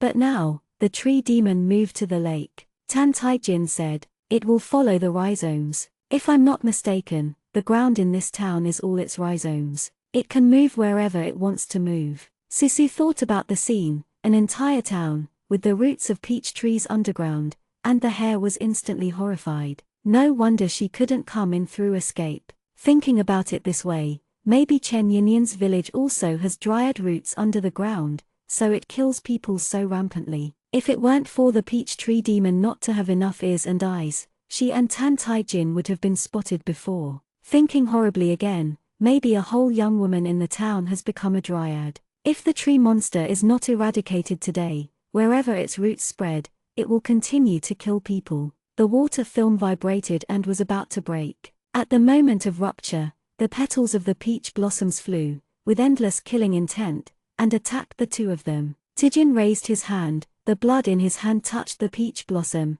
and the petals turned black and peeled off. Taijin said to Suzu, what do you want to do? Get out. Suzu flew out from the hole he had broken open. She reacted quickly. She took off the soft whip hidden in her waist, split the peach blossom cocoon, and the whip wrapped Tan Taijin's waist and brought him out. The 2 escaped from the peach blossom cocoon. Suzu fixed his eyes to look at the peach tree. Sure enough, as Tan Taijin said, the peach tree that was close to the lake has now reached the opposite side of the lake. It is close to the lake in Fyong, far away from the fire. Its rhizome can draw water from the lake at any time to extinguish the fire. The peach tree is not as smart as the other monsters, but its towering trunk makes people look shocking. Suzu felt a chill on her back. She turned her head and found that the prince who had become a skin bag before, did not know when she stood up again. Behind the prince, standing beside the king, there was also a group of servant-like people. At this moment, all the puppets were bowing their heads, holding knives in their hands, and slashing towards them. Taoshu actually controlled people to kill them. Looking closely, everyone seems to have a peach tree rhizome connected to their necks. Taijin's eyes narrowed, a large blood crow flew in from the air, and the blood crow stopped the puppet, and Suzu sighed in relief. I have a way. Suzu said, the peach tree is afraid of fire, so it is close to the water. After being frightened by you, the rhizomes are basically immersed in the water. However, the water leads to mines. But Taijin understood what she meant. Are you afraid that peach tree will leave the formation and run away? Suzu nodded. It takes time to set up an array, and the fixation spell is not effective against this kind of monster. Taijin said, I can hold it, you go to the formation. Suzu expressed doubts about this, but she knew that the most cruel thing offending the peach tree was Tan Taijin. He extracted a few traces of the tree's essence, continued to add meridians, and burned part of the foundation of the peach tree with fire. As long as Tan Taijin did not out of town, peach tree will definitely kill him. Suzu had no choice but to say, be careful. She is light, with the inflated branches in the air on her toes, and she begins to make a formation centered on the peach trees and the lake. Taijin walked towards the tree demon slowly. He looked very small in front of the dryad. As soon as he approached, the dryad danced his branches angrily. He snorted when the branches drew on him. It turned out that it was like being hit, he thought. The next time the branch was drawn, Tan Taijin suddenly reached out and held the branch. His palm was full of blood in his eye sockets. Tan Taijin smiled coldly, and directly pierced the branch into his arm. Taoshu touched his blood, trembled frantically, and wanted to retract. Taijin stubbornly grabbed it. The small pieces of peach tree began to wither and couldn't move. Seeing Tan Taijin, the tree demon didn't want to let go, so it simply sucked Tan Taijin's blood. How much blood can a mortal have? Taijin smiled. Come on. He made a fierce look, staring at the peach tree, not only did not retreat, but stepped closer, not allowing the peach tree to retract its branches and leaning toward the roots. Susu, who was in the formation, saw the sky full of peach blossoms dancing wildly. Her heart trembled, and she speeded up. What is Taijin doing? The moment she finally completed the formation, she still had time to rejoice. She ran to look for Taijin, and saw a big hole cracked in the center of the peach tree. The branches wrapped Taijin and swallowed him whole. Susu reached out to catch him, but it was too late. The trunk closed, and the peach tree trembled a few times before slowly opening a pair of disillusioned eyes and looking at Susu. Susu's heart is not good. Although Tan Taijin's blood is the bane of demons, it is also their nourishment, but most demons can't afford it.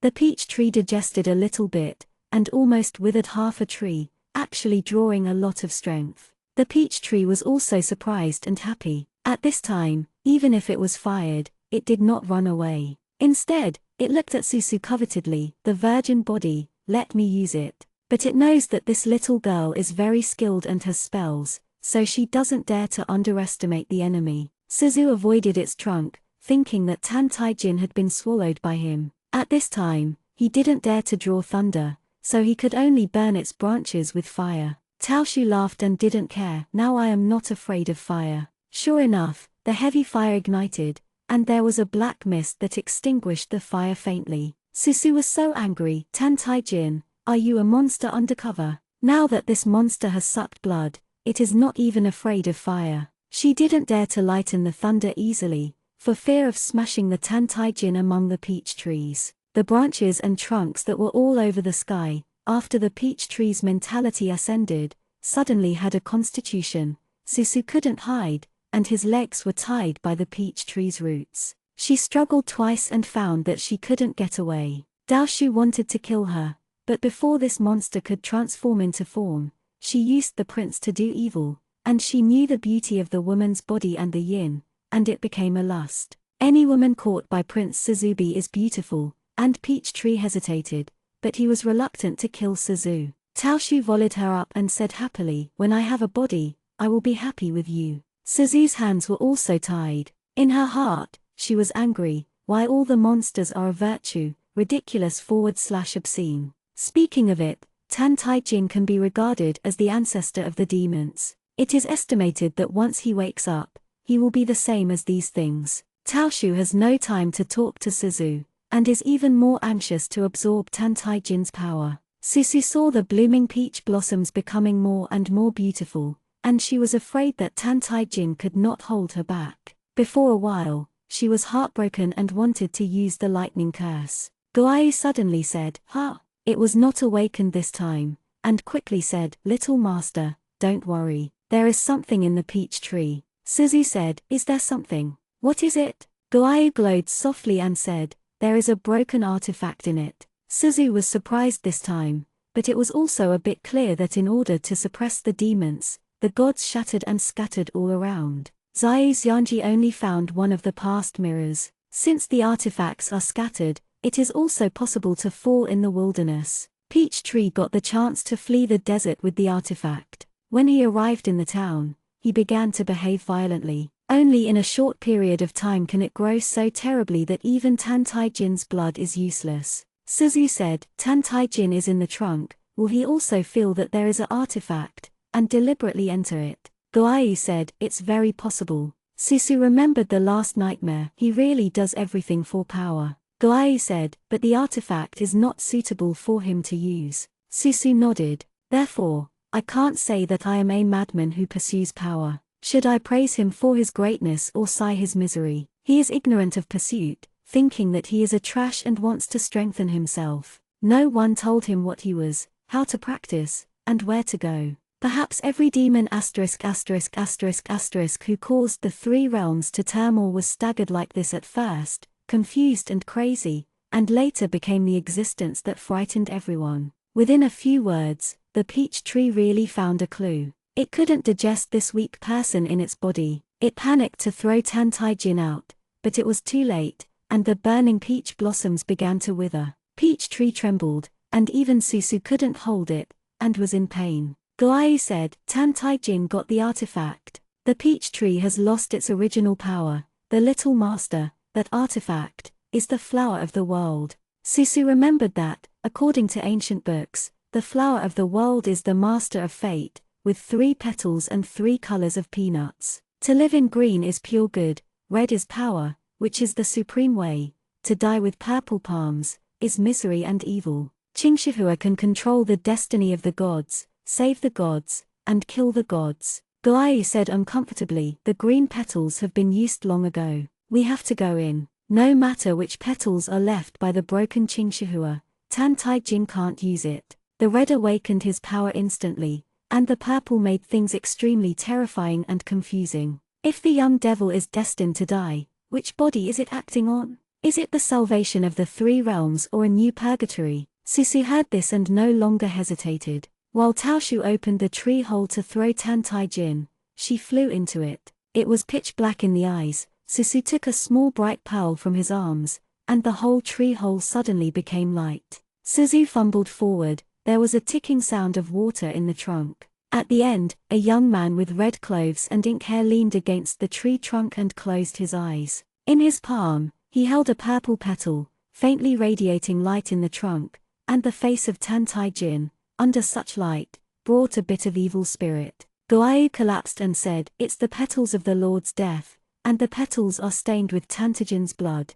and they have begun to recognize the Lord. Susu pressed his lips tightly, and understood the seriousness of the matter. She squatted down in front of him, put down the pearl, and said annoyedly, I want to live better than anyone, but for strength, I don't even fear death. If she doesn't stop her, Tan Tai Jin merges with the purple allure flower, she may become a murderous lunatic who has no reason and amplifies the evil in his heart. She broke off his hand and picked up the piece of destiny flower that represented death and evil. Guai said, Little master. Susu smiled and relieved it. I have shown myself a picture a long time ago. Since it is a mortal situation, the world will only make the way forward clearer. Guai wanted to cry a little. You want to use Qingshihua for yourself, but if you are a mortal in this life, your fate will be very tragic. Maybe there will be no whole body. Suzu said, I promised to save him this time. It's not good to lie to others, even if it is to lie to a bad person. He really used the purple alluring flower, and it was doomed to be forever. At least she can try to control Qingshihua and prevent herself from doing evil. The purple petals were spinning in Susu's palm, and it seemed to perceive a purer soul. It rotated so fast that it sank into Susu's body. There is still a small part of Qingshihua's power, which has already entered Tan Tai Jin's body, and Susu must take it back. Guai knew what Suzu was going to do, and slowly faded the light and fell into silence. Susu lifted Tan Tai Jin's face, lowered his head, and the young boy's cold lips were printed on his lips. Chapter 30 Snatch. Pearl illuminates the corners around them. Once Qingshihua is awakened, it cannot be destroyed or reversed. The owner can only be changed forcibly when the ceremony is not completed. Suzu's soul is an immortal body, and the artifact is naturally closer to her. Qingshihua now recognizes her as her master. Susu closed his eyes and brought out a small part of Qingshihua's power in Tan Tai Jin's body. Zaman went from Tan Tai Jin's body to Susu's body. There are various states in the world, and the purple flower is the most sad, resentful and sad. Tan Tai Jin, who was unconscious, moved his Adam's apple. He did deliberately let the dryad swallow him in. The dryad was stupid, and ignored it when it was irritated. Tan Tai Jin followed the vines and grabbed the dryad's allure flower in his hands. Tai Jin didn't know what it was, but when Qingshihua touched his blood, she began to tremble violently. It was too late for him to throw it away, and she felt a pain in her mind and lost consciousness. In the boundless darkness and fear, he vaguely returned to the great summer palace of childhood. He was sitting behind the rockery, watching the enemy queen wipe the sweat of the little prince. The woman had a gentle expression. Her eyes were light that he had never seen before. Tai Jin heard the queen ask, Rina, what did you learn today? Xiao Lin, who was carved with jade, clasped his fist and said, after returning to his mother, "Today the Taifu teaches the water treatment, and General Lu teaches the children to ride and shoot." Queen smiled and said, "My son is still young. Can Rina understand what the Taifu and the general taught?" Xiaolin nodded. "It's easy to get on paper, and the Taifu said that if you learn the truth early, you can practice it early." The mother beside the empress said, "The empress is afraid of her hard work, so she warned her highness and kept waiting here." The maid brought the food box, the fragrance wafts, and the small figure of Tantai dusting with ashes sits behind the rockery, looking at them coldly. He was hungry and couldn't remember a few meals without food. Tijin raised the boots with holes, killed the ants in the mud, and stared at the queen. He originally had his mother, but if his mother lives, he will die. He chose to be born and killed his mother when he was ignorant. Tijin looked at Xiaorin, and his men could not help but squeeze the blade of grass. He often heard palace people talking. How powerful is His Highness 6, who can chant poems at the age of 7, but the 4 highnesses at 12 cannot beat him. His Royal Highness 6 is kind-hearted and gentle, and the maid ran into him, but he comforted the maid. The emperor liked His Royal Highness 6 the most, and even taught him how to write. In the future, His Highness 6 is most likely to inherit Daetong. He will be a Mingjun, marry the best-looking wife in the world, and be loved by all people. Your Highness 6, Xiaorin, the best mother, the most honorable status, the martial arts genius, the literary talent, the best future. Taijin leaned against the rockery, his black eyes lacking brilliance. The queen and Xiaorin didn't know how long they had been away. A woman in commoner looked for him. Lu looked at Tan Taijin behind the rockery and said quietly, "You see it, Your Majesty, you should have lived like this originally. He is a big man, the 6th prince of Xia, and you are the 6th prince of Ju. But he is the cloud in the sky, and you have become the mud in the ground. Originally, all this should be yours." Tijin asked suspiciously, "Should it be mine?" Lu said excitedly, "Yes. So, one day you must return to Ju Kingdom and take back everything that belongs to you. Power, strength, and beauty, all belonging to Xiaolin, all belong to you, including his land. When you dominate the world, they are just ants under your feet." Taijin was silent for a long time, and finally smiled, "It will all be mine." However, in the next 14 years, Xiaorin was Xiaorin, and he was still just himself, Tan Taijin that everyone in the cold palace could insult. An ant that can't be seen. If Xiaorin is willing, he can trample to death by raising his foot. Unfortunately, as a kind and upright person, Xiaolin not only did not trample him to death, but often helped him. Tijin thought, if he changed his status, would he help Xiaorin? No, no, he knew clearly that there was a voice saying faintly that you would torture him to death, and kill him happily. The world is strange, and he can't breathe. Cold palace is hot in summer and cold in winter, lack of food and clothing. Lu's sharp voice kept reminding him, to grab, not to be so useless. It's yours, it's all yours. The power of the purple alluring flower spreads in his body, tyranny breeds in his heart, and Tan Taijin's fingers gradually tighten. But at this moment, someone pried open his lips, and the lips were soft. He moved his fingers, the tyrannical tyranny stagnated, giving birth to a somewhat dazed taste. He didn't know what happened, all the feelings were gathered on his lips. He forgot about Lu, Xiaorin and the queen, and forgot the right to chase. At this moment, there is only one feeling clear. Tan Taijin's Adam's apple trembles slightly, his consciousness is not yet clear, but he wants to catch the taste. It's very warm, with a sweet smell, like he once sat alone in the palace, watching the delicate and stubborn flowers bloom little by little under a heavy rain in the world. He looked intently, thinking about crushing it in the past, but in the end, he lived on the palace and didn't move. That about Mo is his rare taste of fear, eagerness, and fear. Wanted to catch, and finally didn't even dare to approach. The sensation on his lips became more heated, even overwhelming the faint fear. He almost responded enthusiastically instinctively, hoping that she would give more. However, it hasn't been fully picked up yet. A slender finger was touched on his forehead,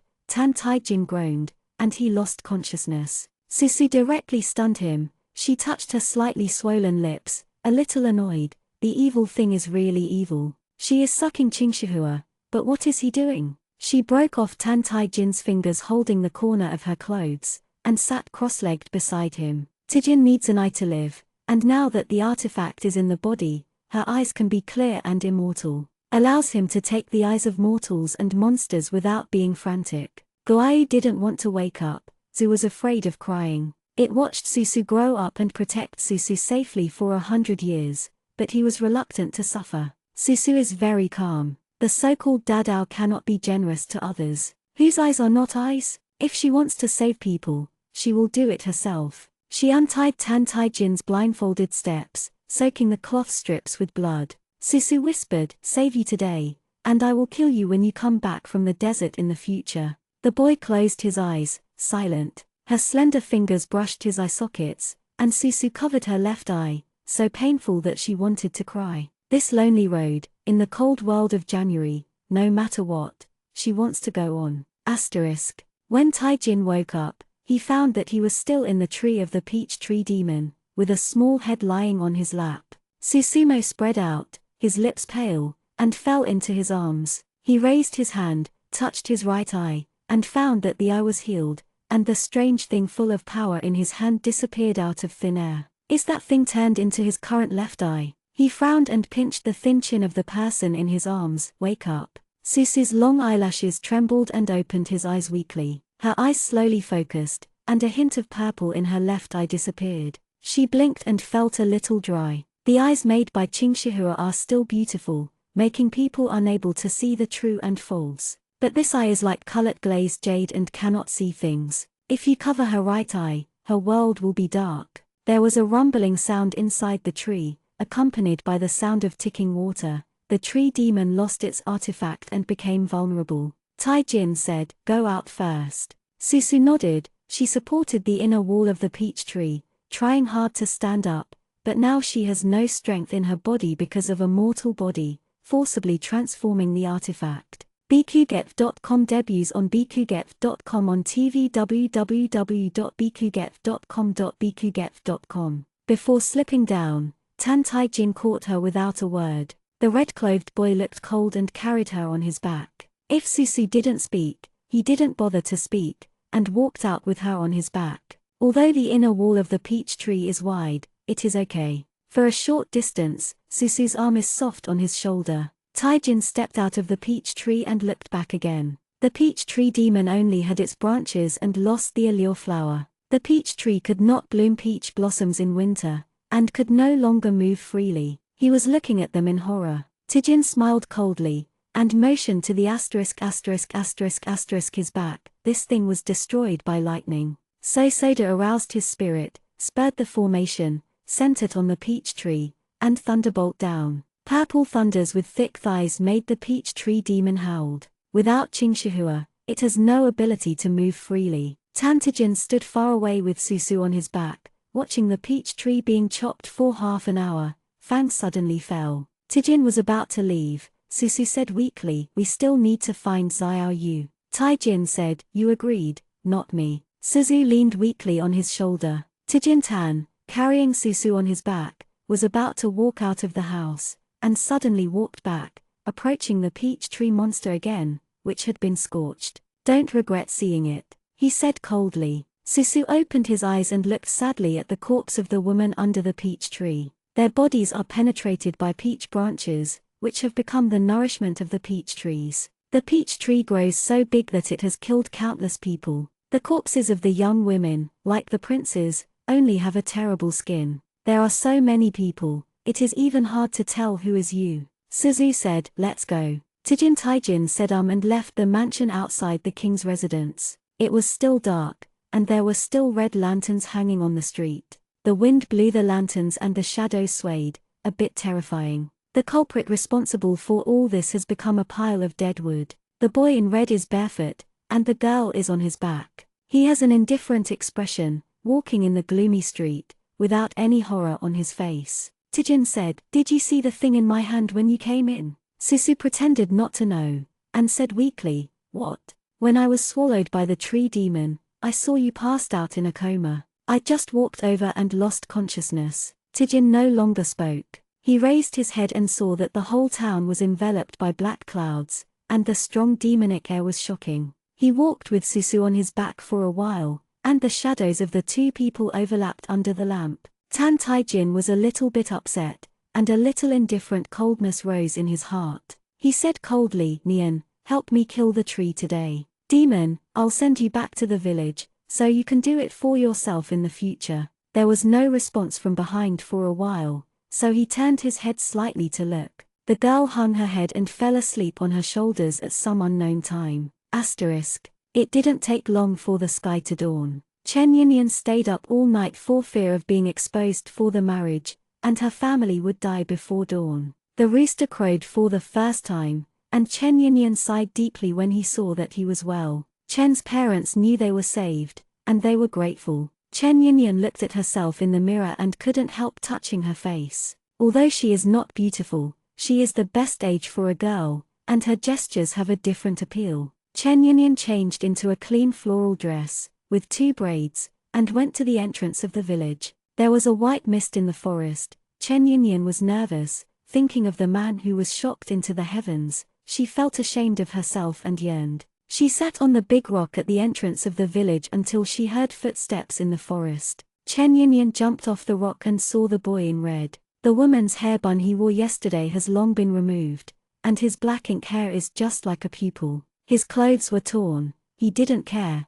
Chen Yinyan's heart was pounding, and he could see a somewhat fascinating taste from his indifference. She greeted her and said, are you all right? Tijin, carrying Susu on his back, walked into the village without looking at her. Chen Yinyan also followed him step by step. Little girl, thank Yen Gong for saving her life. Rao Susu was awake no matter how deep he slept. She rubbed her eyes and saw Chen Yinyan beside her. Chen Yinyan lowered her head in panic when she saw her wake up. Susu asked her, Miss Chen, are you all right? Chen Yinyan shook his head. Susu patted Tan Tai Jin on the shoulder. I'm much better, thank you, let me down. Tijin didn't say much, and let her go down by herself. Chen Yinyan looked at Susu, feeling a bit jealous. In Chen Yinyan's heart, the prince is extremely terrible. Before yesterday, she even had the idea of not going to the sedan chair. If it weren't for her mother's pleading, Chen Yinyan would have found her short-sightedness.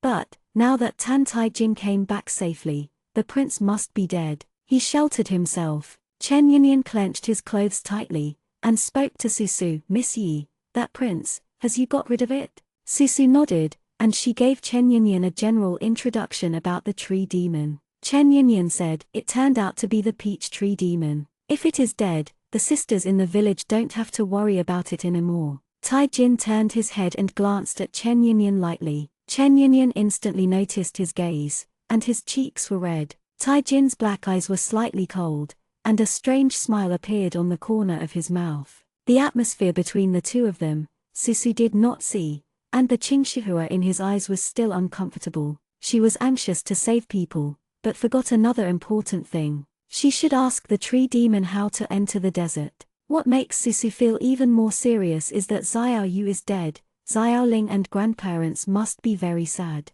Susu thought about her heart and walked in front of the two people. Her clothes were not as clean as Chen Yinyan, her well-dressed hair was scattered, her small face was dirty, and her arms were warmed in the morning mist. Chen Yinyan suddenly gained some confidence. She raised her eyes to look at Tan Tai Jin, only to see that his black pupil fell on Susu in front of her, with no sadness and no joy. The jealousy in his heart is like an entrenched poisonous snake. Chen Yinyan did not speak anymore, and went home. The village chief learned that the peach tree demon had been killed, and he was grieved and gratified. His daughter was also taken away by the tree demon. On this day, those who lost their daughters in the village went to the king's foreign mansion in the town to find the corpses of the children. Xiaoling's eyes were red, and she wanted to kowtow to Susu. Susu pulled her back and touched her hair. Xiao Yu died to protect you. You have a good life. It is Xiao Yu's greatest wish. Xiao Ling will live with her sister.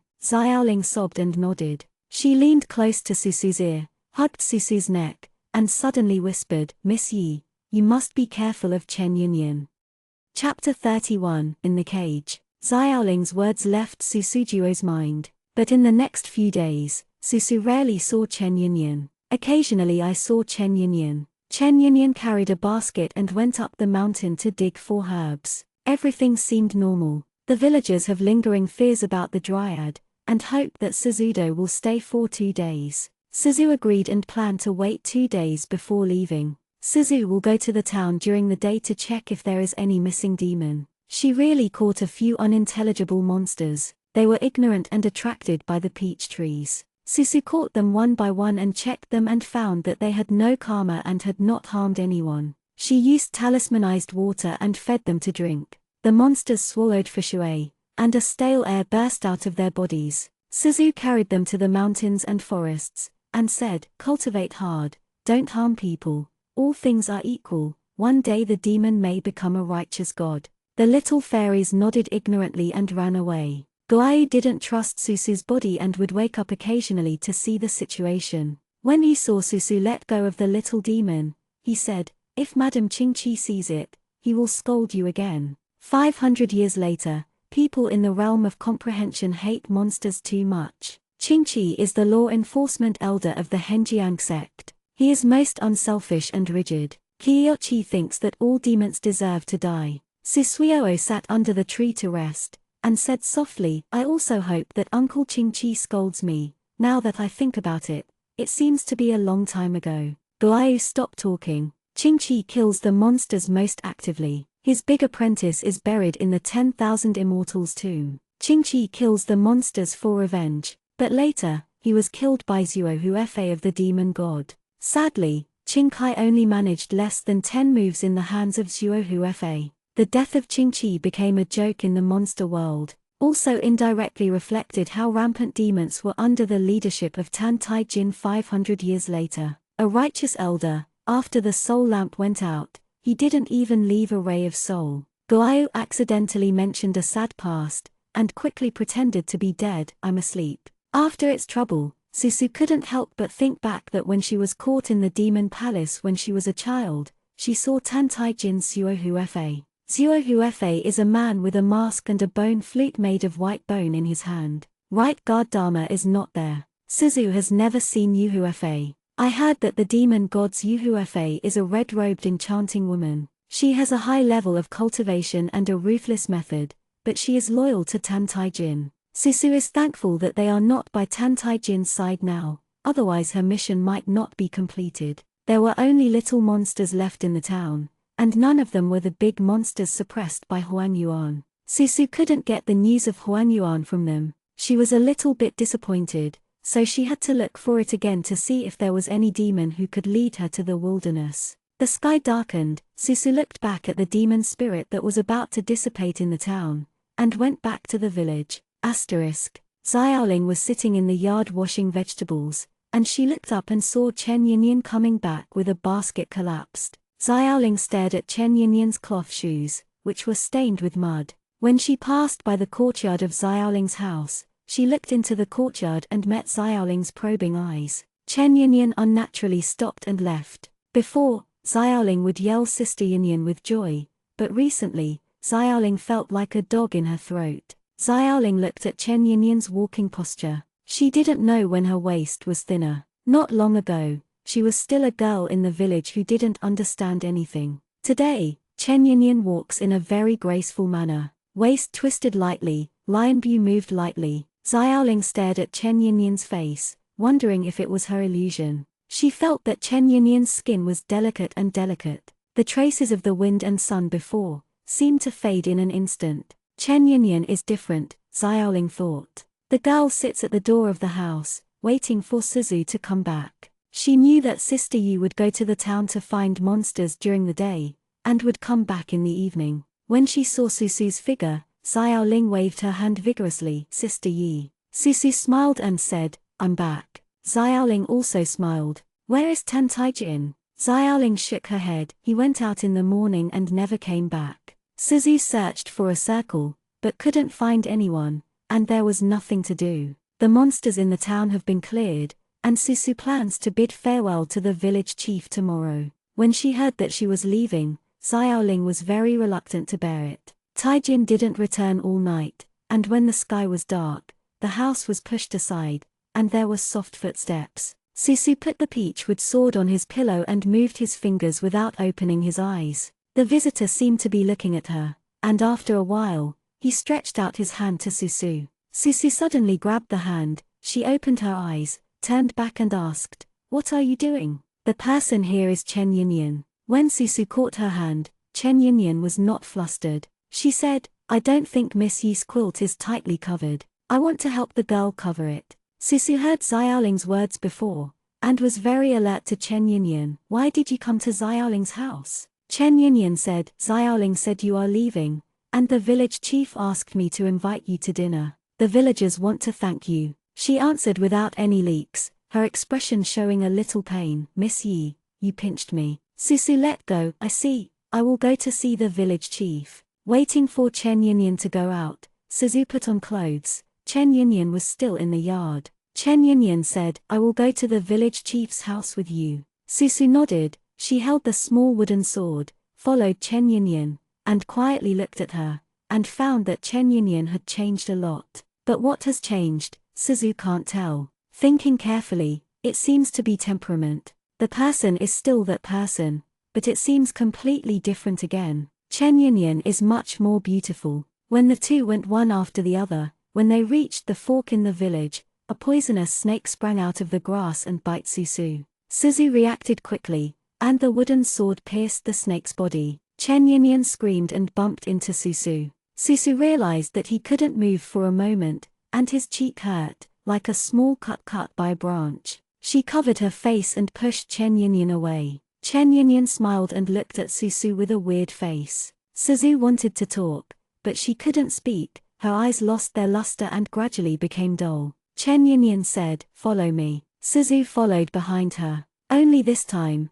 the two did not go to the village chief's house, and Chen Yinyan took Susu up the mountain. Walking through the tortuous path, Chen Yinyan came to a stone wall. She stretched out her hand and touched the stone wall. The magical thing was that she passed through the stone wall in an instant and disappeared. Susu followed behind her, lowered his head, and also passed through the stone wall. There is a cramped passage in the stone wall. It is clear that it is early morning, but there is no light in it. Chen Yinyan didn't need torches either, and moved forward naturally. Finally, when a magnificent door appeared in front of him, Susu finally understood where it was. Turned out to be a catacomb. The stone gate was engraved with intricate patterns. Chen Yinyan dropped blood on the patterns and brought Suzu in with him. Suzu's heart was beating, his face still looked like he was controlled. She guessed, there will be the big demon she wants to find here. If it's not that you can't do extra moves, Suzu wants to touch her purse to calm her mind. In the tomb, there is a mahogany coffin, but the coffin is empty and there is nothing inside. Behind the bead and jade curtain, there is a stone seat. The figure behind the stone seat is blurred and unclear. "I brought her," Chen Yinyan said happily to the person behind the curtain. "You promised me, do you count it?" "Of course." The person behind the curtain laughed, with a charming voice. "I will make you more beautiful than her. Don't you see that recently, your waist is thinner and your face is a lot more beautiful?" Chen Yinyan nodded and hesitated for a while. She said, "But, will he really like me?" The woman covered her lips and giggled. "What's so difficult? When she dies, I will put her face on for you, and you can be with your sweetheart." Chen Yinyan said, "But, she saved the people in our village." The woman seemed to hear some joke. "Didn't you call me here? You are jealous of her, she is more prettier than you, and she has the ability to protect herself. You's girl, you were so happy when Xiao Yu was forced to marry the prince, but you didn't dare to let others know. And you shed 2 tears for her because of secret joy. But you didn't expect that the prince's next bride turned out to be you. You were terrified. Fortunately, you were saved. The person who saved you is like an immortal, but he doesn't like you either. He is much better than the villager. You have never seen such a person in your life. In your heart, you can't wait to cramp Miss Yi, crush her under your feet, and replace her by yourself." The woman giggled. "Do you really want her face? Then you go back with her." Chen Yinyan was sullen when she said the central thing, and said nothing else this time. "Please help me." The woman had expected this. "Come on now." Chen Yinyan walked into the bead curtain. The woman said, "Relax your body, don't resist what I do to you, I am helping you." Chen Yinyan looked at the woman with a drunken smile on her face. The woman raised her hand and covered Chen Yinyan's face. Not long after, Chen Yinyan fell down. The woman looked at Chen Yinyan, who had turned into a mummy on the ground, and giggled, "Immortal, so stupid, you believe whatever I say, it's really ugly." With a wave of her hand, the bead curtain automatically opened to both sides. Susu finally saw the scene inside. Above the stone seat, a man with a grey face was sitting motionless on the stone seat, with a beautiful woman in yellow clothes curled up in his arms. Susu recognized her as early as when she made a sound. Yuanjia Road is narrow. It turned out to be the seven-tailed fox Piananiang. Piananiang's face was ruddy. She walked out of the man's arms and walked in front of Susu. "I have been waiting for this day. It's been too long. It's not in vain that I leave my blood in your body. I thought it was that weird person who would fuse the awesome flower, but I didn't expect it to be you." Piananiang murmured, "What color is the last awesome flower in the world?" Susuching couldn't help but replied, "Purple." Piananiang was a little disappointed. "It's not green, but it doesn't matter. As long as it is a magical tool, it can help him wake up. He slept for too long, I can't wait." Susu quietly glanced at the person on the stone seat. He was wearing a suit of armor and had the potential to transform zombies. Susu suddenly understood what Piananiang wanted to do. There are dragon veins and spiritual veins in the world, and in contrast, there are monster veins. Piananiang's lover is dead. She puts her lover in the demon vein, hoping that he will come back to life by dying from the corpse. However, zombies are divided into white zombies, green zombies, hairy zombies, flying zombies, wandering corpses, and no bones. Only by becoming a zombie without bones can you have your own consciousness. Piananiang is like a fox demon, sucking human spirit everywhere and passing it to men. If Qingshihua's spiritual power is really combined, not only can the man wake up, he may even become a drought. Drought is born, and it is a catastrophe on Earth. The fox demon walked over, just like before dealing with Chen Yinyan. He wanted to ****** up Suzu. The fox demon raised his hand, and still hadn't done any work. 12 small mahogany swords appeared silently behind him, piercing her body. It was too late when she reacted. She rolled on the spot and was burned by 4 small swords. The fox demon crawled on the ground and raised his eyes angrily. "You didn't get the shot." Susu took out the yellow talisman in his sleeve, the dull color disappeared, and looked at her with a smile. "Is it stupid written on my face?" Fox demon said, "I killed Chen Yinyan. You didn't save her." Susu wondered and said, "What are you thinking about? Cultivating the Tao and the mind is to cultivate goodness and have a clear conscience, not to cultivate stupidity. Chen Yinyan wants her to die, so naturally she will not save Chen Yinyan again." Originally, people pursued power in order to allow themselves to live freely, otherwise they would practice hard work regardless of the cold and heat. Is it to make themselves unhappy? The fox demon was so angry that she spit out a mouthful of blood. She flew up, her hands turned into claws, and she wanted to take Suzu's life. Suzu was afraid of her before, but now the artifact is in her body. Although it is not a good artifact, it can help her a lot. She thought to herself, this time she was ready to teleport spells again. Susu succeeded in a sneak attack. The fox demon hurt his vitality, gritted his teeth with hatred for her, and tried his best to kill Susu. Susu leaned on the peachwood sword and the blood of God, and barely drew a tie with the fox demon. The fox demon was repelled by her, and suddenly smiled coquettishly. The motionless man on the stone seat raised his silver eyes. He clumsily picked up the sword beside him and slashed towards Susu. Susu saw that his eyes were silver, and he knew it was not good. This man didn't know how much energy he had been transferred to by the fox demon, but his cultivation base was so high, even higher than the fox demon. The zombie went down with a sword, and the ground cracked deep. This is the rhythm of becoming drought.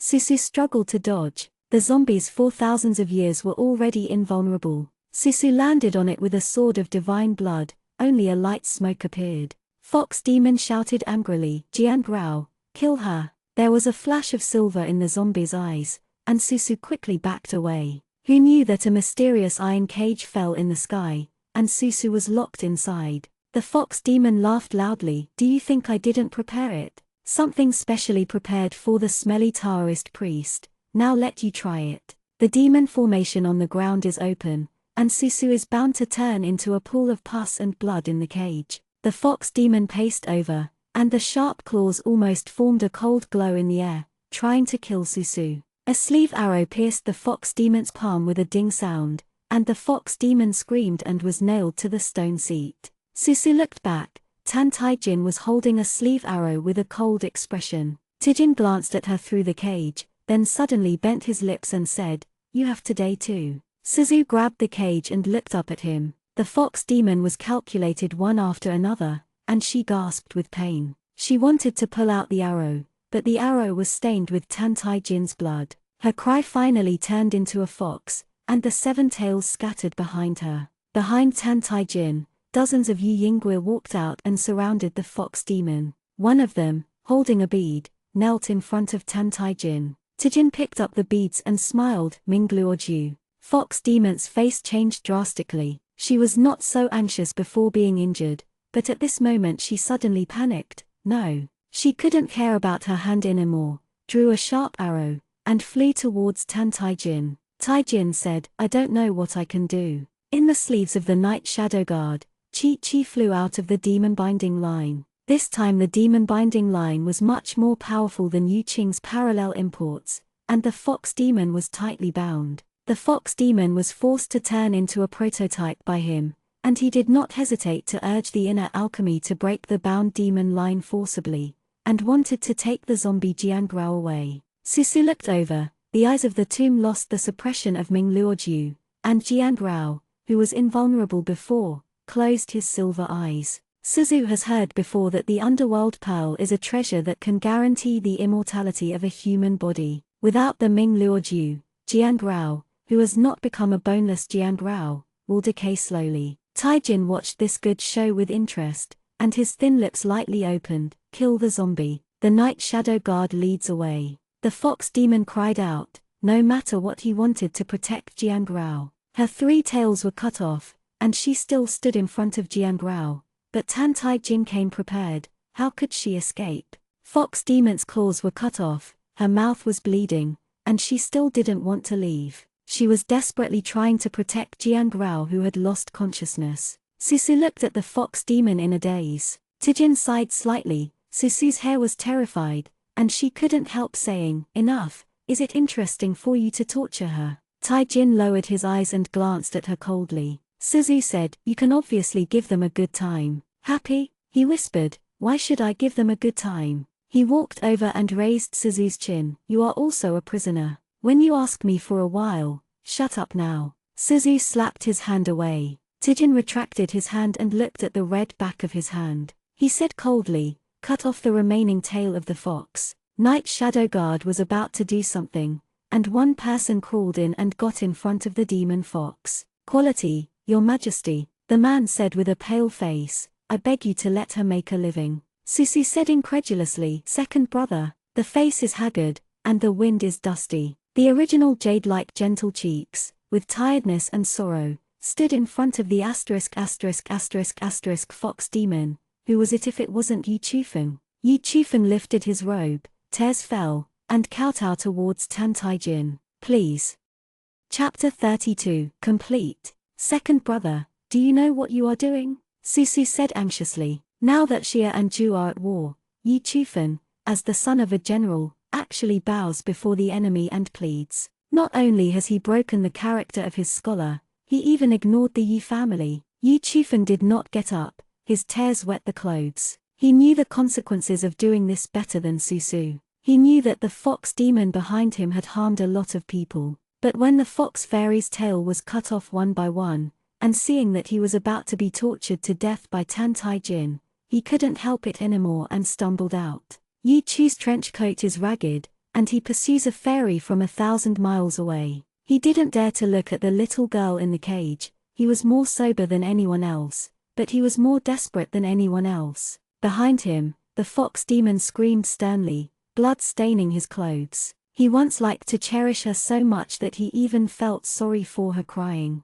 Yu Chufeng shed tears and knocked his head again stupidly. "I beg your highness to forgive her." Taijin said, "Second young master Yi is a smart man. If he wants something, he has to give something. Whether she can live depends on what you can give." Yu Chufeng said, "There is no longer anything in the world. In this life, I am willing to go through fires and waters for His Highness, and die without hesitation." Yu Chufeng avoided Susu's shocked gaze and closed his eyes. "I only beg your highness to do something. Don't let your subordinates deal with the Yi family." Tai Jin said, "It is not your turn to deal with the Yi family." He took out a jade box and ordered Yu Chufeng, "Put out your hand." Yu Chufeng caught the jade box, a cyan bug, got out of the jade box, and got into Yu Chufeng's body. Yu Chufeng's lips were pale and his body trembling slightly. He held back and said nothing. The insects disappeared. Tan Taijin said coldly, "Remember your vows today. If there is betrayal,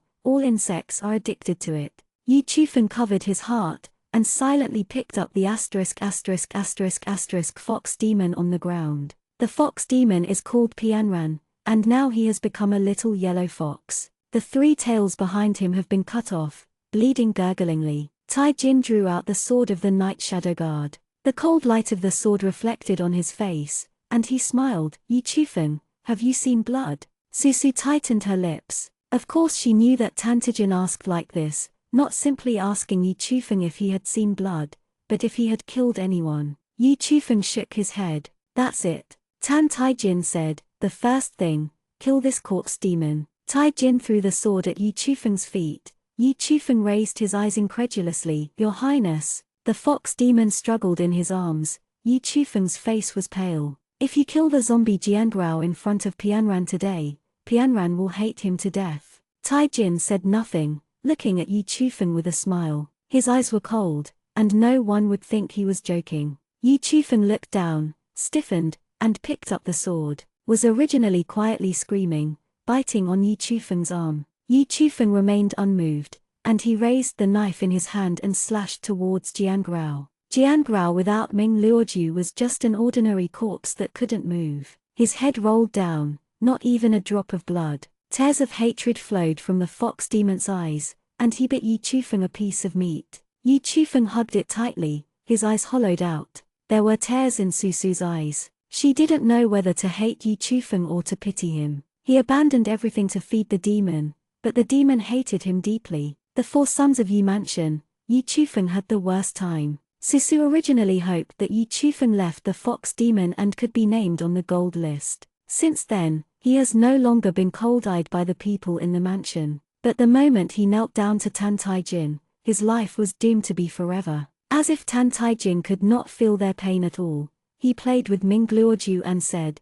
"Don't waste anything by my side, go to Kangju, and prove your ability. Someone will tell you what I need you to do. You are doing well. This evil animal will live well. If you don't help, I will still be short of a fox fur before the spring." Night Shadow Guard took away the dying fox demon in Yu Chufeng's hand. The blood in Yu Chufeng's whole body couldn't tell whether it was his or the fox demon. He smiled sadly and looked at the fox demon. The fox demon didn't look at him, staring at Jiangrao's head, vomiting blood in his mouth. Yu Chufeng retracted his gaze, and said, "Subordinates take orders." Before leaving, he bowed deeply to Tan Taijin. "The 3rd sister is young and ignorant. She has offended her master before. I hope the master will be forgiving and let her go. It is natural." Yu Chufeng walked to the cage and said to Susu, "Sister, Yu Chufeng is unfaithful and unfair. From now on, there will be no Yu Chufeng in the world." He took off the jade from his waist and placed it in Suzu's palm.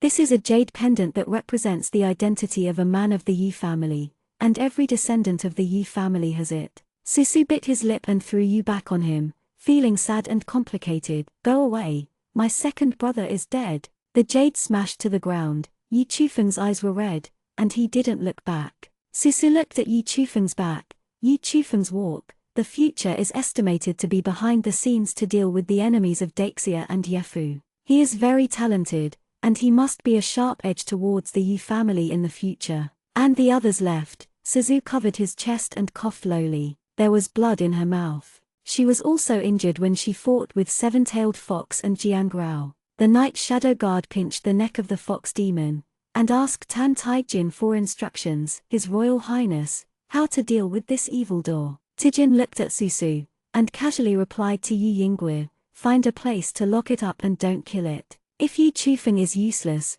just kill it and peel it for soup. The fox demon was taken away. Tai-Jin touched the mysterious iron cage with his hand, and squatted down to look at Susu. The girl curled up in the cage and gave him a bad look. He looked cold and looked at her. Suzu said, "You disappeared in the past few days just to contact your subordinates." Tai-Jin said, "Yes." "Have you found a seven-tailed fox?" "Yes." "Do you also know that Yi Chufeng is following?" "That's right." Suzu said, "You deliberately lied to me to save you." Tai-Jin said nothing. No, this is the only thing that he didn't expect. Only Jing Lannan knew the final location of the teleportation formation under the longevity lock, and it took a few days for Yi Shadowguard to find him. He did not speak, but reached out his hand and touched the blood on the corner of Susu's mouth. Susu was startled, and took a few steps back quickly. "What do you want to do?" It is a pity that there is also a cage behind her. At this moment, the Night Shadow Guard brought a key. His Royal Highness,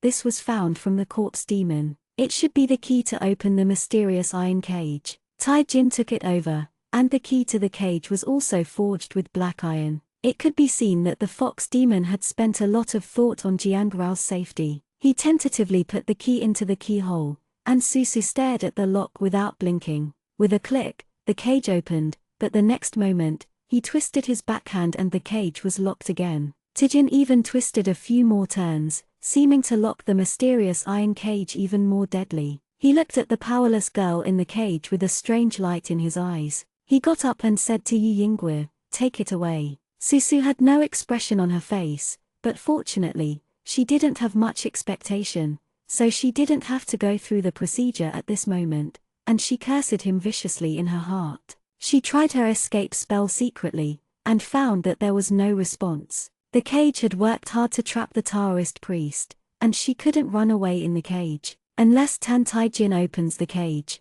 Susu was taken to a house. Tai-Jin is not a good status now. His elder brother became Emperor Ju, and he himself was a fugitive from Daxia. Whether it was Jugyo or Daxia, he would not be let go. Suzu heard a large group of people talking about things next door. Tantai is clear, monsters, sneak attack, victory, King Xuan, Gainayu County, set out, Emperor Daxia. Susu didn't really hear it, she speculated based on the bits and pieces of information. Is probably a monster that Tantai clearly raises. It attacked the border of Great Xia country, and because of surprise, he fought a victory. But Xiao Lin personally set out to fight against Gainayu County. If Xiao Rin went to the battlefield, it proved that Yi Xiao could not fight this battle and had to ask the court for help. bqget.com debuts on bqget.com on TV www.bqget.com.bqget.com.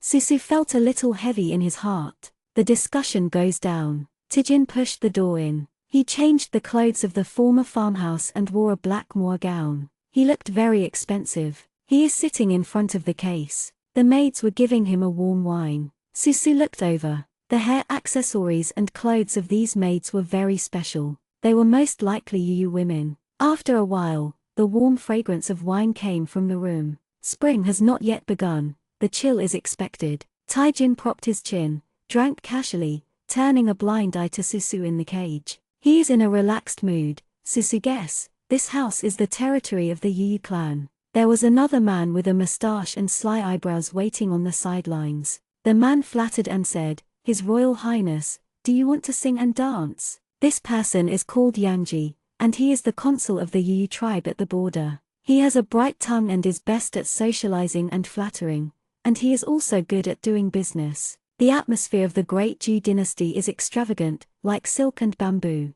and has a good rhythm. Yangji had never been in contact with Tai-Jin before and was not very clear about his background. Now that he knows that he is the new master, he treats Tai-Jin as the most noble prince of the Great Ju dynasty, so he is ready to sing and dance early. Tai-Jin looked weird, but did not refuse. Biography. Susu thought, pretending to be like that, I don't know if he really thought he was the prince who grew up in Ju. After a while, the curvaceous women filed in. It is winter, but the dancers are very thin. The white gauze is as thin as a cicada's wings, with long sleeves, and the waist is looming, so beautiful. The women salute to the Tai-Jin in front of the case, the musicians play music, and they dance lightly. Susu squatted in the corner and looked for a while. She was still hurt and her heart ached. Such a scene is not suitable for her current state. She is unable to lean against the cage and is drowsy. Sheep beats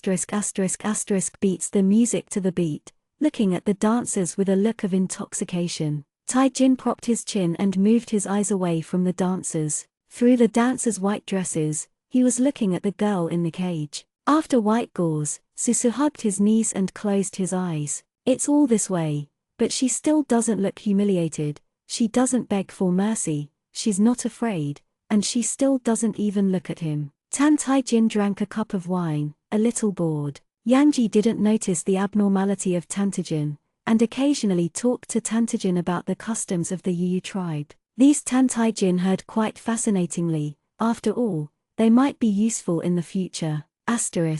On the second day, Susu started a fire, was first discovered by a maid of the Yu clan. She went to feed the girl in the cage as usual, but found that she was not in good health. The maid hurriedly went to inform Tan Taijin. At that time, Tan Taijin and sheep were eating in the yard. Sheep heard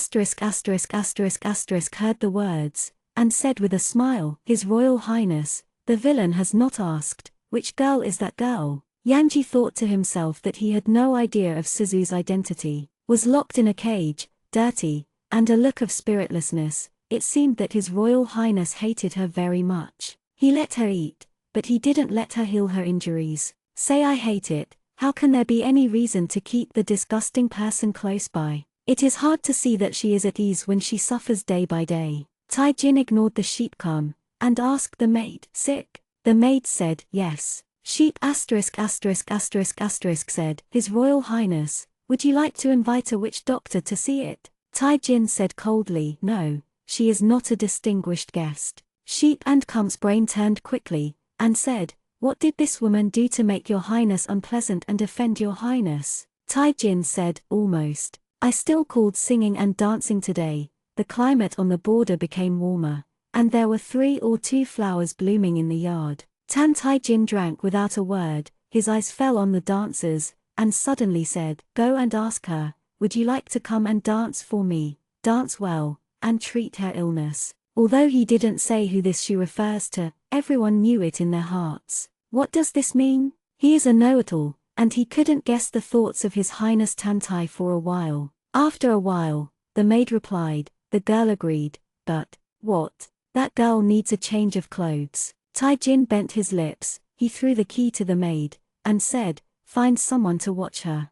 Don't run away. If she runs away, I will use you to light the sky lantern. When he said the 3 words light the sky lantern, his tone was very gentle, and the servant girl trembled and led her to leave. Susu took a bath and changed her clothes, her cheeks flushed, she looked at herself in the mirror with a very sick appearance. She rubbed her face to make herself sober. There was chaos in her mind, her body would not be sick, and Yuzaivu's body was also good. This was a rare time when she was sick. Daixia aristocratic woman, poetry, melody and dance, everything is involved. But Yuzaivu can dance, but Susu can't. That little memory is not good at all. She puts on the clothes of Yu clan dancers, and she can vaguely guess what Tan Taijin's thoughts are in her heart. The shame he gave to the original owner and himself before returning it. The dancer's status is lowly. Tan Taijin wants her to dance for him, wanting to see her bow her head, and surrender to him like Yu Chufan. He wants to see her please him. Taijin's previous position was extremely humble. No matter in Lengong or Yu Mansion, no one gave him a good face. Once he turns over, he can use this method to relieve the depression in his heart. If I had to explain this mentality, Susu felt that it was probably distorted to a pervert. After all, Tan Taijin is bossy, tyrannical, suspicious and cautious. He takes the pain of others as happiness, and if others do not suffer, he creates a bit of pain. Suzu put on his belt and stuffed the yellow transmission symbol into his chest, and he was relieved. No one will check this place. She smiled and curled her eyes. Before leaving, let's fulfill the hateful and cowardly boy. Give him a jump randomly. When he was in his best mood, she asked him to watch him run away, wondering if he would vomit blood with anger. Chapter 33 Escape. Before going out, Susu thought for a while, but still felt uneasy in her heart. Taking out the Huang Fu, she stared at Huang Fu for a while. The little pervert had a strange temper and was suspicious. She couldn't underestimate the enemy. The teleportation symbol is her trump card, which must be protected. Susu lingered inside for a long time, and was stopped when he went out. The maid said coldly, "Girl, stay, please let me wait to check first." She didn't mean to ask for Susu's consent. Susu Ji blocked her wrist. "Tan Taijin asked you to check." The maid said with no expression. His Royal Highness said that the girl was scheming. She grinds out her minions before sending it over. She checked very carefully and found a packet of powdered medicine from Susu's waist. The maid sniffed, glanced at Susu in surprise, and said, "My clan's fragrance." Susu smiled awkwardly at her. The hand of the maid went down again, and collected some gadgets in bits and pieces. In the end, she didn't let Susu's hair go. She took off the hairpin on Susu's head and said, "These are sharp weapons." The girl dances and tied ribbons. "Enough." As she said, she beckoned, and another maid simply tied a white ribbon to Susu's hair. When I saw the bracelet made of guayo in Susu's hand, the maid wanted to remove the bracelet. "Can be transformed into jade, just fit Suzu's wrist." Suzu said, "This was brought up when I was a child. I can't take it off. You can't let me chop off my hands. How can I dance without hands?" The maid tried for a while, and found that it was indeed as Susu said, and saw that the bracelet was smooth and there should be no mechanism, so she had to give up. Susu clutched his hurt wrist and couldn't help saying, "Your Highness is so afraid of death, you shouldn't let me out." The maid was unmoved, and said, "Let me go to the front yard." Susu carried her white sleeves and followed her. While the maid was not paying attention, Susu volleyed at the waist of the maid, and a piece of talisman slipped silently into Susu's sleeve. The corner of Susu's lips curled, and he hid the talisman paper. "My father traveled around the world before and had seen tricks in the world. The years are boring in the mountains, so he coaxes Suzu with these novel things." Susu saw it with gusto. Mortals are smart, without spiritual power, but have a wise head. The maid would never think that Susu deliberately blocked that and hid things on her. Approaching the courtyard, the maid asked Susu, "What kind of music do you want?" Suzu said indifferently, "Whatever you want." The maid frowned, thinking that this person is really arrogant. Can she keep up with the beat in any tune? Came to a courtyard, and the maid said, "Your Highness, someone has brought it. Sheep pours liquor to Tan Taijin. He is a sleek person, and seeing that Tan Taijin likes to listen to him talk about Yu's poison, he picked these up and told Tan Taijin. Yangji knows that Tan Taijin will not stay at the border for long, and he will leave for Ju when he is deployed. The war has already begun outside, and Tan Taijin is ambitious, and he is bound to fight for this world. Yang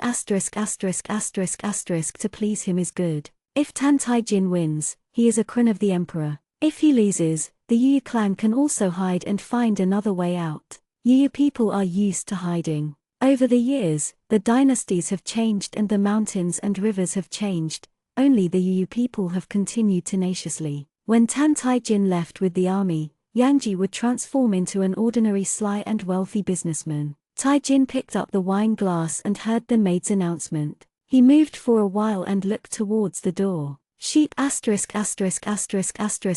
looked towards the door. Yu's dancers are all first class, so why does your highness insist on letting a prisoner come to dance? Soon, Yangji saw the prisoner under the order. The girl is wearing white dance clothes of the Yu ethnic group. I don't know who gave her the clothes, which is too big. The tunic outlines her slender waist, with a loose neckline. Compared to those mature, charming, seductive dancers, this is a slightly young girl. A white ribbon hangs behind her head, adorned with a few simple pearls. Sheep at first glance is that this girl is very clean, so clean that she is a bit cold and pure. Yangji didn't see how special Susu was. If you want to talk about beauty, Tan Taijin's own appearance is one of the best, which is amazing. Although the face of the girl in front of her looks good and her skin is whiter than the others, she is not so amazing. Qianji found that as soon as she walked in, Tan Taijin's body straightened a bit, and her black eyes stared at her unblinkingly. His Majesty clenched his fingers into a fist, pressed his lips unconsciously, and looked at the girl. Is an action that represents disgust and mockery, but Yankum can see a little expectation. Sheep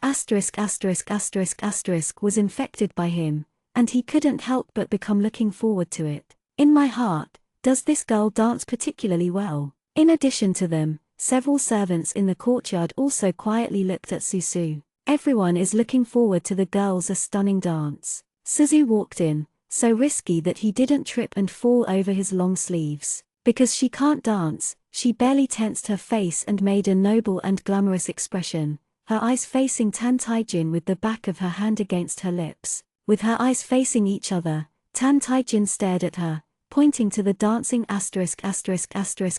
the side and said, if they didn't dance well, I would pull it out and chop it. Didn't you discuss it? Susu asked. Taijin raised his lips. A person who is worthless is not qualified to live. Suzu felt that he almost put a grin on his face. Deliberately compared her with the dancing girl. His mind was clear. Very good, then she is not welcome. The musician started to play music. It was a brisk piece of music. Suzu is on the top of the fairy mountain, and occasionally listens to people playing the piano, but he knows the rhythm. She followed the memory of the original owner, shaking off her sleeves. Taijin leaned back on the chair, watching her dancing with a mocking look. She has a dexterous posture, with layers of white gauze spread out on her body, with a dazzling and holy beauty. Within a short period of time, no one even noticed that she could not dance. Sheep and mustache move. I think this dance is quite novel, I haven't seen it before. Susu pondered, the probability of dancing is about the same as sword dancing.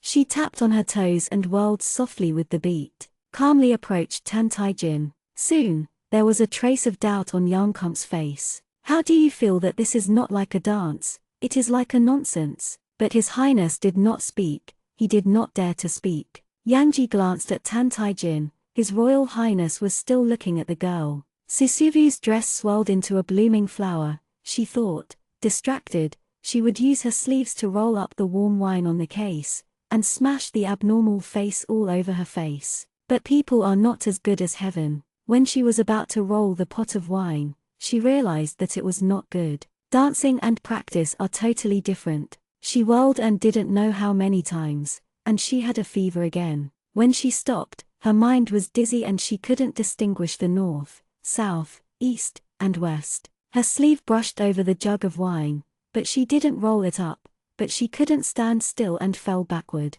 Yangji saw her rushing over, thinking she was going to assassinate, and quickly said, Your Highness, be careful. Is not only sheep come, even the taunt of Tan Taijin's mouth froze. He watched the white gauze flying in front of him. Under the panicked gaze of Yankum, Tan Taijin's pupils shrank slightly, and he couldn't hear what Yankum was saying. There is only one thought left in his mind, what happened to her? The action was almost too late, grabbed her sleeves, caught the girl, and she finally fell into his arms. The two rolled into a ball, and the ribbon on the girl's hair wrapped his fingers. The fragrance on her body eroded the surrounding air unexpectedly. Her white skirt covered his black cloak, and the girl was like a butterfly that couldn't distinguish its direction, and fell into his arms in a daze. Sheep dumbfounded, and the words protect your highness got stuck in his throat. Taijin was thrown to the ground by her, and met her surprised eyes. He looked at the girl's face, his expression blank. Suzu didn't expect this to happen either. She lay on him, the young boy with red lips and black lips, and her expression was pale, but her eyes were a little dazed. Before he could react, Susu smiled at him. I'm sorry, since you delivered it yourself, I'm not welcome. She severely strangled Tan Taijin's neck with her sleeves, and sure enough, the dazed color on his face disappeared instantly and he became furious. Susu tightened her sleeves, she started firmly and ruthlessly, and instantly turned his pale face into a flushed peach color. Taijin's eyes are full of magnificent red, but there seems to be ice scum in his eyes, and his expression can no longer be described with anger. Susu felt that if she let go of her at this moment, he would definitely take out the sword beside her and cut her 1,000 times. Susu smiled at him and said loudly, White-eyed wolf, let you use me. Taijin, with a vicious expression, did not say a word, holding her wrist tightly. She could not really let her strangle him to death. No one thought of this change. Yanji quickly said, "Wonder, let go of your royal highness." Susu stood up with Tan Taijin. She knew that the hostage was a madman who didn't care, so she tightened her sleeves and deliberately prevented him from talking. Suzu said to Yanji, "You are the evil door. Where are the seven-tailed foxes locked up by you? I will kill him if I don't say it." Yanji glanced at Tantajin's face, and saw that he was strangled so that he couldn't say a word. He knew that Susu had committed a ruthless hand. Yanji quickly said, "Bring the demon fox." Not long after, someone carried a mysterious iron cage with a yellow fox curled up inside. Suzu asked it, "Where is Huan Yuan?" She actually didn't report much hope. After all, the fox demon had an enemy with herself, but only the big demon knew the way to the wasteland. Every time she saw the big demon, he started fighting before he had time to say anything. Susu didn't want to look for other monsters. The fox demon is full of death. Hearing Huan Yuan twice, the tips of her ears moved and raised her head. Among all the monsters, the fox demon should have the highest IQ. She looked at Susu, then at Tan Taijin, and suddenly said with a hoarse voice, "You take me with you, and I will take you to the desert." Susu hesitated, although she wanted to go to the desert, but the fox demon killed so many people. She couldn't seek the skin of the tiger and let the fox go away. Fox demon seemed to know what she was thinking. "I won't run away. I just want to die now. You can take me away and kill me." In Tan Taijin's hands, she couldn't even ask for death. Suzu said, "Okay." She held Tan Taijin and asked her to open the cage. Sheep ****** hardly dared to look at His Royal Highness's face. It was terrible. But Tantajin was in Suzu's hands, so she could only say what they did and what they did. The fox demon was full of blood, and walked to Suzu's side. Suzu asked her, "Do you have a way to conceal the evil spirit on your body?" Fox demon said, "Yes." Suzu nodded, "You catch me." The fox demon grabbed Suzu's skirt. She didn't know what Tantaijin had fed, and now she couldn't even transform her shape. Suzu let go of Tantaijin and pushed him towards the sheep. In an instant, the boy turned around and grabbed her clothes tightly. Suzu raised his eyes and saw the red ends of his eyes and the gaze hating her. Her throat was strangled and he couldn't say a word. Suzu curled his eyes and moved his lips. "Goodbye, little pervert, who wants to play with you?" The teleportation spell was activated, and Suzu picked up the fox demon and disappeared into the white light. Tan Taijin tightly tugs on her sleeves and pulls off a piece of veil, but he can only watch her bend her brows and disappear in front of him. He was ejected out of the formation, and the servant girls around, seeing his terrible expression, had already knelt on the ground. Sheepcom walked over with a sullen face, and smiled awkwardly. "Hey, your highness is fine if you have nothing to do." Taijin slapped him hard. "Idiot! How can you let her go if you let her go?" He drew out his sword and slashed at the goat ****** on the spot. This madman's appearance, Yanji has never seen him before. He knelt down and shouted, "Your Highness, please forgive me. Your Highness, please forgive me." A night shadow guard in black clothes came out and knelt before Tan Taijin with his fists. Taijin calmed down his breath, woke up, and threw away his sword. He pulled out a kindly apologetic smile, and lifted the sheep to come. Sheep and two battles, looking at Tan Taijin's harmless and apologetic smiling face. For the first time I felt how naive I was to think that the Yu clan could retreat all over. Taijin looked at the direction in which Susu disappeared, and stroked the mark on his neck with his fingers. "In this life, don't let him meet her again, otherwise, The cold went to the summer, and it didn't take long before the land of the Central Plains had begun to spring. The extreme north is still full of icebergs. A purple-clothed girl wrapped her cloak tightly, holding the fox in her arms, and looking down from the air. Xuru spread its wings and slid down. It shook its feathers and let Susu and the fox go down. Susu touched its head. "Thank you." Xuru rubbed her hand, shrank and flew into the air. Suzu watched it fly away, but she didn't expect that after escaping that day, she would meet this snowy bird. She has an impression of it, one of the silly roe deers attracted by the artifact and the peach tree demon. She let it go before and fed it with fushuai. Xuru met her again and gave her away. Pianran said sharply in his arms, "You are quite popular." Susu ignored her. "Where is the entrance to Huan Yuan?" "There is no entrance, but 10 years ago, there was a gap in the seal. These sealed monsters ran out of the gap. Pianran said, I tell you how to get in through the gap, so you can kill me. Suzu looked at her in a complicated mood. You. Pianran's eyes laughed at herself. Jiangrao is dead. What is the use of inhaling human essence? When Qingqiu was still there, my grandma said that if you walk on the path of magic cultivation and inhale the essence, you will die sooner or later. Under the thunder robbery, you knew that it was a path of no return, but you went on. You know, even if Jiangrao becomes a drought, you can't be with him. Did not speak lightly. Of course she knows, but to love someone, even if there is only day and night, day and night, day and night, there is no turning back. Susu thought of Yi Chufan. My second brother is still waiting for you. Pianran said, he killed Jiangrao, I hate him. She lowered her head, and Susu couldn't see the emotions on a fox's face. Susu didn't know if Pianran had ever loved her second brother, nor did Yi Chufan's mood when he learned that Pianran had died. Looked at the snow-capped mountain with his eyes lightly. Little girl, will you lead a career fire? Susu hesitated for a moment and nodded. Pianran said, after you enter the desert, send me a karmic fire. If you see Yi Chufan again, tell him for me, I have never loved him, he has never loved me, all kinds of things, just because he was hit by my fascination. Susu was taken aback. Pianran is lying, even the nine-tailed fox can only charm the mind and cannot make people feel love. Love and **** are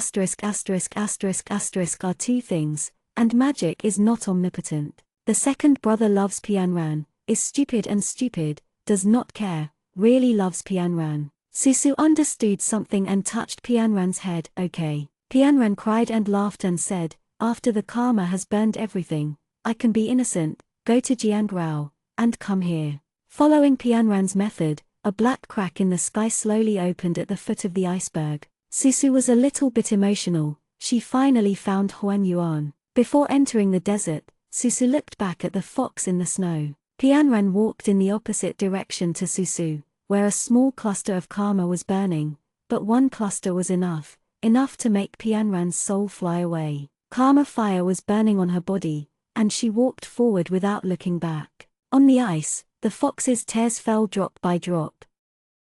Chapter 34 Love Silk. When Pianran was invisible, Susu stepped into the crack. The sky was spinning around, and she had no time to react, and fell from the air. I don't know how long it took. Susu hit the ground and snorted. She got up from the ground. It was so painful that she couldn't laugh or cry. The demon fox actually swayed her in the end, perhaps because he had accumulated grievances before and deliberately caused Susu to suffer a bit, without telling her that she would continue to fall when entering the wilderness. Is like a cemetery, with ashes floating in the sky, and there is a blue moon in the sky. Susunohan stared at the moon for a while, and Guyu said, that's the demon moon, only in Huanyuan. Suzu said, why did you wake up? Guayu said, you are going to find the tortoise, I don't worry. Try to minimize the ashes in the air, these are turned into turbidity. You are now a mortal body, if you touch too much, you will live a short life. After I finished speaking, I remembered that the purple Qingshihua was in Suzu's body. This was for nothing. The fate of this life is doomed, but I don't know how to die. Susu looked up and saw that the entrance to the desert was desolate. Overgrown weeds, the soil on the ground smelled of stench and rotten. Snakes, insects, mice and ants crawled around, and a few bats were hiding in the trees, looking at Suzu with scarlet eyes. Guayu said, they are all low-level monsters, don't care about them, we just go to the senior master turtle. Suzu nodded, pushed aside the weeds and walked in. Where will the seniors be? Guayu pondered for a moment, and said, it has been tens of thousands of years since the last battle between gods and demons. The tortoise has an ancient basalt lineage, and he has guarded the desert for thousands of years. Maybe his consciousness has already been integrated into the desert. He is the last one in the world. Gods are inherently difficult to multiply, and the bloodlines of the ancients are even rarer. Mortals cultivate in order to pursue the supreme path to become a god. But the gods of the Protoss bloodline have all died in battle for the sake of the stability of the three realms. Paid a heavy price to exterminate the previous demon ***** and great demon. Afterwards, the cultivators followed their instructions and successively went to the desert to seal other monsters. Today, the new young demon is about to awaken, and the gods and mortals no longer can suppress the new demon god. Goayu felt a little sad and said, Suzu, you must succeed. Suzu said, I know. She took out a huajezai to illuminate. I also hope that the disciples of Henjiang sect will one day be able to go down the mountain freely to practice, and the world does not have to be easy to eat. Goayu said, the last Protus bloodline, guarding the wilderness alone, has endured thousands of years of loneliness. His sea of knowledge may have turned into a tree or a tuft of grass in the wilderness. Pay more attention. Suzu said, 7-tailed fox monsters escaped from the wilderness, and I don't know if the predecessors knew about it. Goayu sighed and said, even if he knows, he can't get out of the desert and catch the monster that escaped. After all, thousands of monsters are still suppressing in the desert. While the two were talking, Suzu looked around. Huanyuan is like a huge graveyard with a gloomy mouth. There is no way to tell the direction everywhere, just like the endless wild land. Where Suzu passed, he saw a few bones. Goayu said, the little demon who was thrown into the seal of the wilderness may have grown into a great demon now, and the great demon back then will definitely die in the wilderness. But the monsters stray into waves, and maybe they will give birth to little monsters in the desert. Some monsters have weak reproductive ability, and some have strong reproductive ability. Goayu kept silent to those stray monsters, for fear of teaching her child Suzu. But fortunately, the demon did not leave an heir, otherwise the world would be messed up. Goayu thought trivially, it is possible that the devil god is not good at it. The demon gods recorded in the historical annals are cruel, like to kill, and I have never heard of a woman who likes sleeping, even Tan Taijin is no exception. I just don't know if he has a leg with the rumored glamorous right guardian. Suzu suddenly said, there is a sound. Without Goayu's instructions, she immediately found a place to hide. Next to were several skeletons, and Suzu pushed them out. Hold your breath and hide behind the black rock. There was a sound of fine footsteps. Suzu quietly looked over, and several snakes were surrounding an ice coffin. The woman with a snake-tailed body whirled around the ice coffin and said angrily, let you find the cracks. You found such a thing, a bunch of useless waste. The little snake hissed and spit out the letter, sister-in-law. I didn't see the crack until I saw the crack, and this thing fell from the sky. It knocked us out, and when we woke up, the crack was gone. The snake demon named sister-in-law was full of anger and looked at the ice coffin. This is a human being. You were stunned by a human child. The unbounded jade that I finally condensed hit you stupid things. In the hands. bkuget.com first on TV www.bkuget.com. She was so angry that she finally calmed down her anger and licked her lips. Forget it, I haven't eaten humans for a long time, so I ate him. Said, her hand touched the coffin and tried to open it. However, a golden light popped out, and the concubine withdrew her hand with a hiss. Her hand was burned to blood red. She looked at the child suspiciously, this time with a little more interest in her eyes. An ice coffin made of weak water. Hearing this, Goayu was also very surprised. The weak water once flowed to the mortal world in the battle between gods and demons, but after all these years, it is reasonable to say that it has been scarce in the world,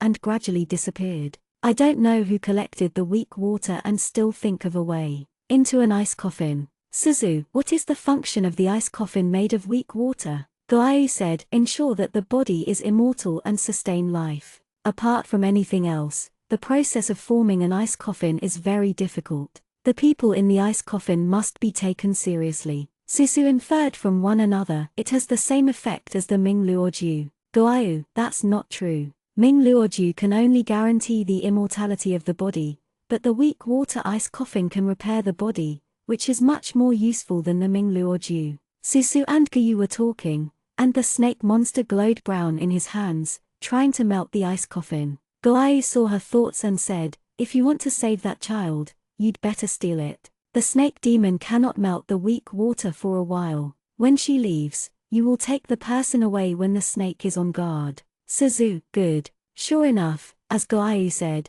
the snake demon tossed for a while and left. Only the little snake is left guarding the ice coffin. The densely packed snakes look disgusting. Suzu rubbed the goosebumps on his arm, tore off the corners of the skirt, bit his fingers and drew two symbols. Combines the flesh and blood of Qingshihua, and is better than the beast Cinnabar. Susu pinched a decision, go. The charm turned into an eagle with sharp eyes, and rushed into the snake pile. The eagle was the nemesis of the snake. They panicked for a moment, only to find that the huge eagle did not eat them. Its paws grabbed the ice coffin and ran fast. Up. The eagle flew in front of Susu, and she put another talisman on the ice coffin. Without paying attention to the appearance of the child in the ice coffin, she took the ice coffin with people and shrank quickly. Susu put the ice coffin into his sleeve and ran away. Goayu said, run faster, the snakes are catching up. Suzu did not dare to look back, and missed her wings very much at this time. She ran across the desert, followed by a dense group of snakes. Fortunately, those inferior monsters had insufficient IQ. Susu made a few blindfolds, and they couldn't catch up. Susu was about to breathe a sigh of relief, but suddenly he was slapped on the shoulder. She didn't have time to react, so she flew out, vomiting a mouthful of blood. The concubine twisted her body and looked at Susu sullenly. Goayu said, it's over, I hit the small ones, and the old ones are here. Susu wiped off the blood from the corners of his mouth, ignoring talking to Goayu, got up and had to run again. With just such a palm, she felt that her shoulder was about to break. If it weren't for the beauty of the world, she would have died just now. Gui Zhongxingjai, Susu, or throw the ice coffin to her, let's run. Suzu said, we can't run if we throw it to her. The snake demon won't let her go. At this time, she missed Tan Taijin a little. She was very good at dealing with monsters, but she couldn't beat herself. It was a weapon to kill monsters. The female body sword, and soon, a blue-patterned python stopped Susu from going. S eyes narrowed, why do you smell like that bitch? She spit out the letter, sensing the smell in the air. Susu stepped back calmly, remembering the blood that had never touched his eyebrows. Did you say Pianran? Snake Demon said, do you know that bitch? Susu Zindao turned out to be Pianran's enemy. It's no wonder that they are all in the desert. See you when you look up and bow your head. But the snake monster is obviously much more powerful than the seven-tailed fox, and Susu can't pass a single move in the hands of the snake monster. Susu's eyes rolled. Yes, I know, that seven-tailed fox and I are enemies. Snake monster did not rush to kill her, with a strange expression. Seven-tailed fox? Isn't that ***** a nine-tailed fox? After a while, the snake demon ha ha ha laughed and said, it turns out that this is the case. This *****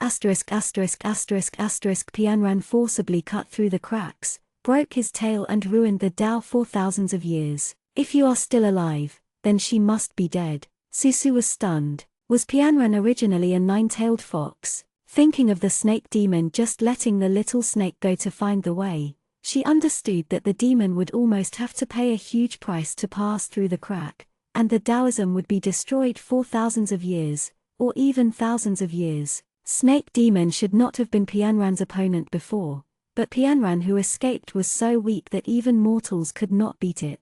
It's no wonder that the snake monster didn't dare to escape by himself, and only dared to wait and see. The snake demon spit out the letter, you are her enemy, but I still want to eat you. After that, her snake's tail flicked over, and Susu had been prepared early, dodged the danger, and ran away. Susu panic does not choose the way, and can't care to see where the front is, dodges the left and the right. The snake demon played with her unhurriedly, and when she raised her hand, Susu volleyed, covering her neck in pain. Gigi smiled, her fingers tightened. Little mortal, trying to fight me in vain. The ice coffin in Susu's sleeve fell to the ground and became its original size. The blood on her body dripped on the ice coffin. Was enjoying the thrill of killing, but did not notice that the weak water ice coffin trembled, and there was a tendency to melt. Goayu saw that the situation was serious, and wanted to break the boat, but unexpectedly, the ice coffin spun out suddenly and repelled the concubine. Screamed, and the weak water melted on her. She became a giant python and rolled on the ground. Susu fell down, and a pale child looked at her blankly. Susu resisted the pain, saw the child's soft hands and feet, squatted down in front of him. Come on, my sister runs behind you. The child looked at her with wet eyes, opened his arms, and lay on her back. Susu resisted the smell of blood in his throat and stumbled with the child on his back. The child lay quietly on her back and looked back at the snake monster. He pursed his lips and said, "The monster is catching up again." Seeing her running so hard, the child said, "You let me go and you go." Suzu said, "If you really want to help me, pay attention to which way to go." The child was stunned, and finally hesitated and said, "There seems to be an ancestral temple on the left." Suzu's dead horse is a living horse doctor, so he just ran to the left, took a look at the ancestral temple. Her face changed drastically. She looked at Suzu and the child unwillingly, gritted her teeth and left. Suzu ran into the ancestral temple. The child looked back and said, "The monster did not follow." Goayu said in surprise, "Suzu, look over there. I saw a white-haired man sitting on a deserted futon with his eyes closed. There is no evil spirit on his body, white soft light is glowing around him, and he has an ethereal and holy breath." Perceiving the fluctuation of his enchantment, the man slowly opened his eyes. What kind of eyes are those, lonely and desolate, both like indifference and compassion? At a glance at 10,000 years, Suzu seemed to see the slowly passing years in his eyes, thinking that he is clearly a god, but he is alone in the desert, and staying together with tens of thousands of demons in a place where the sun will never be seen. Suzu's nose is sour. Suzu put down the child, and kowtow properly. "Senior, Junior Lee Suzu, I had to break into this place and disturbed you. Please forgive me." The man's silver eyes looked at her, and he didn't mean to blame, but there was a trace of relief in his eyes. "You are finally here." Suzu raised his eyes in surprise, and the child behind him was also very at a loss. The man did not speak, but the next moment, the child fainted. The man said to Suzu, "Come on now." Suzu hurriedly went over and found out that the man's body was almost transparent. He raised his hand and pointed his finger at the center of Suzu's eyebrows. "Is the location of Suzu's cinnabar. My name is Jais," he said softly. Suzu's internal injury caused by the snake demon slowly healed. She opened her black and white eyes and stared at Jisoo without blinking. With a smile in his silver eyes, he touched her hair lightly. "The little friend is very strong." Suzu was praised by the last **** in the world, rarely showing a childish side, feeling helpless, and showing a shy smile. Even Goayu is uncomfortable. "Suzu, you are actually shy." Jai Zedi looked down and said, 9-day Goayu is rare. Goayu is not embarrassed anymore. For many years, no one knows what it is. Jais called out its name at once, and he felt his face burned panicked. Jais didn't point to Goayu's thoughts. His tone was gentle, and he said to Suzu, "I stayed in the desert for too long, and my divine power gradually disappeared, and cracks began to appear in the desert. This world is about to ramp up demons." Suzu said, "This is why the younger generation came here. Fathers and elders hope that Suzu will change everything 500 years ago, take out the evil bones, prevent the demon **** from awakening, and ask the seniors for advice." Jisoo said, "It's not easy to extract the evil bones. Don't you care about the price?" Suzu Jeng nodded. Jisoo's silver eyes were clear and clean. He didn't say encouraging or discouraging words. He only said tolerantly, "That's the case, let's try it, little friend." He opened his hands, and inside was a bead glowing with golden light. The beads flew from Jai's hands to Suzu's hands. Goayu carefully identified, "This is the tears of the soul-killing beads. I heard that the tears of the soul-killing beads can be turned into 9 divine nails and nailed into the demons. But no one has ever seen the tears of the soul-killing beads. Before the gods fall, the tears of the soul can be melted." Suzu raised his head. Nana said, You. Jai Zedi smiled and said, "I will fall." His tone was calm, but Suzu and Goayu didn't know what to say. After a long while, Goayu asked in a low voice, "How can the tears of the soul-killing pearl become the nail of the soul-killing and destroy the evil bones? No one has done this before, no one has experience." Jais looked at Suzu. "The only way in the world to extract the evil bones is to open the heart of the demon god, and let the tears turn into 9 **** nails, one by one, nailed into his heart." Suzu squatted and said unbelievably, "Hit and open his heart? No way, it's not what she understood." Jai Zedi smiled and said, "The little friend is smart and will surely understand what I mean. The seal of the desert will be broken within 3 years, and the little friend only has 3 years to nail the gods into his heart. Yes. Giles looked at her and said softly, few people in the world know that the devil is not ruthless. Suzu clenched the nail in his hand. Goayu was also stunned. Susu wanted to say something, but Giles closed his eyes again, white-haired god, his body gradually transparent, and disappeared into the air. Chapter 35, King Kill. Susu held the tears of the soul-killing pearl, and the divine pearl radiated a soft halo in her hand, just like its owner who is about to dissipate. A breeze blew across the desert. Susu looked out from the door.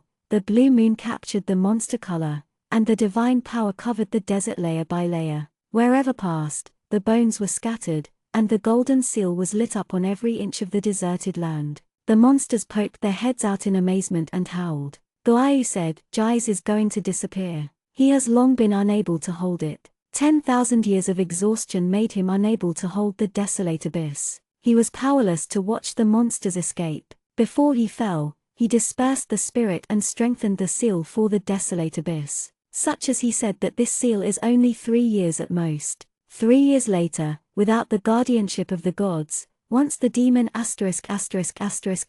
awakens, the monsters rushed out of the desert and the world was in chaos. The white light spot fell on Susu's hand, and she was held up by a gentle force. Goayu, Giles wants to send you and your child out of the wilderness. Sure enough, as Goayu said, Susu watched the scene of Huanyuan farther and farther, and the blue demon moon gradually dimmed. The golden mark flickered, aware of the fall of the gods, countless monsters in the desert, trying to escape, including the concubine. She was happy on her face and wanted to rush out of the gap in the desert. A golden divine power swayed across the desert without resistance, and all the monsters could not move. Only the divine power on Susu's body is gentle. In the last scene of her passing out of a coma, Huanyuan is getting farther and farther away from her, and she falls into the gap. Jai's divine power enveloped her, blocked the wind in the gap, and sent her out of the desert. The gap glows golden and slowly closes. Outside the desert, there is the extremely northern Tian Shan Mountains, covered in snow and ice. Looking at it, it was all white. The wind in the crevice was too strong, and Susu was lying on the ice without knowing it. Remember pen //fun /pavilion m .// b // iq // u // g etv.c //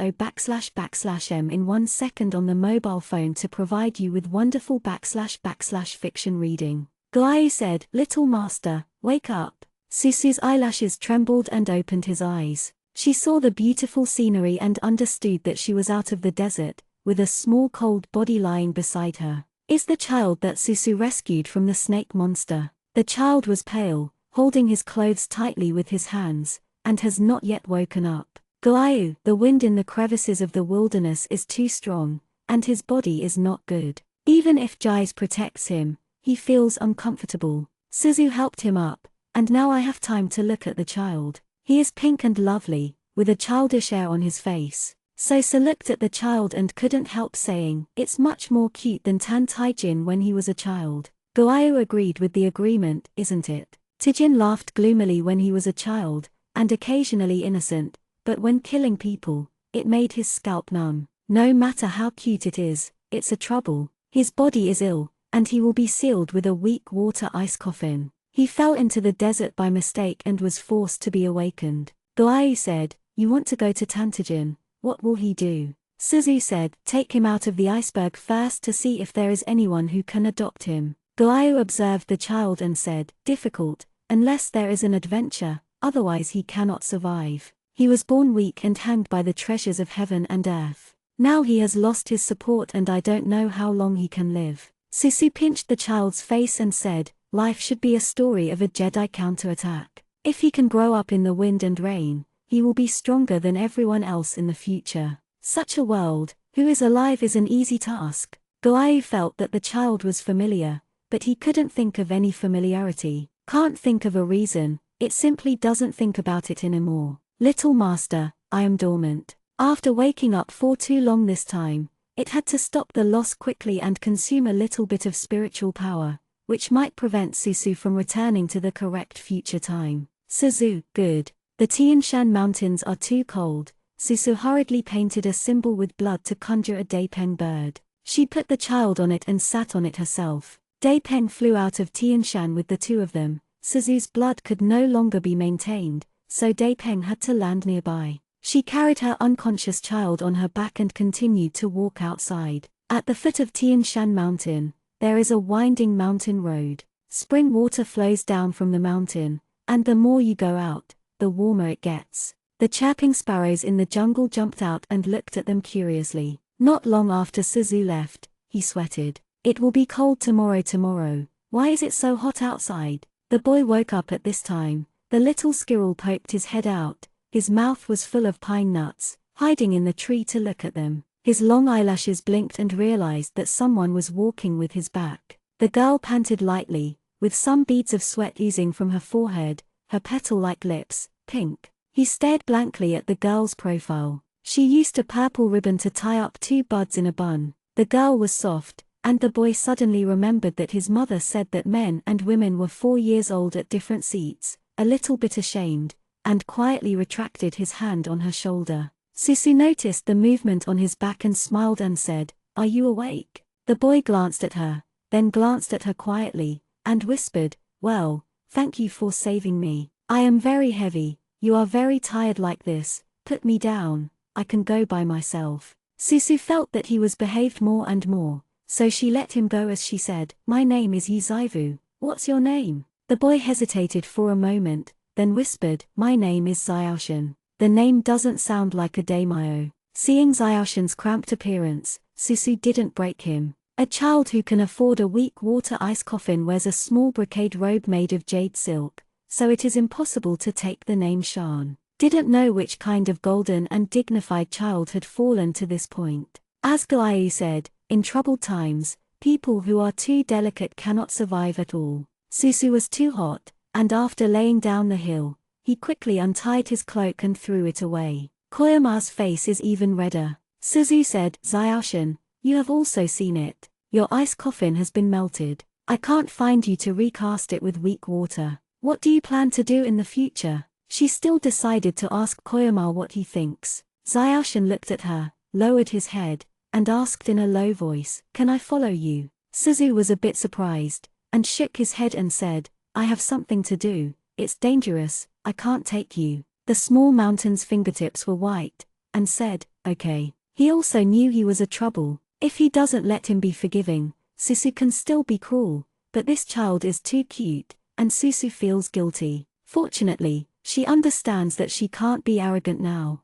Falling into the hands of Tantai Jin, Pianran wanted to die, let alone such a fragile child. The two walked for a while, but footsteps suddenly heard in the forest. Immediately afterwards, there was a rough man's voice, "It's his grandmother. What a world-breaking way. Ju's army is about to grab our village. If I hadn't been hunting, I would have starved to death." Another voice said, "I heard that they have already hit Yeoju, but I don't know how long Daxia can stay under those Jugyo barbarians." The man said gruffly, "Ju state changed the emperor, don't you know?" "What? Changed the emperor?" "In the past 2 days, I heard that the previous Ju emperor was killed by his brother, and now the body is still hanging in the border." The man said. Another person was very happy. The previous Ju dynasty emperor Tantai clearly raised the monsters and made the people unhappy. Now that the emperor is changed, the new emperor is not as clear and brutal as the previous Tantai. The man sneered and said, "You said that the new emperor is such a benevolent person."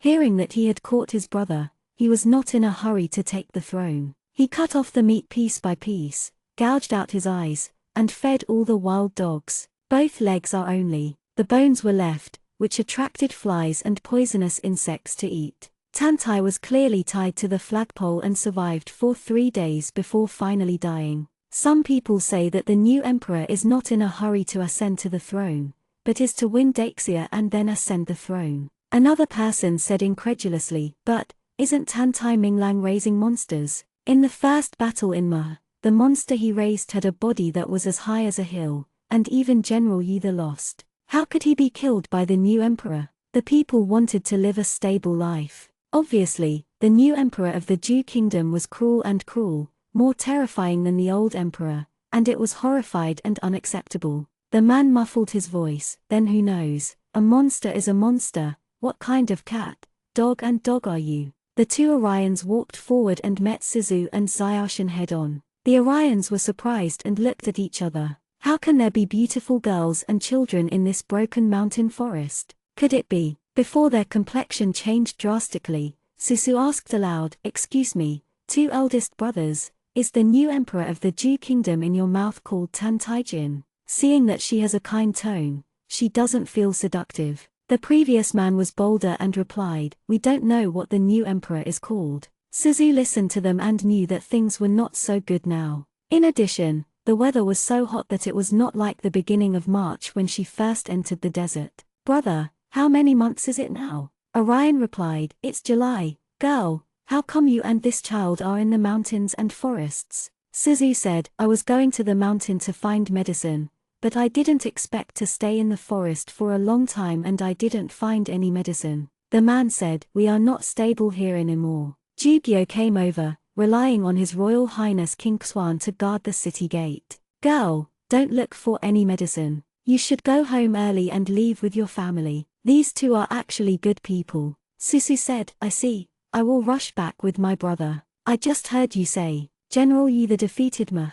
What's the matter?" The Orion sighed Shinshin and said, "The old emperor of the state of Ju raised an eye-catching white-fronted tiger. The monster is half a hill high. Before the two armies met, General Yi's army was stunned. The tiger was killed. The soldiers scattered and fled. Before they were hit, they had already lost. Ma fell into the hands of Jugyo." Susu quickly asked, "Is General Yi okay? I heard that I was seriously injured, and I am still unconscious. Our Royal Highness King Xuan is now guarding Yeoju instead of General Yi."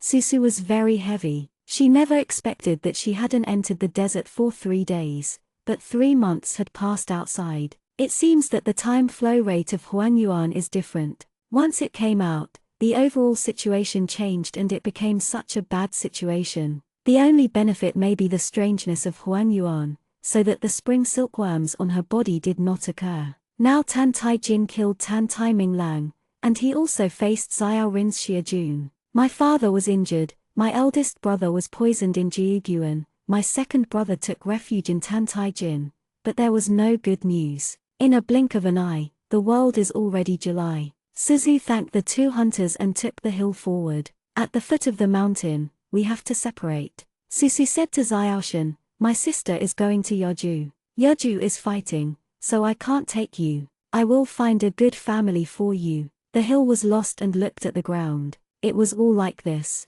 Father left him silently, and mother rarely came to see him. Later, she said that she was going to a far place. Now, the girl in front of him also wants to leave him. Koyama said, "My sister treasures it. He is used to parting, and he doesn't know how long this body will live. His sister doesn't look like an ordinary person. She must not take him with him when she does big things." Even if Susu had Yuju in his heart, seeing his little pitiful appearance, he was a little bit unbearable. She took off a bamboo leaf, dripped blood on the bamboo leaf, and turned the bamboo leaf into a green bird. She put the kingfisher in the palm of the hill. "Don't be sad, this one is for you." Kingfisher clings to the hill obediently, and the hill presses the corners of his lips. His eyes are filled with surprises. "Really give it to me?" Susu smiled and said, "Yeah." Xiaoshan cautiously said, "Will it always stay with me?" Susu shook his head. A piece of bamboo leaf does not consume much spiritual power.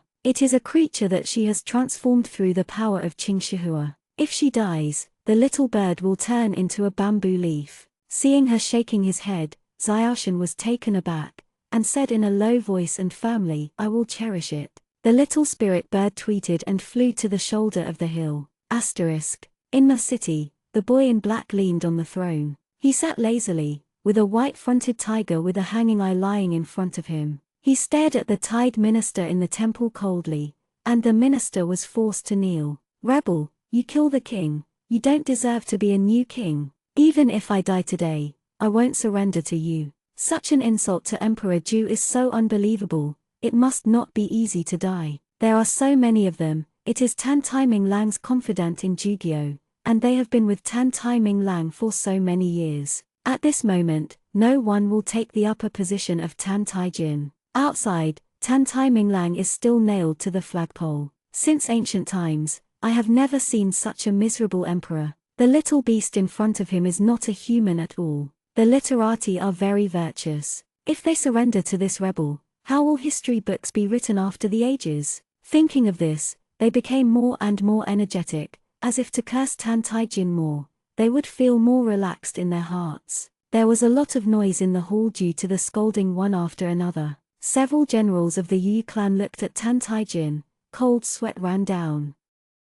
Chapter 36, Return. They can scold vigorously, and the civil servants are good at talking, and they scold Tan Taijin over and over again, and they don't have the same kind. Tan Taijin on the throne, earnestly listen. He did not discourage these civil servants, nor did he order them to be killed. When the civil servants saw it, they immediately gained confidence. Tan Taijin has not yet ascended the throne and is not recognized by everyone. He is a rebellious court thief. Those who want to become emperors, who don't want fame, Tan Taijin would definitely not dare to take them as old officials. 6-year-old is a prime minister, and now with aliens and monsters, Tan Taijin is not worthy of being the emperor of Zhou. When Sheik Kong came in, I saw this situation. Tan Taijin leaned on the throne, and the officials scolded him to the point that we must die if we cut off our sons and grandchildren. It was noisy, and if it was my city lord's mansion, I thought it was a vegetable market. Goat ******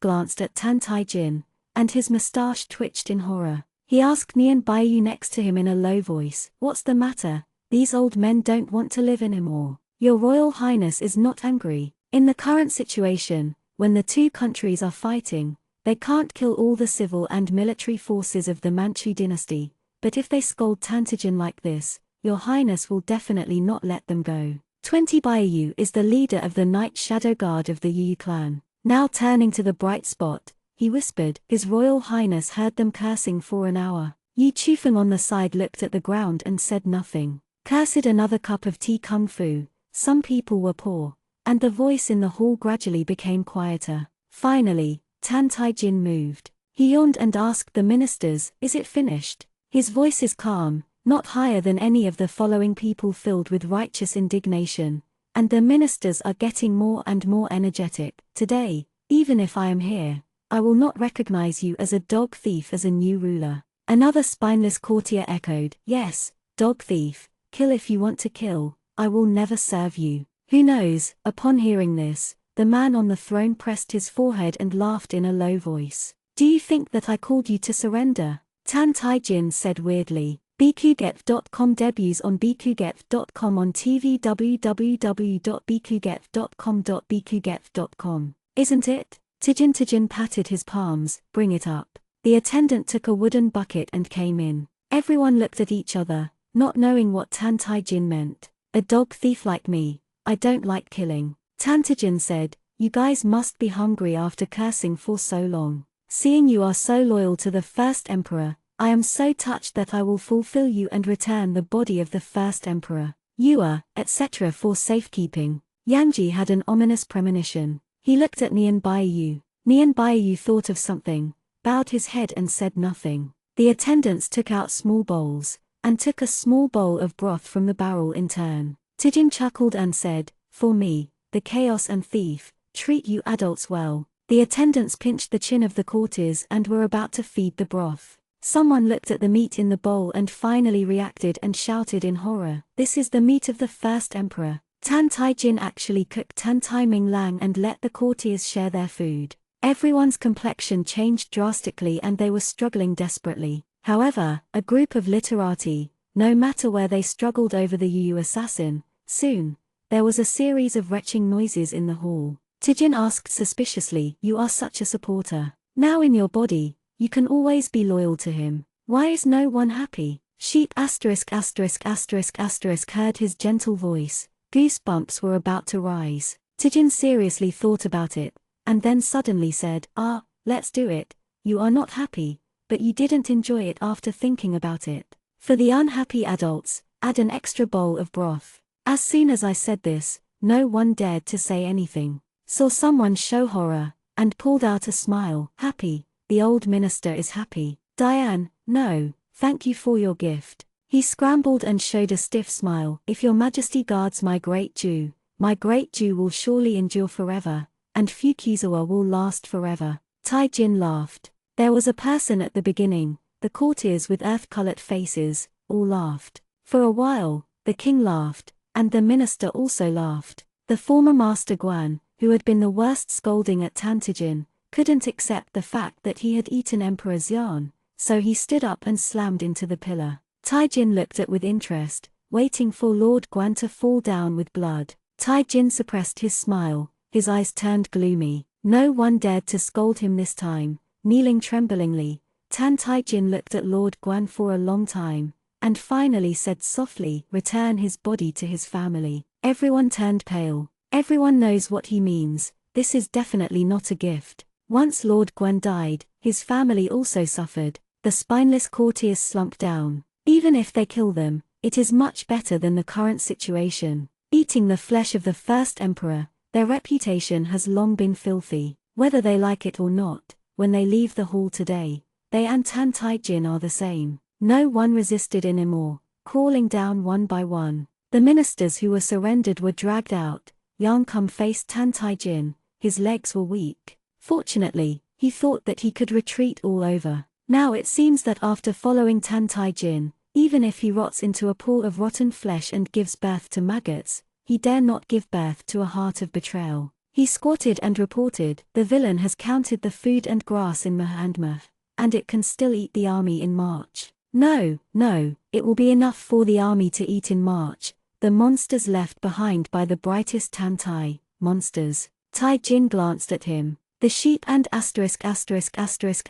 legs softened and almost knelt down, and Nian Baiyu held him with a blank expression on his face. Taijin tilted his head and said, "Are you afraid of me?" Sheep Kum said, "The villain dare not, the villain dare not." Taijin showed a shy smile. "Mr. Yangji, don't be afraid, what they eat is not Tantai's bright meat, but spoiled pork." Pork? Yangji looked at Nian Baiyu and Yi Chufeng subconsciously. Yi Chufeng didn't respond much, but Nian Baiyu nodded slightly. Sheep sighed in relief, and the feeling of tumbling in his stomach finally faded. Tan Taijin whispered softly, "Look, soldiers are not bloody, nor do they have to kill people. In their entire life, they will not be able to use Tantai's bright name to deal with me." Sheep thought. It turned out to be, even though it is pork, it still can't let the shadow of the sheep and on Tantijin fade away. He barely calmed down and reported smoothly on the military camp. Tijin listened casually, and he looked down at his white jade fingers. "I thought, Jing Lannan was right, even if he didn't agree with him in his heart, he must pretend to be like others. He tried to learn the behavior of others a little bit, at least on the face of it, he learned well." 5 days after the death of the old emperor of Zhou, the civil and military forces of the Manchu dynasty all served the new emperor. Susu sat in the restaurant, and when he heard the news, he couldn't help muttering, "What did he do? No one will be so smooth. Changing the dynasty, seeking to usurp the throne, how could it be so smooth?"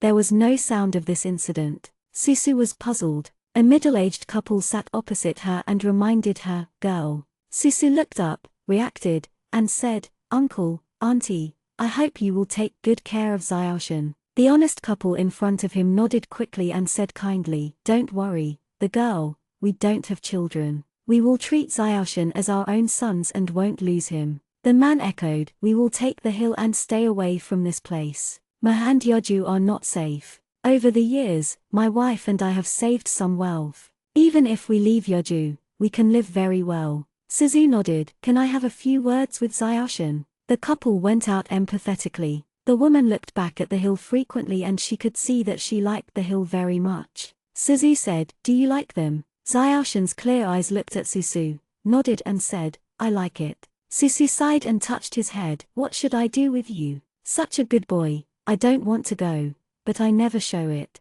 Susu is really pitying him. She hasn't pitied a person like this for a long time, but she really has to go. The couple are good people and have a solid family. It is better for Xiaoshan to follow them than to follow herself. Suzu gently held Koyama's wrist. The boy's pulse is weak and hardly like a living person. No matter how good the couple were, they couldn't let Xiaoshan continue their lives. She made a cut in her wrist and handed it to the hill's lips. Xiaoshan glanced at her, and gently sucked her blood like the previous 2 days. After Qing Shihua's transformed girl's body, the blood was not smelly, but rather had a shallow floral fragrance and supreme power. Xiaoshan knew that she wanted to live a few more years. He didn't dare to use force, and if there were any lip asterisk against her wrist, the girl's soft skin and the faint and pleasant scent made him feel at a loss. His dry lips touched him, and he held back his blushing. Still couldn't help but look at her quietly. She smiled and looked at herself. What's the matter? Xiaoshan hurriedly let go of her. Thank you. He never wanted to call sister Susu, and Susu didn't care. The child was well behaved and precocious, and he had his own thoughts in his heart. In the future, if you have a good life, if you have a chance, you must catch it. Xiaoshan, be a strong person, and hope that one day, we will meet again. Xiaoshan muffled, well, I will. I promise you. Susu nodded, planning to leave. Xiaoshan pressed the corners of his lips, and gently hooked Susu's sleeve with his fingers. He put a thumb-sized jade box into Susu's palm. Susu lowered his eyes and saw a white bug sleeping in the jade box. Xiaoshan said, I only have this, give it to you, don't be afraid of it, and don't dislike it. If you take it, you won't be poisoned. He was afraid that Suzu would not want him, so he took a few steps back in a hurry. I'm looking for them. Before Susu could speak, he ran outside and took the hand of the woman in the couple. The woman was beaming with joy, and Susu put away the jade box in a complex mood, watching them take the hill into the carriage and leave from a distance. In the carriage, the woman said, don't look, your sister has gone away. Koyama whispered, she is not my sister.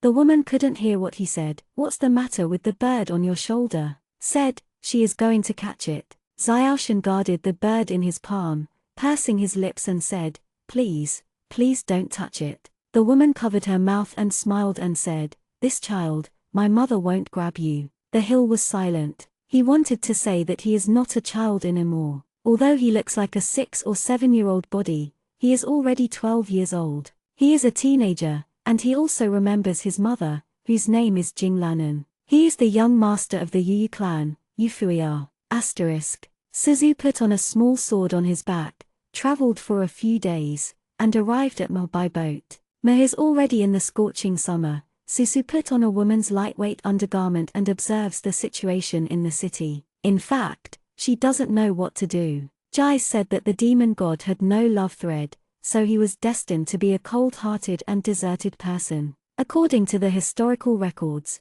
there is no love thread, which can grow later, but the process is difficult. It is necessary to teach someone to love and hate, pain and sweetness. Human feelings are the most complicated thing in the world. Judging from what Susu currently understands, Tan Tai Jin only has feelings for Yu Bingshang, and he never forgets. Perhaps this candidate, Yu Bingshang, is the most suitable. However, Yu Bingchang married Xiao Rin, and other people's husband and wife Chintz and Ming. What is this called? Extracting evil bones seems to be difficult to hell. No wonder Jais just tolerates smiles, does not encourage her, and does not attack her. This in itself is a desperate thing. She was still trying to find a way. The street was rioted, and the crowd started running. A woman was squeezed down by the crowd and fell to Susu's feet. Susu quickly helped her up. What happened? The woman hurriedly said, the war tiger raised by the old Emperor Ju has to pick a woman to serve every few days. That's a monster, no one will come back alive. Girl, you run quickly. Sure enough, not far away, a line of soldiers looked sharply at the crowd. Susu heard from Orion earlier that there is a tiger demon on a hill in Tan Tai that can help him fight. Tan Tai Jin killed Tan Tai Ming language. He estimated that he was reluctant to kill this tiger demon, so he continued to raise it and let the tiger demon fight for him. After all, how mortals have beaten fierce spirits. Susu grinned his teeth lightly, and couldn't expect Tan Tai Jin to have any right and wrong views. Seeing the soldiers getting closer and closer, Susu didn't mean to hide. Isn't he a tiger demon who eats women? See if she doesn't blow its head. The tiger demon was originally Yu Dad's threat. She wanted to go to Tan Tai Jin and dealt with the tiger demon by the way. According to Suzu, even if Tan Tai Jin wants to be the emperor, the current situation is the best. If he really destroys Shiogyo,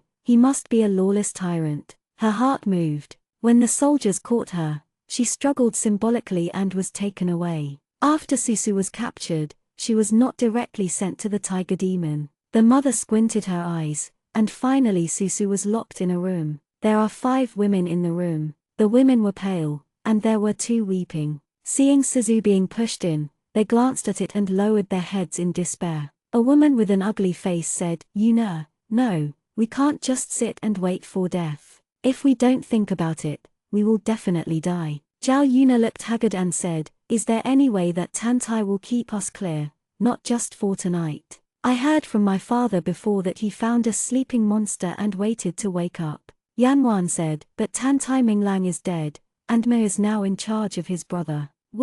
Maybe we have a chance." Yang Wan looked at Zhao Yuna's beautiful and charming face. "Yes, Yuna, you are so beautiful, we still have a chance tonight. Before the ceremony, the new emperor will call us, as long as he loves you, we will. There is no need to wake up the big demon." Zhao Yuna was startled, a little more hopeful in her eyes. Susuan didn't expect that besides the tiger demon, Tan Tai Minglang wanted to wake up other big demon. Tan Tai Jin is more eager for power than Tan Tai Bright. Since he has this opportunity, he must awaken the monster. Whether it is taking out the inner alchemy and swallowing it by himself, or driving the monster to fight, it is something Tan Tai Jin will do. Tan Tai royal family are all lunatics. However, the few girls in front of them obviously don't understand the new emperor. Because of these brave girls, they decided to seduce Tan Tai Jin. Suzu.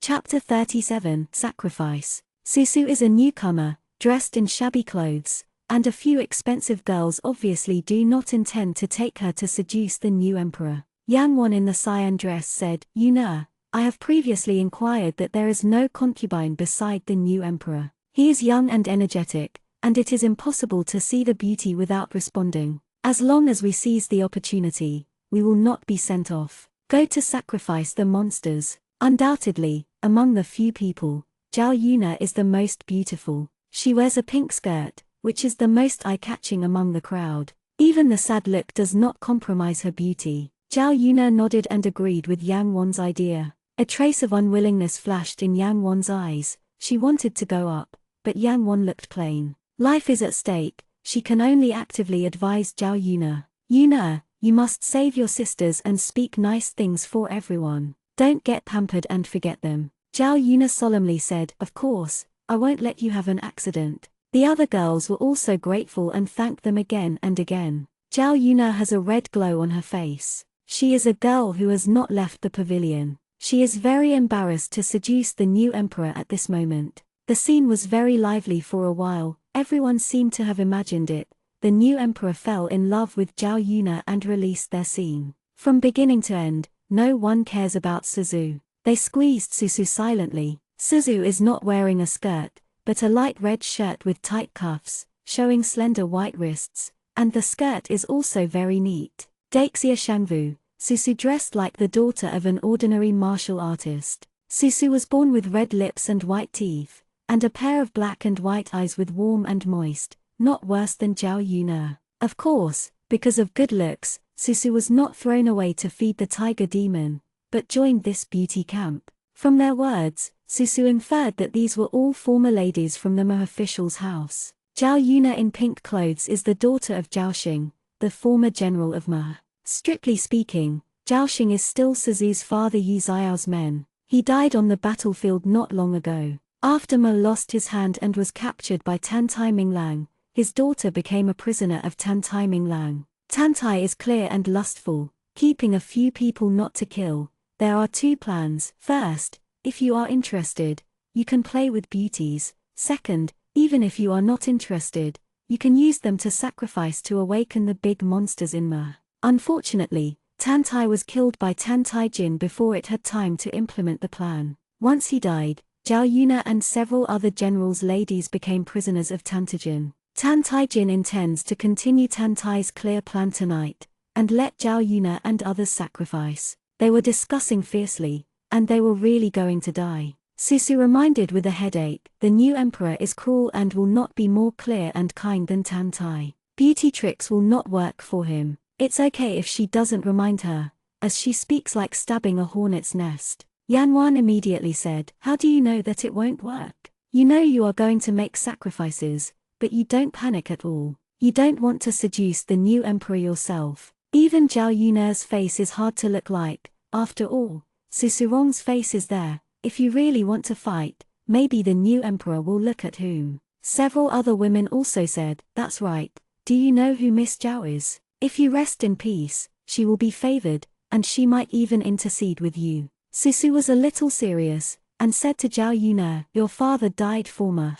Are you really willing to stay with the enemy emperor? Zhao Yun'er said vigilantly, you don't have to instigate me. Yanwan is right, everyone is to survive, and you are no exception. This is my opportunity, and I also want to save my sisters. Everyone was so touched. The same enemy looked at Susu. Suzu said, well, I surrender. Then you should try it. Since you can't persuade, there is no need to persuade it. This time they avoided Susu even when they talked about the plan, for fear that Susu would listen to them, and Susu would not bother to care about them, cutting off the mahogany sword they hid. The hero's daughter, she doesn't necessarily have backbone. The sky darkened, and the mother came to the courtyard. Madam said blankly, you guys, put on your clothes and come with me. The attendant handed over a few white dresses. Susu looked at him, good fellow, embroidered with sacrificial lines on his dress with gold thread. It was really a dress for the sacrifice. The white dress for the sacrifice looked pure and beautiful. Several girls looked at each other and were surprised that they could wear such a good dress. Susu was pushed by the mother. They all changed. What are you in a daze? Susu thought. The golden thread of this beautiful dress shined. It was the time of death. Under the dissatisfied stare of the mother, Susu had no choice but to put on a white dress. Looking at the slim captive girls, the mother nodded in satisfaction. I repeat the rules. I will take you to the banks of the Ma River in a while. The person in the lead will hold the jade mirror, and the people after that will hold the golden hairpin, flower branches, morning dew, bright lamp, and pond mud. The jade mirror is presented to your majesty. No mistakes are allowed. If you do well, you may be pardoned, but if you don't do well, Several people trembled. When the things were brought, everyone acquiesced that Zhao Yun'er would hold the jade mirror. After all, the person holding the jade mirror has the opportunity to contact Tantai Jin. The rest of them waited for Zhao Yun'er to take the mirror and grabbed what they wanted. Yanwan was content to get the golden hairpin. At the end, Susu only had a pond of mud. She didn't get angry either, and picked up the mud. Is a bit smelly. A few people got on the carriage, and everyone spontaneously disgusted and stayed away from Susu. Suzu hugged her mud and didn't care. The ignorant are not afraid, and they are all regarded as sacrifices. How can they be entangled in the beauty of the things they take? Except for the jade mirror, the other things are gold, wood, water, fire, and earth. The 5 elements alone cannot awaken the big demon and require blood. They put on sacrificial costumes and expected Tantijin to let them go with compassion. Do they think they are Yu Bingshang? The carriage swayed all the way, and Zhao Yun'er looked at her hair buns from time to time through Yu Ying. Suzu closed his eyes, leaned against the corner of the carriage, thinking for a while how to stop the monster from appearing. Even though the restless girls didn't talk to her, they couldn't help but look at her at this time. The girl has a white dress, with 2 ribbons tied to her hair, which fall on her shoulders. Her eyelashes were curly and long. Moonlight came in, and the gold thread on her body was flowing with holy light. Several girls stared at her blankly. The girls sat upright. I have to admit that among the 6 people, she is the only one who wears the solemn sacrificial rites with a sense of sacredness. Even Zhao Yun'er, who is holding a jade mirror, doesn't have this kind of aura. Zhao Yun'er also realized that she bit her lip and couldn't help straightening her back. Susu didn't know all of this, and didn't know how long the carriage swayed. Someone said, it's here. The woman got off the carriage one by one. Is led by Zhao Yun'er, and Susu is at the end. She carried her own mud and looked around quietly. July summer night, the moonlight in the sky is like flowing water, tilting down, turning the vast Mahin to shimmering silver.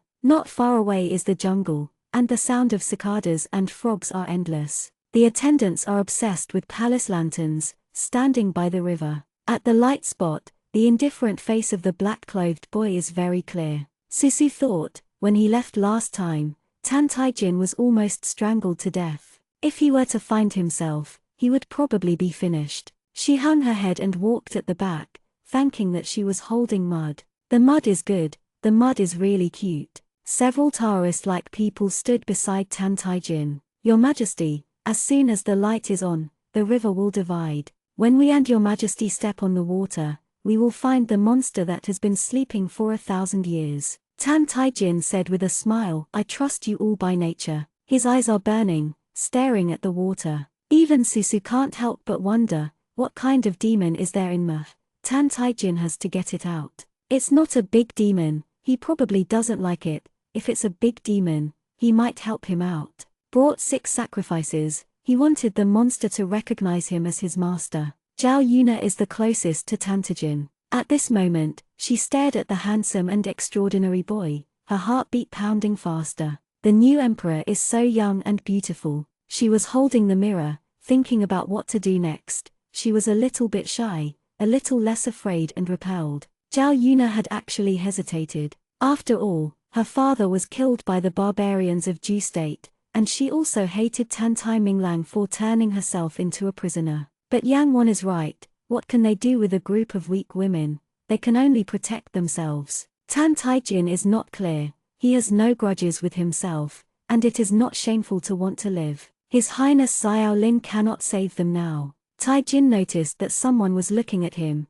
He turned his head, the girl in the lead met his gaze, blushing and bowed her head. He sneered coldly in his heart, scanning the past one by one, falling on the last girl. She lowered her head, couldn't see her face, and looked weak and afraid. He retracted his gaze, leaned against the seat, and waited for the moonlight to reach the center of Meh. Finally, under the moonlight, Meh looked like a bright mirror. The tourist said, Your Majesty, the timing is right. Jin nodded. The attendant said, Cheng Yu Ying. Zhao Yuna took a deep breath, walked over tremblingly, half-kneeled, and presented the jade mirror to the emperor in black on the seat. His fingertips were pale, and he wanted to take over the mirror. Zhao Yuna gritted his teeth and fell down diagonally, dragging her pitifully onto the emperor's black robe. Tan Tai Cinder's face remained unchanged, and took the mirror from her hand, turned a blind eye to the woman who was leaning on his leg. Zhao Yuna was lost and fortunate. He was not angry, it was already a good start. The little girl didn't mean to, please forgive me. Tijin was playing with the mirror, looking at her with black eyes, and when she looked at her nervously, he smiled softly, I forgive you for your innocence. Would you like to make a way for me? Zhao Yuna stared at him blankly. Tijin's expression is fragile,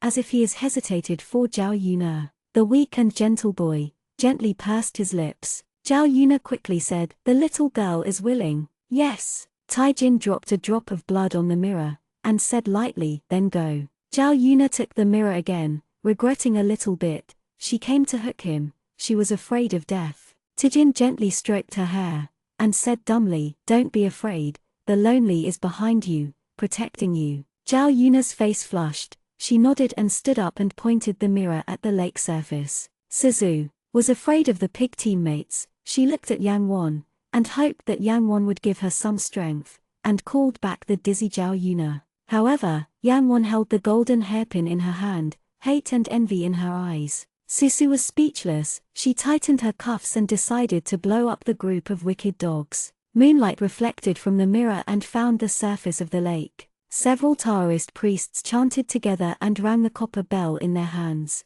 A magical scene appeared, and the river was divided into water, and a downward path appeared. Yangji Yigzi next to Tan Tai-jin, Diane, Your Majesty, Tan Tai is clear and didn't find the wrong place. Tai-jin stood up from the seat, with a little excitement in his black eyes. He was breathing fast, staring at the river. The Taoist priests swallowed the water bead. Tan Tai-jin, Nian Baiyu, and Yi Chufeng all swallowed them. Zhao Yuna and several people swallowed a bead, whether they wanted it or not. Zhao Yuna looked at the river Oita in panic. She regretted it immediately and wanted to throw away the mirror, and was afraid that Tan Tai-jin behind her would be angry. She was about to regret a few steps away from the river, but suddenly a suction came from the river, which dragged Zhao Yuna. Go in. The blood splashed in the water, and the blurry road became clearer. The faces of the women at the human sacrifice changed drastically. However, a red flame bee appeared behind each person,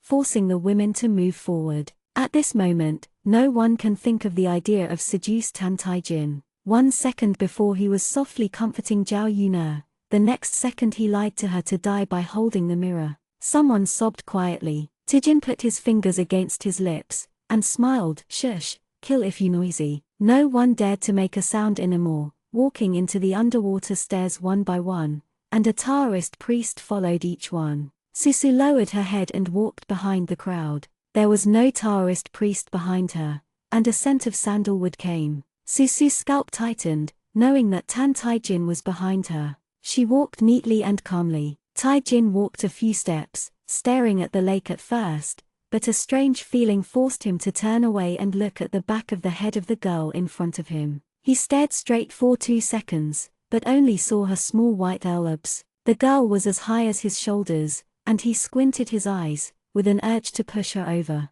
However, the smell of muddy pond made him frown in disgust. Next to him, 20 Baiyu whispered, "Your Majesty, you have reached the bottom of the river." The bottom of the river is not deep. The Taoist priests touched out the pearl, which illuminates the bottom of the water for a moment. A sleeping octopus, lying on the bottom of the river. Jiao has the blood of the ancient gods and dragons, although it is so shallow that it is negligible. But if the Jiao takes the right path and cultivates for tens of thousands of years, it is possible to practice soaring. However, the Jiao should have only 2 claws, but the Jiao in front of him has deformed 8 claws. It is grey-brown and not pretty. It curls up and hugs a clam shell and sleeps on the bottom of the lake. Susu had planned to wait for an opportunity to kill this big demon, but at this moment his eyes widened slightly. There is no evil spirit on the Jiao. This Jiao turned out to be a cultivator. Is surrounded by a faint aura, like resentment. Resentment changes shape, entwining the scorpion, unexpectedly give birth to a shape. This red resentment was formed, and he wanted to occupy the body of the sleeping flood dragon. Susu understood that it was not Jiao who had just murdered, but the resentment that had accumulated for several years. And now, Tan Taijin's plan is to kill them all and sacrifice them to resentment, so that the resentment is strong enough to invade the body of the dragon and become a monster for him to drive. Susu calmly stepped back and approached Tan Taijin. She squeezed her small fist.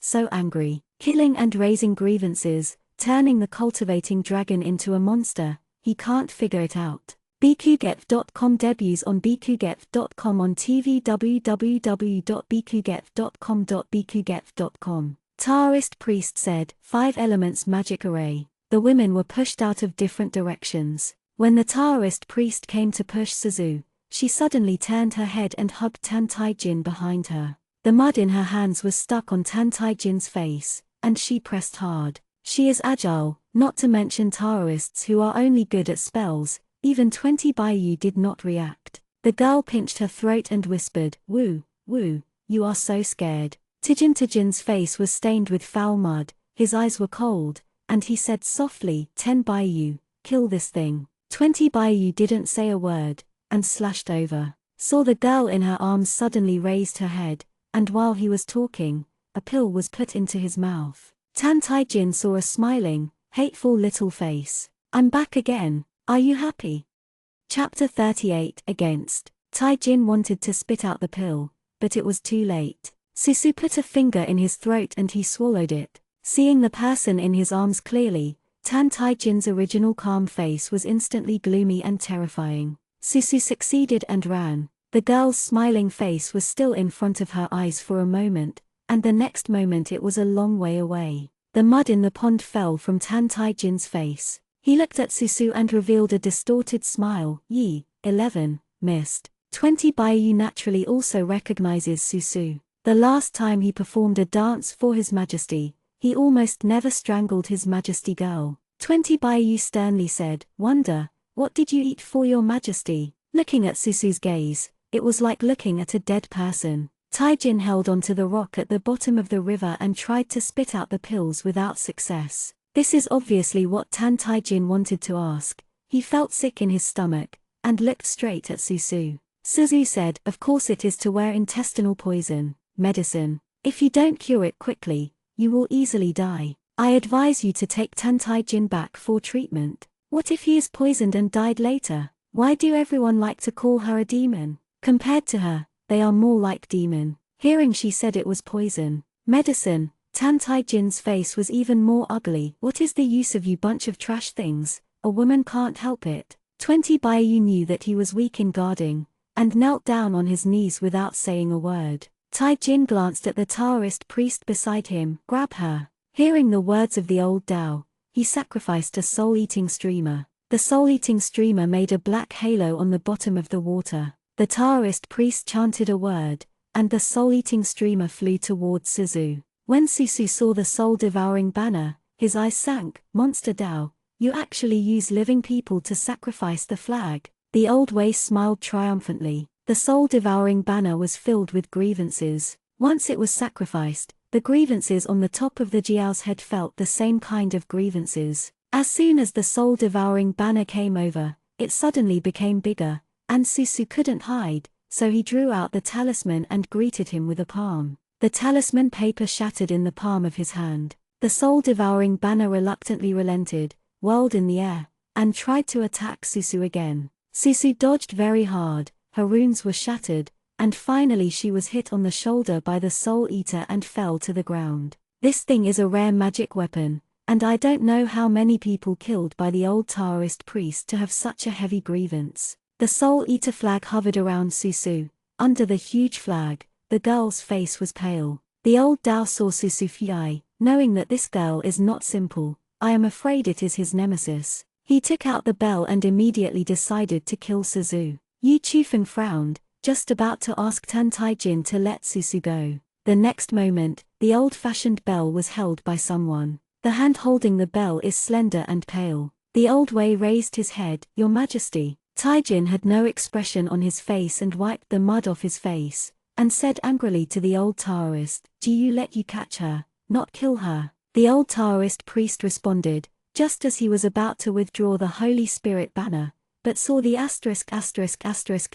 the ground taking advantage of him to talk to Tan Tai Jin, boldly, reaching out and holding the Holy Spirit banner. The soul recruiting banner was held by a mortal, and the black energy was strong. Suzu refused to let go. The huge suction power came from the soul recruiting banner, trying to Suzu's soul in. Guayu woke up in horror. Little master, what are you doing? Let go. Suzu pressed his lips, looked at the black spirit calling banner, and replied to Guyu in his heart, the spirit calling banner has swallowed countless mortal souls. If you don't kill the old Wei today, it will be a big disaster. Guayu glanced at the color of the Holy Spirit flag, and his heart sank. Knowing that Suzu's position was firm, he had to say, you have to be careful. The old Taoist priest looked back at Tan Tai Jin embarrassedly. If she doesn't let go, the Holy Spirit will swallow her up sooner or later, and there is no way for the poor. Tai Jin's look is dark. Yi Zaivu, let me go. Susu ignored him, clasped the spirit banner with both hands, and volleyed with the blood of the gods to draw charms. The old Taoist priest had an ominous premonition in his heart, and he quickly asked Tan Tai Jin for instructions. Your Majesty, can't go on like this. The woman wants to destroy the Holy Spirit flag,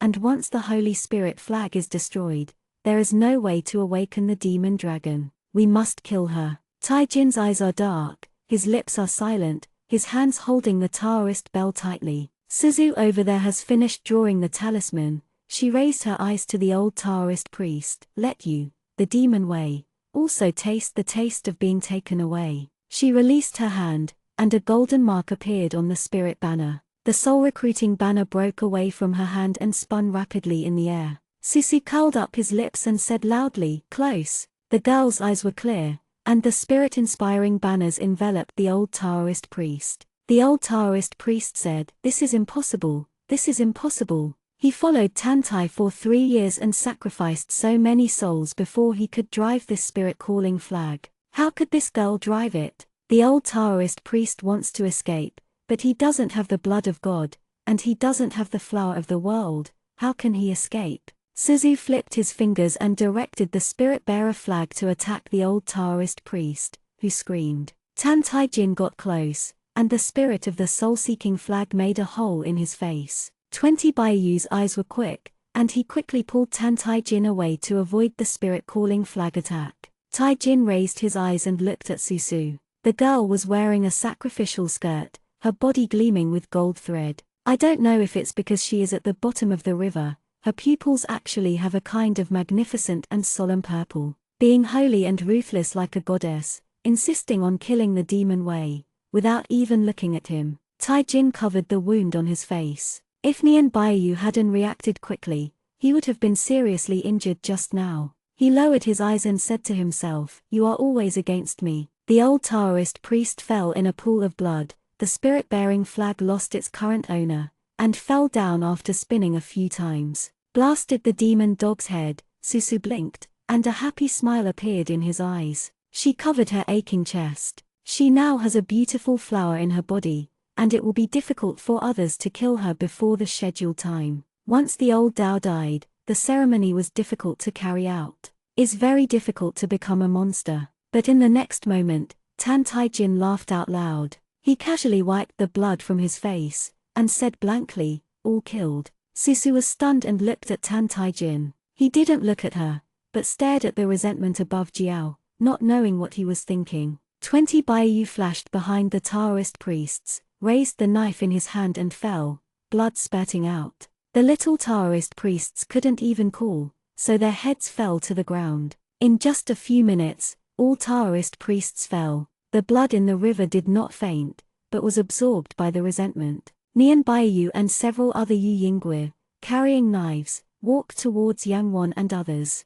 Susu stopped him and said, "Stop." But she can stop them from killing one girl, but she can't stop others. Soon, the other girls' eyes widened and they lost their breath. Hua's high and other things were even stained with their blood, and grievances flowed through them, growing stronger. Yan Wan glanced at the cold young emperor, knowing who is the savior this time. She grabbed Susu Yaibai and sobbed, "Girl, help me." Susu stopped Nian Baiyu, and said to Yang Wan, "Hurry up. Taoist priests are all dead. If Yan Wan has another accident, her grievance will grow stronger and stronger. When it grows to a certain level, she can seize the body of Shi Jiao." Yang Wan gritted her teeth, turned around and ran, trying to leave along the way she came, and several Yu Ying guards quietly appeared in front of Yang Wan. Yan Wan was scared back to Susu. Susu gritted her teeth and grabbed her to avoid 20 Baiyu's blade. The knife cut off a strand of Yang Wan's hair, and she was so frightened that she did not dare to cry.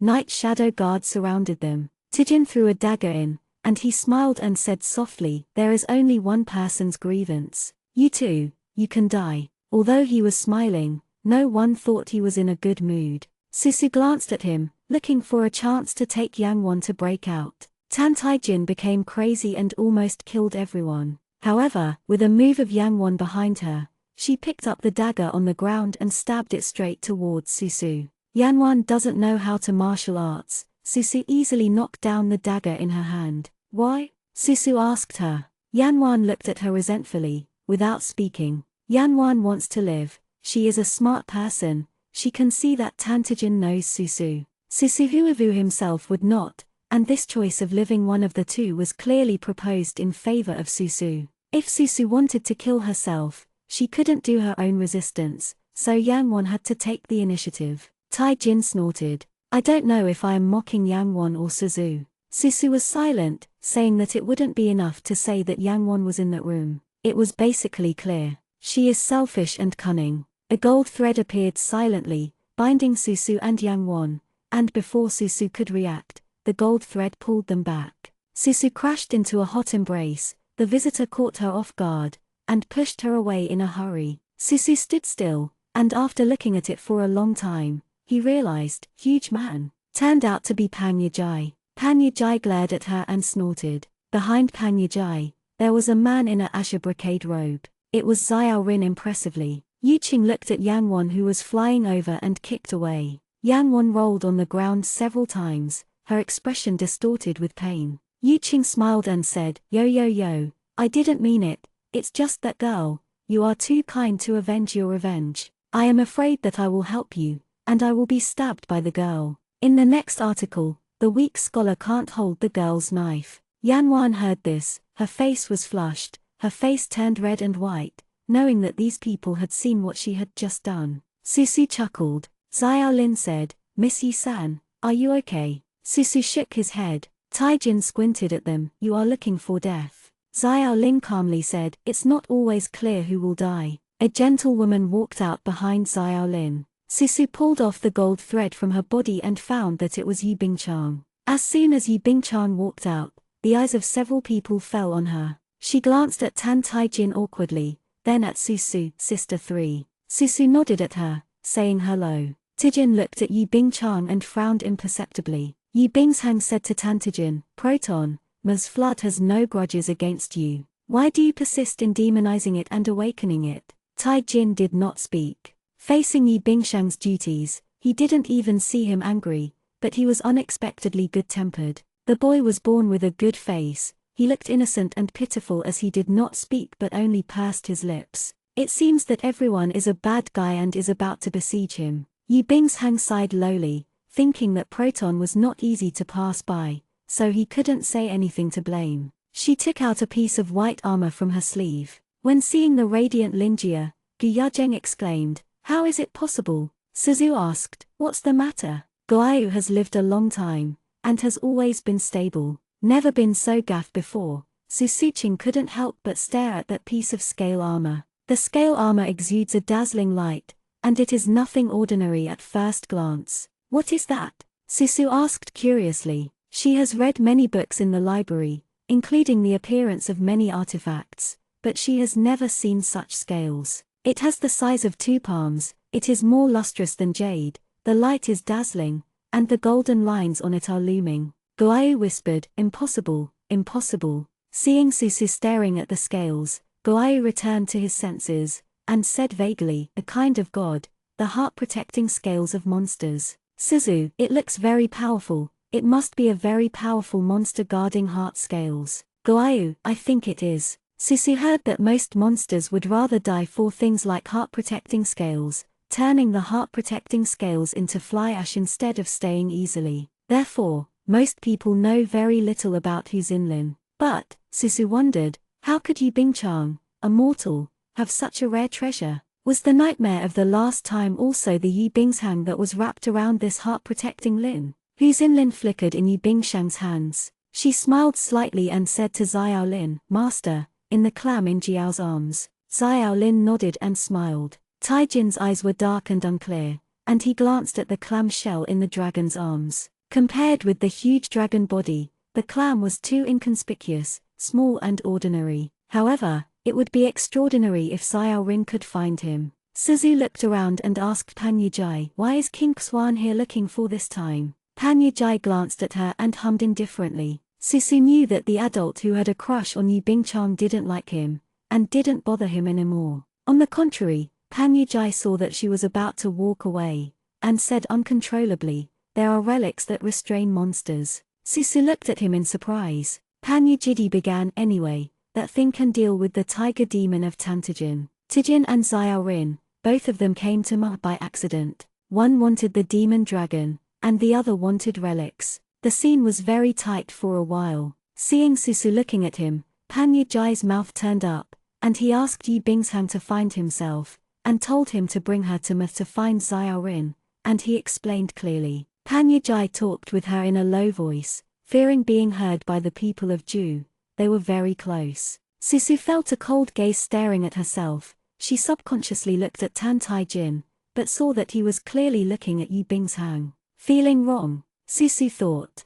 Chapter 39, Prajna Floating. Xiao Lin brought his guards, and besides that, there was an old man in ragged clothes. The old man laughed at Tan Taijin. Boy, you have done all the bad things and want to blaspheme the fairy, transforming into a monster, and don't be afraid of getting rid of evil and dying. Susu saw Tan Taijin's mouth twitching coldly. She felt that if it weren't for Yi Bingchang's presence here, Tan Taijin would definitely laugh out loud. Yi Bingchang stood there softly and weakly, and Tan Taijin converged arrogantly without refuting. Yu Qing said, Uncle Ji, you talked so much to that lunatic what to do. Yu-Gi-Oh began to raise monsters a few years ago, and he was willing to give up the monsters. It's only blame. Those monsters were all killed by him. Now we go and fight. He has to cry and yell. The old man patted Yu Qing on the head. I beat and beat all the time without using my mind. I don't know how you became a doorman for someone. The Taoist priest brought by Tai Jin died,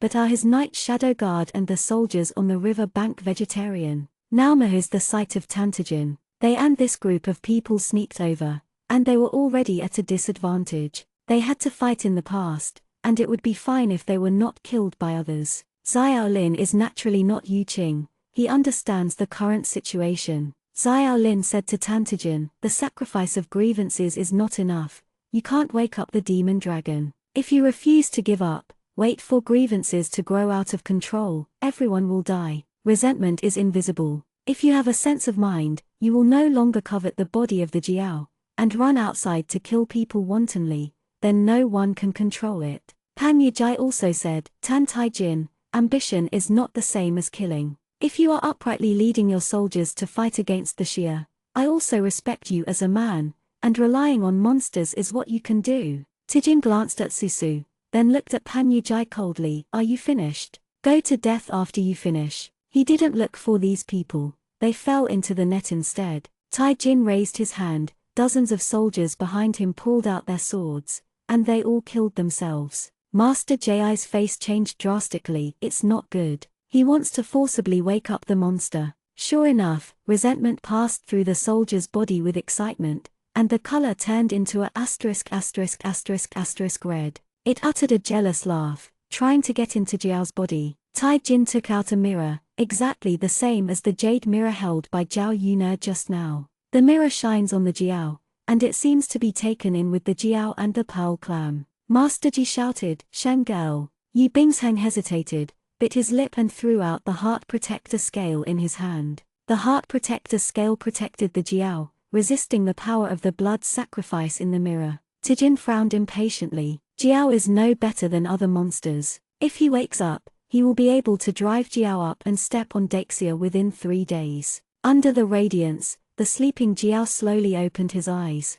Has no idea how many years of cultivation. Its eyes are black and red, and there are faint fairy patterns in the black eyes. Guai said nervously, Little Master, it's about to wake up. It may be immortal flood dragon or devil flood dragon. If its eyes turn red, it's Tan Taijin's thing. The world is in chaos, and then the 3 realms are in turmoil. Suzu asked, how can I stop it? Guai said, the Jiao voluntarily fell asleep at the bottom of the icy Ma river. Something must have happened in the past that made it unbearable. Go into its memory, tell it that it can't become a demon, and wake it up. But this method is very dangerous. Guai looked at Jiao's other ****** eye. You will no longer have your own memory when you go in. Maybe it will become a stone in its distant memory, a bird. Once there is no memory, what happens is unpredictable. Susu sighed, there is no better way. She stepped forward, and Pan Yijai held her. Yi-san, what are you doing? Suzu smiled and deliberately said, go and die. Pan Yijai looked at her bright smile and stammered, no, it's unreasonable. Susu asked Guayu, why is he blushing? Guayu, I don't know. Susu no longer looked at this impenetrable giant, and according to Guyu's instructions, walked into Yi Bingshang's heart-protecting light. In a blink of an eye, she disappeared into the white light. Susu moves too fast, and Uncle Ji is dumbfounded, blowing his beard and staring, this brave girl, talking about it, but Tan Taijin killed so many people to make sacrifices, and there is only this way left to prevent the demonization of the Jiao. Tan Taijin's face sank, and he obviously thought of something. 10 by you. The mobile phone remembers pen /gem./b/iq/u/etv.c/o/m for a second. Provide you with wonderful /novel reading. Nian Baiyu took the jade mirror in his hand, and Tan Taijin walked into the red light of the jade mirror without saying a word. His purpose is the opposite of Susu, to make the Jiao become a demon. Yi Bingchang looked at the heart-protecting scales flying in the air. His face was pale, and subconsciously wanted to take the heart-protecting scales back, but found that the heart-protecting scales were not under her control. She was breathing stagnant, thinking of Yu Zaivu inside. Yu Bingchang gritted his teeth and stepped into the white light. One hand quickly held her, Bingchang. Yu Bingchang couldn't explain. He looked back sadly at Xiaolin. Yes, I'm sorry, Your Highness. Xiaolin sighed lightly, but did not let go. Bai Guang swallowed them together. Shishuji was expressionless, and asked Yu Qing, are you going? Yu Qing shook her head into a rattle. Don't go. Uncle and nephew. Before he finished speaking, he saw a figure beside him and ran in. Master Ji, what's wrong with this Pang Yijai?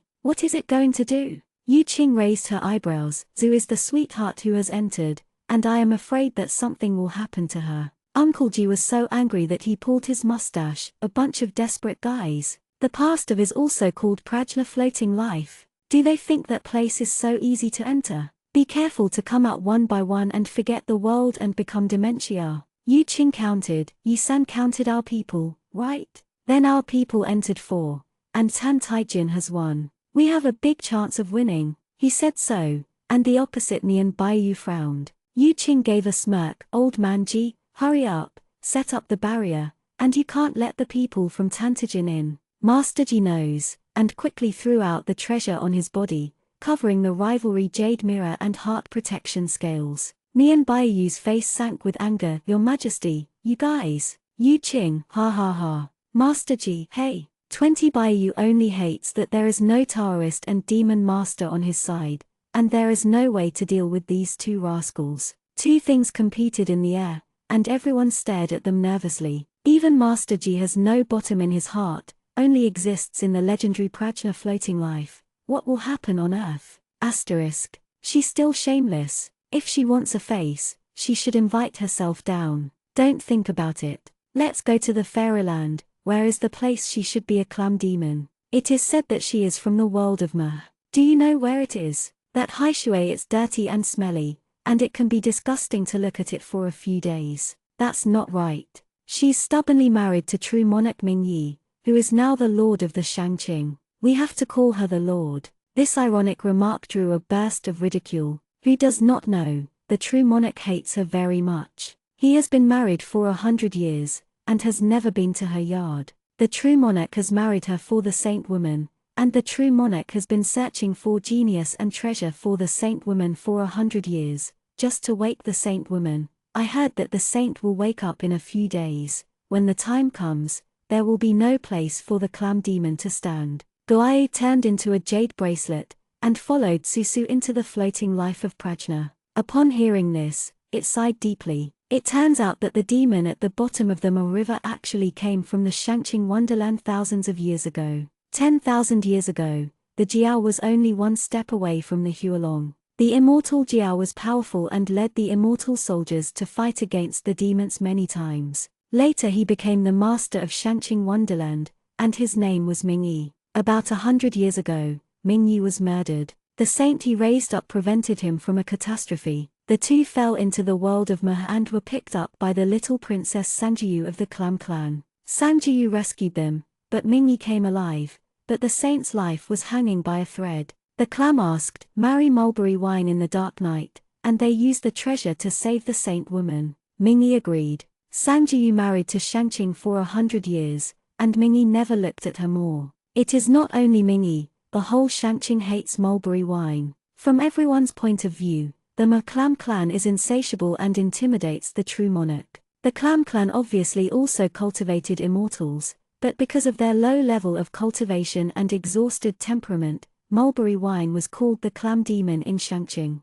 For 100 years, she was extremely humble. Her priest was looking for a genius treasure for the sleeping saint. She guarded a bamboo house and was ridiculed. It is still the same today, Sanjiyu holding the washed shark gauze, and heard their taunts again. Sanjiyu wears a pink shark, 2 delicate white-toothed jade feet bare, and a bell tied to an ankle. She looks innocent, and this dress looks extremely frivolous in the eyes of Xiaoxian. The girls deliberately amplified their voices, humiliating Sanjiyu, and Guayu was worried. It did not expect that in the floating life of Prajna, Susu turned out to be the identity of the Clam demon. This status is not bad, it is better than a carp and a stone, but it is good and not good. Sanjiyu is in a terrible situation. Compared with the people in Shangqing Wonderland, She has a lower cultivation base and is often bullied. She loves Jiaolong Mingyi, but Mingyi hates her. The worst thing is that the saint is about to wake up. As long as Suzu is lucky, he replaces the saint in the floating life of Prajna, and the difficulty of awakening the Jiao is not only several levels lower. Guayu looked at the mulberry wine that looked like Yuzaivu, and felt very melancholy. Prajna floating life is like this. Suzu does not remember that he is Lee Suzu, and now he only regards himself as Sangjiyu. Even if Guayu followed in, he couldn't talk, and couldn't remind her that it was just an ordinary jade bracelet now, and it was useless to be anxious. Susudun stopped, and the girls thought she was going to be as lonely as before, weeping, but she suddenly turned back and hummed, "Since you know that I am the master, you should shut your mouth. Even if Mingyi doesn't love me, she is also the hostess of the Qing dynasty." After that, she splashed the wooden basin in her hand, and the wet smooth yarn flew out and covered the little fairy with a broken mouth. They screamed, and after tearing the sharp gauze, they were furious. You. Suzu made a face. I, although I can't beat you, but Mingyi is the most important rule. If you dare to do something with me, you will be expelled from Shangqing tomorrow. The faces of a few were flushed with popularity. Suzu ignored them, holding the wooden basin, and not wanting the shark yarn, and went to the bamboo house. When entered the room, the smile on her face dimmed, and she sat at the table in a daze until the moon came out. She put on a solemn, broken gold dress, put on her shoes properly, and went out with a glazed lamp. The smog of Shangqing Wonderland stays on all year round. She waved her sleeves away from the mist and walked towards the familiar and unfamiliar palace. The closer is, the stronger the sourness in my heart. When she saw the brightly lit place, she rubbed her heart and sighed lightly. They said, "The saint is going to wake up. When she wakes up, Mingyi will hate herself even more." Suzu felt very uncomfortable. Because of this recognition, her self-esteem made her want to turn around and leave, but thinking about the father and the people under her, she couldn't turn around and go back. She came forward with the lamp, and the maidservant saw her and bowed to salute. The actions were very respectful, but the look was not so true. In the Shangqing Wonderland, Sangjiu seemed to be the dirtiest existence. If it weren't for Mingyi's strict control and strict rules, I am afraid she would not live today. But she always hopes for him because of this. The fairy maid said, "The true monarch has said that, when the princess comes, you can go in directly." Susu nodded, and walked in with the lamp without exploring the fairy maid's tone. Behind the black aviary screen, a shadow of a sitting cross-legged is faintly visible. Seeing him, Susu's heartbeat can't help speeding up, and there is a feeling of expectation and joy in his heart. However, she thought of what she was here for, and dropped her shoulders in frustration. The river will rise every 10 years, the river bottom is turbulent, shrimp soldiers and crabs will be killed and injured countless. It's no wonder that a fairy with a broken mouth will say that Mah is dirty and smelly, because this is the status quo, and the status quo is so desolate and sad. He hates himself again, and when 10 years are up, Susu still has to use the relic to help Mah calm down the flood. The man behind the screen slowly opened his eyes. His tone is cold, even with a bit of indifference. "Not today. I will lend you the relic in 9 days. Suzu was a little anxious. However, the Mah River will rise tomorrow, and there will be no relics. The other party's tone still has no waves. Tianhuan will wake up and needs relics to purify the turbidity." Hearing the name Tianhuan, Susu felt bitter in his mouth. But not today. She won't leave if she can't get the relics. She pursed her lips and raised her head. "Mingyi, I beg you, lend me the relic, and I will return it to you as soon as I run out."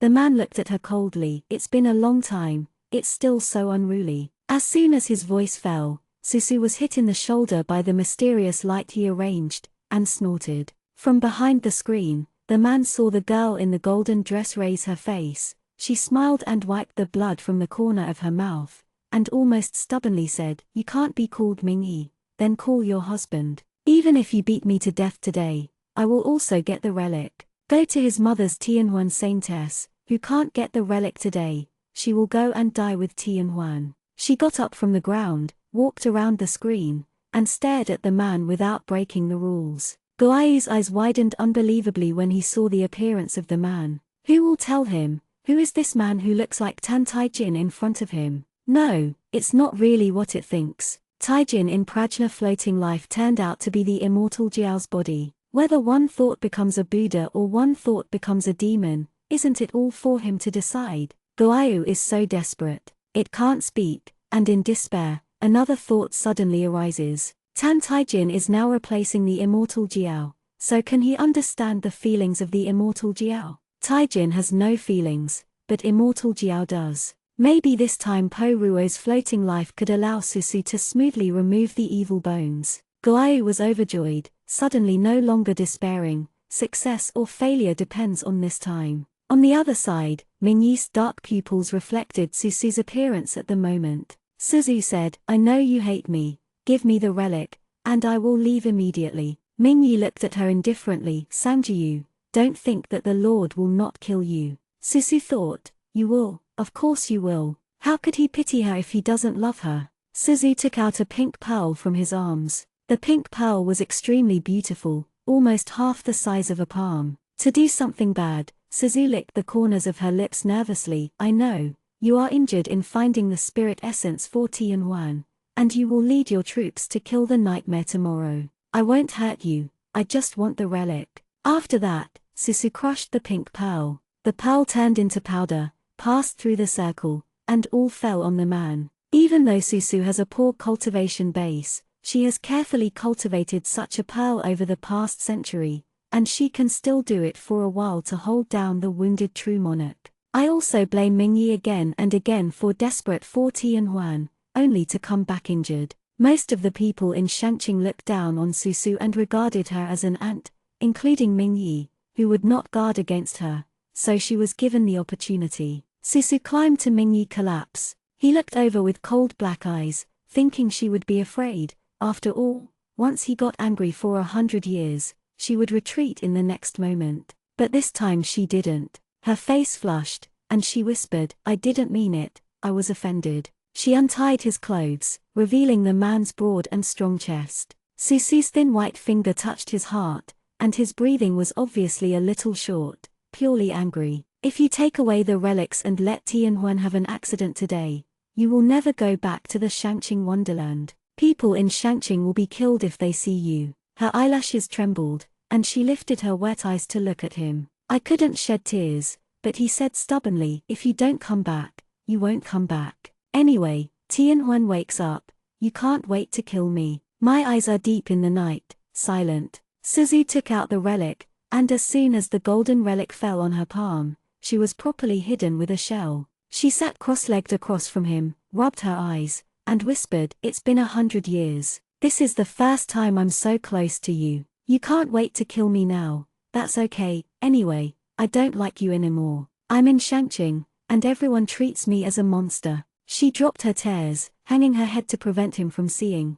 "But I am in Meh, and I am also a princess." She raised her head, her eyes burning, looking at him timidly and boldly. "You don't want me, then I have nothing to fear." Guayu sees this, his heart is lying slot-slotting. No, what will the little master do?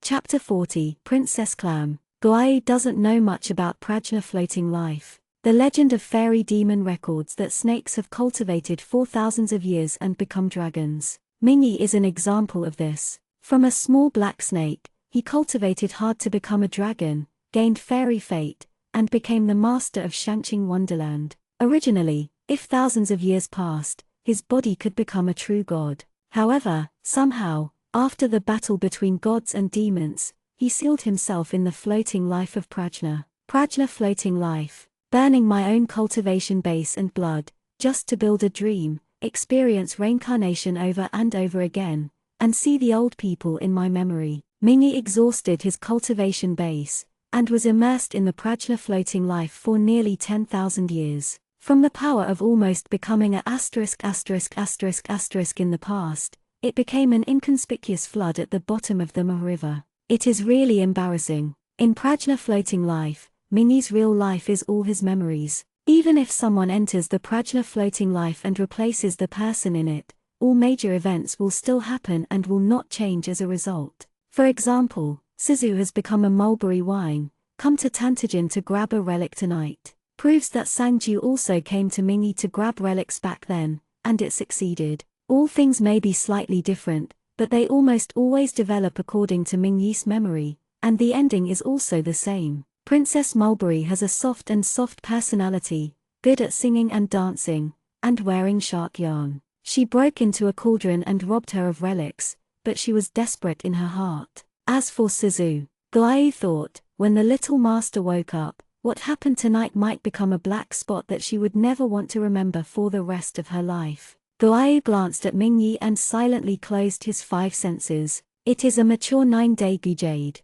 It understands the things in the floating life of Prajna, but it is only the memory of the immortal Jiao, a big dream. Princess Clam's feelings and despair have infected Susu, but this is not reality, and she should be fine when she wakes up. The moon is as bright as water, and Susu nervously approaches the person in front of him. Outside the enchantment, the night scenery of Shanqing is picturesque, and the windows are decorated with fog that never dissipates all year round. The girl's clothes were scattered, and the jade beads gleamed on her neck. She came tonight and never thought of living. Susu tore off a piece of cloth from the man's profound robe and blindfolded him. Can't see his cold look like a god, so he won't be afraid or stop. The darkness in front of her eyes, she boldly stroked his eyebrows. Like in a dream, his skin was slightly cold, as if it was covered with the mist of super clear fireworks. Her finger was down and stopped on his lips. She timidly held his face, almost shivering,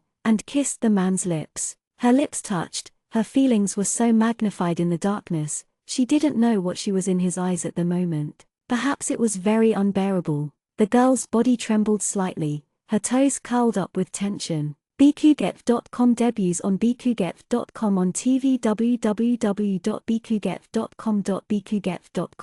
Her skin was pink, and he must feel shameless. But the little princess of the Clam clan has nothing left since the day she rescued him. The man was motionless, his breath a little confused. Susu thought, a person like him, who is so calm at the moment, is in a mess, and he must be very angry. He was so angry that he was going to kill her after tonight, and when Tian Huan woke up, he would have no burden to be with Tian Huan. Tian Huan is not herself, she will not be as stupid as herself and slow to practice, nor will she be as embarrassed as she is. She must be the hostess respected by the entire Qing dynasty. She bit him in despair and panic. From the lips, all the way to the apple, Mingyi's lips are as cold as his heart. She whispered in his ear, I hate you to death. However, the girl's angry words brought a bit of longing that she didn't even know. While she hated him, she kissed him awkwardly. Her kiss was sweet and cautious, for fear of hurting him. He is the true monarch of Shanqing and the guardian of the Eastern Immortal Territory. Everyone thinks that he should be invincible. Only the girl who admires him treats him as a treasured treasure. The two lie on the bed with their breaths intertwined. She covered her eyes with a black silk cloth, and her heart looked down. Susu was shocked when she encountered the scorching temperature. Her wrist was barely held. Get out, he said hoarsely. Anger is raging, and the mist is churning outside with the super clear. She was ignorant, she originally had tears in her eyes, but now she reacted, but she couldn't help smiling. Mingyi, don't you hate me that much? Mingyi said coldly, the pink pearl will be useless for less than half an hour, and I will kill you by myself. She was not angry, but happily put her head on his shoulder. It's pretty good to die in your hands, but Mingyi, I'm afraid of pain. Don't kill me with a trident. Don't burn me with real fire. Although I heard that the grilled mussels in the world taste good,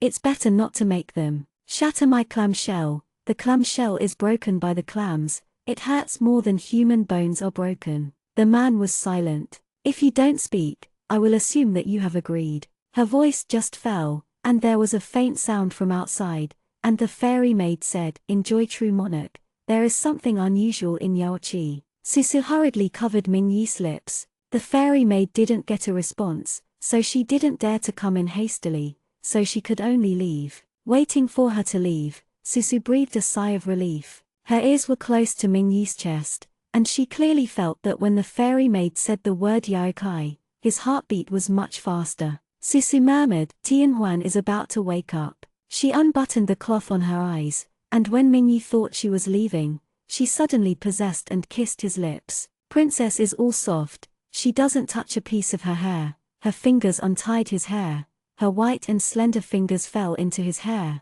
and she kissed him to death. His fingers were finally able to move, and he clasped her shoulders tightly, and instantly pinched a bruise mark on her shoulder. "Don't be ashamed." She chuckled lightly and buried her small face in his neck. He pushed hard and heard the sound of the wrong bone. She grunted and went to bite his neck. But she couldn't bear to take a heavy mouth, only lightly bite. Love him, respect him, and approach him pitifully. Her tears fell into his hair, and he couldn't see it. In just a few hours of getting along, she used the pink pearls that have been meticulously nurtured for a century, and she broke half of her shoulder blades. Susu got up from the bed. She walked past him with bare feet, and the moment she looked back, the white sharp gauze instantly turned into a dress and put it on her. Ankle bells rang. She hugged the shells, and smiled gently and exhorted, "Mingyi, I'm leaving. You must be careful when you lead the soldiers in battle tomorrow." Before left, she still remembered that he was very strict and put on his shoes carefully. She stepped on the broken gold dress. "Don't blame me for not wearing this. This is the size of Tianhuan.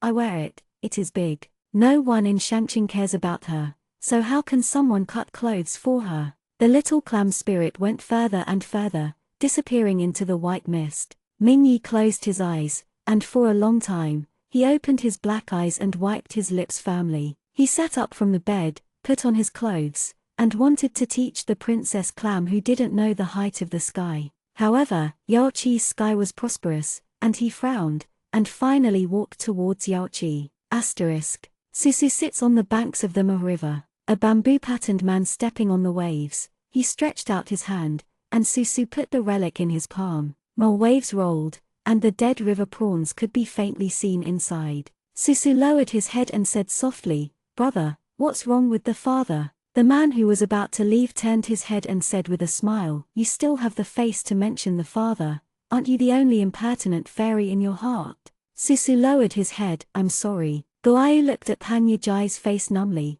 "So how many people have entered the Prajna floating life? What surprises are waiting for it next?" The man walked a few steps and saw the girl still sitting alone by the river. He stepped back on the water and reached out to cover the top of her hair. He was a little overwhelmed in his doubts. "You are married to Mingyi. He didn't even help you get rid of the staleness of the mortal world. 100 years have passed, but your cultivation level has not improved. Sanjiu, what are your days in Shanqing?" Every 10 years, Sanjiu will send people to relics. This is the first time Sanjiao has seen her in 100 years. "I thought that my little sister had already faded away from her demon fetus, but she didn't expect her to be the same as she was 100 years ago." Suzu said, "No one bullies me, but no one cares about her, no one cares about her, no one wants to talk to her." Sanjiao sarcastically said, "There is lawlessness in Ma, but when he gets to his side, he dare not stretch out his minions.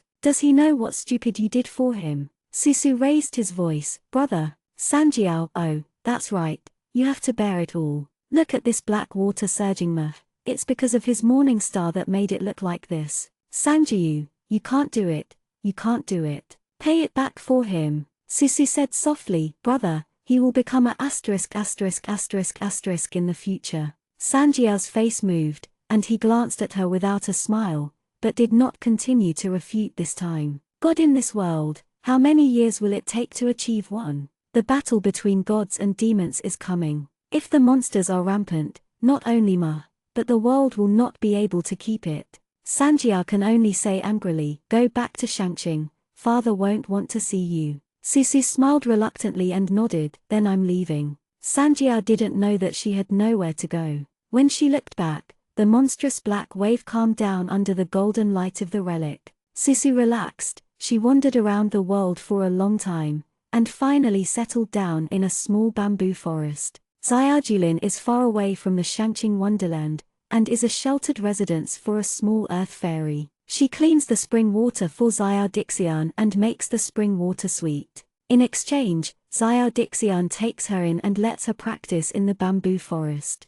Suzu knew that she would forcibly seize the relic, and Mingyi would not let go of herself. Maybe she would chase it sometime. But she lived in the first fall, the second fall, and the third summer in the world. Mingyi still didn't find it. I never heard that a fairy concubine was lost in Shanqing Wonderland. In the past 3 years, the Sephora japonica flower has become a spirit, and the little mushroom can become a boy running around. Even the butterflies under the spring are flapping their wings and chatting about gossip about the Qing dynasty. They said, the saintess of Tianhuan wakes up, and Jinjun Mingyi personally protects the saint's dharma, and clears her sullen air that has been sleeping for 100 years. That night, Susu stared at the moon in a daze, and lost his mind while cleaning the spring water, and was scolded by Xiao Dixian. At the day banquet of the saint girl of Tianhuan, Jinjun Mingyi presented her with a magical artifact of her life, a streamlined skirt of Jianwu.